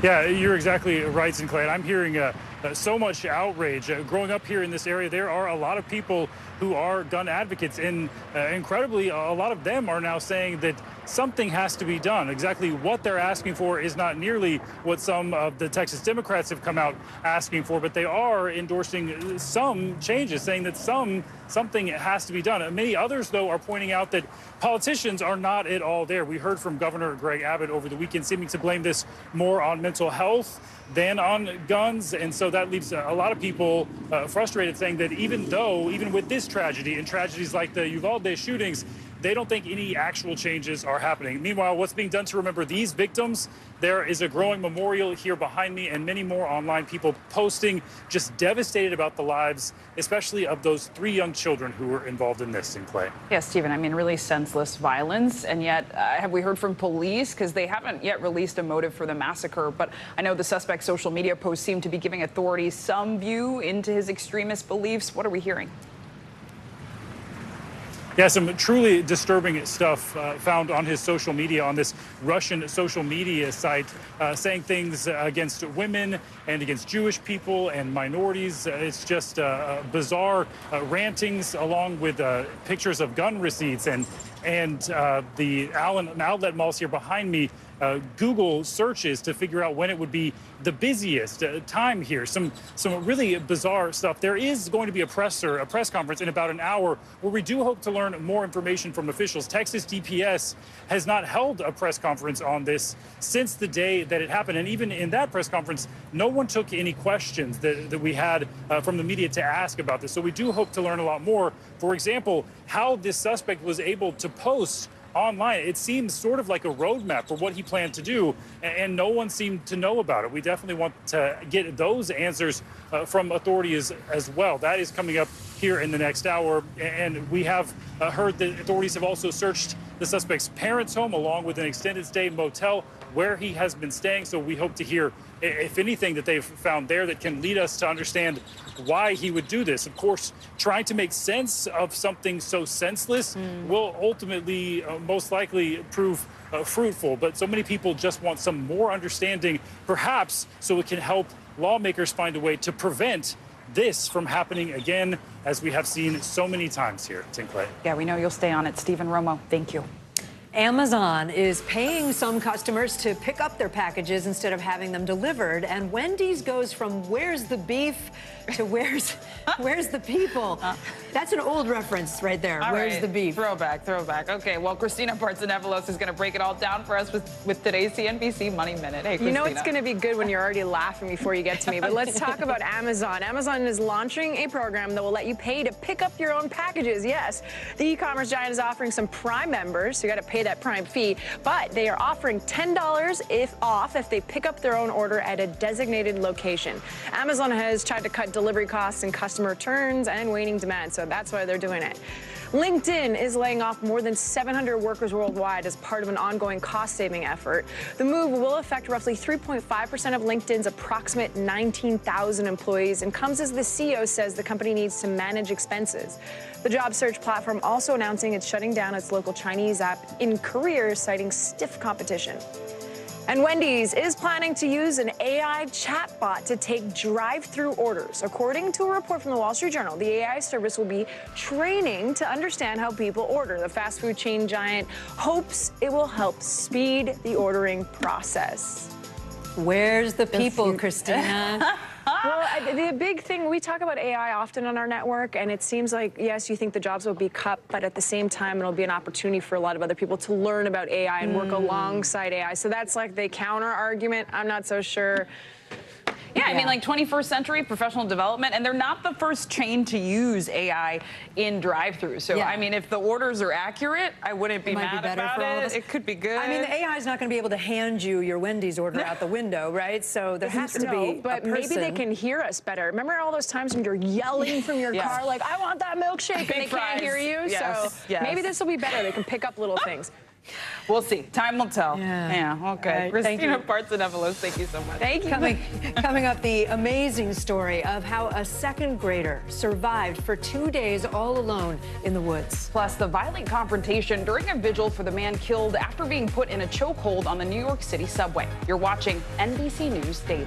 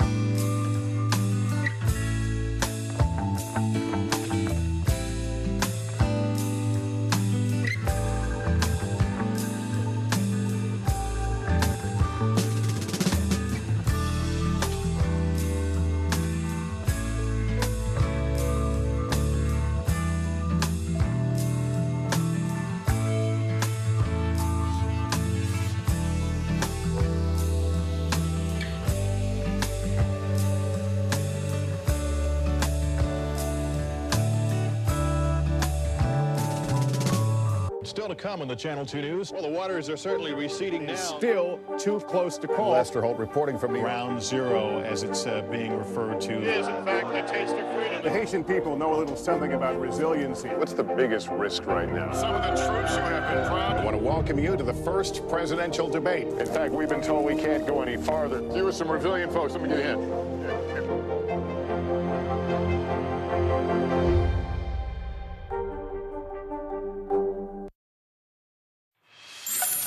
Welcome back. Today, the White House is weighing in on the death of Jordan Neely, calling it, quote, tragic and deeply disturbing. These comments come ahead of President Biden's visit to New York City tomorrow, and they're the first such remarks from the White House on the incident since the subway rider was put in that deadly chokehold last week. A spokesperson says the White House, quote, firmly believes that the events surrounding his death demand a thorough investigation. Meanwhile, in New York City, community members are calling for accountability and justice. Nearly a dozen protesters were arrested just last night in what escalated to a bloody confrontation with police. Let's bring in NBC News correspondent Rahema Ellis for more on this. So, Rahema, what exactly happened last night at these demonstrations? What led to the arrests? I know there were accounts that some of the protesters taken into custody were actually bleeding from their heads, right? Yeah, that's right. What we understand is that protesters went to the subway station where this incident all occurred, and they were putting candles. And what happened was authorities say that the police had asked them to move away from the entrance of the subway station. At that point, a scuffle broke out between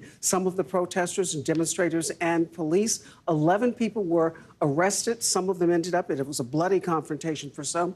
Well, our understanding is that most or all of them have been released today, including a New York City professional photographer who was in trying to get video of what was going on. So scuffles have broken out, people expressing their concern and, in fact, their demand that there be arrest in this case that led to Jordan Neely's death. Yeah, right? Tensions definitely escalating. And Rahema, I know the man seen in that now viral video putting Neely in the chokehold, Daniel Penny, has not been charged in the incident, though we have heard from his lawyers. What's the latest on the investigation there? We understand that the district attorney's office is considering whether and when that they will be presenting this case to a grand jury. You know what happened last week when the coroner's office determined that the cause of death was a homicide. That's when they presented that to the police, and now here we are. This investigation is continuing. Yeah, all eyes on this one, and we know you'll stay on it. Rahema Ellis, thank you so much. Okay. Now to a happy ending to a scary story. An 8-year-old spent 2 days in Michigan in the woods all alone. NBC News correspondent Ann Thompson has the details on his survival and his rescue. Miraculous rescue and a grateful family. An 8-year-old boy who went missing in the Michigan woods for 2 days, fighting through cold and rough terrain by hunkering down under a log, found alive and safe Monday. Michigan State Police say Nante Nimi was walking and gathering firewood while camping with his family in the Porcupine Mountains Wilderness State Park when he disappeared Saturday afternoon. More than 150 search and rescue personnel spent days combing through a roughly 40-square-mile area, finally finding Nante about 2 miles from his campsite.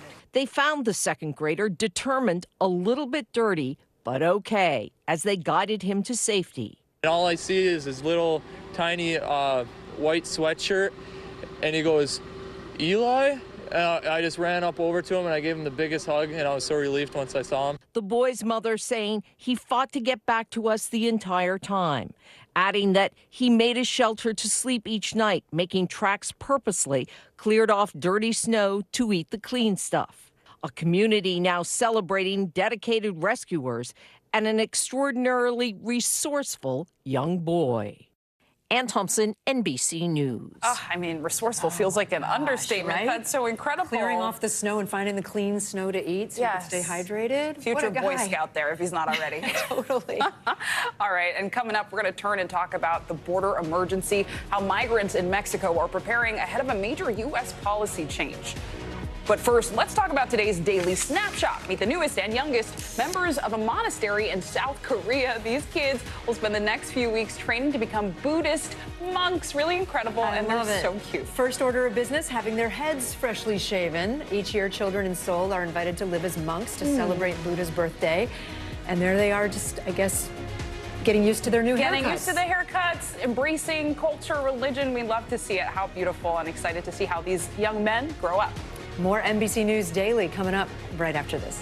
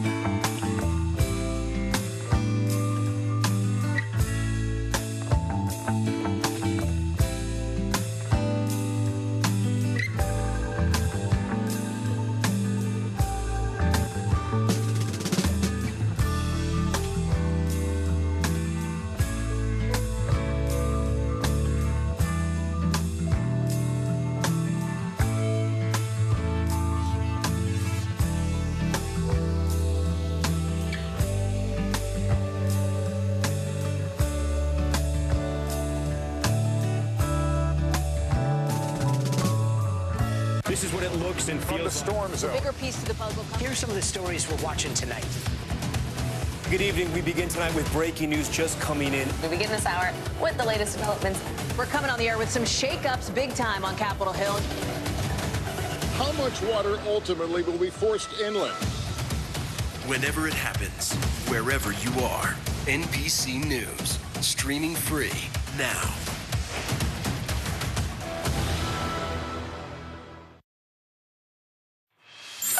Protests erupted in Pakistan today after the former prime minister was arrested on corruption charges. Video shows dozens of troopers in riot gear surrounding Imran Khan earlier today. As news of today's arrest spread, his supporters took to the streets. Khan was ousted as prime minister in April last year after a no-confidence vote. Russian troops took to the streets of Moscow today for what's known as Victory Day. The country's annual holiday commemorates the defeat of Nazi Germany in the Second World War. In a fiery speech, Russian President Vladimir Putin said the world is at a, quote, turning point. Today's remarks come nearly 15 months into Russia's invasion of Ukraine. NBC News reporter Matt Bodner joins us now. Matt, we understand celebrations were kind of scaled back in Moscow this year. Do we know why? And what more did we hear from Vladimir Putin today? Thank you, Kate. Not only were they scaled back in Moscow, we actually saw Victory Day parades across Russia canceled by local officials, regional governors, who I think were mostly citing security concerns. I think it's important to remember that within the last week, there were at least 2 explosions that took place over the Kremlin, just behind where President Putin today stood and gave that fiery speech. And so that was kind of the backdrop as we went into this Victory Day. And we heard, a lot of the usual things from Vladimir Putin. As you mentioned, a very fiery speech talking about civilization at a crossroads. Russia backed into a corner. It was interesting. He continued to try to press this case in his speech today that Russia's playing defense, that Russia is fighting a war it did not seek out itself, and laying all the blame squarely at the feet of the West. That was very interesting, of course, but I think what really stuck out to me at the end of the day was what we did not see at the Victory Day parade. That starts with his speech. He did not promise any dramatic escalations. He didn't even heat up the rhetoric terribly in terms of nuclear war, things that we've been worried about, especially in the past several months as the war in Ukraine has not gone his way. But what was really fascinating was we only saw one single tank in this parade today. I've seen the Victory Day parade many times. It is often in the past 10 years been a cornerstone of Putin's attempts to present Russia as strong. We did not necessarily see a strong Russian military on display in Moscow or anywhere else across the country today. So definitely a lot of mixed messages, I think, fair to read into. And Matt, Ukraine's capital was targeted again overnight by another round of missile strikes. What's the situation there? So obviously we saw another round of strikes of missiles, Russian missiles on Ukraine. They've been doing this a lot in recent days, largely in response to that attack on Moscow last week. But remember, they've been launching missiles for several months now at Ukraine in essentially what's now apparently a failed attempt to get Ukraine to back off of its military ambitions. We're awaiting the counteroffensive, so we're waiting to see what happens in Ukraine, Kate. Okay, Matt Bodner, thank you.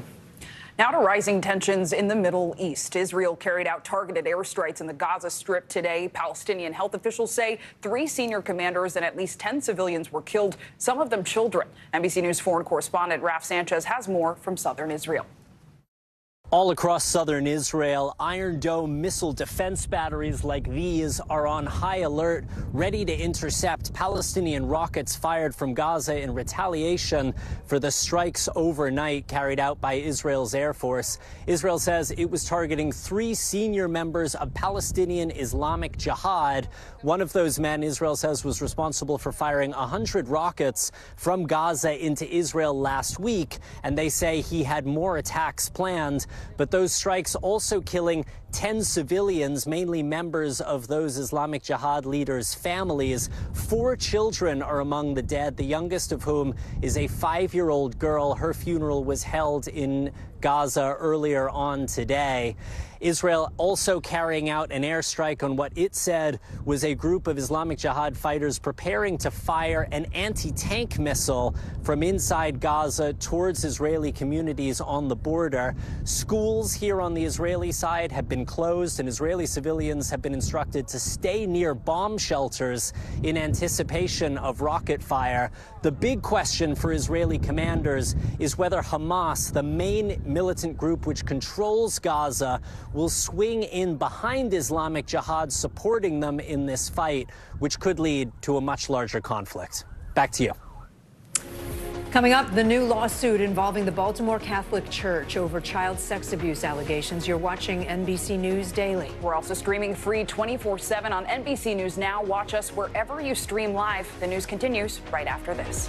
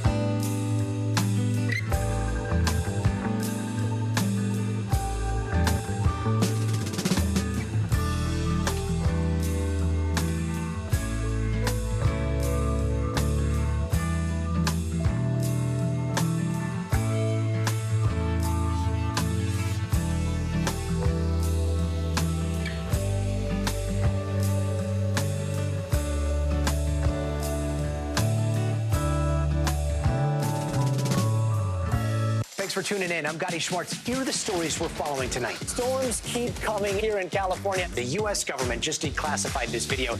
A lot more stories trending like crazy on social media. A controversy pitting lawmakers against young voters. What's the state of crypto today? What is going on when we're looking at trends there? Another mind-bending story on artificial intelligence. This is what my voice sounds like when I clone it. That wasn't me. You gotta see this. Stay tuned now, weeknights at 8 Eastern, 5 Pacific on NBC News Now. Bottom of the hour now, here are some of the stories making headlines on NBC News Daily. Yeah, a manhunt is underway in Philadelphia for 2 inmates who escaped from prison. One is charged with killing 4 people. Police say the 2 inmates aged 24 and 18 escaped by cutting a hole in a fence surrounding the facility's recreation yard. Both men had been gone for about 19 hours before officials at the prison realized they escaped. A 17-year-old boy is dead after becoming trapped under sand in the Outer Banks in North Carolina. Police say the teen was found in a large hole Saturday. A sand dune had collapsed on top of him. First responders tried to revive him with CPR, but were not successful. Officials are advising visitors not to dig deep holes at the beach due to those potential dangers. Now let's talk social media. The American Psychological Association has released new guidelines for how teens should use it. Experts recommend that young people limit their screen time to avoid interfering with sleep or physical activity. Experts also advise parents to teach their kids about media literacy and to monitor their behavior online.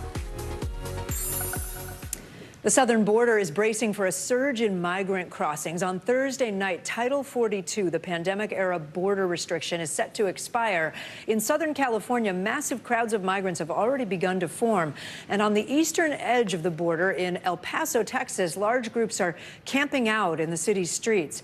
NBC News correspondent Guad Venegas joins us now from Tijuana, Mexico. Guad, what are you hearing from migrants there as they gather and wait to cross? Kate, we've had conversations with some of the migrants that already crossed into the U.S. to turn themselves in. This is at the border fence area where they're sort of stuck between 2 fences.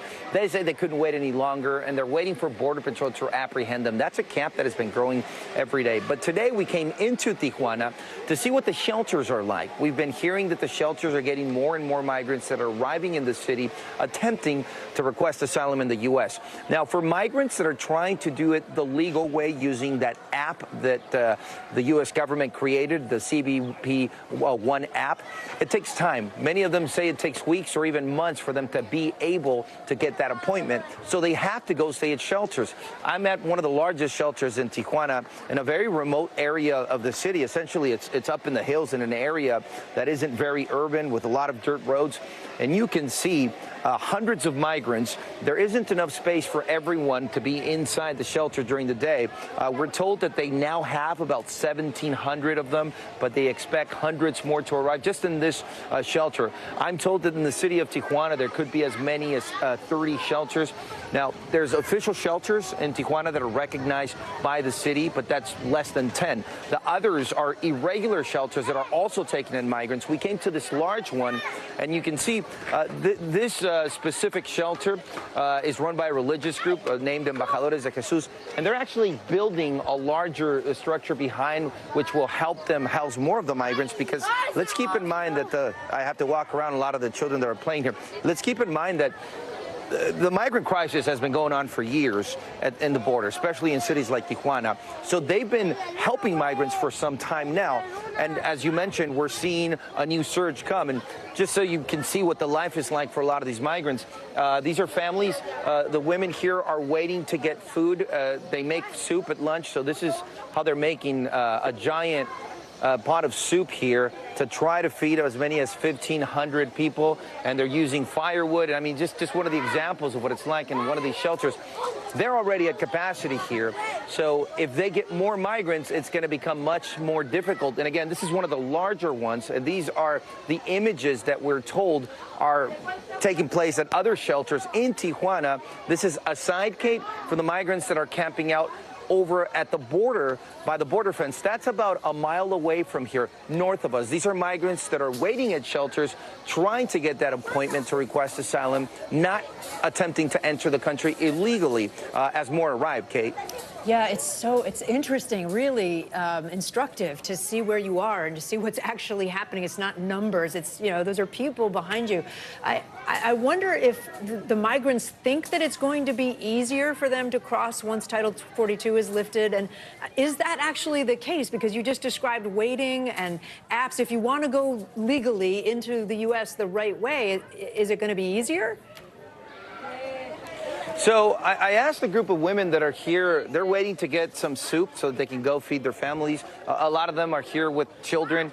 And if you look around me, there's a lot of kids and a lot of mothers because the husbands have found work in Tijuana while they wait. When I asked about Title 42, they said, we don't really understand, but we sort of think that when these restrictions are lifted, it could be easier. But they said yesterday a group did come by, an organization, and inform them that the new policies could make it even more difficult if they do attempt to cross illegally. So there is a sense of confusion, but that has been the case with almost all the migrants I spoke to. They don't really understand what the policy is like, Kate.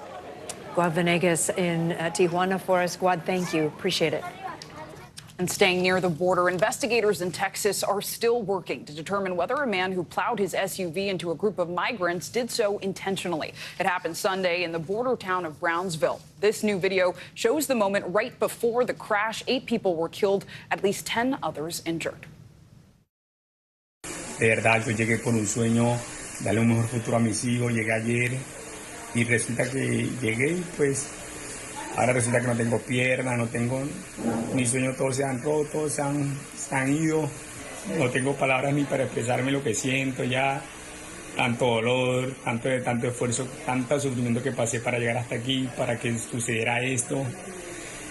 Ay, me siento mal, no sabes cuánto mal me siento por todo. Devastating words there. NBC News correspondent Ken Delanian is following the latest on this. So, Ken, obviously people are still hurt, still suffering. I know the driver is in custody now and has been charged with manslaughter. Are investigators any closer to determining a motive here? If they are, Zincle, they have not said, and they're sort of dealing with evidence that goes to both sides of the question, because NBC News has interviewed some witnesses who say that this driver shouted anti-immigrant slurs before he plowed into this crowd of 18 people. But there's also evidence that he may have been intoxicated, although we don't have the final word on that, and that he lost control of the SUV that he was driving, a Range Rover, before he hit these people. So police now are analyzing and trying to talk to him. They said he wasn't very cooperative, and they're just trying to do all the investigation they can to get to the bottom of this awful tragedy.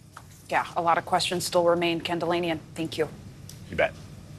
Some breaking news out of Maryland now. A major lawsuit just unveiled against the Archdiocese of Baltimore. It's being filed on behalf of survivors of childhood sexual abuse perpetrated by members of the church. A report by Maryland's Attorney General found hundreds of children were allegedly abused by church employees over 6 decades. NBC News reporter Maya Eaglin is following the story for us. Maya? Kate, today's lawsuit comes a little over a month after the Maryland Attorney General released that report, which is over 450 pages long and details the abuse of at least 600 kids going back to the 1940s. Attorney Ben Crump is filing this suit on behalf of people who say they were abused by clergy, deacons, and other employees of the church. The reason this lawsuit is possible is because of a new law passed in Maryland called the Child Victims Act. It removes the statute of limitations for survivors of child sex abuse in Maryland to sue their abusers. This suit will be filed when the law goes into effect on October 1st. We've reached out to the Archdiocese about this new lawsuit, but they did not provide a comment. When the Attorney General's report was released last month, the Archbishop of Baltimore released a statement saying, in part, quote, "To all survivors, I offer my most earnest apology on behalf of the Archdiocese and pledge my continued solidarity and support for your healing. We hear you, we believe you, and your courageous voices have made a difference." He went on to say, quote, "The report details a reprehensible time in the history of this archdiocese, a time that will not be covered up, ignored, or forgotten."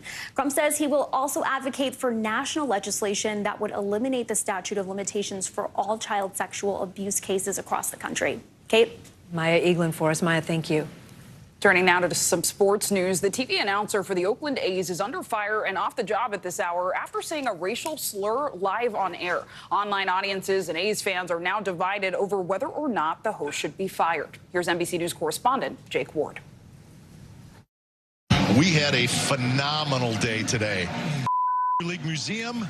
Veteran Oakland Athletics TV announcer Glenn Kuiper has been suspended after he used the N-word during a Friday night pregame show. In the segment on NBC Sports California before the A's took on the Royals, Kuiper was describing his visit to the Kansas City-based Negro Leagues Baseball Museum, and that's when he used a racial slur in place of the word Negro. A little bit earlier in the show, I said something didn't come out quite the way I wanted it to. More than an hour later, Kuiper apologized during the sixth inning. I just wanted to apologize if it sounded different than I meant it to be said. On Saturday, an NBC Sports California spokesperson revealed Kuiper had been suspended and will be off air until a review of the incident is completed. NBC Sports and NBC News are both part of NBC Universal. The Oakland A's also released a statement after the incident saying, in part, the language used by Glenn Kuiper during today's pregame broadcast is unacceptable. How do you honestly make a mistake between saying Negro and then the N-word with the hard ER? How do you make that mistake, please? Can you please explain that? It's not possible. Social media quickly grew divided between those who thought Kuiper should be fired and those who thought his slip-up was an honest mistake. I was just made aware of the racial slur that was unfortunately said by A's broadcaster Glenn Kuiper. Negro Leagues Baseball Museum President Bob Kendrick addressed Kuiper's blunder, saying he hosted Kuiper at the museum and that he seemed, quote, genuinely excited to be there. That word is hurtful. It is painful. I don't know Glenn's heart, but I do know my heart. And my heart is one of forgiveness. And I hope that everyone else will join me in forgiving him. Over the weekend, Kuiper, who has covered Bay Area baseball since 1992, offered additional regret, saying, I could not be more sorry and horrified by what I said. I hope you will accept my sincerest apologies. Jake Ward reporting there. Coming up, an urgent warning about the growing threat of fentanyl from a father who feels the loss firsthand. You're watching NBC News Daily.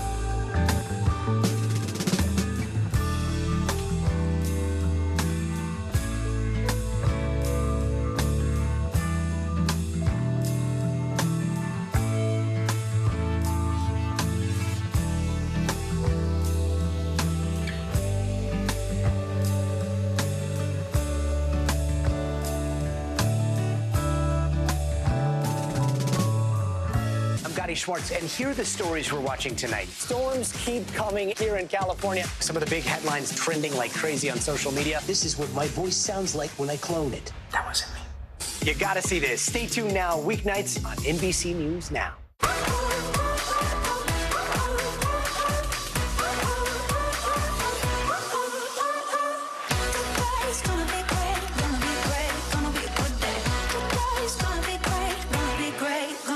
Monday. NBC News, streaming free now. Welcome back. In today's Daily Health, it's National Fentanyl Awareness Day. And today we're bringing attention to just how deadly that drug can be and the many people who've taken it accidentally. According to the DEA, fentanyl is involved in more deaths of Americans under the age of 50 than any other cause of death. That includes heart disease, cancer, homicide, and suicide. Joining us now is Ed Ternan. He and his wife Mary founded the nonprofit charity called Song for Charlie to help bring awareness to counterfeit prescription pills containing fentanyl. Ed, it's great to see you again.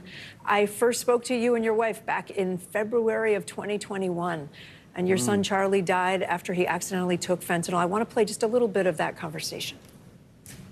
He died 3 weeks before college graduation last May. They just are greedy and they want to make a profit and they don't care that our kids are dying all the time. I'm sorry. And it's just, every day is so hard. I just miss him so much. They founded the nonprofit Song for Charlie to warn others.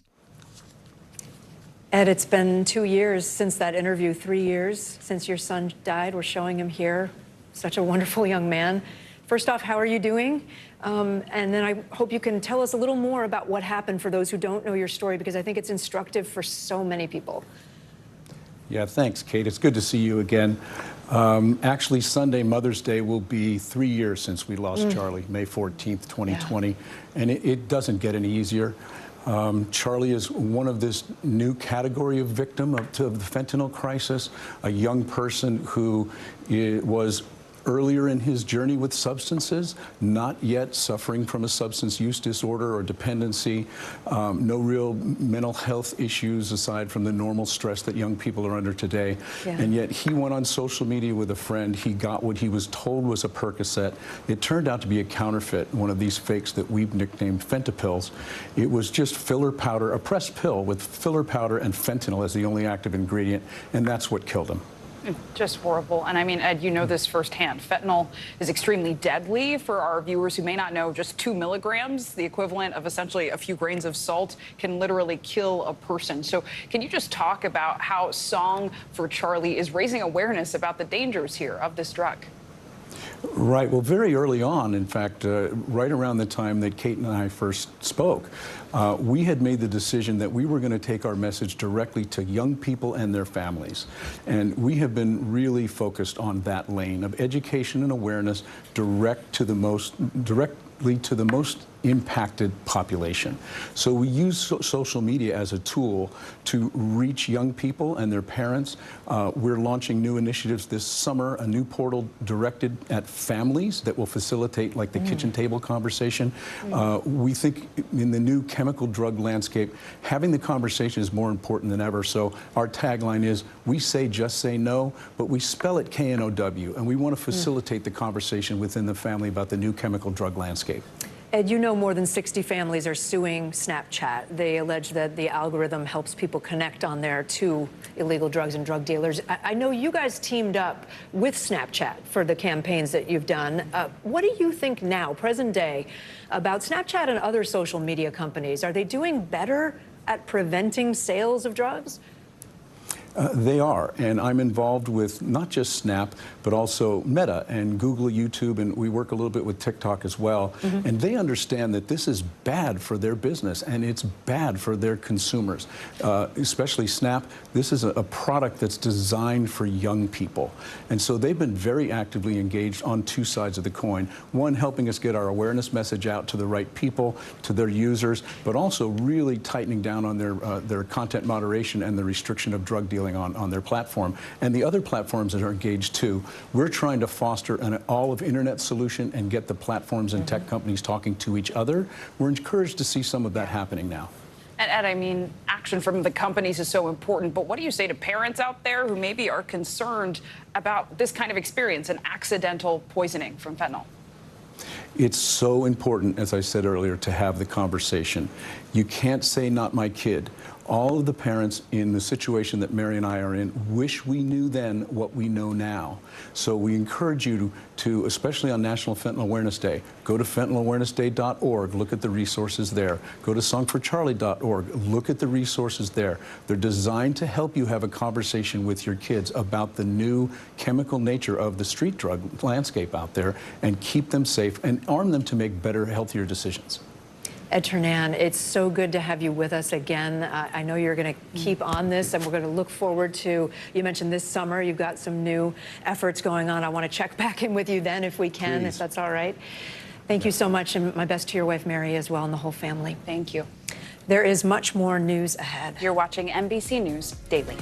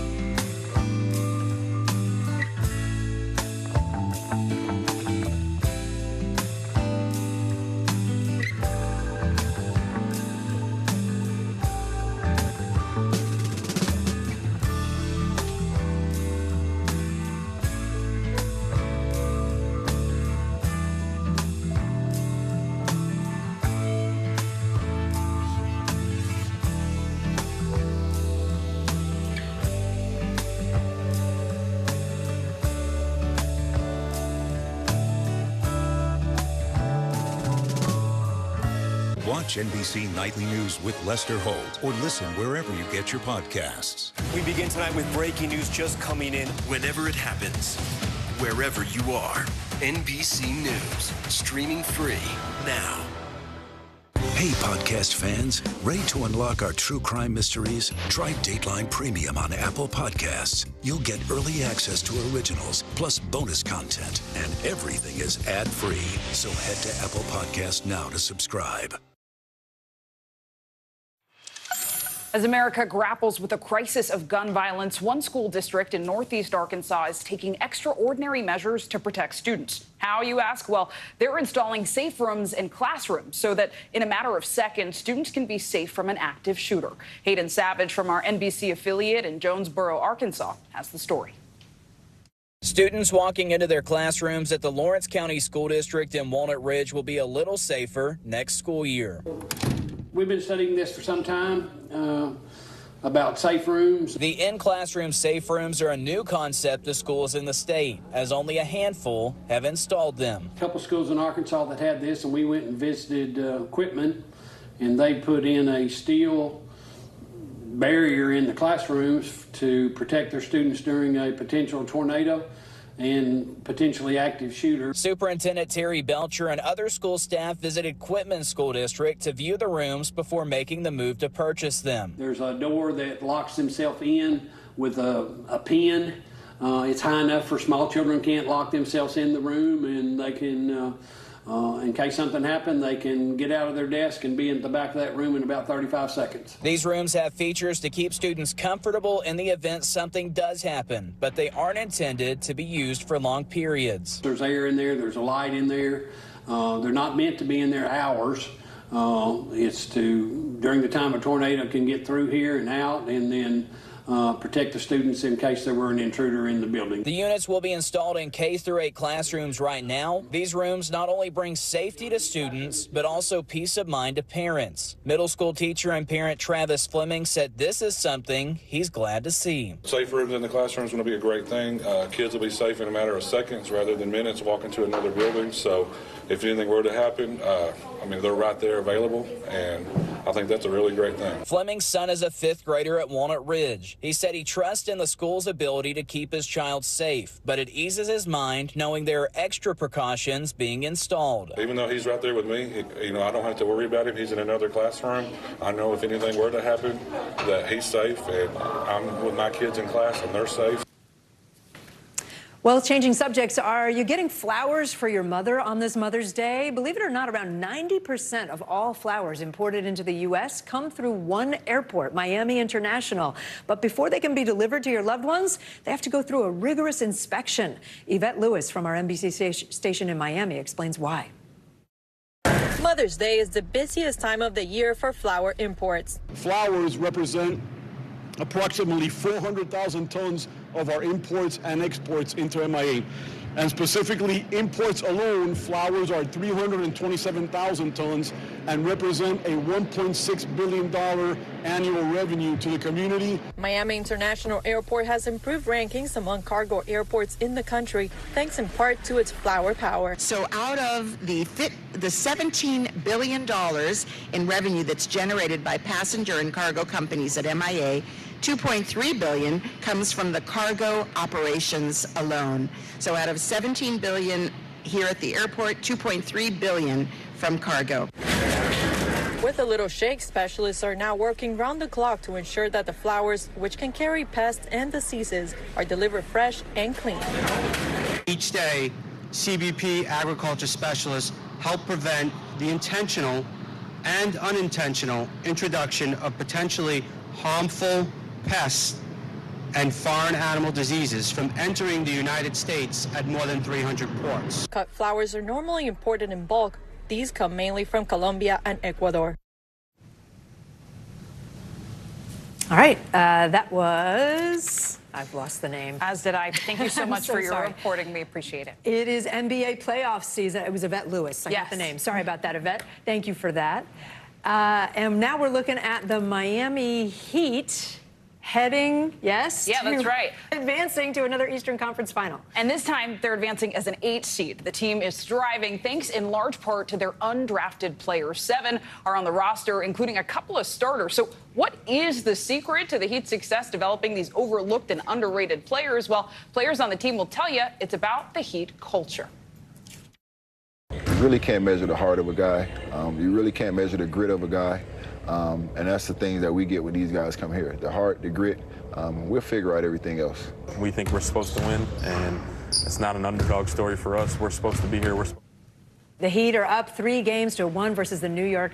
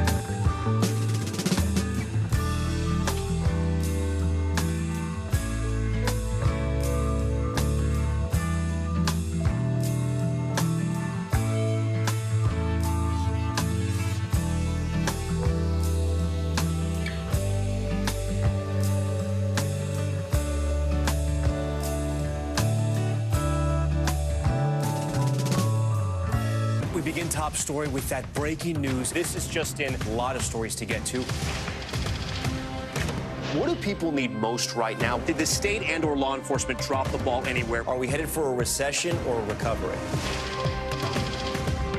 Migrant families now stranded in Mexico. What's the World Cup experience been like? The civilian effort is not just about fighting, it's also about helping. Every night, it's your news playlist. Top Story with Tom Llamas. Streaming weeknights at 7 on NBC News Now. Hi, everyone. I'm Kate Snow. And I'm Zinklea Samwa. NBC News Daily starts right now.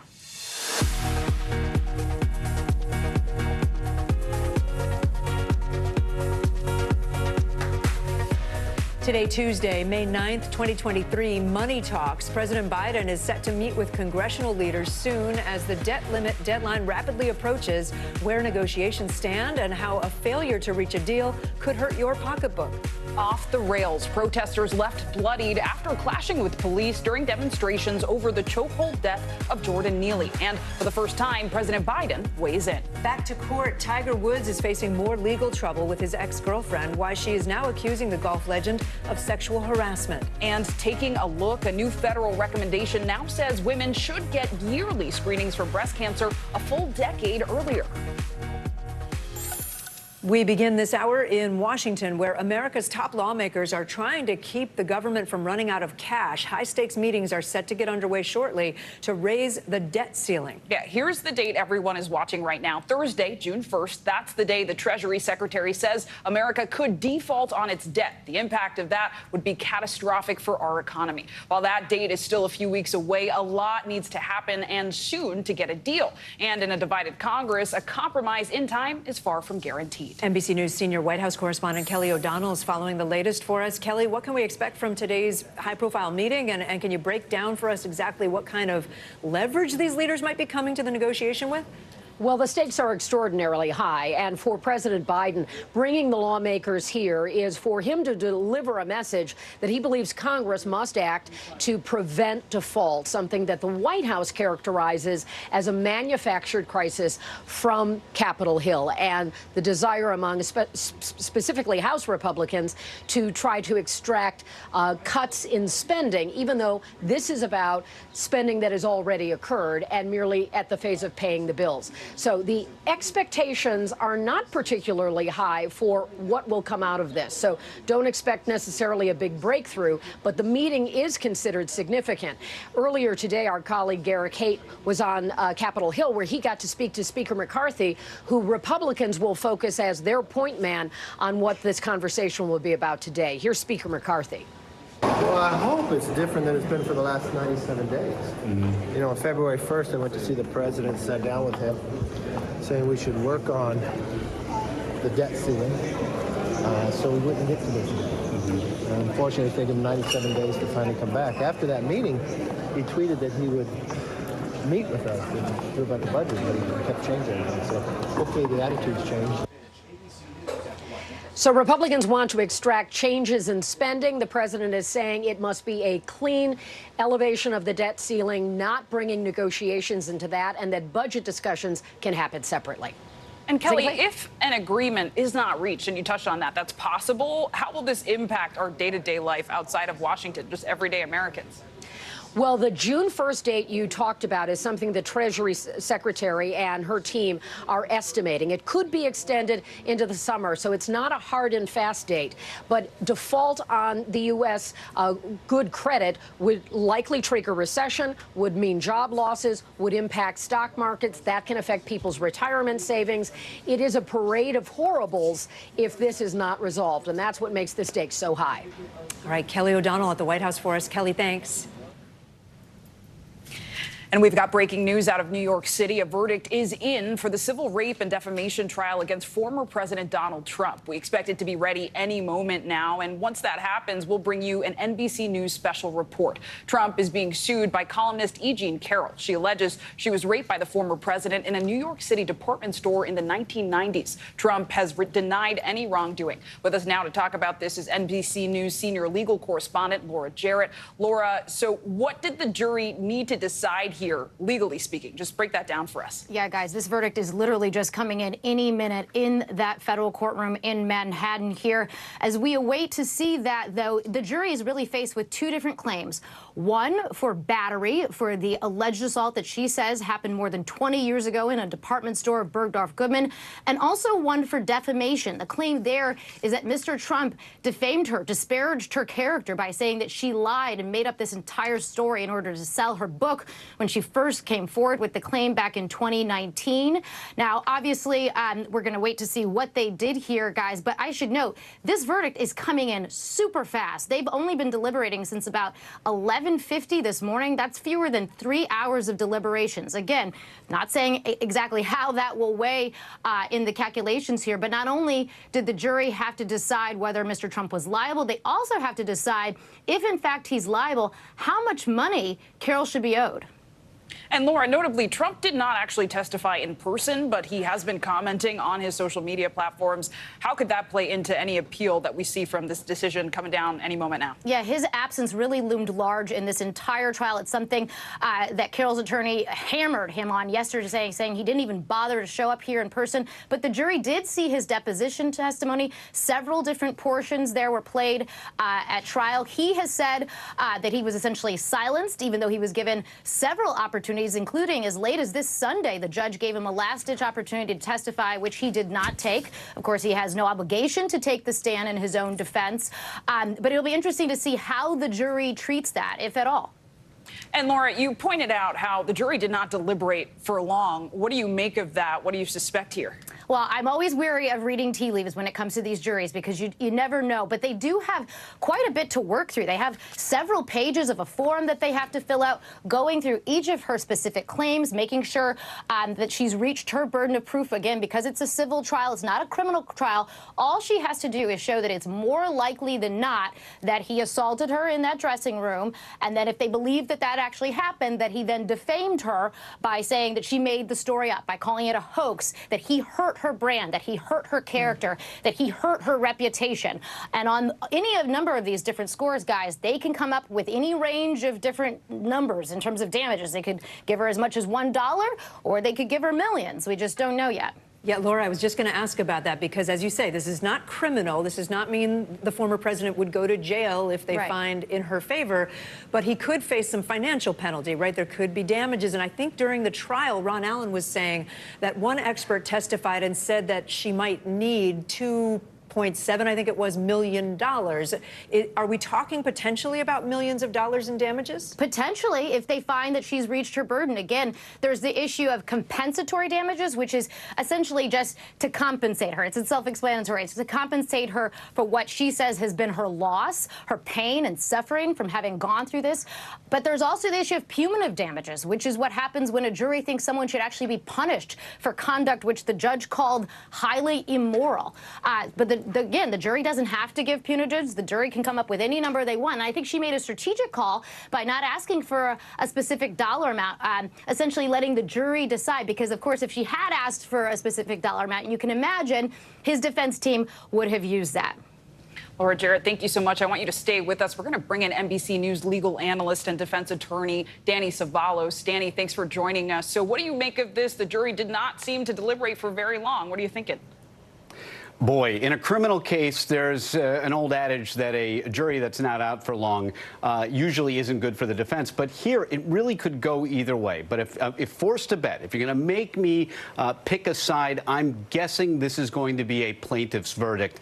I think that they probably went through this relatively quickly. The issues ultimately were straightforward, even though the jury verdict form in a civil case is always more complicated than in a criminal case. In a criminal case, the jury isn't deciding punishment. They're just deciding essentially liability. Did the criminal commit this crime, or did the defendant not commit a crime? Is he not guilty or guilty? In a civil case, they have a lot more heavy lifting to do. Sometimes they have to figure out things like contributory negligence. That's not the case here. But in addition to determining liability, they also have to come up with a dollar amount. And keep in mind, Laura Jarrett just told you, the plaintiffs didn't ask for a specific dollar amount. And this isn't a traditional personal injury case where you put up medical records and say this much treatment is going to be required for the rest of this person's life because, say, they're a quadriplegic or something like that. No, these are amorphous type damages. And that's exactly why the plaintiff didn't give them a dollar number. They want the jury's imagination to run wild and come up with a number. If they pigeonholed themselves with a specific number, they might be stuck with that. Instead, they're taking the chance. The jury's on their side. They don't give them a number. They hope the jury was aggravated by Trump's appearance or non-appearance, and they give a large award. Danny, I was just going to ask you to take us back a step. For those who haven't been tracking this trial day in and day out like we have, what were the highlights? I mean, it seems to me one highlight is the former president, did not come in, did not testify in his own defense. Walk us through what got us here. Yeah, former President Trump did not choose to testify. It's a civil case. He's not required to testify. But equally as damning, arguably, was his deposition testimony, which was played in snippets, where he committed a number of unforced errors, including saying...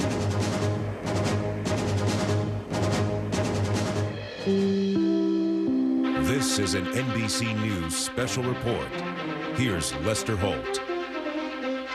Good day. We're coming on the air with breaking news. There is a verdict in the civil trial against Donald Trump. It was filed by writer E. Jean Carroll. She accused the former president of raping her in a department store dressing room back in the 90s. I've got the verdict sheet just in front of me right now. I'll walk you through. There were ultimately 10 questions resting on the question of whether she had been raped by Mr. Trump, also questions of whether he had defamed her on the battery charge. And that gets to, again, the accusation of rape. Question 1, did Mr. Trump rape Ms. Carroll? The jury voted no. On the question of did Mr. Trump sexually abuse Ms. Carroll? Yes, the jury said.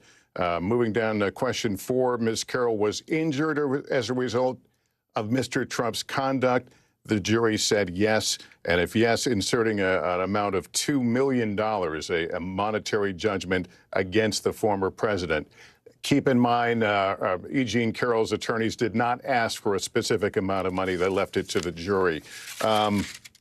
Moving on to the question, Mr. Trump's conduct was willfully or wantonly negligent, reckless, or done with a conscious disregard of the rights. Yes, the jury said. Now, moving down to the defamation question, there were ultimately 5 questions related to that accusation. Did Ms. Carroll prove by preponderance of the evidence that Mr. Trump's statement was defamatory? The jury said yes, it was. Did Ms. Carroll prove by clear and convincing evidence that Mr. Trump's statement was false? The jury said yes. Mr. Trump made the statements with actual malice. The jury, yes. And then we're still waiting on some of these other questions. But again, the big headline there, the jury finding that Mr. Trump did sexually abuse Ms. Carroll. Let's go to Laura Jarrett right now. Our legal analyst is standing by. Laura, what do you make of, first of all, that this jury came back in under 4 hours, I think nearly 3 hours, and what we've heard right now in terms of a verdict? Yeah, so fast. Clearly a resounding victory for E. Jean Carroll, who had accused the former president of sexually assaulting her in that dressing room some 20 years ago. The amount here, Lester, is staggering in some ways, given that the jury was not offered a specific amount to award her. All of these numbers that you were just reading out for our audience are numbers that the jury, these 9 jurors, have come up with themselves. They had made a specific strategic move not to ask for a specific dollar amount, and the jury has come up with these numbers in the millions now, including punitive damages, which really speaks to how these jurors viewed the evidence. And just to remind everybody, this was a 9-day trial, relatively short given the stakes against the former president. He has denied all of the allegations vehemently. He said he didn't even know who she was, much less attack her. But she testified over the course of 2 days. The jurors also heard from 2 other women who had accused the former president, claims he also denied.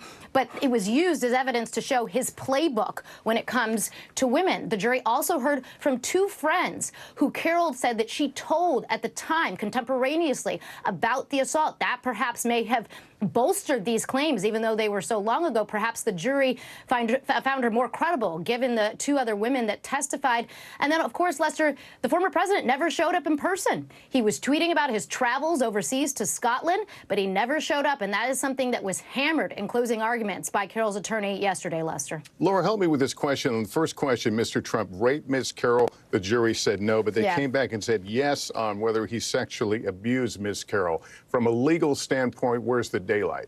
The issue is really one of force. The law obviously breaks down the claim of battery, which was her core claim about what she says happened in that dressing room. And the judge walked them through the legal standards and it basically allowed them some wiggle room. If they didn't find forcible rape, they could use two alternatives, one being forcible touching or being sexual abuse. And sexual abuse is what they found that he actually did do, which includes everything from a pinch to rubbing, touching, anything like that can constitute sexual abuse in this conduct. And that's what the judge instructed the jury here today, Lester. All right, Laura, I'll ask you to stand by. Let me bring in NBC News legal analyst Danny Cevallos. Danny, explain what this verdict means and the split nature of it on these questions. The plaintiff here had really two claims. One was for defamation and the other was for the actual sexual assault. And the reason that happened was that originally the statute of limitations had long expired, so the plaintiff here filed a claim for defamation, essentially saying that when Trump called her a liar about her allegations of abuse, that Trump had defamed her. And of course, the jury agreed.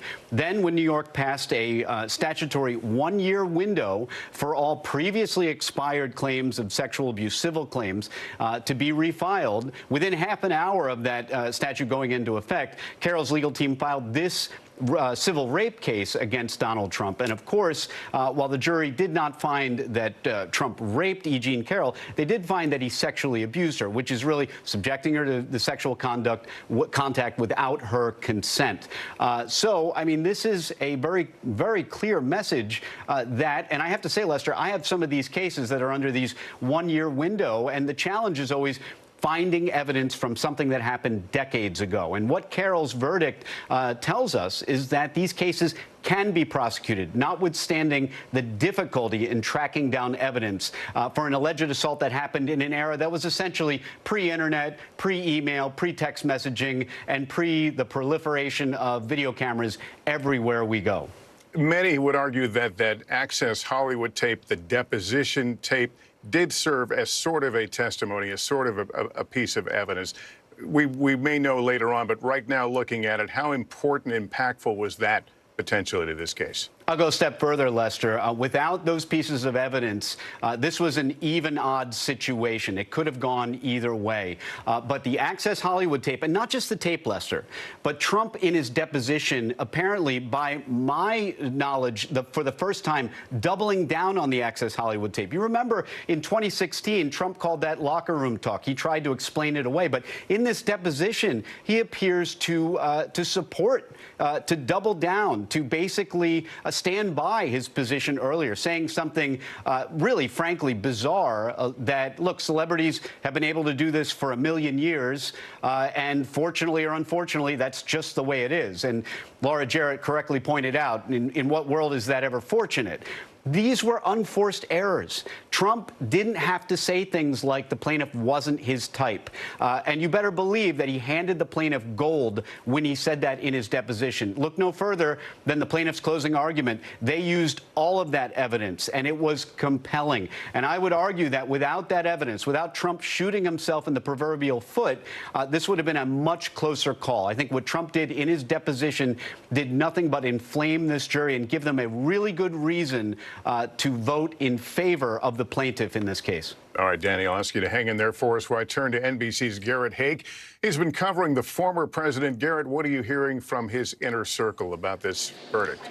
Well, Lester, no reaction to the verdict itself today, but I can tell you the Trump operation has been talking about this case. They've been strategizing for this moment. The former president himself even posted on his social media platform this morning, calling this the false accusation case. And in that Truth Social post, he also conflates this case with one of the other cases in New York where his ability to talk about some of the evidence is circumscribed a little bit. I'm not entirely sure that that's an accident here, confusing these cases. And I say that because his campaign's attitude towards these cases has been to lump them all together and describe all of the various investigations against him, be it the New York City case on falsifying business records that we spent much of last month talking about, this case here, or the case in Georgia, or the two cases going on in the federal court system in D.C. They've lumped all these together as what they describe as a political witch hunt, an effort to get Trump to interfere with the election and to somehow keep him off the ballot by bogging him down in legal challenges. Now, the difference in this case, unlike all the other ones that I've described,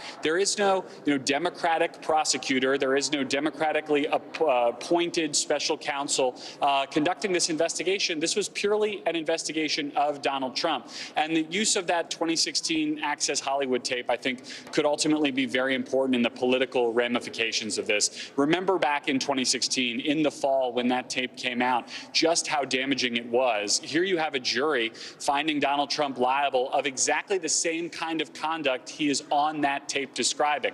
In 2016, the Republican Party largely turned their back on the then candidate Trump until, of course, he won. Does the rest of the Republican Party react in the same way now when Donald Trump has demonstrated such a powerful grip over the base of that party?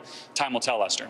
All right, Garrett, thanks. NBC legal analyst Kristen Gibbons-Fedden has been monitoring this trial as well. She's a former prosecutor known for securing a guilty verdict against Bill Cosby during his sexual assault trial. Kristen, how significant is this, especially when we look on the questions in which the jury said no, that he wasn't liable? Is there any room for him to claim any sense of victory or exoneration in any of these questions? I would say no, not at all. And that's because at the end of the day, they may have said no to the forcible compulsion, but they did say that there was inappropriate and indecent touching, sexual contact was made with Jeannie Carroll. And that's what survivors want at the end of the day. They want to feel comfortable coming forward and reporting their experiences and getting justice in some way. And in this case, she was rendered an award for that indecent touching that Trump forced upon her. There's also important potential aspects of increased awareness and dialogue about this. It contributes to societal change and better understanding of these type of issues that are faced by survivors. In this case, you may recall, although she promptly told her friends, there was no report to law enforcement. And in fact, that is the norm, not really the exception. And I think that type of experience also strengthens the Me Too movement because it validates the experiences of countless survivors who may not have gone to the police right away, who may not have told someone right away. And I think most importantly, it promotes accountability because at the end of the day, yes, Trump is not going to jail, but he is being held accountable financially. And that's very important for a survivor. So in other words, the jury is saying, yes, we believe you. We think this actually happened. I think so, Lester. I think what they're saying is that the plaintiff may not have put on enough evidence to show that they were not, more likely than not, that it was by force. But what they are saying is that there was sexual abuse that occurred. And in that sexual abuse, there is a recognition that there was indecent touching that was not within E. Jean Carroll's consent. Kristen, we talked a moment ago that the former president didn't appear. He didn't testify at the trial. But there were the deposition recordings. There also the Access Hollywood case that certainly painted him in a negative light. Let me play one of them and get your thoughts on how critical it might have been. This is where he mixes up a photo of E. Jean Carroll. I don't even know who the woman. Let's see. I don't know who. It's Marla. You're saying Marla's in this photo? That's Marla, yeah. That's my wife. Which woman are you pointing to? No, Here. Carol. Oh, is that? The person you just pointed to was E. Jean Carroll. Who is that? Who is this? Point, your wife. And the woman on the right is your then wife, I don't Ivana? know. This was the picture. I assume that's John Johnson. Is that That's Carol? Because it's very blurry. And this was used by the plaintiff to point out that this idea that she wasn't his type, in fact, she was his type because he mistook her for his own wife. How critical in a case that stretched on for so many years to affirm the idea that this did happen? it is extremely critical because, as you pointed out, Lester, it emphasizes that Carroll was exactly Trump's type. And that was utilized by Ms. Carroll's attorney in her closing argument. But she was also able to show, and I think this is important because that goes alongside the remainder of the deposition that also showed the Access Hollywood tape, because that's really important because rape and sexual abuse is not about sexual gratification, but rather about power and control. So she was able to say, look, Miss Carroll was exactly Trump's type, but this wasn't about what he liked or what he was attracted to. This was about power, access, and control. And she was able to utilize the Access Hollywood type, notwithstanding the combative demeanor that he displayed within those depositions, to actually show Trump's modus operandi, which was to take what he wasn't giving consent to have. All right, Kristen, thank you very much. Let me turn to NBC legal analyst Carol Lamb. Carol, what's the likelihood of an appeal? And if you were on either side of this case, where would you see room for an appeal? Well, I think that there is going to be an appeal because Donald Trump likes to play out the legal system as far as he can take it, and he will appeal this. But this is the thing, sir. It's the jury split this verdict, right? Say they didn't find a rape, which is not a huge surprise because there's no forensic evidence. This case is well over 20 years old, and the allegations are over 20 years old. But for an appeals court to look at this, they're probably going to look at it with a bit of deference towards the jury because they're going to say this jury, even though it was a quick verdict, they were surgical in their approach. They didn't find him liable on all counts. They rejected the rape count, and that may have been a compromise among the jurors. There may have been some who thought that the rape count should stand, but look, even the witnesses who were introduced for the purpose of showing that he has this MO of assaulting women sexually, they were not raped, right? So the jurors may have said, all right, we'll go with the sexual assault, but we won't go with the rape. So I think an appeals court is barring some sort of outrageous conduct, which we have not seen evidence of in this court. The appeals court is unlikely, I think, to reverse this judgment. And as we know, this was a civil case. The bar was lower for to find him liable of this. Yet there will be folks who will look at this and wonder, will there be any form of criminal accountability for these actions? And that's unlikely because of the age of these events. But let's put this into perspective. This is a former president of the United States being held accountable for some pretty horrendous conduct that took place even a long time ago. Laura Jarrett, let me bring you back into the conversation. You've had a time to kind of go over these various questions. I think there were 10 questions in all that the jury was asked to answer on these issues of battery, which in this case would be the sexual assault allegation, and the defamation. What stands out to you as you go through this? Yeah, Lister, again, the fact that they awarded punitive damages, I think, is noteworthy because, as it's sort of self-explanatory, it's meant to punish. It's meant for conduct that is seen as extremely reckless and seen as highly immoral, as described by the judge today, and clearly something that this jury used to send a message. And it's interesting, you know, this jury was kept anonymous, and so we don't know all that much about them, but you can imagine in the coming days, there's going to be a lot of desire to try to get in their heads, to try to get inside that jury room to understand their deliberations more and what was persuasive to them and what wasn't. And it's the little bit that we do know about them is interesting. You know, they're all walks of life. You have a former janitor, you have a physical therapist, several parents. They range in age from 26 into their late 60s. They come from all over the state of New York because it's a federal case. And I should note the reason that they're anonymous is because the judge, in a rare move, decided to keep this jury secret because he said the risk to them was that the former president would tweet about them or post about them on social media and that they could be subject to attack. The judge saying that the president has a history of coming after jurors, other folks in law enforcement, members of the judiciary themselves. And so it's just interesting to note that he did such a rare move here.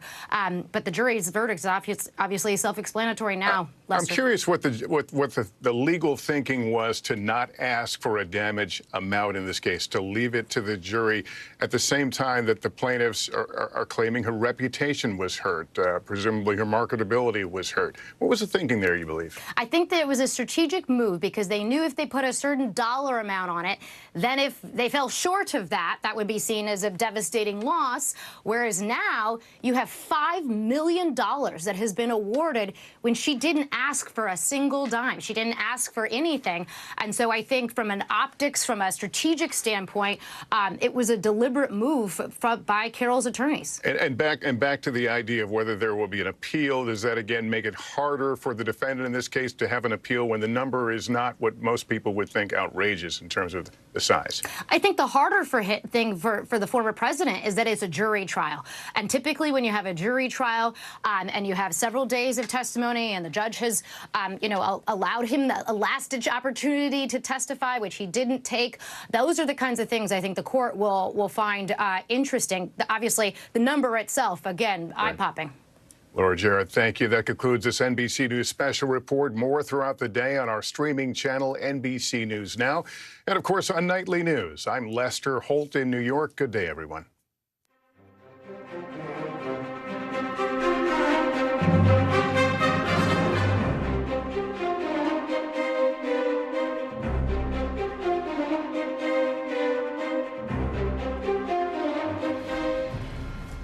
Welcome back to NBC News Daily. I'm Kate Snow. And I'm Zinklea Samwa. We're learning new heartbreaking information about the victims of the massacre at a mall in Allen, Texas over the weekend. 3-year-old James Cho and his parents Cindy and Q were all killed on Saturday. Their 6-year-old son was injured in the shooting but survived. Meanwhile, authorities are poring over the gunman's social media posts in an effort to determine his motive. NBC News correspondent Stephen Romo is in Allen, Texas for us. Stephen, first off, how is the community doing and what's being done to honor these victims? I know this is your hometown. Yeah, that press conference, as you mentioned, has just wrapped up, and we got a great deal more information, a response from Texas DPS, who we had not heard from since Saturday. They're telling us more of the timeline here, that the shooting only lasted about 3 to 4 minutes before that officer who happened to be here was able to engage that suspect and take him out. The DPS calling the law enforcement response here stellar. Of course, in that 3 to 4 minutes, he was able to kill all the victims there that you see on your screen. Also hearing from Texas DPS that the gunman had 8 firearms, 2 on his person and 5 located in a car. And also a key point here saying that all of those firearms were legally obtained. And when asked how they can protect the public when firearms like this are so easily obtained by someone who is so clearly troubled, DPS said that if this shooter had not done this with legally obtained firearms, that he instead would have done it with illegal firearms or perhaps even a car. We also learned that this shooter did work a security job and had a license to work security. That license had expired. They were unable to say exactly where he worked those security jobs, whether or not it had been here at the Allen Premium Outlets. That is not yet clear. Learned a great deal more information also. The victims are being assisted by the state of Texas to try to help them get back on their feet. And the final question of whether this is considered domestic terrorism, right now Texas DPS says they are just not able to tell. They're continuing to go through the shooter's online presence to see, but they found no paper manifesto in this, guys. All right, Stephen Romo with those late-breaking details from that press conference that just happened. Stephen, thank you. Appreciate it. The White House is weighing in now on the death of Jordan Neely, calling it, quote, tragic and deeply disturbing. These comments come ahead of President Biden's visit to New York City tomorrow, and they are the first such remarks from the White House on this incident since Jordan Neely, the subway rider, was put in a deadly chokehold last week. A spokesperson says the White House, quote, firmly believes that the events surrounding his death demand a thorough investigation. Meanwhile, in New York City, community members are calling for accountability and justice. Nearly a dozen protesters were arrested last night in what escalated to a bloody confrontation with police. So let's bring in NBC News correspondent Rahima Ellis for more on this. Rahima, what exactly happened last night? I know protesters were injured to the point that some were actually bloodied from their heads. That's what we understand. And it started out peaceful, if you will, a vigil. Candles were placed at the entrance to the subway where this young man was killed in this chokehold. And authorities, police asked these folks to move away from the entrance. Some didn't agree with that. A scuffle ensued between the police and some protesters. As you pointed out, some people ended up being bloodied. About 11 people were arrested. There was talk of even a Molotov cocktail found near the area, which caused police a lot of concern. As they say, people have the right to protest, but they want to make certain no one is harmed. I want to ask about the man in the video who puts the chokehold on Mr. Neely. His name is Daniel Penny. He has not been charged in this incident, but the investigation continues. Do we have any sense where that stands? What we know is that the district attorney's office and the district attorneys, prosecutors, as well as the NYPD, they are all investigating this case because of last week when a medical examiner's office determined that the cause of the death was a chokehold. That led the NYPD to go and say to the district attorney, what will we do at this point? And now it's expected that the DA's office will decide if and or when they will present some charges in this case. That could happen this week. And they would present it to a grand jury. That would be presented to and the grand jury would have to issue the charges. Absolutely. All right, well, all eyes on this one as tensions rise. Rahima Ellis, thank you so much. Okay. The southern border is bracing for a surge in migrant crossings. On Thursday, the so-called Title 42, the pandemic-era border restriction, is set to expire. In Southern California, crowds of migrants have already begun to gather. And on the eastern edge of the border with Texas, in El Paso, large groups are camping out in the city's streets there. NBC News correspondent Guad Venegas joins us now from Tijuana, Mexico, across the border in Mexico. Guad, tell us where you are and what you're seeing today. Kate, we're at one of the largest shelters in Tijuana, Embajadores de Jesus. We're told that they now have about 1,700 migrants here. It's an entire community. They use whatever space they can in a very remote area of Tijuana. It's up in the hills, as you can see. There's dirt roads to get here. Inside this building, we have the dormitories. We can't go in there because there's people sleeping. So we've stayed outside where we have seen large crowds of migrants that have to hang out in the outside of the shelter because there just isn't enough space inside. You can see a lot of women and children that have been staying here. So the city of Tijuana has about 30 different shelters. Now, less than 10, I'm told, are official shelters. So it's difficult to really have an understanding of the thousands that are around the city in different shelters. We know that there has been a group camping out at the border wall. We've been reporting for that border wall for 2 to 3 days now. This is 300 to 400 migrants as of this morning that have chosen to enter illegally and then turn themselves in to request asylum. These are migrants that have arrived in Tijuana and are trying to use the CBP One app to request an appointment and then go to the border and request asylum. That's the app that keeps freezing, and we keep hearing from the individuals here that every morning they try, but they still haven't been able to successfully get that appointment. And they tell me that every day more and more migrants are coming in. Now, the city of Tijuana, something that's different between this city and other cities at the border in Mexico, this city has been preparing for years, building more shelters, and the infrastructure does exist because they have experienced other migrant surges in the past, Kate. Guad Venegas, great to have you down there to give us kind of a real picture of what's happening. Appreciate it. And gun violence in Puerto Rico has claimed the lives of 2 men visiting from New York. 2 New York University business students were killed in San Juan on Saturday. It happened right outside a nightclub. NBC News reporter Maya Eaglin has been following this story for us and joins us now. Maya? Amazing, Clay. The NYU community is mourning the loss of 2 accomplished MBA students who were killed on vacation. Here's more of what happened. Sergio Palomino Ruiz and Franco Medina Angulo had a lot of life ahead of them. Both men, MBA students at the NYU Stern School of Business. It seemed like they were kind-hearted people, and they were just, unfortunately, in the wrong place at the wrong time. The 2 Peruvian students went to Puerto Rico on vacation for the weekend. Early Saturday morning, after a night out in the capital, San Juan, police say the 2 men were caught in the crossfire of a shooting. Police identified the woman holding a gun in this video as Marangeli McClat Claudio. That woman has since turned herself into police. She's now in custody and appeared in court this morning as the search for additional suspects continue. The tragedy comes amid a bloody year in Puerto Rico, with 167 homicides in 2023 so far. Connie Luke was a classmate of Sergio. He asked really good questions during class, I will say, things that I didn't think of. So it's really sad to see a life being taken away like this. The other victim, Franco, had just won first place at the JP Morgan case competition last year, a prestigious award for aspiring bankers. There was a moment of silence in class this week. It was emotional, and I can't imagine what his family and his parents their family and parents are going through. And there's a vigil planned for this Thursday to remember the legacies of these two students whose lives ended too early. NYU has offered their condolences to the families involved, and they're providing counseling services to any student who wants to talk about this tragedy. The Stern School of Business is also setting up 2 scholarships in their names to continue their legacies. Sinclair? Important reporting, Maya Eaglin. Thank you so much. The TV announcer for the Oakland A's is under fire and off the job after speaking a racial slur live on the air. Here's how the moment played out during the A's pregame show on Friday. We had a phenomenal day today.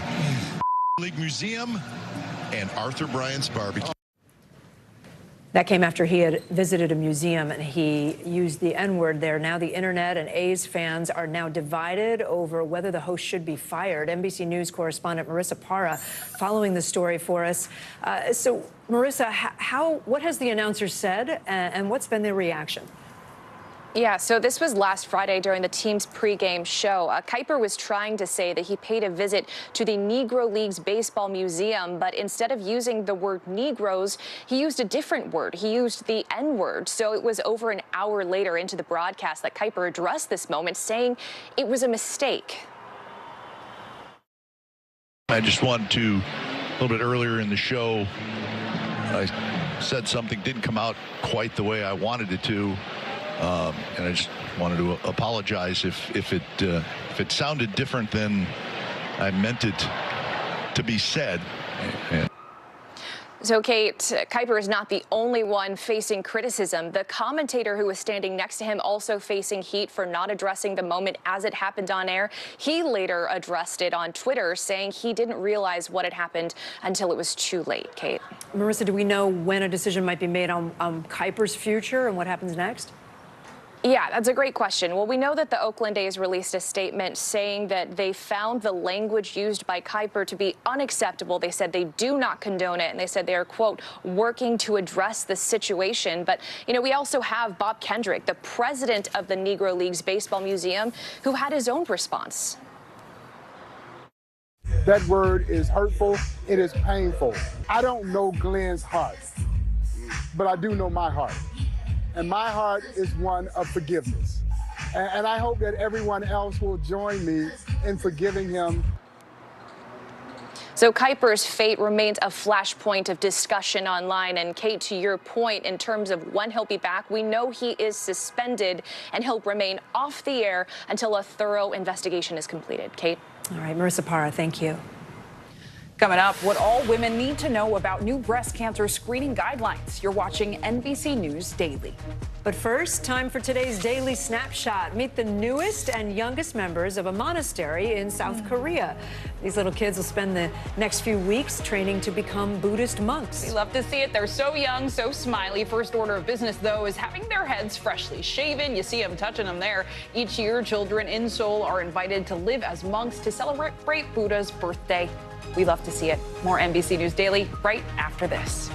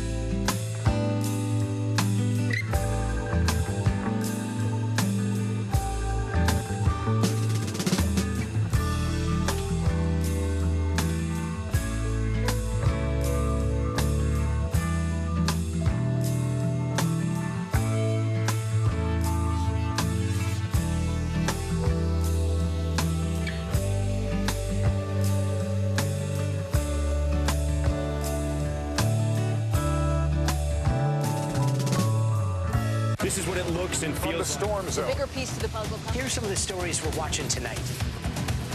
Good evening. We begin tonight with breaking news just coming in. We begin this hour with the latest developments. We're coming on the air with some shakeups big time on Capitol Hill. How much water ultimately will be forced inland? Whenever it happens, wherever you are, NBC News, streaming free now. For Dateline Premium, subscribe now on Apple Podcasts. For today's Daily Health, there are new guidelines out today on when women should get screened for breast cancer. According to an independent volunteer panel of experts, women should start screening every other year, beginning at age 40. Joining us now is OBGYN and Chief Medical Officer at Verywell Health, Dr. Jessica Shepard. Nice to see you again, Dr. Shepard. The last guidance, I think, from 2016 suggested screening starting at age 50. Now we're talking about 40. Yes. Why the change? Well, I think, this is the reason for guidelines and recommendations is to look at screening, not to diagnose, but to give us more tools as physicians to be able to give you better diagnosis and be more preventative. So when we looked actually in the task force, when they looked at the rate of breast cancer between the ages of women between 40 and 49, they did see a 2% increase per year between the years of 2015 and 2019.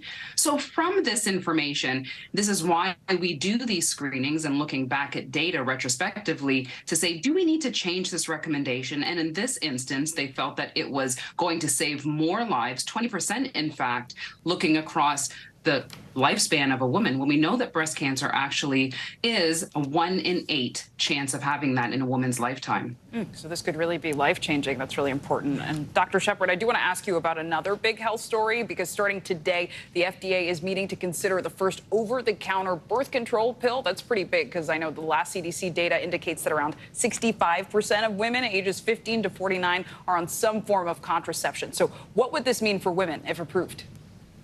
I think that these are more options and the ability, again, for women to make really good decisions about how they would like to use their reproductive health. And also when it comes to prevention of pregnancy, being able to make those decisions.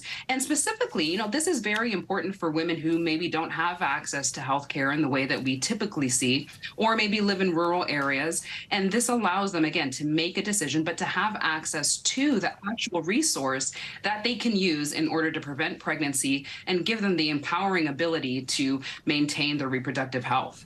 Yeah, Dr. Jessica Shepard, important stuff. Thank you so much. Fertility treatment options like IVF and IUI are pretty common for families looking to expand. That's right, and many have a vision of what they want their families to look like. But some people are running into a problem. They can't find sperm donors that represent their culture. I spoke to some families about the impact of America's black sperm donor shortage.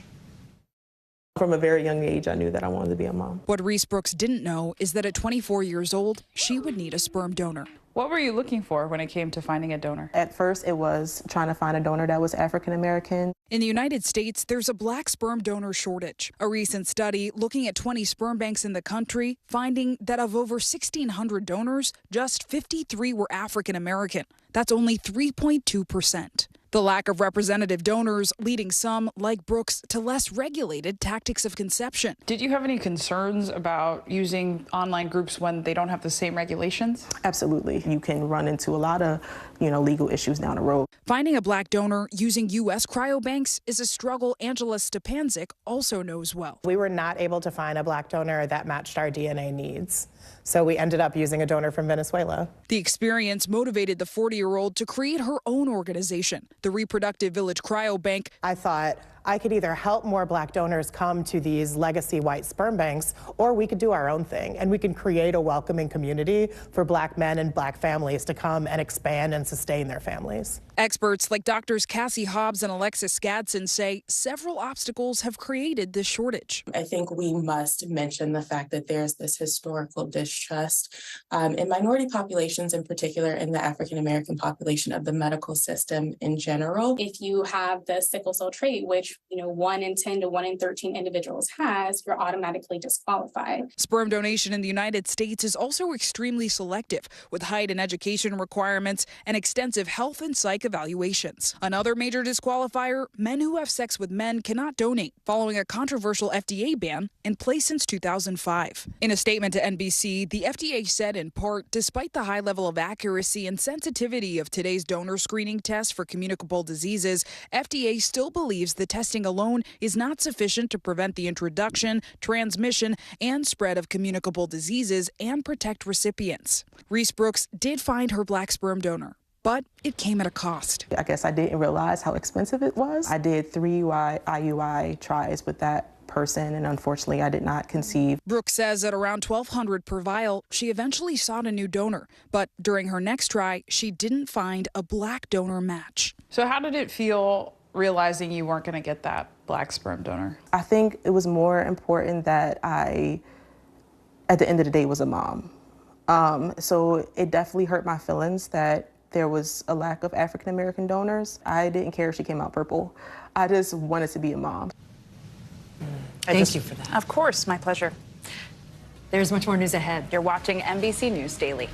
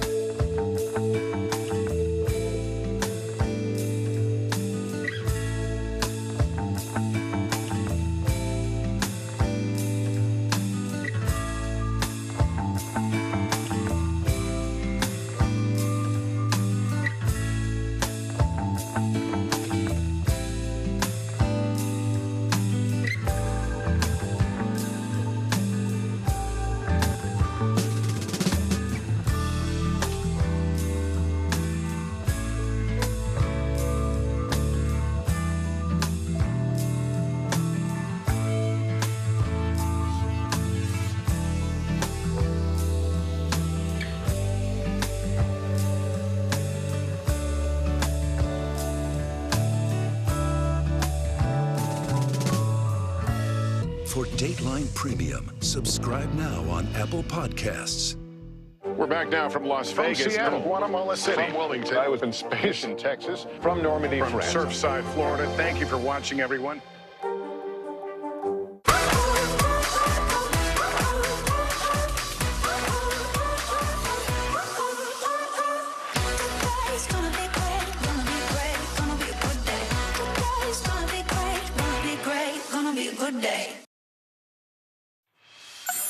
In today's modern parenting, there are new guidelines out today when it comes to teens and social media. Yeah, the recommendations come from the American Psychological Association. They highlight how teens and tweens should be using the apps to model healthy behaviors online. NBC News Now host Savannah Sellers joins us now. Savannah, this is such a talker for parents. These guidelines acknowledge that teens are going to use social media. Exactly. It's where they live. So what is the organization actually recommending? Yeah, I love that you started with that because they're also saying it's not inherently bad or good. No matter how many different headlines that you see, there are both positives and negatives. And what's also interesting was how this was done. They had people across the psychology world look at a lot of new studies that have just come out. We've seen a lot of these headlines lately about what's good and what's bad. They kind of analyzed all of that. You're looking at on your screen some of these recommendations that they made. Some things might seem a little obvious, like the first one, avoid cyber hate. Of course, you would hope that that's the case. You might not know if that's going to happen to you or if you're in a space where something like that could come up, but it's good, of course, to to at least attempt to avoid,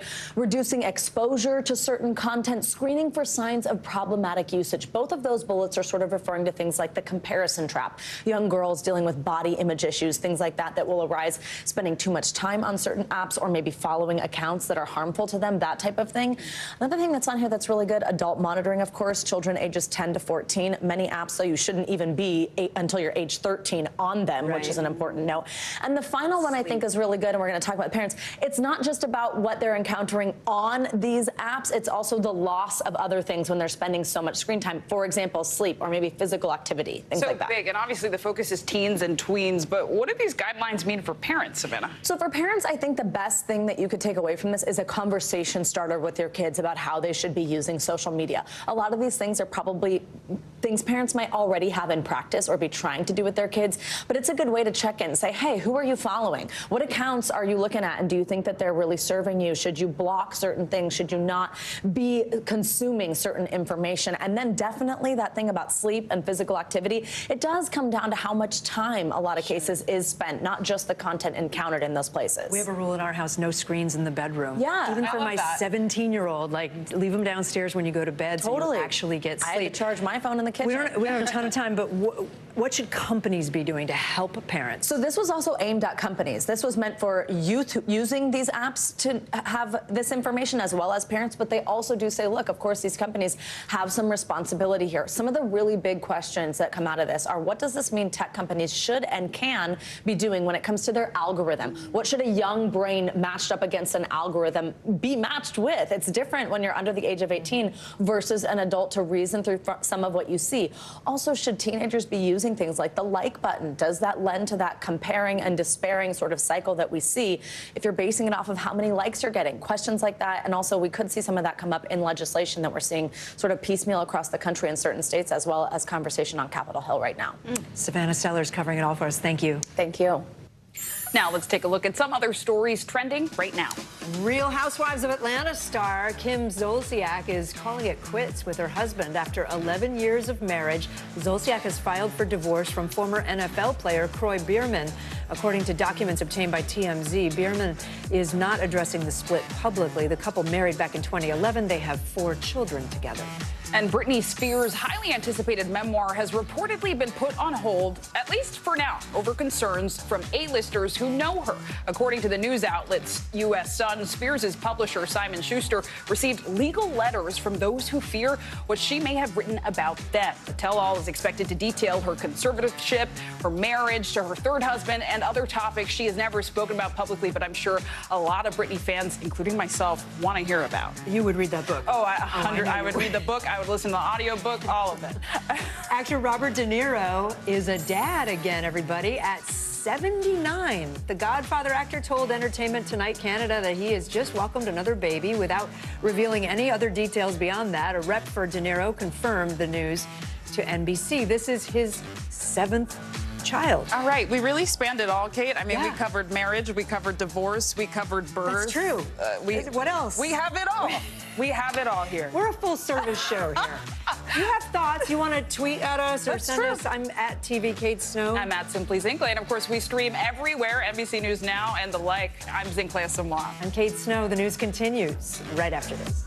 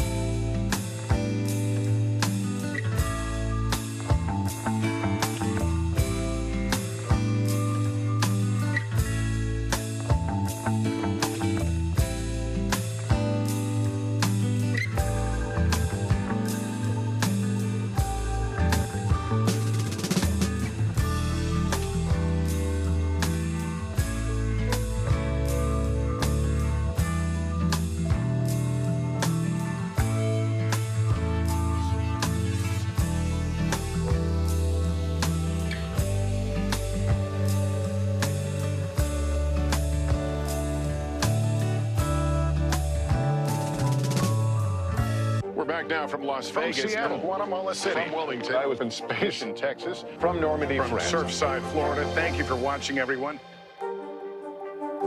Hey, podcast fans, ready to unlock our true crime mysteries? Try Dateline Premium on Apple Podcasts. You'll get early access to originals, plus bonus content, and everything is ad-free. So head to Apple Podcasts now to subscribe.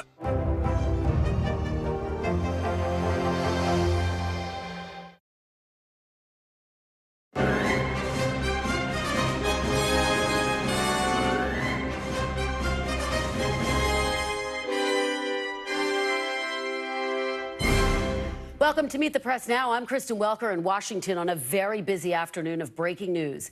These are live pictures from the New York courthouse where just in the past hour, a jury found former President Donald Trump liable for sexually abusing and defaming writer E. Jean Carroll, awarding her $5 million in damages. Moments ago, we saw Ms. Carroll depart the courthouse with her attorneys. She told reporters, quote, "We are very happy." In a statement via social media, former President Trump called the verdict a disgrace and part of a so-called witch hunt against him.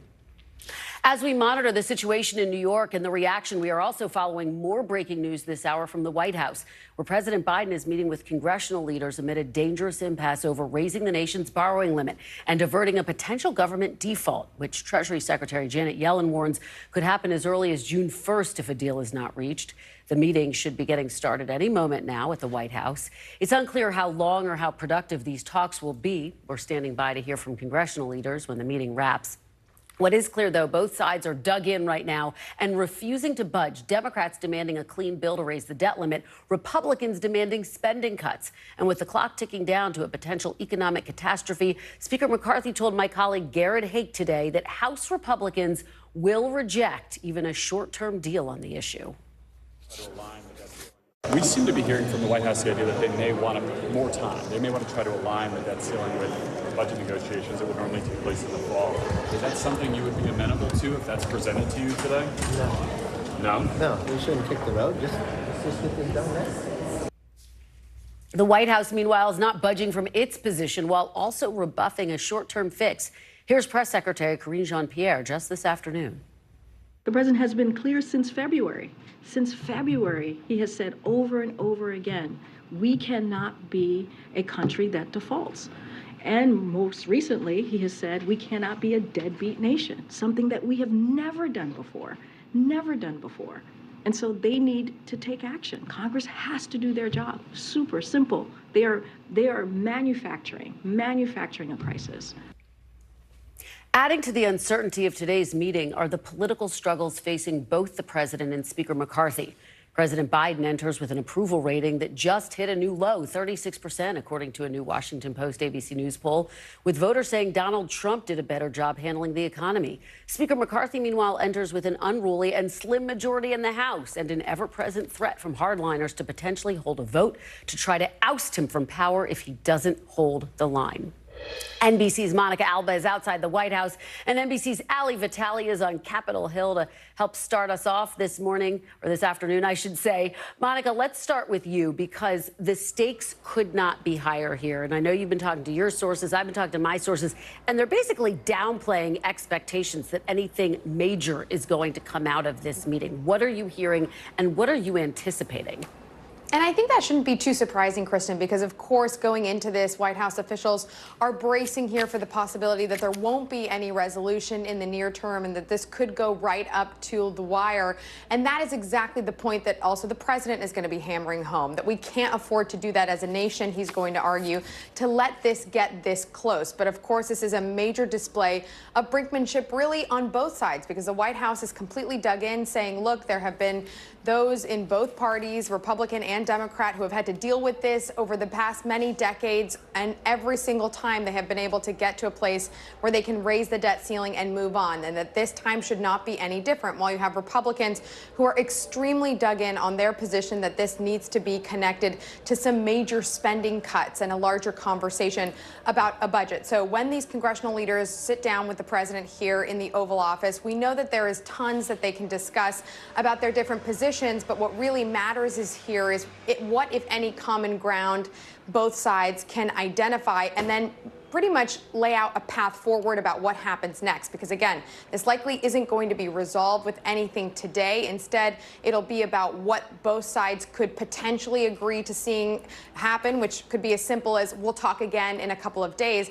But the other big thing that you know, Kristen, here is that the president is leaving on a major overseas trip to Japan and Australia next week. And so that really limits the time for face-to-face interaction, even though, of course, we do expect these talks to continue. But here's a little more of what we heard from Press Secretary Karine Jean-Pierre on their position specifically when it comes to Speaker McCarthy and all this. A short-term extension is not our plan either. That is not our plan. This can be easily resolved. This is a man-made crisis that the Speaker is leading. Can get this done.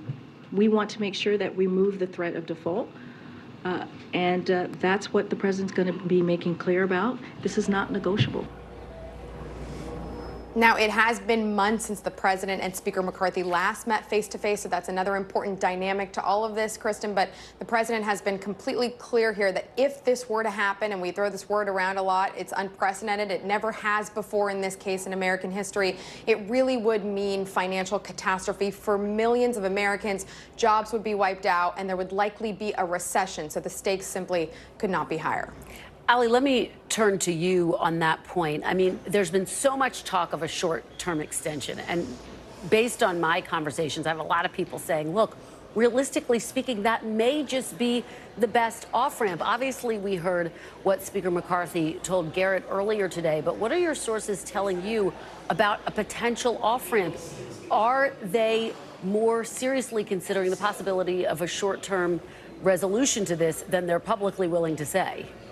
I don't think they're there yet, Kristen. Certainly the Republicans that I talked to are not willing to engage on that point, both in the Senate and in the House. Speaker McCarthy reiterated that again today because everyone here really agrees the only way things get done in this town is around deadlines. And the fact that there's a deadline on the table here has at least gotten all parties back to the table. That's the way that Speaker McCarthy spun it earlier today before this meeting. Watch how he talked about it.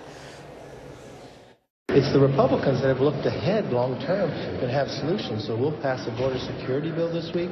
We've already passed to raise the debt ceiling, take care of our fiscal house as well. And he's got to stop ignoring problems. And why continue to kick the can down the road? Let's solve it now. Let's solve it now, the speaker's saying. And of course, there's urgency that matches in everyone that I hear from in the halls of Congress here. The fact that they only have a few weeks to deal with this crisis that, frankly, they've known is coming for months is stunning. And it does mean that there's very little room for error here, because as much as it's true that no one is budging, eventually someone will have to budge, whether that means that they take these crises on the debt ceiling and on spending in tandem, the way that Republicans want to, or whether they take them as separate but parallel tracks, the way that the White House and Democrats are urging them to, be it as a clean debt ceiling hike and then future conversations about budget spending. We just don't know at this point. But the fact that everyone is back at the table is frankly good news. I also think that although we're talking about this as a meeting between the four key players in Congress plus President Biden, really there are two key people at that table, and it is Speaker McCarthy and President Joe Biden, because of the way that Democrats have been acting as supporting players for the president in the White House, which is not at all surprising. But then also because of the way that you have this rare moment where Senator Mitch McConnell is falling in line behind Speaker McCarthy, letting him take the lead on this, in large part because of something that Monica was saying, which is that the number reality here, the slim majority that McCarthy has in his conference, is something that McConnell is keenly aware of. He knows that he can herd Senate Republicans much more efficiently than McCarthy can herd House Republicans, and that's a big dynamic here at play too, and it's why McCarthy is leading the charge in these negotiations for Republicans. So the fact that him and Biden don't have a ton of history here makes this, again, a pretty untested scenario at another unprecedented moment. Yeah, and Monica, pick up on that point, because I think Ali makes an important point here, which is that this ultimately seems to be coming down to President Biden and Speaker McCarthy, and both of them are entering these discussions in a pretty weak position. We just got those new poll numbers for President Biden, his approval rating in the mid-30s. He's, of course, running for re-election. So there is a lot of pressure on him, Monica, because if the nation defaults, this happens on his watch as he's asking voters for 4 more years. Absolutely, and that's why I think you're going to see the president when he goes to upstate New York tomorrow. This is by design. He's going to campaign in a district where House Republicans are vulnerable, and he's going to take this exact argument and what he's laying out to the speaker in person to constituents there to talk about what is at stake. And the White House is essentially framing this in this larger context because they know that Speaker McCarthy can't afford to lose many of his Republicans in terms of how slim that majority is. And so that is exactly where you're going to see this conversation continue. And that, of course, is the bigger political messaging and strategy here that the White House is unveiling. But of course, this is a really huge deal for the president who just launched his re-election campaign. And you already can see that in the poll numbers, not just for his approval overall, but how low some of his approval ratings are, specifically when it comes to his handling of the economy, Kristen. Yeah, there's no doubt about that. And Ali, just very quickly, if you can, 10 seconds, we are learning that Senator Dianne Feinstein is returning. Pretty significant news. Yeah, significant news and long anticipated here. The fact that she is on a plane right now back to Washington, D.C., welcome news from Democrats, and it allows them to move forward on a slate of judicial nominations that have been held up because of her absence. It, of course, changes the dynamic back so that there are all 51 Democratic senators present in this building. Welcome news if you're Chuck Schumer. And the pressure was mounting at home for her to either get back to Washington and back to work or to potentially resign her seat, Kristen. Yeah, the pressure was mounting indeed. All right, Monica and Ali, thank you for your great reporting. Really appreciated. Joining me now is Michigan Democratic Congresswoman Haley Stevens. Congresswoman, thank you so much for being here. Really appreciate your joining us. Thank you. Well, as I was just talking about with Monica and Ali, you have the White House, you have lawmakers downplaying expectations that there's going to be a big breakthrough from this meeting this afternoon. What are your expectations? Do you expect them to have at least some progress at the end of this meeting? I think President Biden knows exactly what he's doing. He's been at the leadership table many times before in this scenario. I think we will see results coming out of this. And frankly, Kristen, I want to call the Republicans' bluff. There is absolutely no way we are defaulting on our debt, particularly in, yes, what is divided government, but a 5-seat majority for the House Republicans. The American people voted in November. They did not vote to have us default on our debt and have us spin out into economic crisis. There's no need for this types of brinksmanship, gamesmanship that's going on. Let's deliver for the American people. Congresswoman, you have said in the past, though, that you would like to see President Biden negotiate. Are you disappointed with how he's handled any part of this process? Do you think it's time to negotiate? Absolutely not disappointed. I think what you're seeing today is best of government, the leadership coming to the table. We voted on a budget last year. We voted on an Inflation Reduction Act last year, well before an election. You cannot go back in time. We know that the fiscal year for our government expires in September. At the end of September of this year, we will have those budget negotiations. And what we need to do is not default on our debt, go through the action as we've done dozens and dozens of times before, 3 times under the Trump administration, prevent America's default, and continue to engage in the debt and deficit negotiations as it pertains to our broader budget. But let's not play games with the American people's pocketbooks. Let's not play games with our teachers and our veterans and on and on. It's just not fair. It's not right. Congresswoman, just to put a fine point on this question, though, we are less than a month out of a potential default. Do you think that President Biden, who has touted his negotiating skills, should start to negotiate to get a resolution to this? Because Republicans say they're not budging. Do they need to find common ground? Well, they're saying they're not budging, but they're going to budge when we run up against the debt. But what about President really Biden, Congresswoman? Is it time for President Biden to negotiate? Well, he doesn't cast the vote that we all cast. I'm sitting here in the United States Congress. We've got to take the action to prevent us from defaulting our debt. And that's what the American people need to know. There's 2 things going on. One is a budget process that goes to the end of September. That's the appropriations process that we've been a part of. And then there's the debt ceiling. It's not tied to this other stuff. We just need to vote to make sure that we don't default on our debt. And I better believe that every member of Congress, Democrat or Republican, doesn't want us to go and cast votes for our adversaries. We don't want to default on our debt. Let me ask you this, because you raised the appropriations process, which is in the fall. There is some talk, some chatter behind the scenes that could be a way out of this, to increase the debt limit until the fall when the appropriations process kicks in. I know that publicly the president, leader Hakeem Jeffries, have signaled they don't want a short-term deal, but would you sign a short-term deal? Well, I certainly would sign any deal that prevents us from tailspinning into fiscal catastrophe. And I don't want to undermine the fiscal integrity of this nation, particularly on the global stage where Xi and Putin might be rooting that on. Right? We need to stay stable, we need to stay consistent, and we need to be leaders. So if we can cut a short-term deal, let's do it. We know that House Republicans did pass their version of increasing the debt limit, coupled with spending cuts, which would roll back a number of President Biden's key policies, including on climate and taxes. However, I wonder if there's any common ground there on new spending caps, on no student loan forgiveness, on tougher work requirements. I've heard a lot of discussion around that. Can you find common ground on any of the ideas I just mentioned? Look, there's always places for common ground, but we cannot go back in time and roll back legislation that we passed overwhelmingly last year.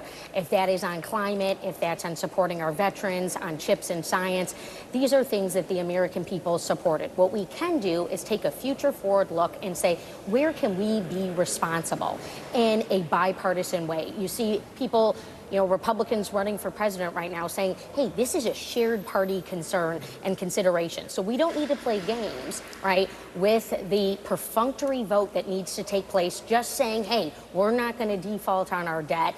But yes, as we move forward, let's have that conversation and let's do so responsibly, because this has happened under administration after administration. It's all players at the table. Mr. McCarthy was there under President Trump, casting those votes to make sure America wouldn't default on its debt.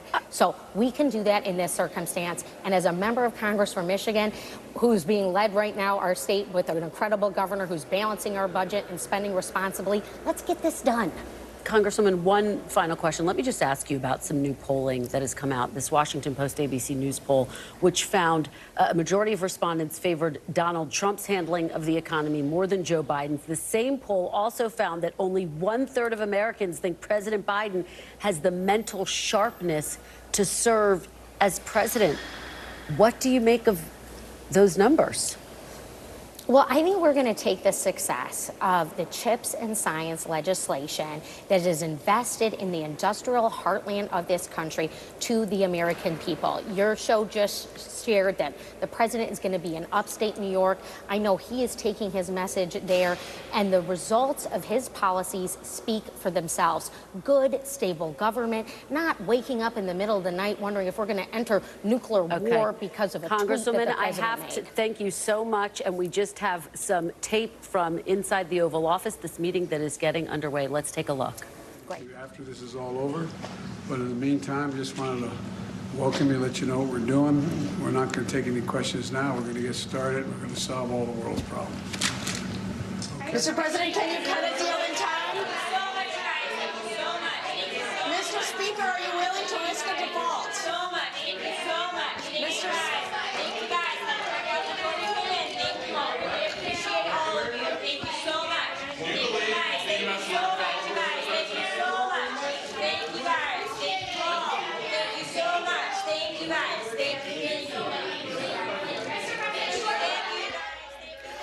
Well, there you have it. President Biden, top 4 leaders on Capitol Hill, all in the Oval Office, not taking any questions, despite the best efforts of my colleagues over at the White House. The president saying that they're not going to take any questions and that they are meeting to, quote, solve all the world's problems, I believe is what he said. So we will continue to stay on top of that and bring you any developments as we get them. And again, Congresswoman Haley Stevens, we want to thank her again for joining us. We really do appreciate it. All right, well, coming up, breaking news. The jury has found Donald Trump liable of sexually abusing and defaming E. Jean Carroll in a civil case against the former president. We're live outside the courthouse with the details next. Plus, the Biden administration ramps up security along the U.S.-Mexico border as the region braces for a migrant surge when those pandemic-era restrictions expire in just 2 days. We'll have the very latest from the border ahead. You're watching Meet the Press Now.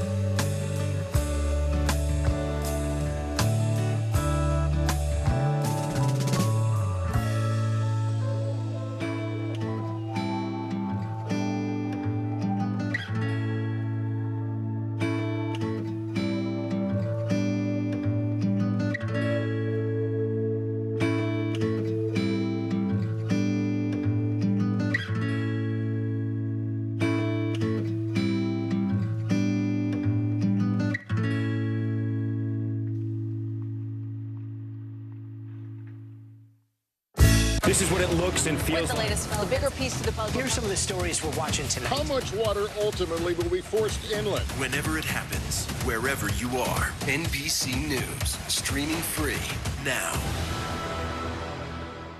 Hey, podcast fans, ready to unlock our true crime mysteries? Try Dateline Premium on Apple Podcasts. You'll get early access to originals, plus bonus content, and everything is ad-free. So head to Apple Podcasts now to subscribe. Welcome back. As we just mentioned, after about 3 hours of deliberation, a Manhattan jury found Donald Trump liable for sexually abusing columnist E. Jean Carroll in a department store in the mid-90s. The 9-person jury awarded her $5 million in damages for her battery and defamation claims. Following the verdict, Trump told Fox News he will appeal the ruling. This trial comes as Trump faces a slew of other legal challenges, including a special counsel investigation, an election interference probe in Georgia, and the 34 felony count indictment in New York. Joining me now is NBC News correspondent Ron Allen outside the courthouse and NBC News legal analyst Danny Savalos. So, Ron, I want to start with you. The jury only deliberated for about 3 hours. What do you make of that, and what were the top lines here? They believed E. Jean Carroll, and they did not believe Donald Trump, and it was as simple as that. It was a very straightforward case. If you believed E. Jean Carroll, then you had to think that Donald Trump was lying, and that was the choice for the jury. And they took, yes, 3 hours. The trial itself lasted, including jury selection, about 2 weeks. It was very focused, 11 witnesses, and as you recall, former President Trump did not put up any defense witnesses. He his side had to deal with the fact that he had been deposed, and there was a deposition video where he responds to all these charges, all these allegations. And many legal analysts looking at it all said that it didn't help his side of the story. And there was the Access Hollywood tape, which was played at least 5 times for the jury. And E. Jean Carroll's attorney said that that was basically his confession, that he believes he's a star, that stars can go out and grope women and do whatever they want, as he says on the tape. So it happened quickly. They also awarded her some $5 million in damages, compensatory damages, because she said that her reputation had been destroyed, and some of the damages were punitive damages, which are meant to send a message to former President Trump. The jury essentially agreeing that he acted maliciously when he called Carroll a liar, called this whole thing a hoax, and tried to dismiss the whole thing. So that's where we are. It happened quickly. It's quite stunning in that this is a former president who has been held liable for sexually attacking a woman, and that's unprecedented, I think. But again, you've seen Mr. Trump is saying this is all a Democratic hoax, a witch hunt, so on and so forth. But the fact remains that a jury has found him liable of a very serious crime. Yeah, you're absolutely right to put it in that broader context, Ron. Danny, let me turn to you, the significance of this. And I think a lot of people are curious about the fact that the jury did essentially say he was liable for sexual assault, but not rape. What is the distinction there, and why would they make that determination? The lesser sexual abuse charge, or I shouldn't say charge, the cause of action, is not like rape, because rape involves the object of force, the use of force. This is really just sexual contact and the absence of consent. So it's lesser than rape, but still a form of sexual assault in the civil context, and that is the significance. What's also significant is the fact that the plaintiff here was able to prove her case alleging conduct that happened decades ago in the 90s. That's a really significant verdict for these cases, both the Child Victims Act and the Adult Survivors Act, and similar statutes in other states that open up these one-year windows for people whose statute of limitations has otherwise passed to file suit. That's exactly what Carroll did in this case. I've handled cases like this myself, and I can tell you that the challenge, even though it's a good thing that folks are able to file complaints, the challenge once filed is, how do you prove it? How do you prove a case? How do you prove an allegation of something that happened in the 90s? And really, in fairness to the defense, How do you come up with an alibi about something that happened in the 90s, in a pre-internet era, in a pre-email era, in a pre-text messaging and cell phone era? I mean, some of these may have been around, but they certainly weren't used the way they are today. And so this verdict really is meaningful for other states that might enact similar statutes that allow victims of sexual abuse to bring civil actions when the statute of limitations has long since passed. And it at least provides an example of a case that can be proved even this many years after the alleged conduct. And Danny, you know, it's notable because Mr. Trump decided not to take the stand in his own defense. So instead, you had this deposition video in which he was asked about the Access Hollywood tape, in which he confused E. Jean Carroll for his wife, Marla Maples, even though he'd said that she wasn't his type. Ultimately, was that the right decision, or could that have been a damaging decision?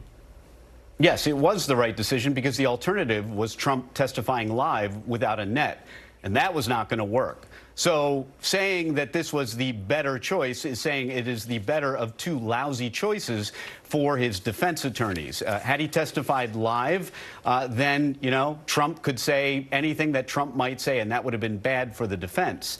So instead, at least they had the knowable universe of a deposition transcript and a video. It wasn't good for Trump, but at least the defense knew what they were getting, and what they got was not good. It's my opinion that this case was a close call until Trump took the stand, and by taking the stand, I mean had a deposition, and that deposition was played for the jury. He committed a lot of unforced errors. He could have gone in and simply denied everything in the deposition, which he mostly did. Where he got into trouble was where he added things that he didn't need to, like the plaintiff was not his type, and even the plaintiff's attorney was not his type. And then, when asked about the Access Hollywood tape, Trump doubled down. In the past, in 2016, he said that was locker room talk. He tried to distance himself. But as far as I know, this is the first time that he's ever validated or backed up that statement back in 2005, that Access Hollywood tape, saying that this happens all the time and millions of celebrities are able to do this. Of course, I'm paraphrasing. You have to see the original to believe it. And, you know, fortunately or unfortunately, this is the way the world is. That did not help Trump. And don't take my word for it. Look to the plaintiff's attorney who used these gaffes in her closing argument. She wouldn't have used them if they weren't really, really helpful to the plaintiff's case. All right, great analysis, Ron Allen. And Danny Savalos, thank you both so much for joining us on this breaking news. And joining me now is our panel, Tia Mitchell, Washington correspondent for the Atlanta Journal-Constitution, Simone Sanders, host of Simone on MSNBC and a former advisor to Vice President Harris, and Brendan Buck, former advisor to Speakers John Boehner and Paul Ryan. Thanks to all of you for being here on a very busy Tuesday. Tia, I want to start with you, just get your reaction, the potential political implications of this ruling in New York. Well, some of the political implications might go against what you would assume when a former president is found liable for sexually assaulting a woman. You know, I think that a lot of Democrats and people who already have been critical of former President Trump are going to say this is further evidence why he does not deserve to return to the White House, why we should distance from him and move on from the age of Trump. But we don't expect that from, you know, the Trump base that is the Republican Party. We think that probably a lot of Republican voters and Trump supporters are going to say this is just more lies. This is more of the liberal attack on the former president. So in that way, it might help him raise more money. It might bolster his support in a lot of ways. Yeah, I mean, Brendan, we've already seen him indicted in New York on other charges. And we have continuously talked about what if the court cases start to pile up. You are starting to see that happen, at least with this latest verdict. What do you make of this? Does this only bolster him in a primary? It might. And look, to the extent that these things keep happening and they don't damage him, it may just become a situation where each one, he's more and more insulated, each one, because we just sort of tune out to them. So at some point, something is going to have to change. And I think if it's going to change, it's going to have to change from the people who are running against him in a primary. So we had a former president be indicted, and nobody saw that as an opportunity to go after him. I'm curious if any of his opponents now who think he should not be the nominee feel like this is a moment to say that, because yet so far they've not been willing to do that. So I'll be curious to see if a Ron DeSantis, a Nikki Haley, anybody feels like this is a time to maybe point out that this is maybe not the type of person that we should be nominating to be the head of our party. And the first chance for that may be the debates coming up at the end of this summer. Simone, at least heading into this week, what we saw was Trump really expanding his lead in the polls. It's very early, but voters giving him higher marks for handling the economy than they give to President Biden. How concerning is that for Democrats as they watch this all unfold? And do you anticipate that we will see President Biden or a Vice President Harris start to take the gloves off, start to mention some of the things that Brendan just talked about?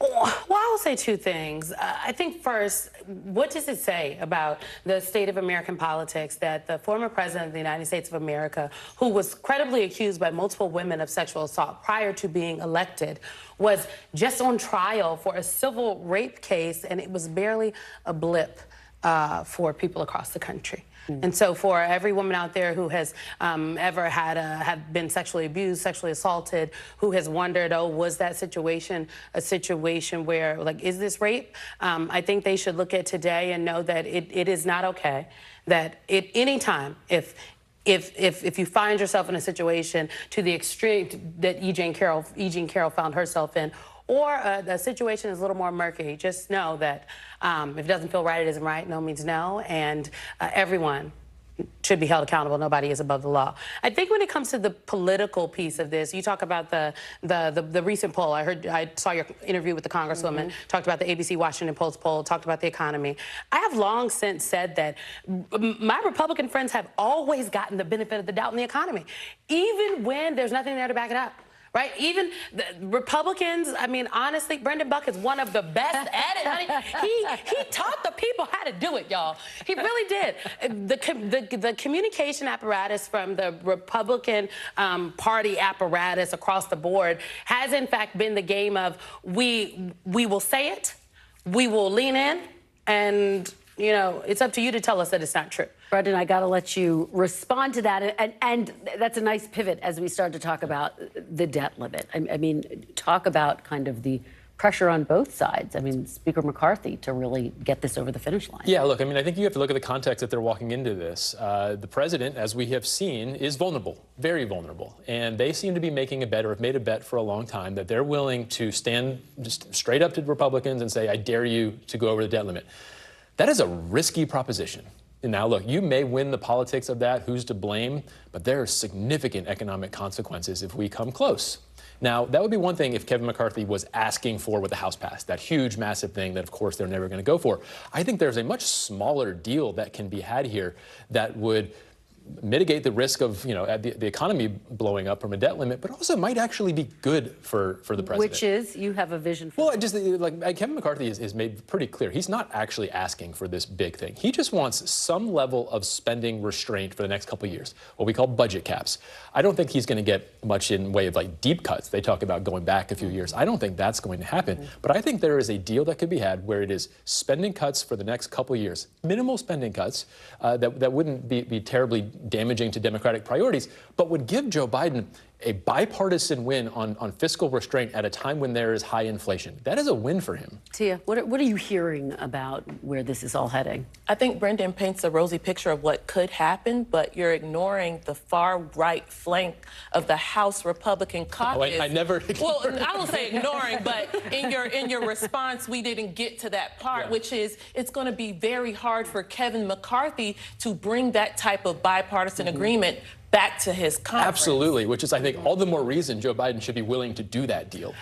And I do think, I mean, look, the president did an interview with our colleague Stephanie Ruhle on Friday where she asked the pointed questions about this, and he said that he is willing to negotiate on the budget, but not on the debt limit. And I think that, frankly, this is always where the debate has been. You know, I've been listening to Brendan here for months say, They're going to find a deal on the budget after the fact, and maybe they'll get a clean debt ceiling, but they'll how they will present it, how they say it, again, it is all in how it is presented matters. But I do think we will end up in a place where there is a debt ceiling increase, but on the back end, there are these negotiations on the budget that the president and, frankly, Speaker McCarthy come to a consensus. Part of what I think we're seeing is a President Biden who's haunted by what happened in 2011 when Brendan was there. You were dealing with the right flank of your caucus at that time. You did come to a resolution that included spending cuts over time, the sequester. Dan Pfeiffer, who was one of former Obama's top advisors, who you worked with throughout that process, we all did, writes this: "The president must know that Mr. McCarthy is not a negotiating partner who can be trusted to deliver. The Speaker's fate is in the hands of representatives, including many House Freedom Caucus members, who've shown very little willingness for compromise or good faith negotiation. With their threats to plunge the country into default for the first time in history, they can plausibly be seen as a threat to the nation's economy and its stability as a global financial power." Brendan, what do you make of that? Yeah, no, the Freedom Caucus is never going to vote for the final deal, so don't worry about them. I mean, that's just the reality. Now, Kevin McCarthy has real political problems. If he brings back a small deal, there will be a lot of people who are very upset. And he has a very small margin where somebody can say, we're kicking you out. That is a very real thing that he's going to have to negotiate. But if you sit around worrying about whether the Freedom Caucus is going to support a deal, like, don't worry about that. That's never going to happen. And Kevin McCarthy understands that. But he needs to make clear to his conference, this is where we're headed. Here's what we can actually do. Here's why we're getting some wins that we wouldn't have otherwise gotten. And I think he can probably sell that without losing his job. I think this is why the president is going to the Hudson Valley and the New York suburbs tomorrow, going to a district formerly represented by Sean Patrick Maloney, who headed the Democratic Congressional Campaign Committee, now represented by a Republican, one of the seats that is a flippable seat. It could be a Democratic seat next Congress. It could stay a Republican seat.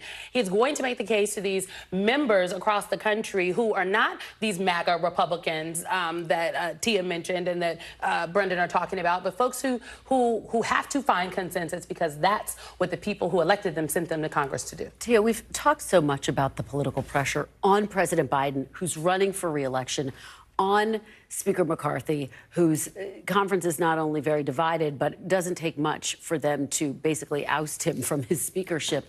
But who would bear the bigger burden of a potential default? Well, quite frankly, it would be the American people who would bear the biggest burden if you see the financial markets just crash internationally, quite frankly. But politically, the polling shows that no one would come out unscathed. The White House, Speaker McCarthy, Congress in general. I think people at home, to Simone's point, they want to see compromise. They want to see government work. They think that people should be able to get in a room and iron out an agreement that probably, you know, maybe reins in a little bit of spending, because I think most people would agree that the federal government could trim a little fat, but then also doesn't put, you know, the financial stability of the federal government into decline. But that's easier said than done. Okay, we'll leave it there. And I believe we have Joe Tacopina, the Trump attorney, responding to the E. Jean Carroll verdict. Let's listen. It was a rape case all along, and the jury rejected that, but made other findings. So we'll obviously be appealing those other findings, but they rejected her rape claim, and she'd always claimed this was a rape case. So it's a little perplexing, but, you know, we move forward. Did you speak to Mr. Trump, and what did he tell you? We've spoken, and we're ready to, you know, proceed, go forward. Obviously, you know, he's firm in his belief, as many people are, that he cannot get a fair trial in New York City, based on the jury pool. Still's back. And I think one could argue that that's probably an accurate assessment based on what happened today. You know, again, it's something that, you know, we're very confident on the appellate issues here. The Access Hollywood tape should not have come into this case. Some other things should come into the case. I mean, we made many motions that we thought would create issues for appeal, and we're going to employ them now. You know, there were things that happened in this case that were beyond the pale. I mean, we made a mistrial motion midway through the trial because of some of the rulings and we believe a bias that was displayed by the court. This judge has been overturned already once by the Second Circuit in Carroll versus Trump, and we think he's going to be overturned a second time. But in the meantime, we marched forward. He was found not liable for the rape, and that's it. You know, the fact that Reid Hoffman, the Democratic financier, financed this case, and that was not something when Donald Trump was accused of making statements that this was a politically motivated claim, and the judge wouldn't let us go into that. And you know, there were plenty of issues for us to pursue. You were complimented by not only the judge but opposing counsel. How do you feel about that? I appreciate that. I mean, look, I have respect for the opposing counsel in this case. Roberta Kaplan's a great lawyer. Her team's great. I appreciate that they complimented me, but, you know, for me, it's just about the results. And at the end of the day, while, you know, it was strange, part of me was obviously very happy that Donald Trump was not branded a rapist. I didn't think there should be any liability findings, so we'll pursue it. We'll pursue that. That's what I just said about the appeal, right? We're going to be appealing it. But she claimed all along that she had been raped by Donald Trump. That's what this case was all about. Can you talk about Trump's decision not to attend his trial and not to testify? Yeah, this was a circus atmosphere, and having him be here would be more of a circus. And again, what I said in the summation yesterday, you know, reigns true, holds true. It's that, you know, what more could he say other than I didn't do it? And he said that under oath here. You know, it's hard to prove a negative. Molly, I could say you stole my pen, prove you didn't do it. How would you prove it? So you didn't do it, right? I mean, it's sort of where we're at. So, you know, it's very simplistic to say, oh, he should have testified. He had nothing to say other than what he's already said under oath. So you talked a little bit about how perplexing the verdict was. Well, thank you. How are you? Good seeing you. How does that play in the appeal? The fact that she called it a rape case all along. And yeah, I think it's a consistent verdict, right? And it's something that obviously will be another issue for appeal. But the issue for the appeals were laid really months ago when things like, you know, Donald Trump's attempt to have the dress tested for DNA after they sent it into a lab and didn't come up with semen. I think that's something that was important. The fact that the Reid Hoffman, the Democratic financier, you know, who Ms. Carroll was not candid about when she testified initially under oath in her deposition, you know, that should come into this case. The acts of Hollywood tape should not come into this case. There's a federal rule 403 that balances out inflammatory and prejudicial things, and that certainly is one of them. So, but there's plenty of issues to appeal. And look, that's what happens, right? You know, we're in one sense gratified. And I know some people in this camp are very happy that, you know, the rape claim was rejected, but, you know, I'm not, and I am happy about that, certainly, but I'm not happy that he was found liable for anything whatsoever, because on the 70s, I shouldn't have. How do you think You know, he's strong. He's ready to move forward. He wants to fight this on appeal. Again, he was successful in one appeal before Second Circuit Judge Kaplan on Carroll versus Trump, and he thinks he's going to be successful on the second one. But he's planning, you know, he's got a town hall tomorrow night. He's just moving forward. I feel he does. Is this going to deny his shot? Nope. Thanks. Thank you. Thank you, Joe. The career for the President Donald Trump, this case? No, I don't think so. You know, he seems to be a survivor and move forward, and will continue to move forward. Again, this case will be up on appeal, and we'll see what happens. But so what do you think about the anonymous jury? Did you think that was fair? No, I didn't, actually. You know, look, there have been mafia cases where there are anonymous juries, but at least the lawyers get to know who the jurors are. Here, we didn't even know who they were, and that's in a case where there's, you know, a very strong reaction people would have to politicians, particularly Donald Trump, one way or another. We should have been able to tell something about the background of these people, and unfortunately, having an anonymous jury, even kept from the lawyers, I don't think was fair or was right. It sort of prevents a thorough jury selection, and we couldn't challenge people who we didn't know, you know, what their backgrounds were. So we look at faces, basically. Are you going to seek a stay of the final judgment pending appeal? We will. What did you say to E.J. when you shook her hand? Oh no, listen. This is what I said to her is between Ms. Carroll and I, but you know, I don't make it personal with people, and we had a pretty good experience as far as the parties in this case, considering you know what we went through. This was not. Yeah, it was fast. I mean, you know, again, it's hard to see behind a jury room door, and I don't know what they were thinking, or what it sort of indicates is what people have been saying is that in New York you just can't get a fair trial. And, you know, people have said you lost the case when they announced the names of the litigants. But again, they found him not liable for Fucking Neanderthal. You're a fucking Neanderthal. Mr. Tacopina, what do you make of the fact that they decided... Mr. Tacopina, what do you make of the fact that they so quickly decided on sexual abuse but didn't go as far as saying this was rape?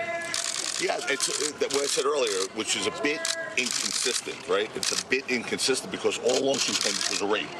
Not that she wasn't certain if it was a rape, it was a rape. And she said that, and the jury rejected it. So it's hard to sort of square that with the rest of the verdict. But it's a good question. I just don't... Yeah, I'm a little perplexed, guys, honestly, in that regard. Okay, I'm going to go now. I have a fan that wants to talk to me over there, so I'm going to go address him. Thank you. Thank you, Joe. Thank you, Joe.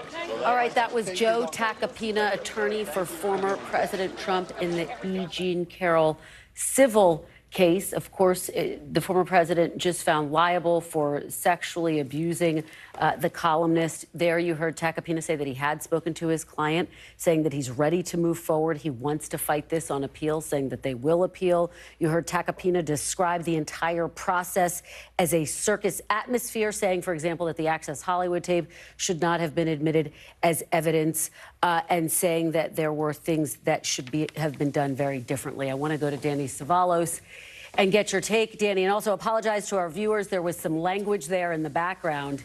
Danny, what's your take on what you just heard? Tacopina has a point. I mean, on appeal, he's raising exactly the issues that I would raise. Number one, that the Access Hollywood tape should not have come in. I'm not saying that it should or shouldn't. I'm telling you what an appealable issue will and should be if I were thinking about appealable issues. Number one, I would argue that the Access Hollywood tape shouldn't have come in. It's prior bad acts evidence, which shouldn't come in cases like these.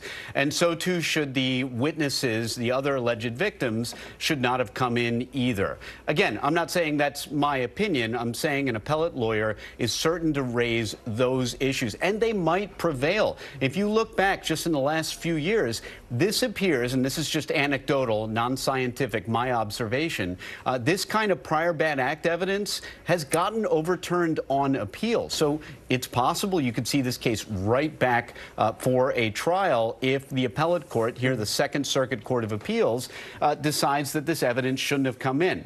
While it's a totally different kind of case, this was an issue in the Cosby case. It's been an issue in other high-profile cases. And I think the message or the lesson to be learned is that if you're a plaintiff or a prosecutor, you bring in this kind of evidence at your own risk. It's devastating. It's compelling evidence, but you run the risk on appeal that an appellate court judge might say, this was a little too much.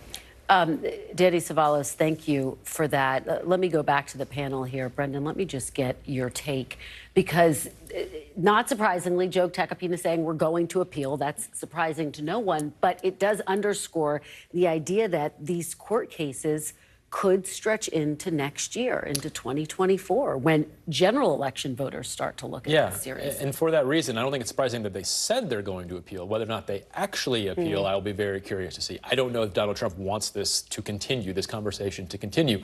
Obviously, we talked about whether this just becomes a blip or a serious thing. Obviously, appealing it, going to another trial, having to go through this once again, seems to me, at least politically, unwise. I don't know if $5 million is that important to Donald Trump, and it may be enough to just say, you know what, let's just let this go.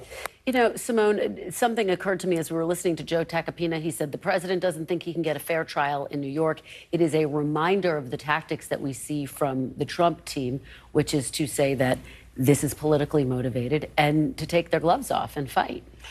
And fight, but you know, Donald Trump had ample opportunity to defend himself in this case with his own words. Obviously, we have all now at this point seen the video of the deposition that he did months ago, but he refused to take the stand to the point where even the judge last week said, we're going to leave some time open just in case former President Trump would like to come see us.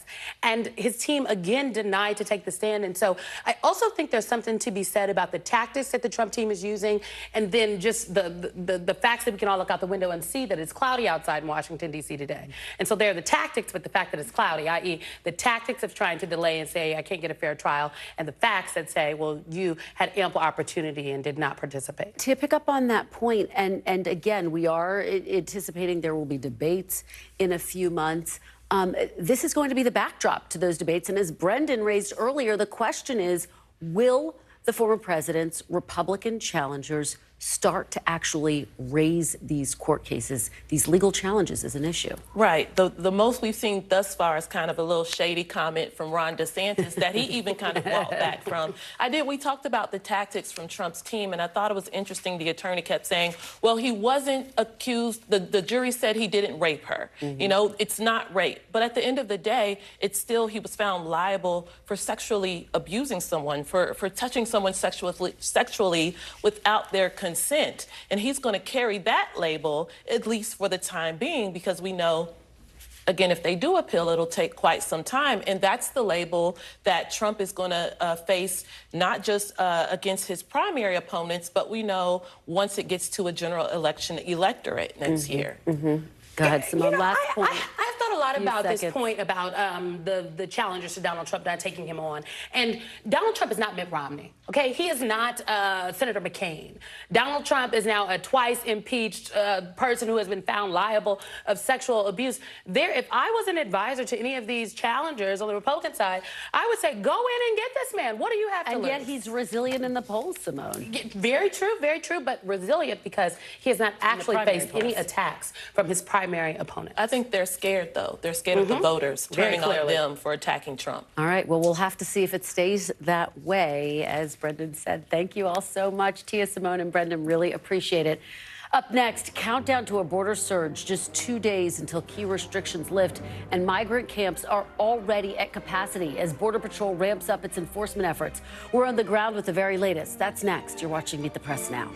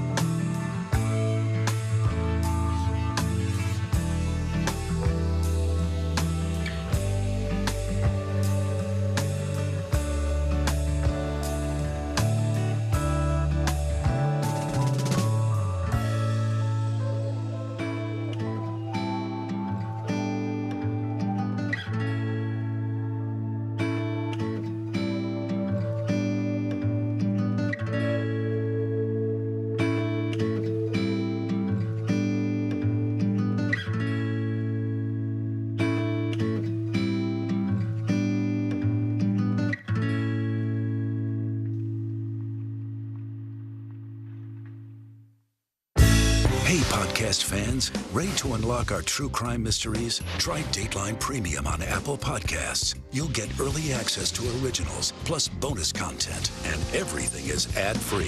So head to Apple Podcasts now to subscribe. NBC News, streaming free now. We're back now from Las Vegas. From Seattle, Guatemala City. From Wilmington. I was in space in Texas. From Normandy, From France. Surfside, Florida. Thank you for watching, everyone.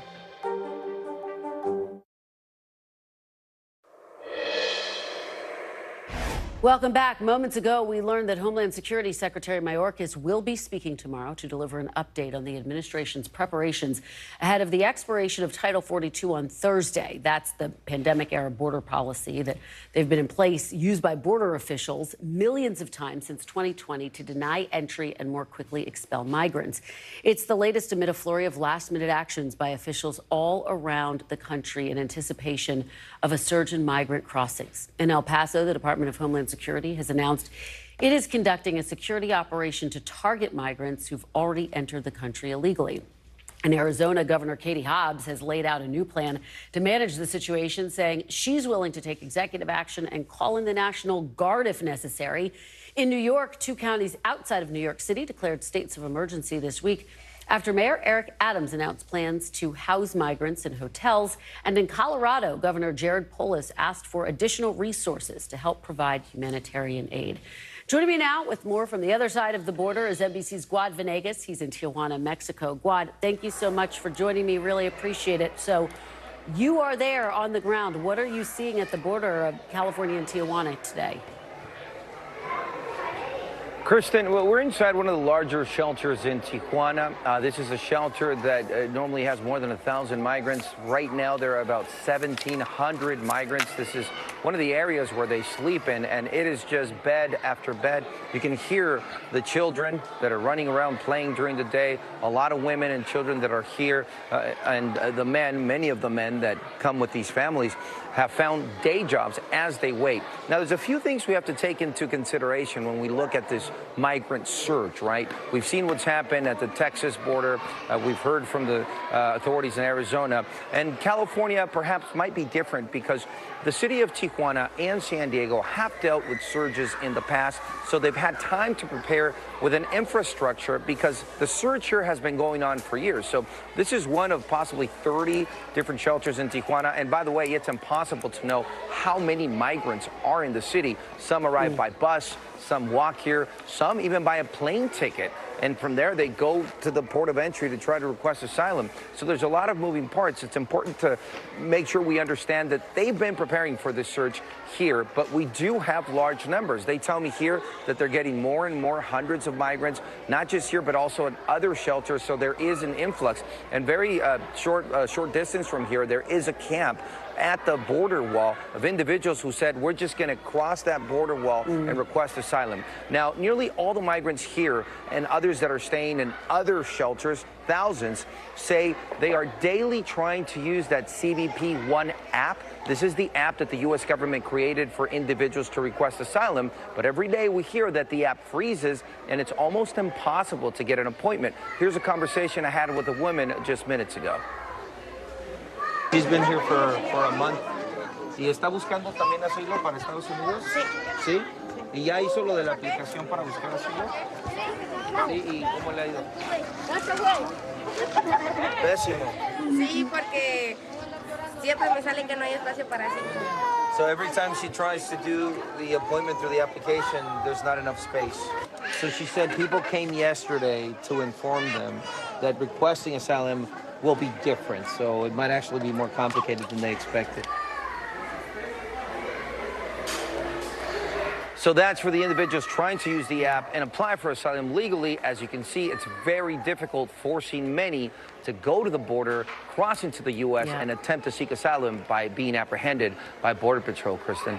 Guad, thank you for that reporting and that interview. Really appreciate it. And thank you for being with us this hour. I'm back tomorrow with more Meet the Press Now. NBC News Now coverage continues with Tom Costello in for Hallie Jackson right now.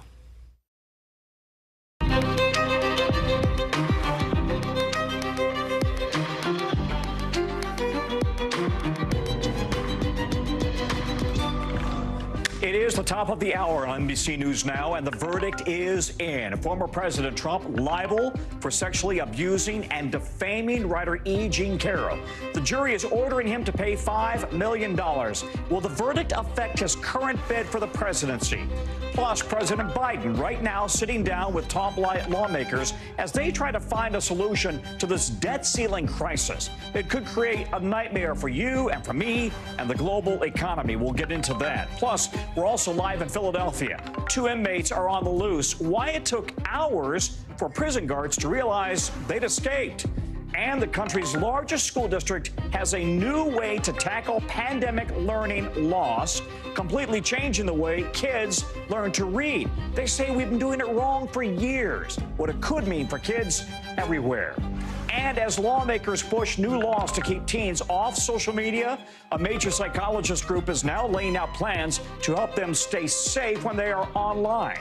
So that's later in the show. Hey there, I'm Tom Costello. I'm in for Hallie, and we are starting in New York, where moments ago, a jury decided unanimously to hold former President Trump liable for battery and defamation against magazine writer E. Jean Carroll, ordered to pay $5 million in damages. Now, the jury did not find him liable for rape. They did find him liable for sexual abuse. And on defamation, the jury found Mr. Trump did defame Carroll when he said her claims were a hoax and a con job, his words. The jury also found that his statement was false and he acted out of malice. The jury got the case just before noon, came back with a verdict in just about 3 hours. You see Carroll and her attorney leaving the court after the verdict. They did not stop to speak to reporters, but Carroll's lawyer said that they are very happy with the decision. The former president on Truth Social said he has, quote, absolutely no idea who Carroll is, and that this verdict was, in his words, a disgrace and part of the, quote, greatest witch hunt of all time. Now, this decision is marking the closure, for now at least, of just one legal issue the former president finds himself in, really at the center of. But his team is also dealing with a number of others, and you see them all here on your screen. It's all happening as he's ramping up his bid, of course, for re-election. NBC's Garrett Haig joins me now. Garrett, we saw how Mr. Trump, the 2024 fundraising skyrocketed after he was indicted on criminal charges in New York. For any other presidential candidate, something like this would be probably a game changer or a game ender in a bid for the White House. What about for Donald Trump, though? Well, look, historically, that's proven to not be the case, Tom. Now, could this time be different? That's going to depend largely on how his fellow Republicans, particularly his primary rivals, react to this news. The closest parallel I can think of is in 2016 when the Access Hollywood tape came out near the end of the election against Joe Biden. You had institutional Republicans abandon Donald Trump, but only for a moment before they rallied back around him, because at that point it was either Donald Trump or Hillary Clinton, who many of them disliked even more. That's not the case now. Donald Trump has been found liable for sexually assaulting a woman in almost exactly the same manner he describes on the Access Hollywood tape. And there's half a dozen other Republicans who the party could turn to if they so choose. Now, will any of those Republicans make a campaign issue out of this, try to disqualify Trump on character? So far, only one, Asa Hutchinson, the former governor of Arkansas, has issued a statement to that effect. He's currently polling at 1%. Tom? Garrett, you know, we know the former president is planning to appeal, and I guess we have a statement right now from Trump 2024, the spokesperson. His team says that they are certain that they will ultimately win on appeal, but politically, could this further erode any support among Republicans? You mentioned Asa Hutchinson's, but what about just the general MAGA base? Well, look, the way that Donald Trump has argued this to his base is that this case is just part of the broader witch hunt, as he describes it. You know, the idea that all around the country, especially in Democratic-leaning areas like New York, there are prosecutors and, nefarious deep state forces that are out to get him. That's how he's played this. Now, his campaign and his legal team have made it clear that he intends to appeal. Here's how his lawyer talked about it as soon as the case was over today. He's firm in his belief, as many people are, that he cannot get a fair trial in New York City. We're very confident on these other issues here. Now, from a political standpoint, whether or not an appeal is a good idea is an open question. It keeps this story in the news over and over and over again. But if Donald Trump truly says this is a thing he doesn't believe happened, he might just want to defend his reputation in that way. Also, Tom, it's kind of the most used trick in the Donald Trump legal playbook to appeal and delay and to try to drag out negative proceedings or things that could be perceived as negative against him. We've seen it his entire career in the public spotlight, even predating his political career. And a $5 million settlement for him is peanuts, I would say. So, Garrett, a little bit easier to swallow than it would be for you or me, Tom. Absolutely. Garrett, thank you very much. Let's bring in NBC legal analyst Danny Savalos. Danny, this was a fast return for a verdict, all things considered. There was this moment in Mr. Trump's October deposition where the former president contradicted himself and basically proved that Carroll was his type by mistaking E. Jean Carroll for his ex-wife, Marla Maples. So let's play some of that sound right now. I don't even know who the woman. Let's see. I don't know who. It's Marla. You're saying Marla's in this photo? That's Marla. Yeah, that's my wife. Which woman are you pointing to? No. Here. Carol. Oh, that. The person you just pointed to was E. Jean Carroll. So let's talk about where you think this is going to. Where did it fall apart for the president? Let's start with that. How much of his case was undermined by that moment, and also by the famous Access Hollywood tape where he talked about how he assaults women? Well, think about it. The Marla Maples, E. Jean Carroll mix-up would be a minor issue. You could chalk it up to just doddering old witness who's having trouble looking at a picture. But then Trump volunteered something that was totally unnecessary, which was that the plaintiff was not his type. Without that testimony, the Marla Maples Carroll mix-up now takes on completely new significance. But by the way, even if he hadn't mixed them up, saying that the plaintiff wasn't his type was a huge problem for Trump anyway, even without that Maples/Carroll mix-up. Then in addition, you had more unforced errors. Donald Trump doubling down on his Access Hollywood comments from 2005, whereas he called it locker room talk in 2016. This time he appears to defend his statements. That could not have been good for him before the jury. And by the way, Joe Tacopina says he's going to appeal on those issues, and he's got an outside shot. This is not necessarily the kind of evidence that absolutely should have come into this case. So if I'm him on appeal, I'm looking at the Access Hollywood tape. I'm looking at fighting the witnesses who came in and testified that Trump attacked them too, and try to get this case sent back for a new trial. Best case scenario. You know, this really wasn't just a he said, she said case, right? I mean, jurors heard testimony not just from Carroll, but also from two other women who accused Mr. Trump of sexually assaulting them. So how big of a difference does that make?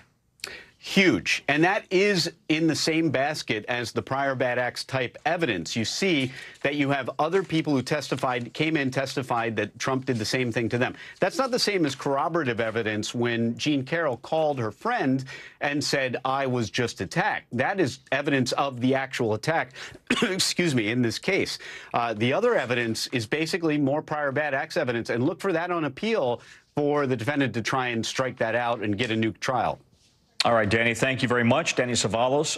Right now, the fate of the global economy is in jeopardy, hinging on really a key meeting happening as we speak between President Biden and top congressional leaders. You see them there, the president saying that they're going to get started solving the world's problems, he says. And the big problem tonight, will the U.S. raise its borrowing and spending limit to avoid a default that most economists say would be catastrophic? Now, you see the key players in the meeting right there, but it really depends on the guy on the left, the House Speaker, Kevin McCarthy, and whether he and the president come to some sort of an agreement on a path forward, because they're up against the clock. Treasury Secretary Janet Yellen says Congress must act by June 1st or the country could run out of money. Now, the White House, Democrats, and Congress, they don't want any strings attached here. They want Republicans to just agree to raise the debt ceiling limit, no strings attached, just like lawmakers have done 78 times since 1960. The exit strategy is very clear. Do your job. Congress must act. Prevent a default. That's what a success, not for him. It's not about the president. It's about the American economy. It's about the American people. But Republicans are demanding budget cuts. Speaker McCarthy says he's not agreeing to a short-term stopgap, and time is running out for a deal. I think you need it by next week, especially with the time basis. I think we should just get in the room and solve this thing. I don't think it's that difficult. Well, NBC's Kelly O'Donnell at the White House. Kelly, it is difficult, and we know President Biden and Speaker McCarthy really don't have much of a relationship, right? Have you got any sense of how things are going behind those doors that are closed right behind you? Well, it is certainly a newer relationship, and just the other day in an interview with Stephanie Ruhle, the president referred to Speaker McCarthy as an honest person, and he is trying to build a relationship. He has a much closer relationship with Mitch McConnell because they've been involved in sort of cliff and brinksmanship negotiations in times past. But the pressure is on Speaker McCarthy because he would have to deliver his conference, and he's got a very narrow Republican majority, and you'd need a deal that would appeal to enough House members, potentially in both parties, to get it across the finish line. So the pressure is on McCarthy, and what will he find acceptable? Leader McConnell is already saying the Senate will pass whatever is agreed upon between the president and the speaker. And of course, Democrats run the Senate. So the pressure is big. Now, we don't have a sense yet of what they are going to accomplish, if anything, if it is a kind of an initial meeting and subsequent meetings will be called for. But the time pressure is real, Tom. And the president is headed overseas at the middle of next week, going to Japan for the G7, which ironically is about the group of 7 biggest economies in the world. So here we have our economy at threat at a time when he's going to be on the world stage. So there are a lot of forces at work here, Tom. Yeah, you know, among my many TV channels I have up in my office, it's CNBC all day. And I heard some Wall Street veterans saying, they're going to come up to a deal. They always will. And it'll happen at the last minute. So nobody on Wall Street at the moment really thinks that it's going to go badly. But let's talk about the real world impact for the American people if Congress and the White House don't come up with a solution here. Well, one of the challenges is we have a history of Congress sort of resolving it at the last minute. That doesn't lessen the potential calamity if they fail to do so. And we don't see an easy pathway at this point, at least at the state of the negotiation. So what could happen? The default would trigger likely a recession, job losses, depending on how long that period would go on. The cuts in pain would be even deeper and greater, and it could affect how the government is able to provide spending for needed programs, even potentially some of the entitlement benefits if the government cannot prioritize how to pay its bills in a way, all depending on how long it would go and how severe the pain. But there are no easy answers if there is default. We've never seen it before, and just how bad it could be, it's hard to put that into words, but it would have real world impact on many, many Americans. And a sizable percentage of U.S. debt is held by overseas banks and governments. Kelly, thank you. Kelly O'Donnell at the White House, of course. In the last couple of hours, we've heard from police in Texas who say that they are still searching for an official motive, any reason at all, why a neo-Nazi suspected of killing 8 people at a mall just north of Dallas launched that attack. Right now, they believe he targeted the location, not any specific group of people. He was very random in the people he killed. It didn't matter the age, same race or sex. He just shot people, and which is horrific in itself. Here's what else we're learning tonight. The alleged shooter had 8 weapons with him. 3 on his person, 5 in his vehicle, all obtained legally, we're told. The whole event took just 3 to 4 minutes before an Allen police officer shot and killed the suspect. They're also trying to get into his computer. And we're also learning about a young couple killed in this attack. Look at that. And their 3-year-old son. Their 6-year-old survived the shooting. He is now without parents or a brother. NBC's Priscilla Thompson is in Allen, Texas. Priscilla, what are police now saying about the next phase of this investigation? Yeah, Tom. Say that their focus now is on digital forensics. The FBI has obtained the shooter's cell phone, laptop, all digital devices, and so they are working to get into those devices and combing them for any potential evidence. And that's in addition to continuing to look at this shooter's social media. We know that there are hundreds of posts by him espousing these neo-Nazi and white supremacist views online. And we also know that while investigators said that this was not about the people, but it was about the location, there are also social media postings about that. More than dozens of posts that occurred over the past year, pictures of the mall, maps of the mall, even a post showing the busiest time to visit the mall, which happened to be after 3 p.m. on a Saturday, the same time that the shooting took place. And as for the crime scene here, investigators say they have completed their investigation on the ground and turned the mall back over to the owners, Simon Malls. We have reached out to them to see if or when they plan to reopen. No word from them on that just yet. Tom? You know, Priscilla, I know you're on the ground there, and I have stood at those mass shooting scenes, and it's as horrific as it is for the people who lost their lives, it is also horrific for the people who survived. Hundreds of survivors grappling now with how to move forward, and they may have PTSD, including the officer who shot the shooter, right? Yeah, Tom, and more than 1,000 survivors based on what police said at that press conference. And we are now hearing from that officer being hailed a hero who was already on scene and ran towards that gunfire. He's asking for privacy, but released a statement through his attorney saying that the officer sprinted towards high-power rifle fire as everyone else ran away. He's a brave servant with a gentle heart and embodies the best the law enforcement profession has to offer. He's doing well and would appreciate privacy as he continues to process this life-altering. And he is not the only one being hailed a hero. We also heard police at that press conference sharing a little bit more information about one of the victims, Christian LaCour, the security guard who was working at the mall when all of this happened. I want to play what investigators had to say about him. We also must acknowledge the bravery of Allied security guard Christian LaCour, who evacuated one individual to safety and was shot while courageously remaining to help others.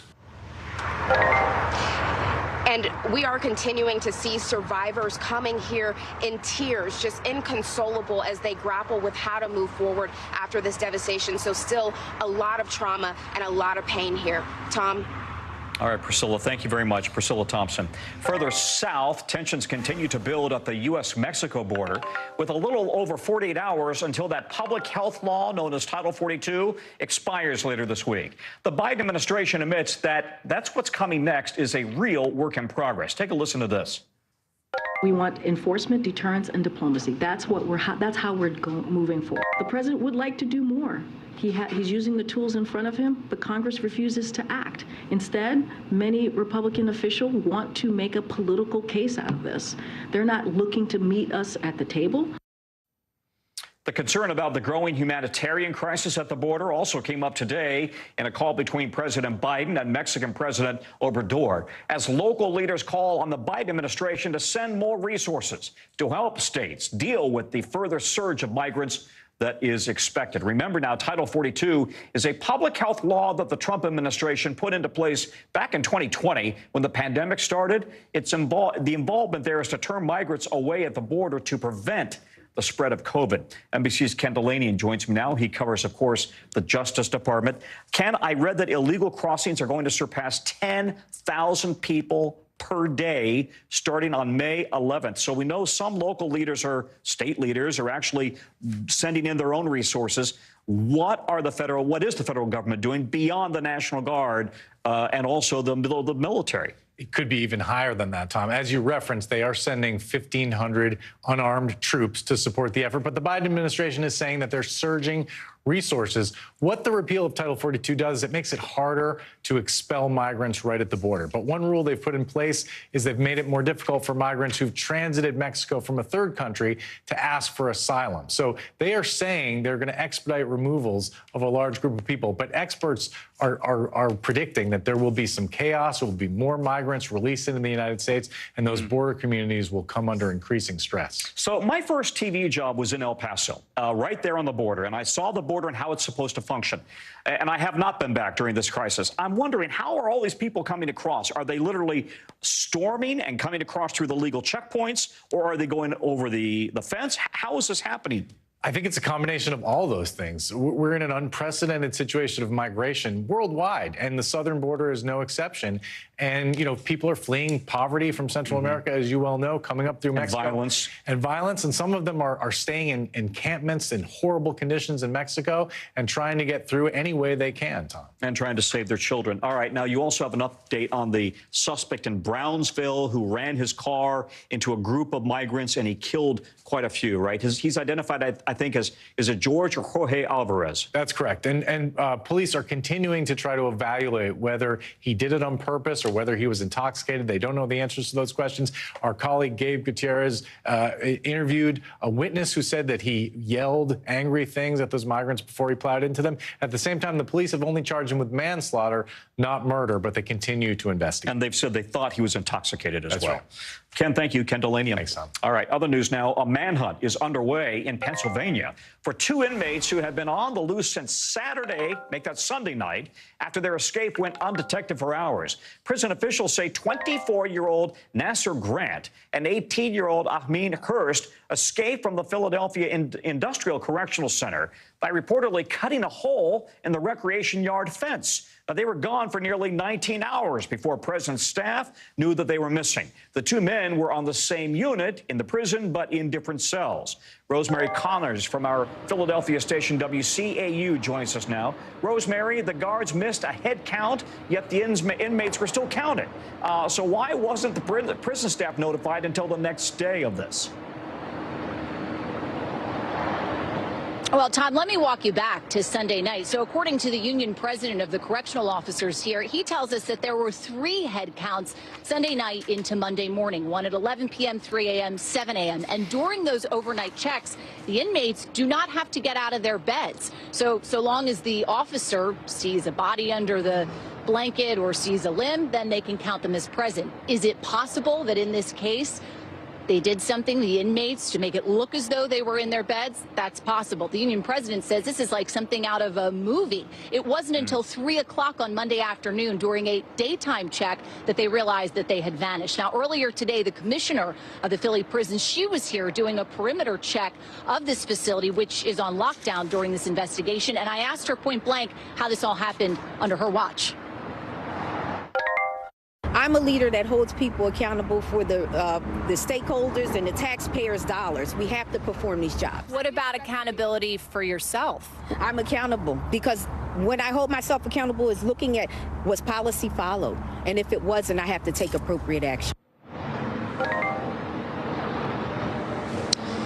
And I should point out, too, that she says that she will not resign. I asked her, will she resign given this situation with the escaped inmates and the fact that the union here had a no confidence vote in her just a few weeks ago? She says she is staying put. And Tom, you know, we also want to make sure that people know about the 2 escaped inmates in this case. Yes, please do tell us more about them. What do we know about their backgrounds, and are they armed or dangerous, or do we know? Yeah, so that's exactly what investigators are trying to track down. They do consider them dangerous for sure. And you did give a little background in the beginning there. So just so people know, 24-year-old Nasser Grant, he came here to this facility back in the fall. He's facing gun and drug charges. And then, of course, there's 18-year-old Amin Hurst. He's been here since 2021. Investigators say that he's connected to 4 different murders across the city of Philadelphia, including one that happened just a few steps away from here at another correctional facility run by the city. Apparently, an inmate was released, and just as he was released, just outside the gates of that facility, he was gunned down. And again, authorities believe that the second escaped inmate, Amin Hurst, he's responsible for that murder. There is a $25,000 reward in this case, money put up by the Philadelphia Police Department, and then $5,000 put up today by U.S. Marshals to track down these fugitives. Tom? Our colleague Rosemary Connors right there in Philly. Thank you so much, Rosemary. Let's take you now to Louisiana, where yet another young person in this country was shot while on the wrong place at the wrong time, this time playing hide and seek with other kids. Here's what we're learning. Police say a 14-year-old girl was playing hide and seek on a Louisiana man's property when he shot her in the back of the head. He says he saw people running away from his home and he shot at them. That young girl is now being treated for, thankfully, non-life-threatening injuries. And the alleged shooter, David Doyle, is facing multiple charges, including aggravated battery, illegal discharge of a firearm, 4 counts of aggravated assault with a firearm. NBC's Kathy Park joins me now. Kathy, what more do we know about how this young girl is doing right now, and how did all this happen? Yeah, Tom, based on what authorities are releasing so far, it seems like an innocent game of hide and seek really took a violent turn. And the sheriff's department did release a statement saying that the homeowner actually observed shadows outside his home, at which time he went inside, retrieved his firearm. He went back outside and observed people running away from his property, at which time he began shooting at them and unknowingly hit the girls. So as you mentioned, David Doyle is a suspect. He has been arrested and booked. Right now, his bond is still pending. But the young girl, she was shot in the head and she was transported to the hospital. But our local affiliate is reporting that, incredibly, she is doing okay and now on the road to recovery. Tom? And this incident does come on the heels of other similar incidents, like Kaylin Gillis, who was shot and killed for pulling into the wrong driveway, and Ralph Yarl, that black teenager who was shot after ringing the wrong doorbell, right? Yeah. So, Tom, in the past couple of weeks, seemingly innocent interactions have taken tragic turns in some cases. You mentioned Kaylin Gillis in upstate New York last month. She was with a group of friends. They were looking for a friend's home. They went into the wrong driveway, and the homeowner comes out and begins firing. Kaylin Gillis was shot and killed. Now, the suspect has been charged with second-degree murder, has pleaded not guilty. Another individual was Ralph Yarl in Kansas City, Missouri. Not too long ago, he was trying to pick up his younger brothers, his twin brothers, and went to the wrong door, rang the doorbell, and then shots were fired. He was also shot and injured, and now also has a long road to recovery. And Tom, we can't forget, just a couple of days ago, the days-long manhunt in Texas finally over after a neighbor reportedly went over to another neighbor asking him to quiet down. He comes over with an AR-15 and murders 5 individuals, including a 9-year-old. So when you put all these things together, it is really troubling to think that all these incidents happened in the past couple of weeks, Tom. And the teenager cheerleader shot because she was approaching the wrong car in a parking lot. Kathy, thank you very much. Kathy Park. Coming up, we have new breaking news, on Tucker Carlson's future, where he's planning to relaunch a show and the big amount of money he may give up to do just that. Plus, it sounds like a story straight out of a movie. A woman who wrote a book about grief is now being accused of murdering her husband. Well, police are revealing about that case tonight, and why Kia and Hyundai car thefts keep rising despite a supposed security fix. That is coming up in our 5 Things.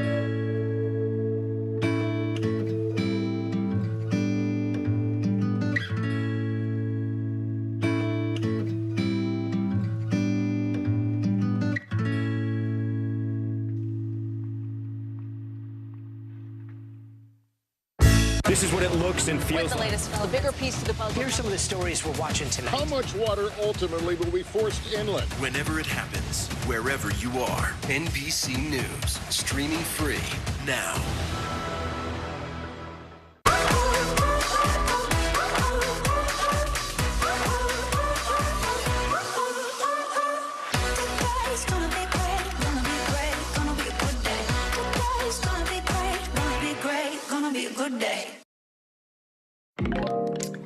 We're back, bottom of the hour. California Senator Dianne Feinstein back in D.C. after a months-long health-related absence when she might cast her first vote.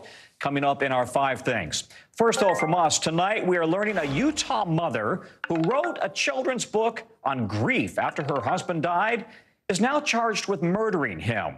Brand new court documents allege Corey Richens poisoned her husband, Eric, with a lethal dose of fentanyl by mixing it into a celebratory Moscow Mule back in March of last year. And she is now facing aggravated murder charges and 3 counts of possession of a controlled substance with intent to distribute. And stunningly, she was promoting the book she wrote on grief, dedicated to her husband, up until just last week. We should note NBC News reached out to her attorneys for comment. We have not yet heard back. NBC's Katie Beck joins me now. Katie, get us up to speed. This is a strange case here. Hey, Tom, it is. And it's absolutely stunning to think that just 1 month ago, this mother of 3, Corey Richens, was sitting on a Salt Lake City set of a local morning show promoting this book on how to navigate grief after a parent had died, saying that she published this book with the help of her 3 children to try and cope with their devastation after the loss of their father. Fast forward 1 month, she's taken into custody yesterday for his murder, for poisoning him with fentanyl. The documents that police released to us today indicate that she had been buying drugs from an acquaintance or a contact of hers who had provided first hydrocodone pills, and then she had asked this friend over several weeks for something stronger, something that she said Michael Jackson type painkiller, and then moved on to fentanyl. And it was the second batch of fentanyl that was given to her just 6 days before her husband died from an overdose. The medical examiner saying he had 5 times the lethal dosage of fentanyl in his body that night. So there's a lot of questions surrounding this case for sure, but the irony to think that she had published this book, actually dedicated the book to him. The first page of the book is dedicated to her husband and is now facing some very serious felony charges for his murder. And we are unaware of whether he had actually been prescribed that painkiller, right? And secondly, this is just the latest in a string of high-profile spousal poisonings. Correct. Yeah. Investigators say that the drugs were not legal. They were not prescribed. And the drugs, they found no prescriptions in the home belonging to him. So it is very suspicious indeed that she would be having this connection and getting these drugs from this acquaintance. And they would find no prescription drugs for him in the home when they did execute that search warrant. Yes, and in terms of this being a pattern, it absolutely is. We've seen 2 other recent cases. One dentist in Colorado who was poisoning his wife's protein shakes with cyanide and arsenic, and another California doctor, a dermatologist who was actually putting Drano in her husband's drink and was caught on camera doing so. So it does seem to be a bit of a pattern here in recent weeks of spouses who are charged with murder by poison. Katie Beck, thank you very much. We appreciate it. Katie Beck, who's been following that story very closely. Also, we want to tell you about the 5 things that our team thinks you should know about tonight. Number 1, moments ago, former Fox News host Tucker Carlson on Twitter announced he will bring his new version of his show to that platform. He is reportedly foregoing at least $25 million Fox Corporation owed to him when he broke, or they broke, his non-compete clause. He was fired from Fox News last month. Number 2, California Senator Dianne Feinstein says she is going to head back to the Senate after a nearly 3-month-long absence due to health problems. She is expected to cast her first vote tomorrow. In recent weeks, Feinstein has faced pressure from some to either come back or resign. She's already announced that she will retire when her term ends in 2025. Number 3, thefts of Hyundai and Kia cars keep happening happening despite new software designed to fix a security glitch. That according to data gathered by the Associated Press. Safety advocates say the rollout of the new software has been too slow. There's been a bunch of thefts since late 2021, ever since viral videos showed how to start and steal a car using very few tools. Number 4, the FDA Advisory Committee meeting starts tomorrow to review the country's first ever request for an over-the-counter birth control pill. The meeting actually started today, so tomorrow will be another day of hearing. Right now, all birth control pills require a prescription. The advisory board expected to make a recommendation tomorrow. And then the FDA has to make a decision based on that recommendation, and we expect that to come sometime this summer. Number 5, the Texas Army base Fort Hood was renamed today to Fort Cavazos, after the first Latino 4-star general, Richard Cavazos, was a Texas-born Mexican-American who died in 2017. His career spanned 33 years. For the last 8 decades, the base was named after a Confederate general. A Florida judge today seems skeptical of Tiger Woods' ex-girlfriend's claims in an ongoing legal battle about a non-disclosure agreement. His ex, Erica Herman, asked the court to invalidate the NDA that requires their legal disputes to be privately decided by an arbitrator instead of an open court. Her lawyer says Herman does not remember signing it and does not recognize her signature. And now Herman is accusing Woods of sexual harassment, saying Woods forced her to sign an NDA about their relationship or else be fired from her job. She was managing Woods' Palm Beach County restaurant. Woods' attorneys have previously said that this is utterly meritless. This is just the latest public scandal for Woods, from his affair and divorce, DUI, then the rehab and the major car accident. NBC's Sam Brock is following all this from Florida. Sam, this seems very complicated and in the weeds. Break this down for us. What is the argument here, and how did the judge respond in court today? Yeah, Tom, it seems complicated because it most certainly is complicated. At this point, the judge has to decide. She hasn't yet whether or not to push all of this into private arbitration or to hold another hearing to explore the validity of the NDA. Now, let's talk about big picture first. The big picture is that Erica Herman wants to sue Tiger Woods Trust for $30 million for being removed from her home, locked out, and she says that there was a years-long promise of being able to live there that he broke. But under the NDA, that cannot proceed in civil litigation.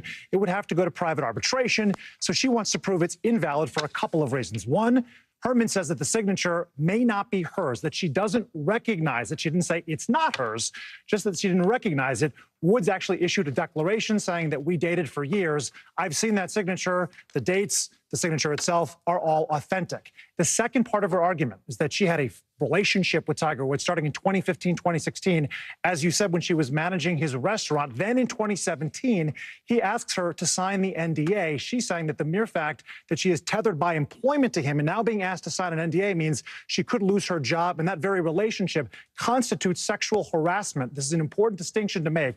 She is not, at least to our knowledge so far, alleging a specific incident of violence or abuse, but merely that power dynamic constitutes sexual harassment. Sam, it's your neck of the woods down there, but Tiger Woods just can't seem to keep out of the headlines. So how does this impact his image, making his private relationship something maybe open to the public? Right. If the idea was to keep his back and forth with Erica Herman under wraps, I mean, obviously, the cat's already kind of out of the bag on that one. But in terms of his public perception, Tom, I do think it's important to note this lack of a specific allegation of sexual violence, because for all the things that he's endured, and you look at kind of two tracks of the perception of Tiger, the people who can appreciate what he's done on the course, the 15 majors, the winning a major with a broken leg, this transcendent talent, and then the other side of the equation, which is the people who look at him as an adulterer and as someone who's made some really poor decisions and struggled with substance abuse. You could argue that if there was sexual violence of some sort that was introduced into that public discourse, it could change perception. But absent that, it's not clear that either one of those tracks would really change based on what's going on here with this situation. All right, Sam, stay on it, will you? And get back to us tomorrow, same time, same place, with all the details. Sam Brock reporting from Miami. Thank you very much. All right, new details tonight about some deadly Israeli airstrikes in Gaza. We've got a report from Tel Aviv next.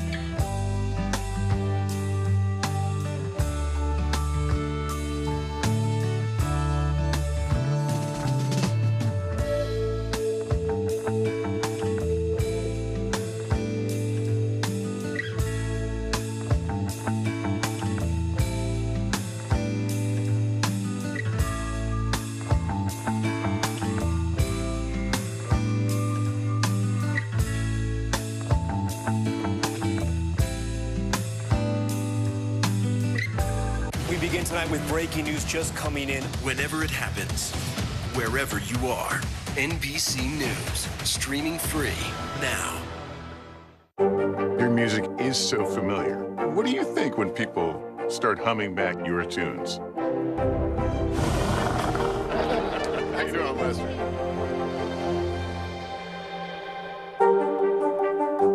NBC News, streaming free now. How police say they found a missing 8-year-old boy after he disappeared from a campsite in Michigan. And this is a good story. That's later in the local. But first, Israeli airstrikes in Gaza today killed at least 15 people, including children. That according to the Palestinian Health Ministry. 3 of those killed were senior commanders of the militant Islamic Jihad group. Israel's president claims the commanders were responsible for firing rockets toward Israel last week, saying, in his words, "Whoever harms us, we will strike at them with great force." The strike sets the stage for potentially more heavy fighting between the two. NBC's Ralph Sanchez on the ground for us in Israel. Tom, hundreds of bomb shelters have been opened all across Tel Aviv as Israel braces for possible retaliation from Palestinian militant groups in response to those airstrikes early this morning. As you said, those Israeli strikes targeting and killing 3 senior figures from Palestinian Islamic Jihad. Israel's military says one of those commanders was responsible for firing 100 rockets from Gaza into Israel last week, and they say he was planning more attacks to come. But those strikes also killing 10 civilians, including a number of little kids, the youngest of whom was a 5-year-old girl. And Tom, there is a heartbreaking video making the rounds on Palestinian social media tonight. It shows a different girl asking, "Where's my daddy?" She doesn't know that her father, who's a prominent local dentist, was killed in the strikes alongside her mother and her brother.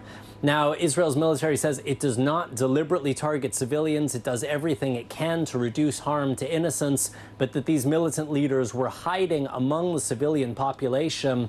But the United Nations is saying tonight that this level of civilian casualties is unacceptable. And I will say these strikes were carried out at 2 a.m. in residential areas when families were sleeping, making civilian casualties almost inevitable.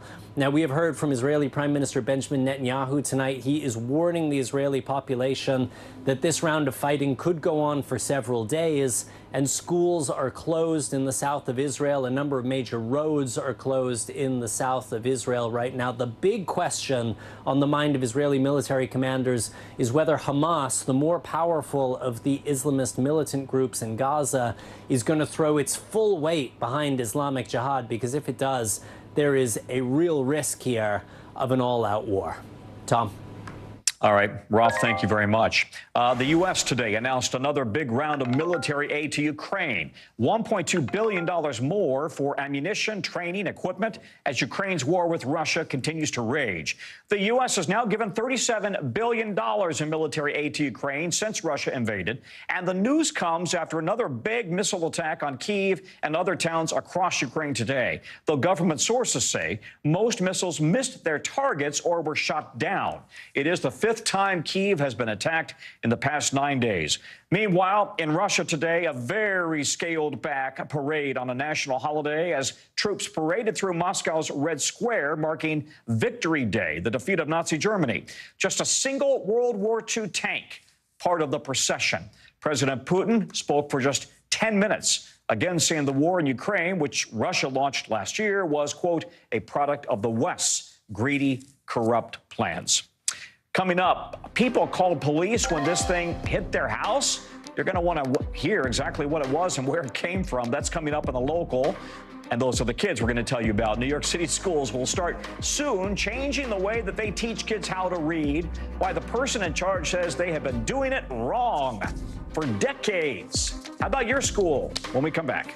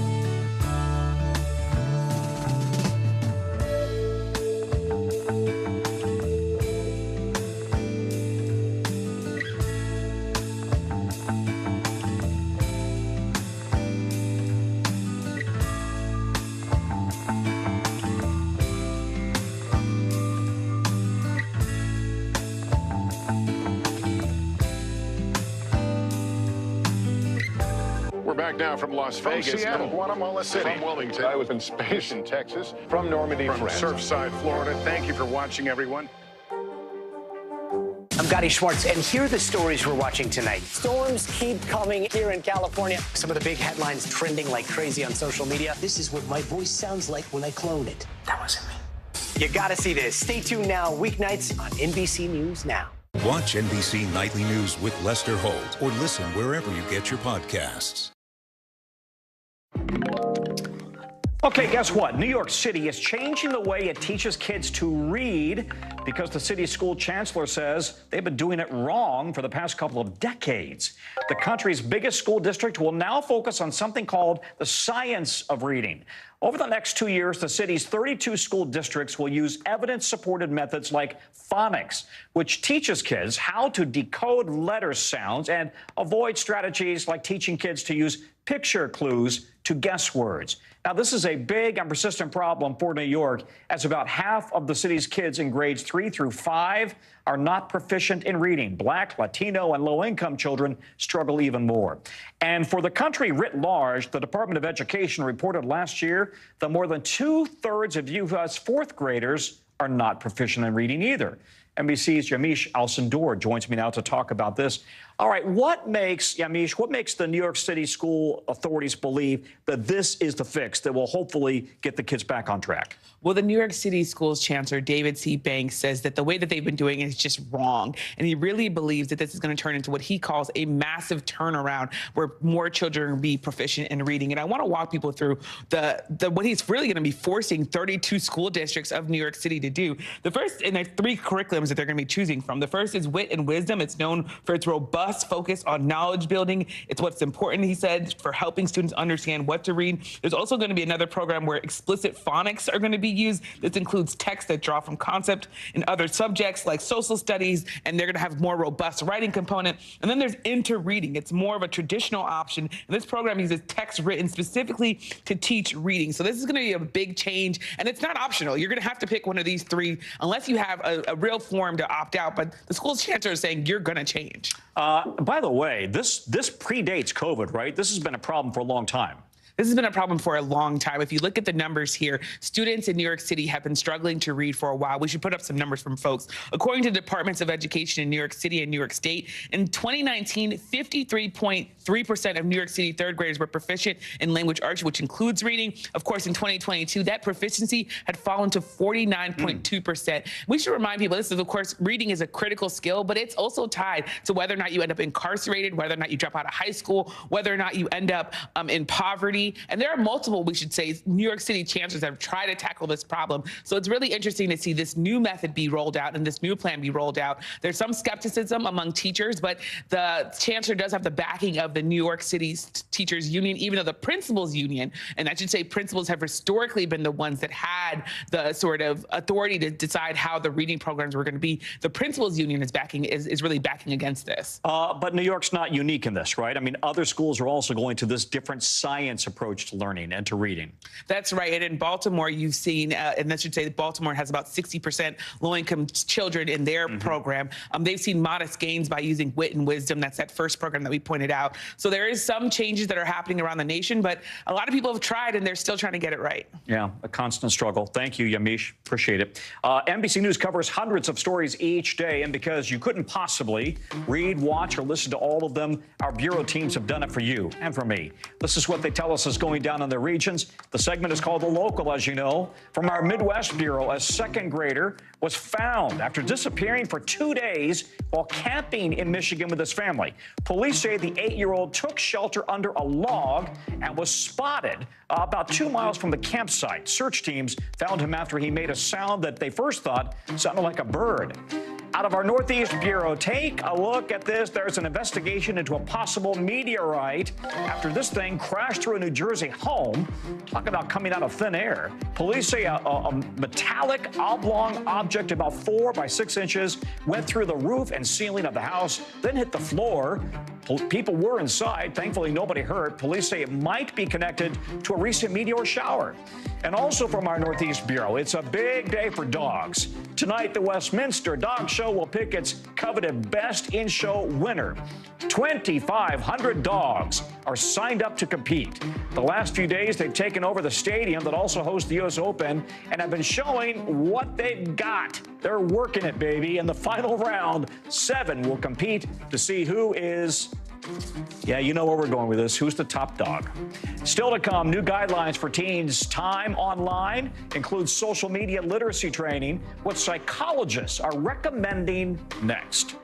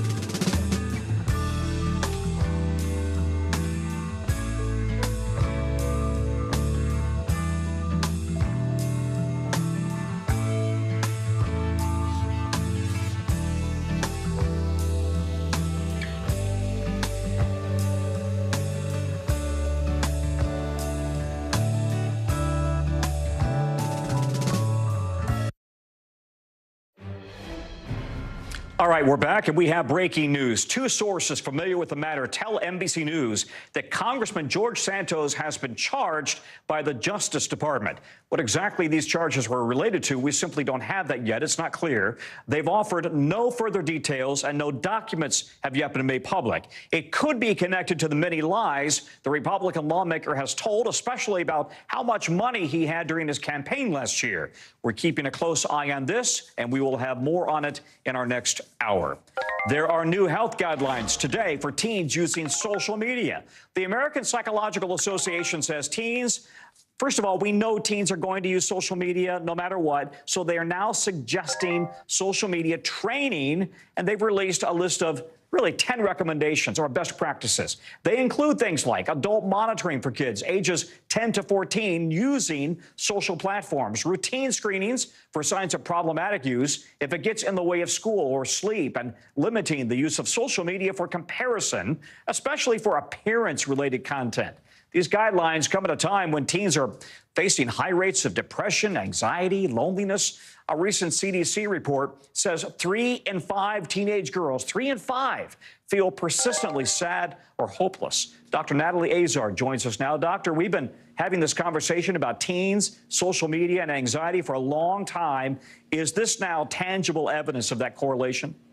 Yeah, I think so, Tom. I think what makes this report kind of unique is that we have been hearing there's been a study here and a study there, and I think most of us, even as parents, had the assumption or the presumption that too much social media use would be bad for our children. But what the American Psychology Association convened a group of experts and did essentially a meta-analysis, or really took all of these studies in aggregate and said, yes, there is definite evidence that social media is not inherently negative, but used in a detrimental way and ways that you pointed out in the lead could certainly harm the mental health of our adolescents.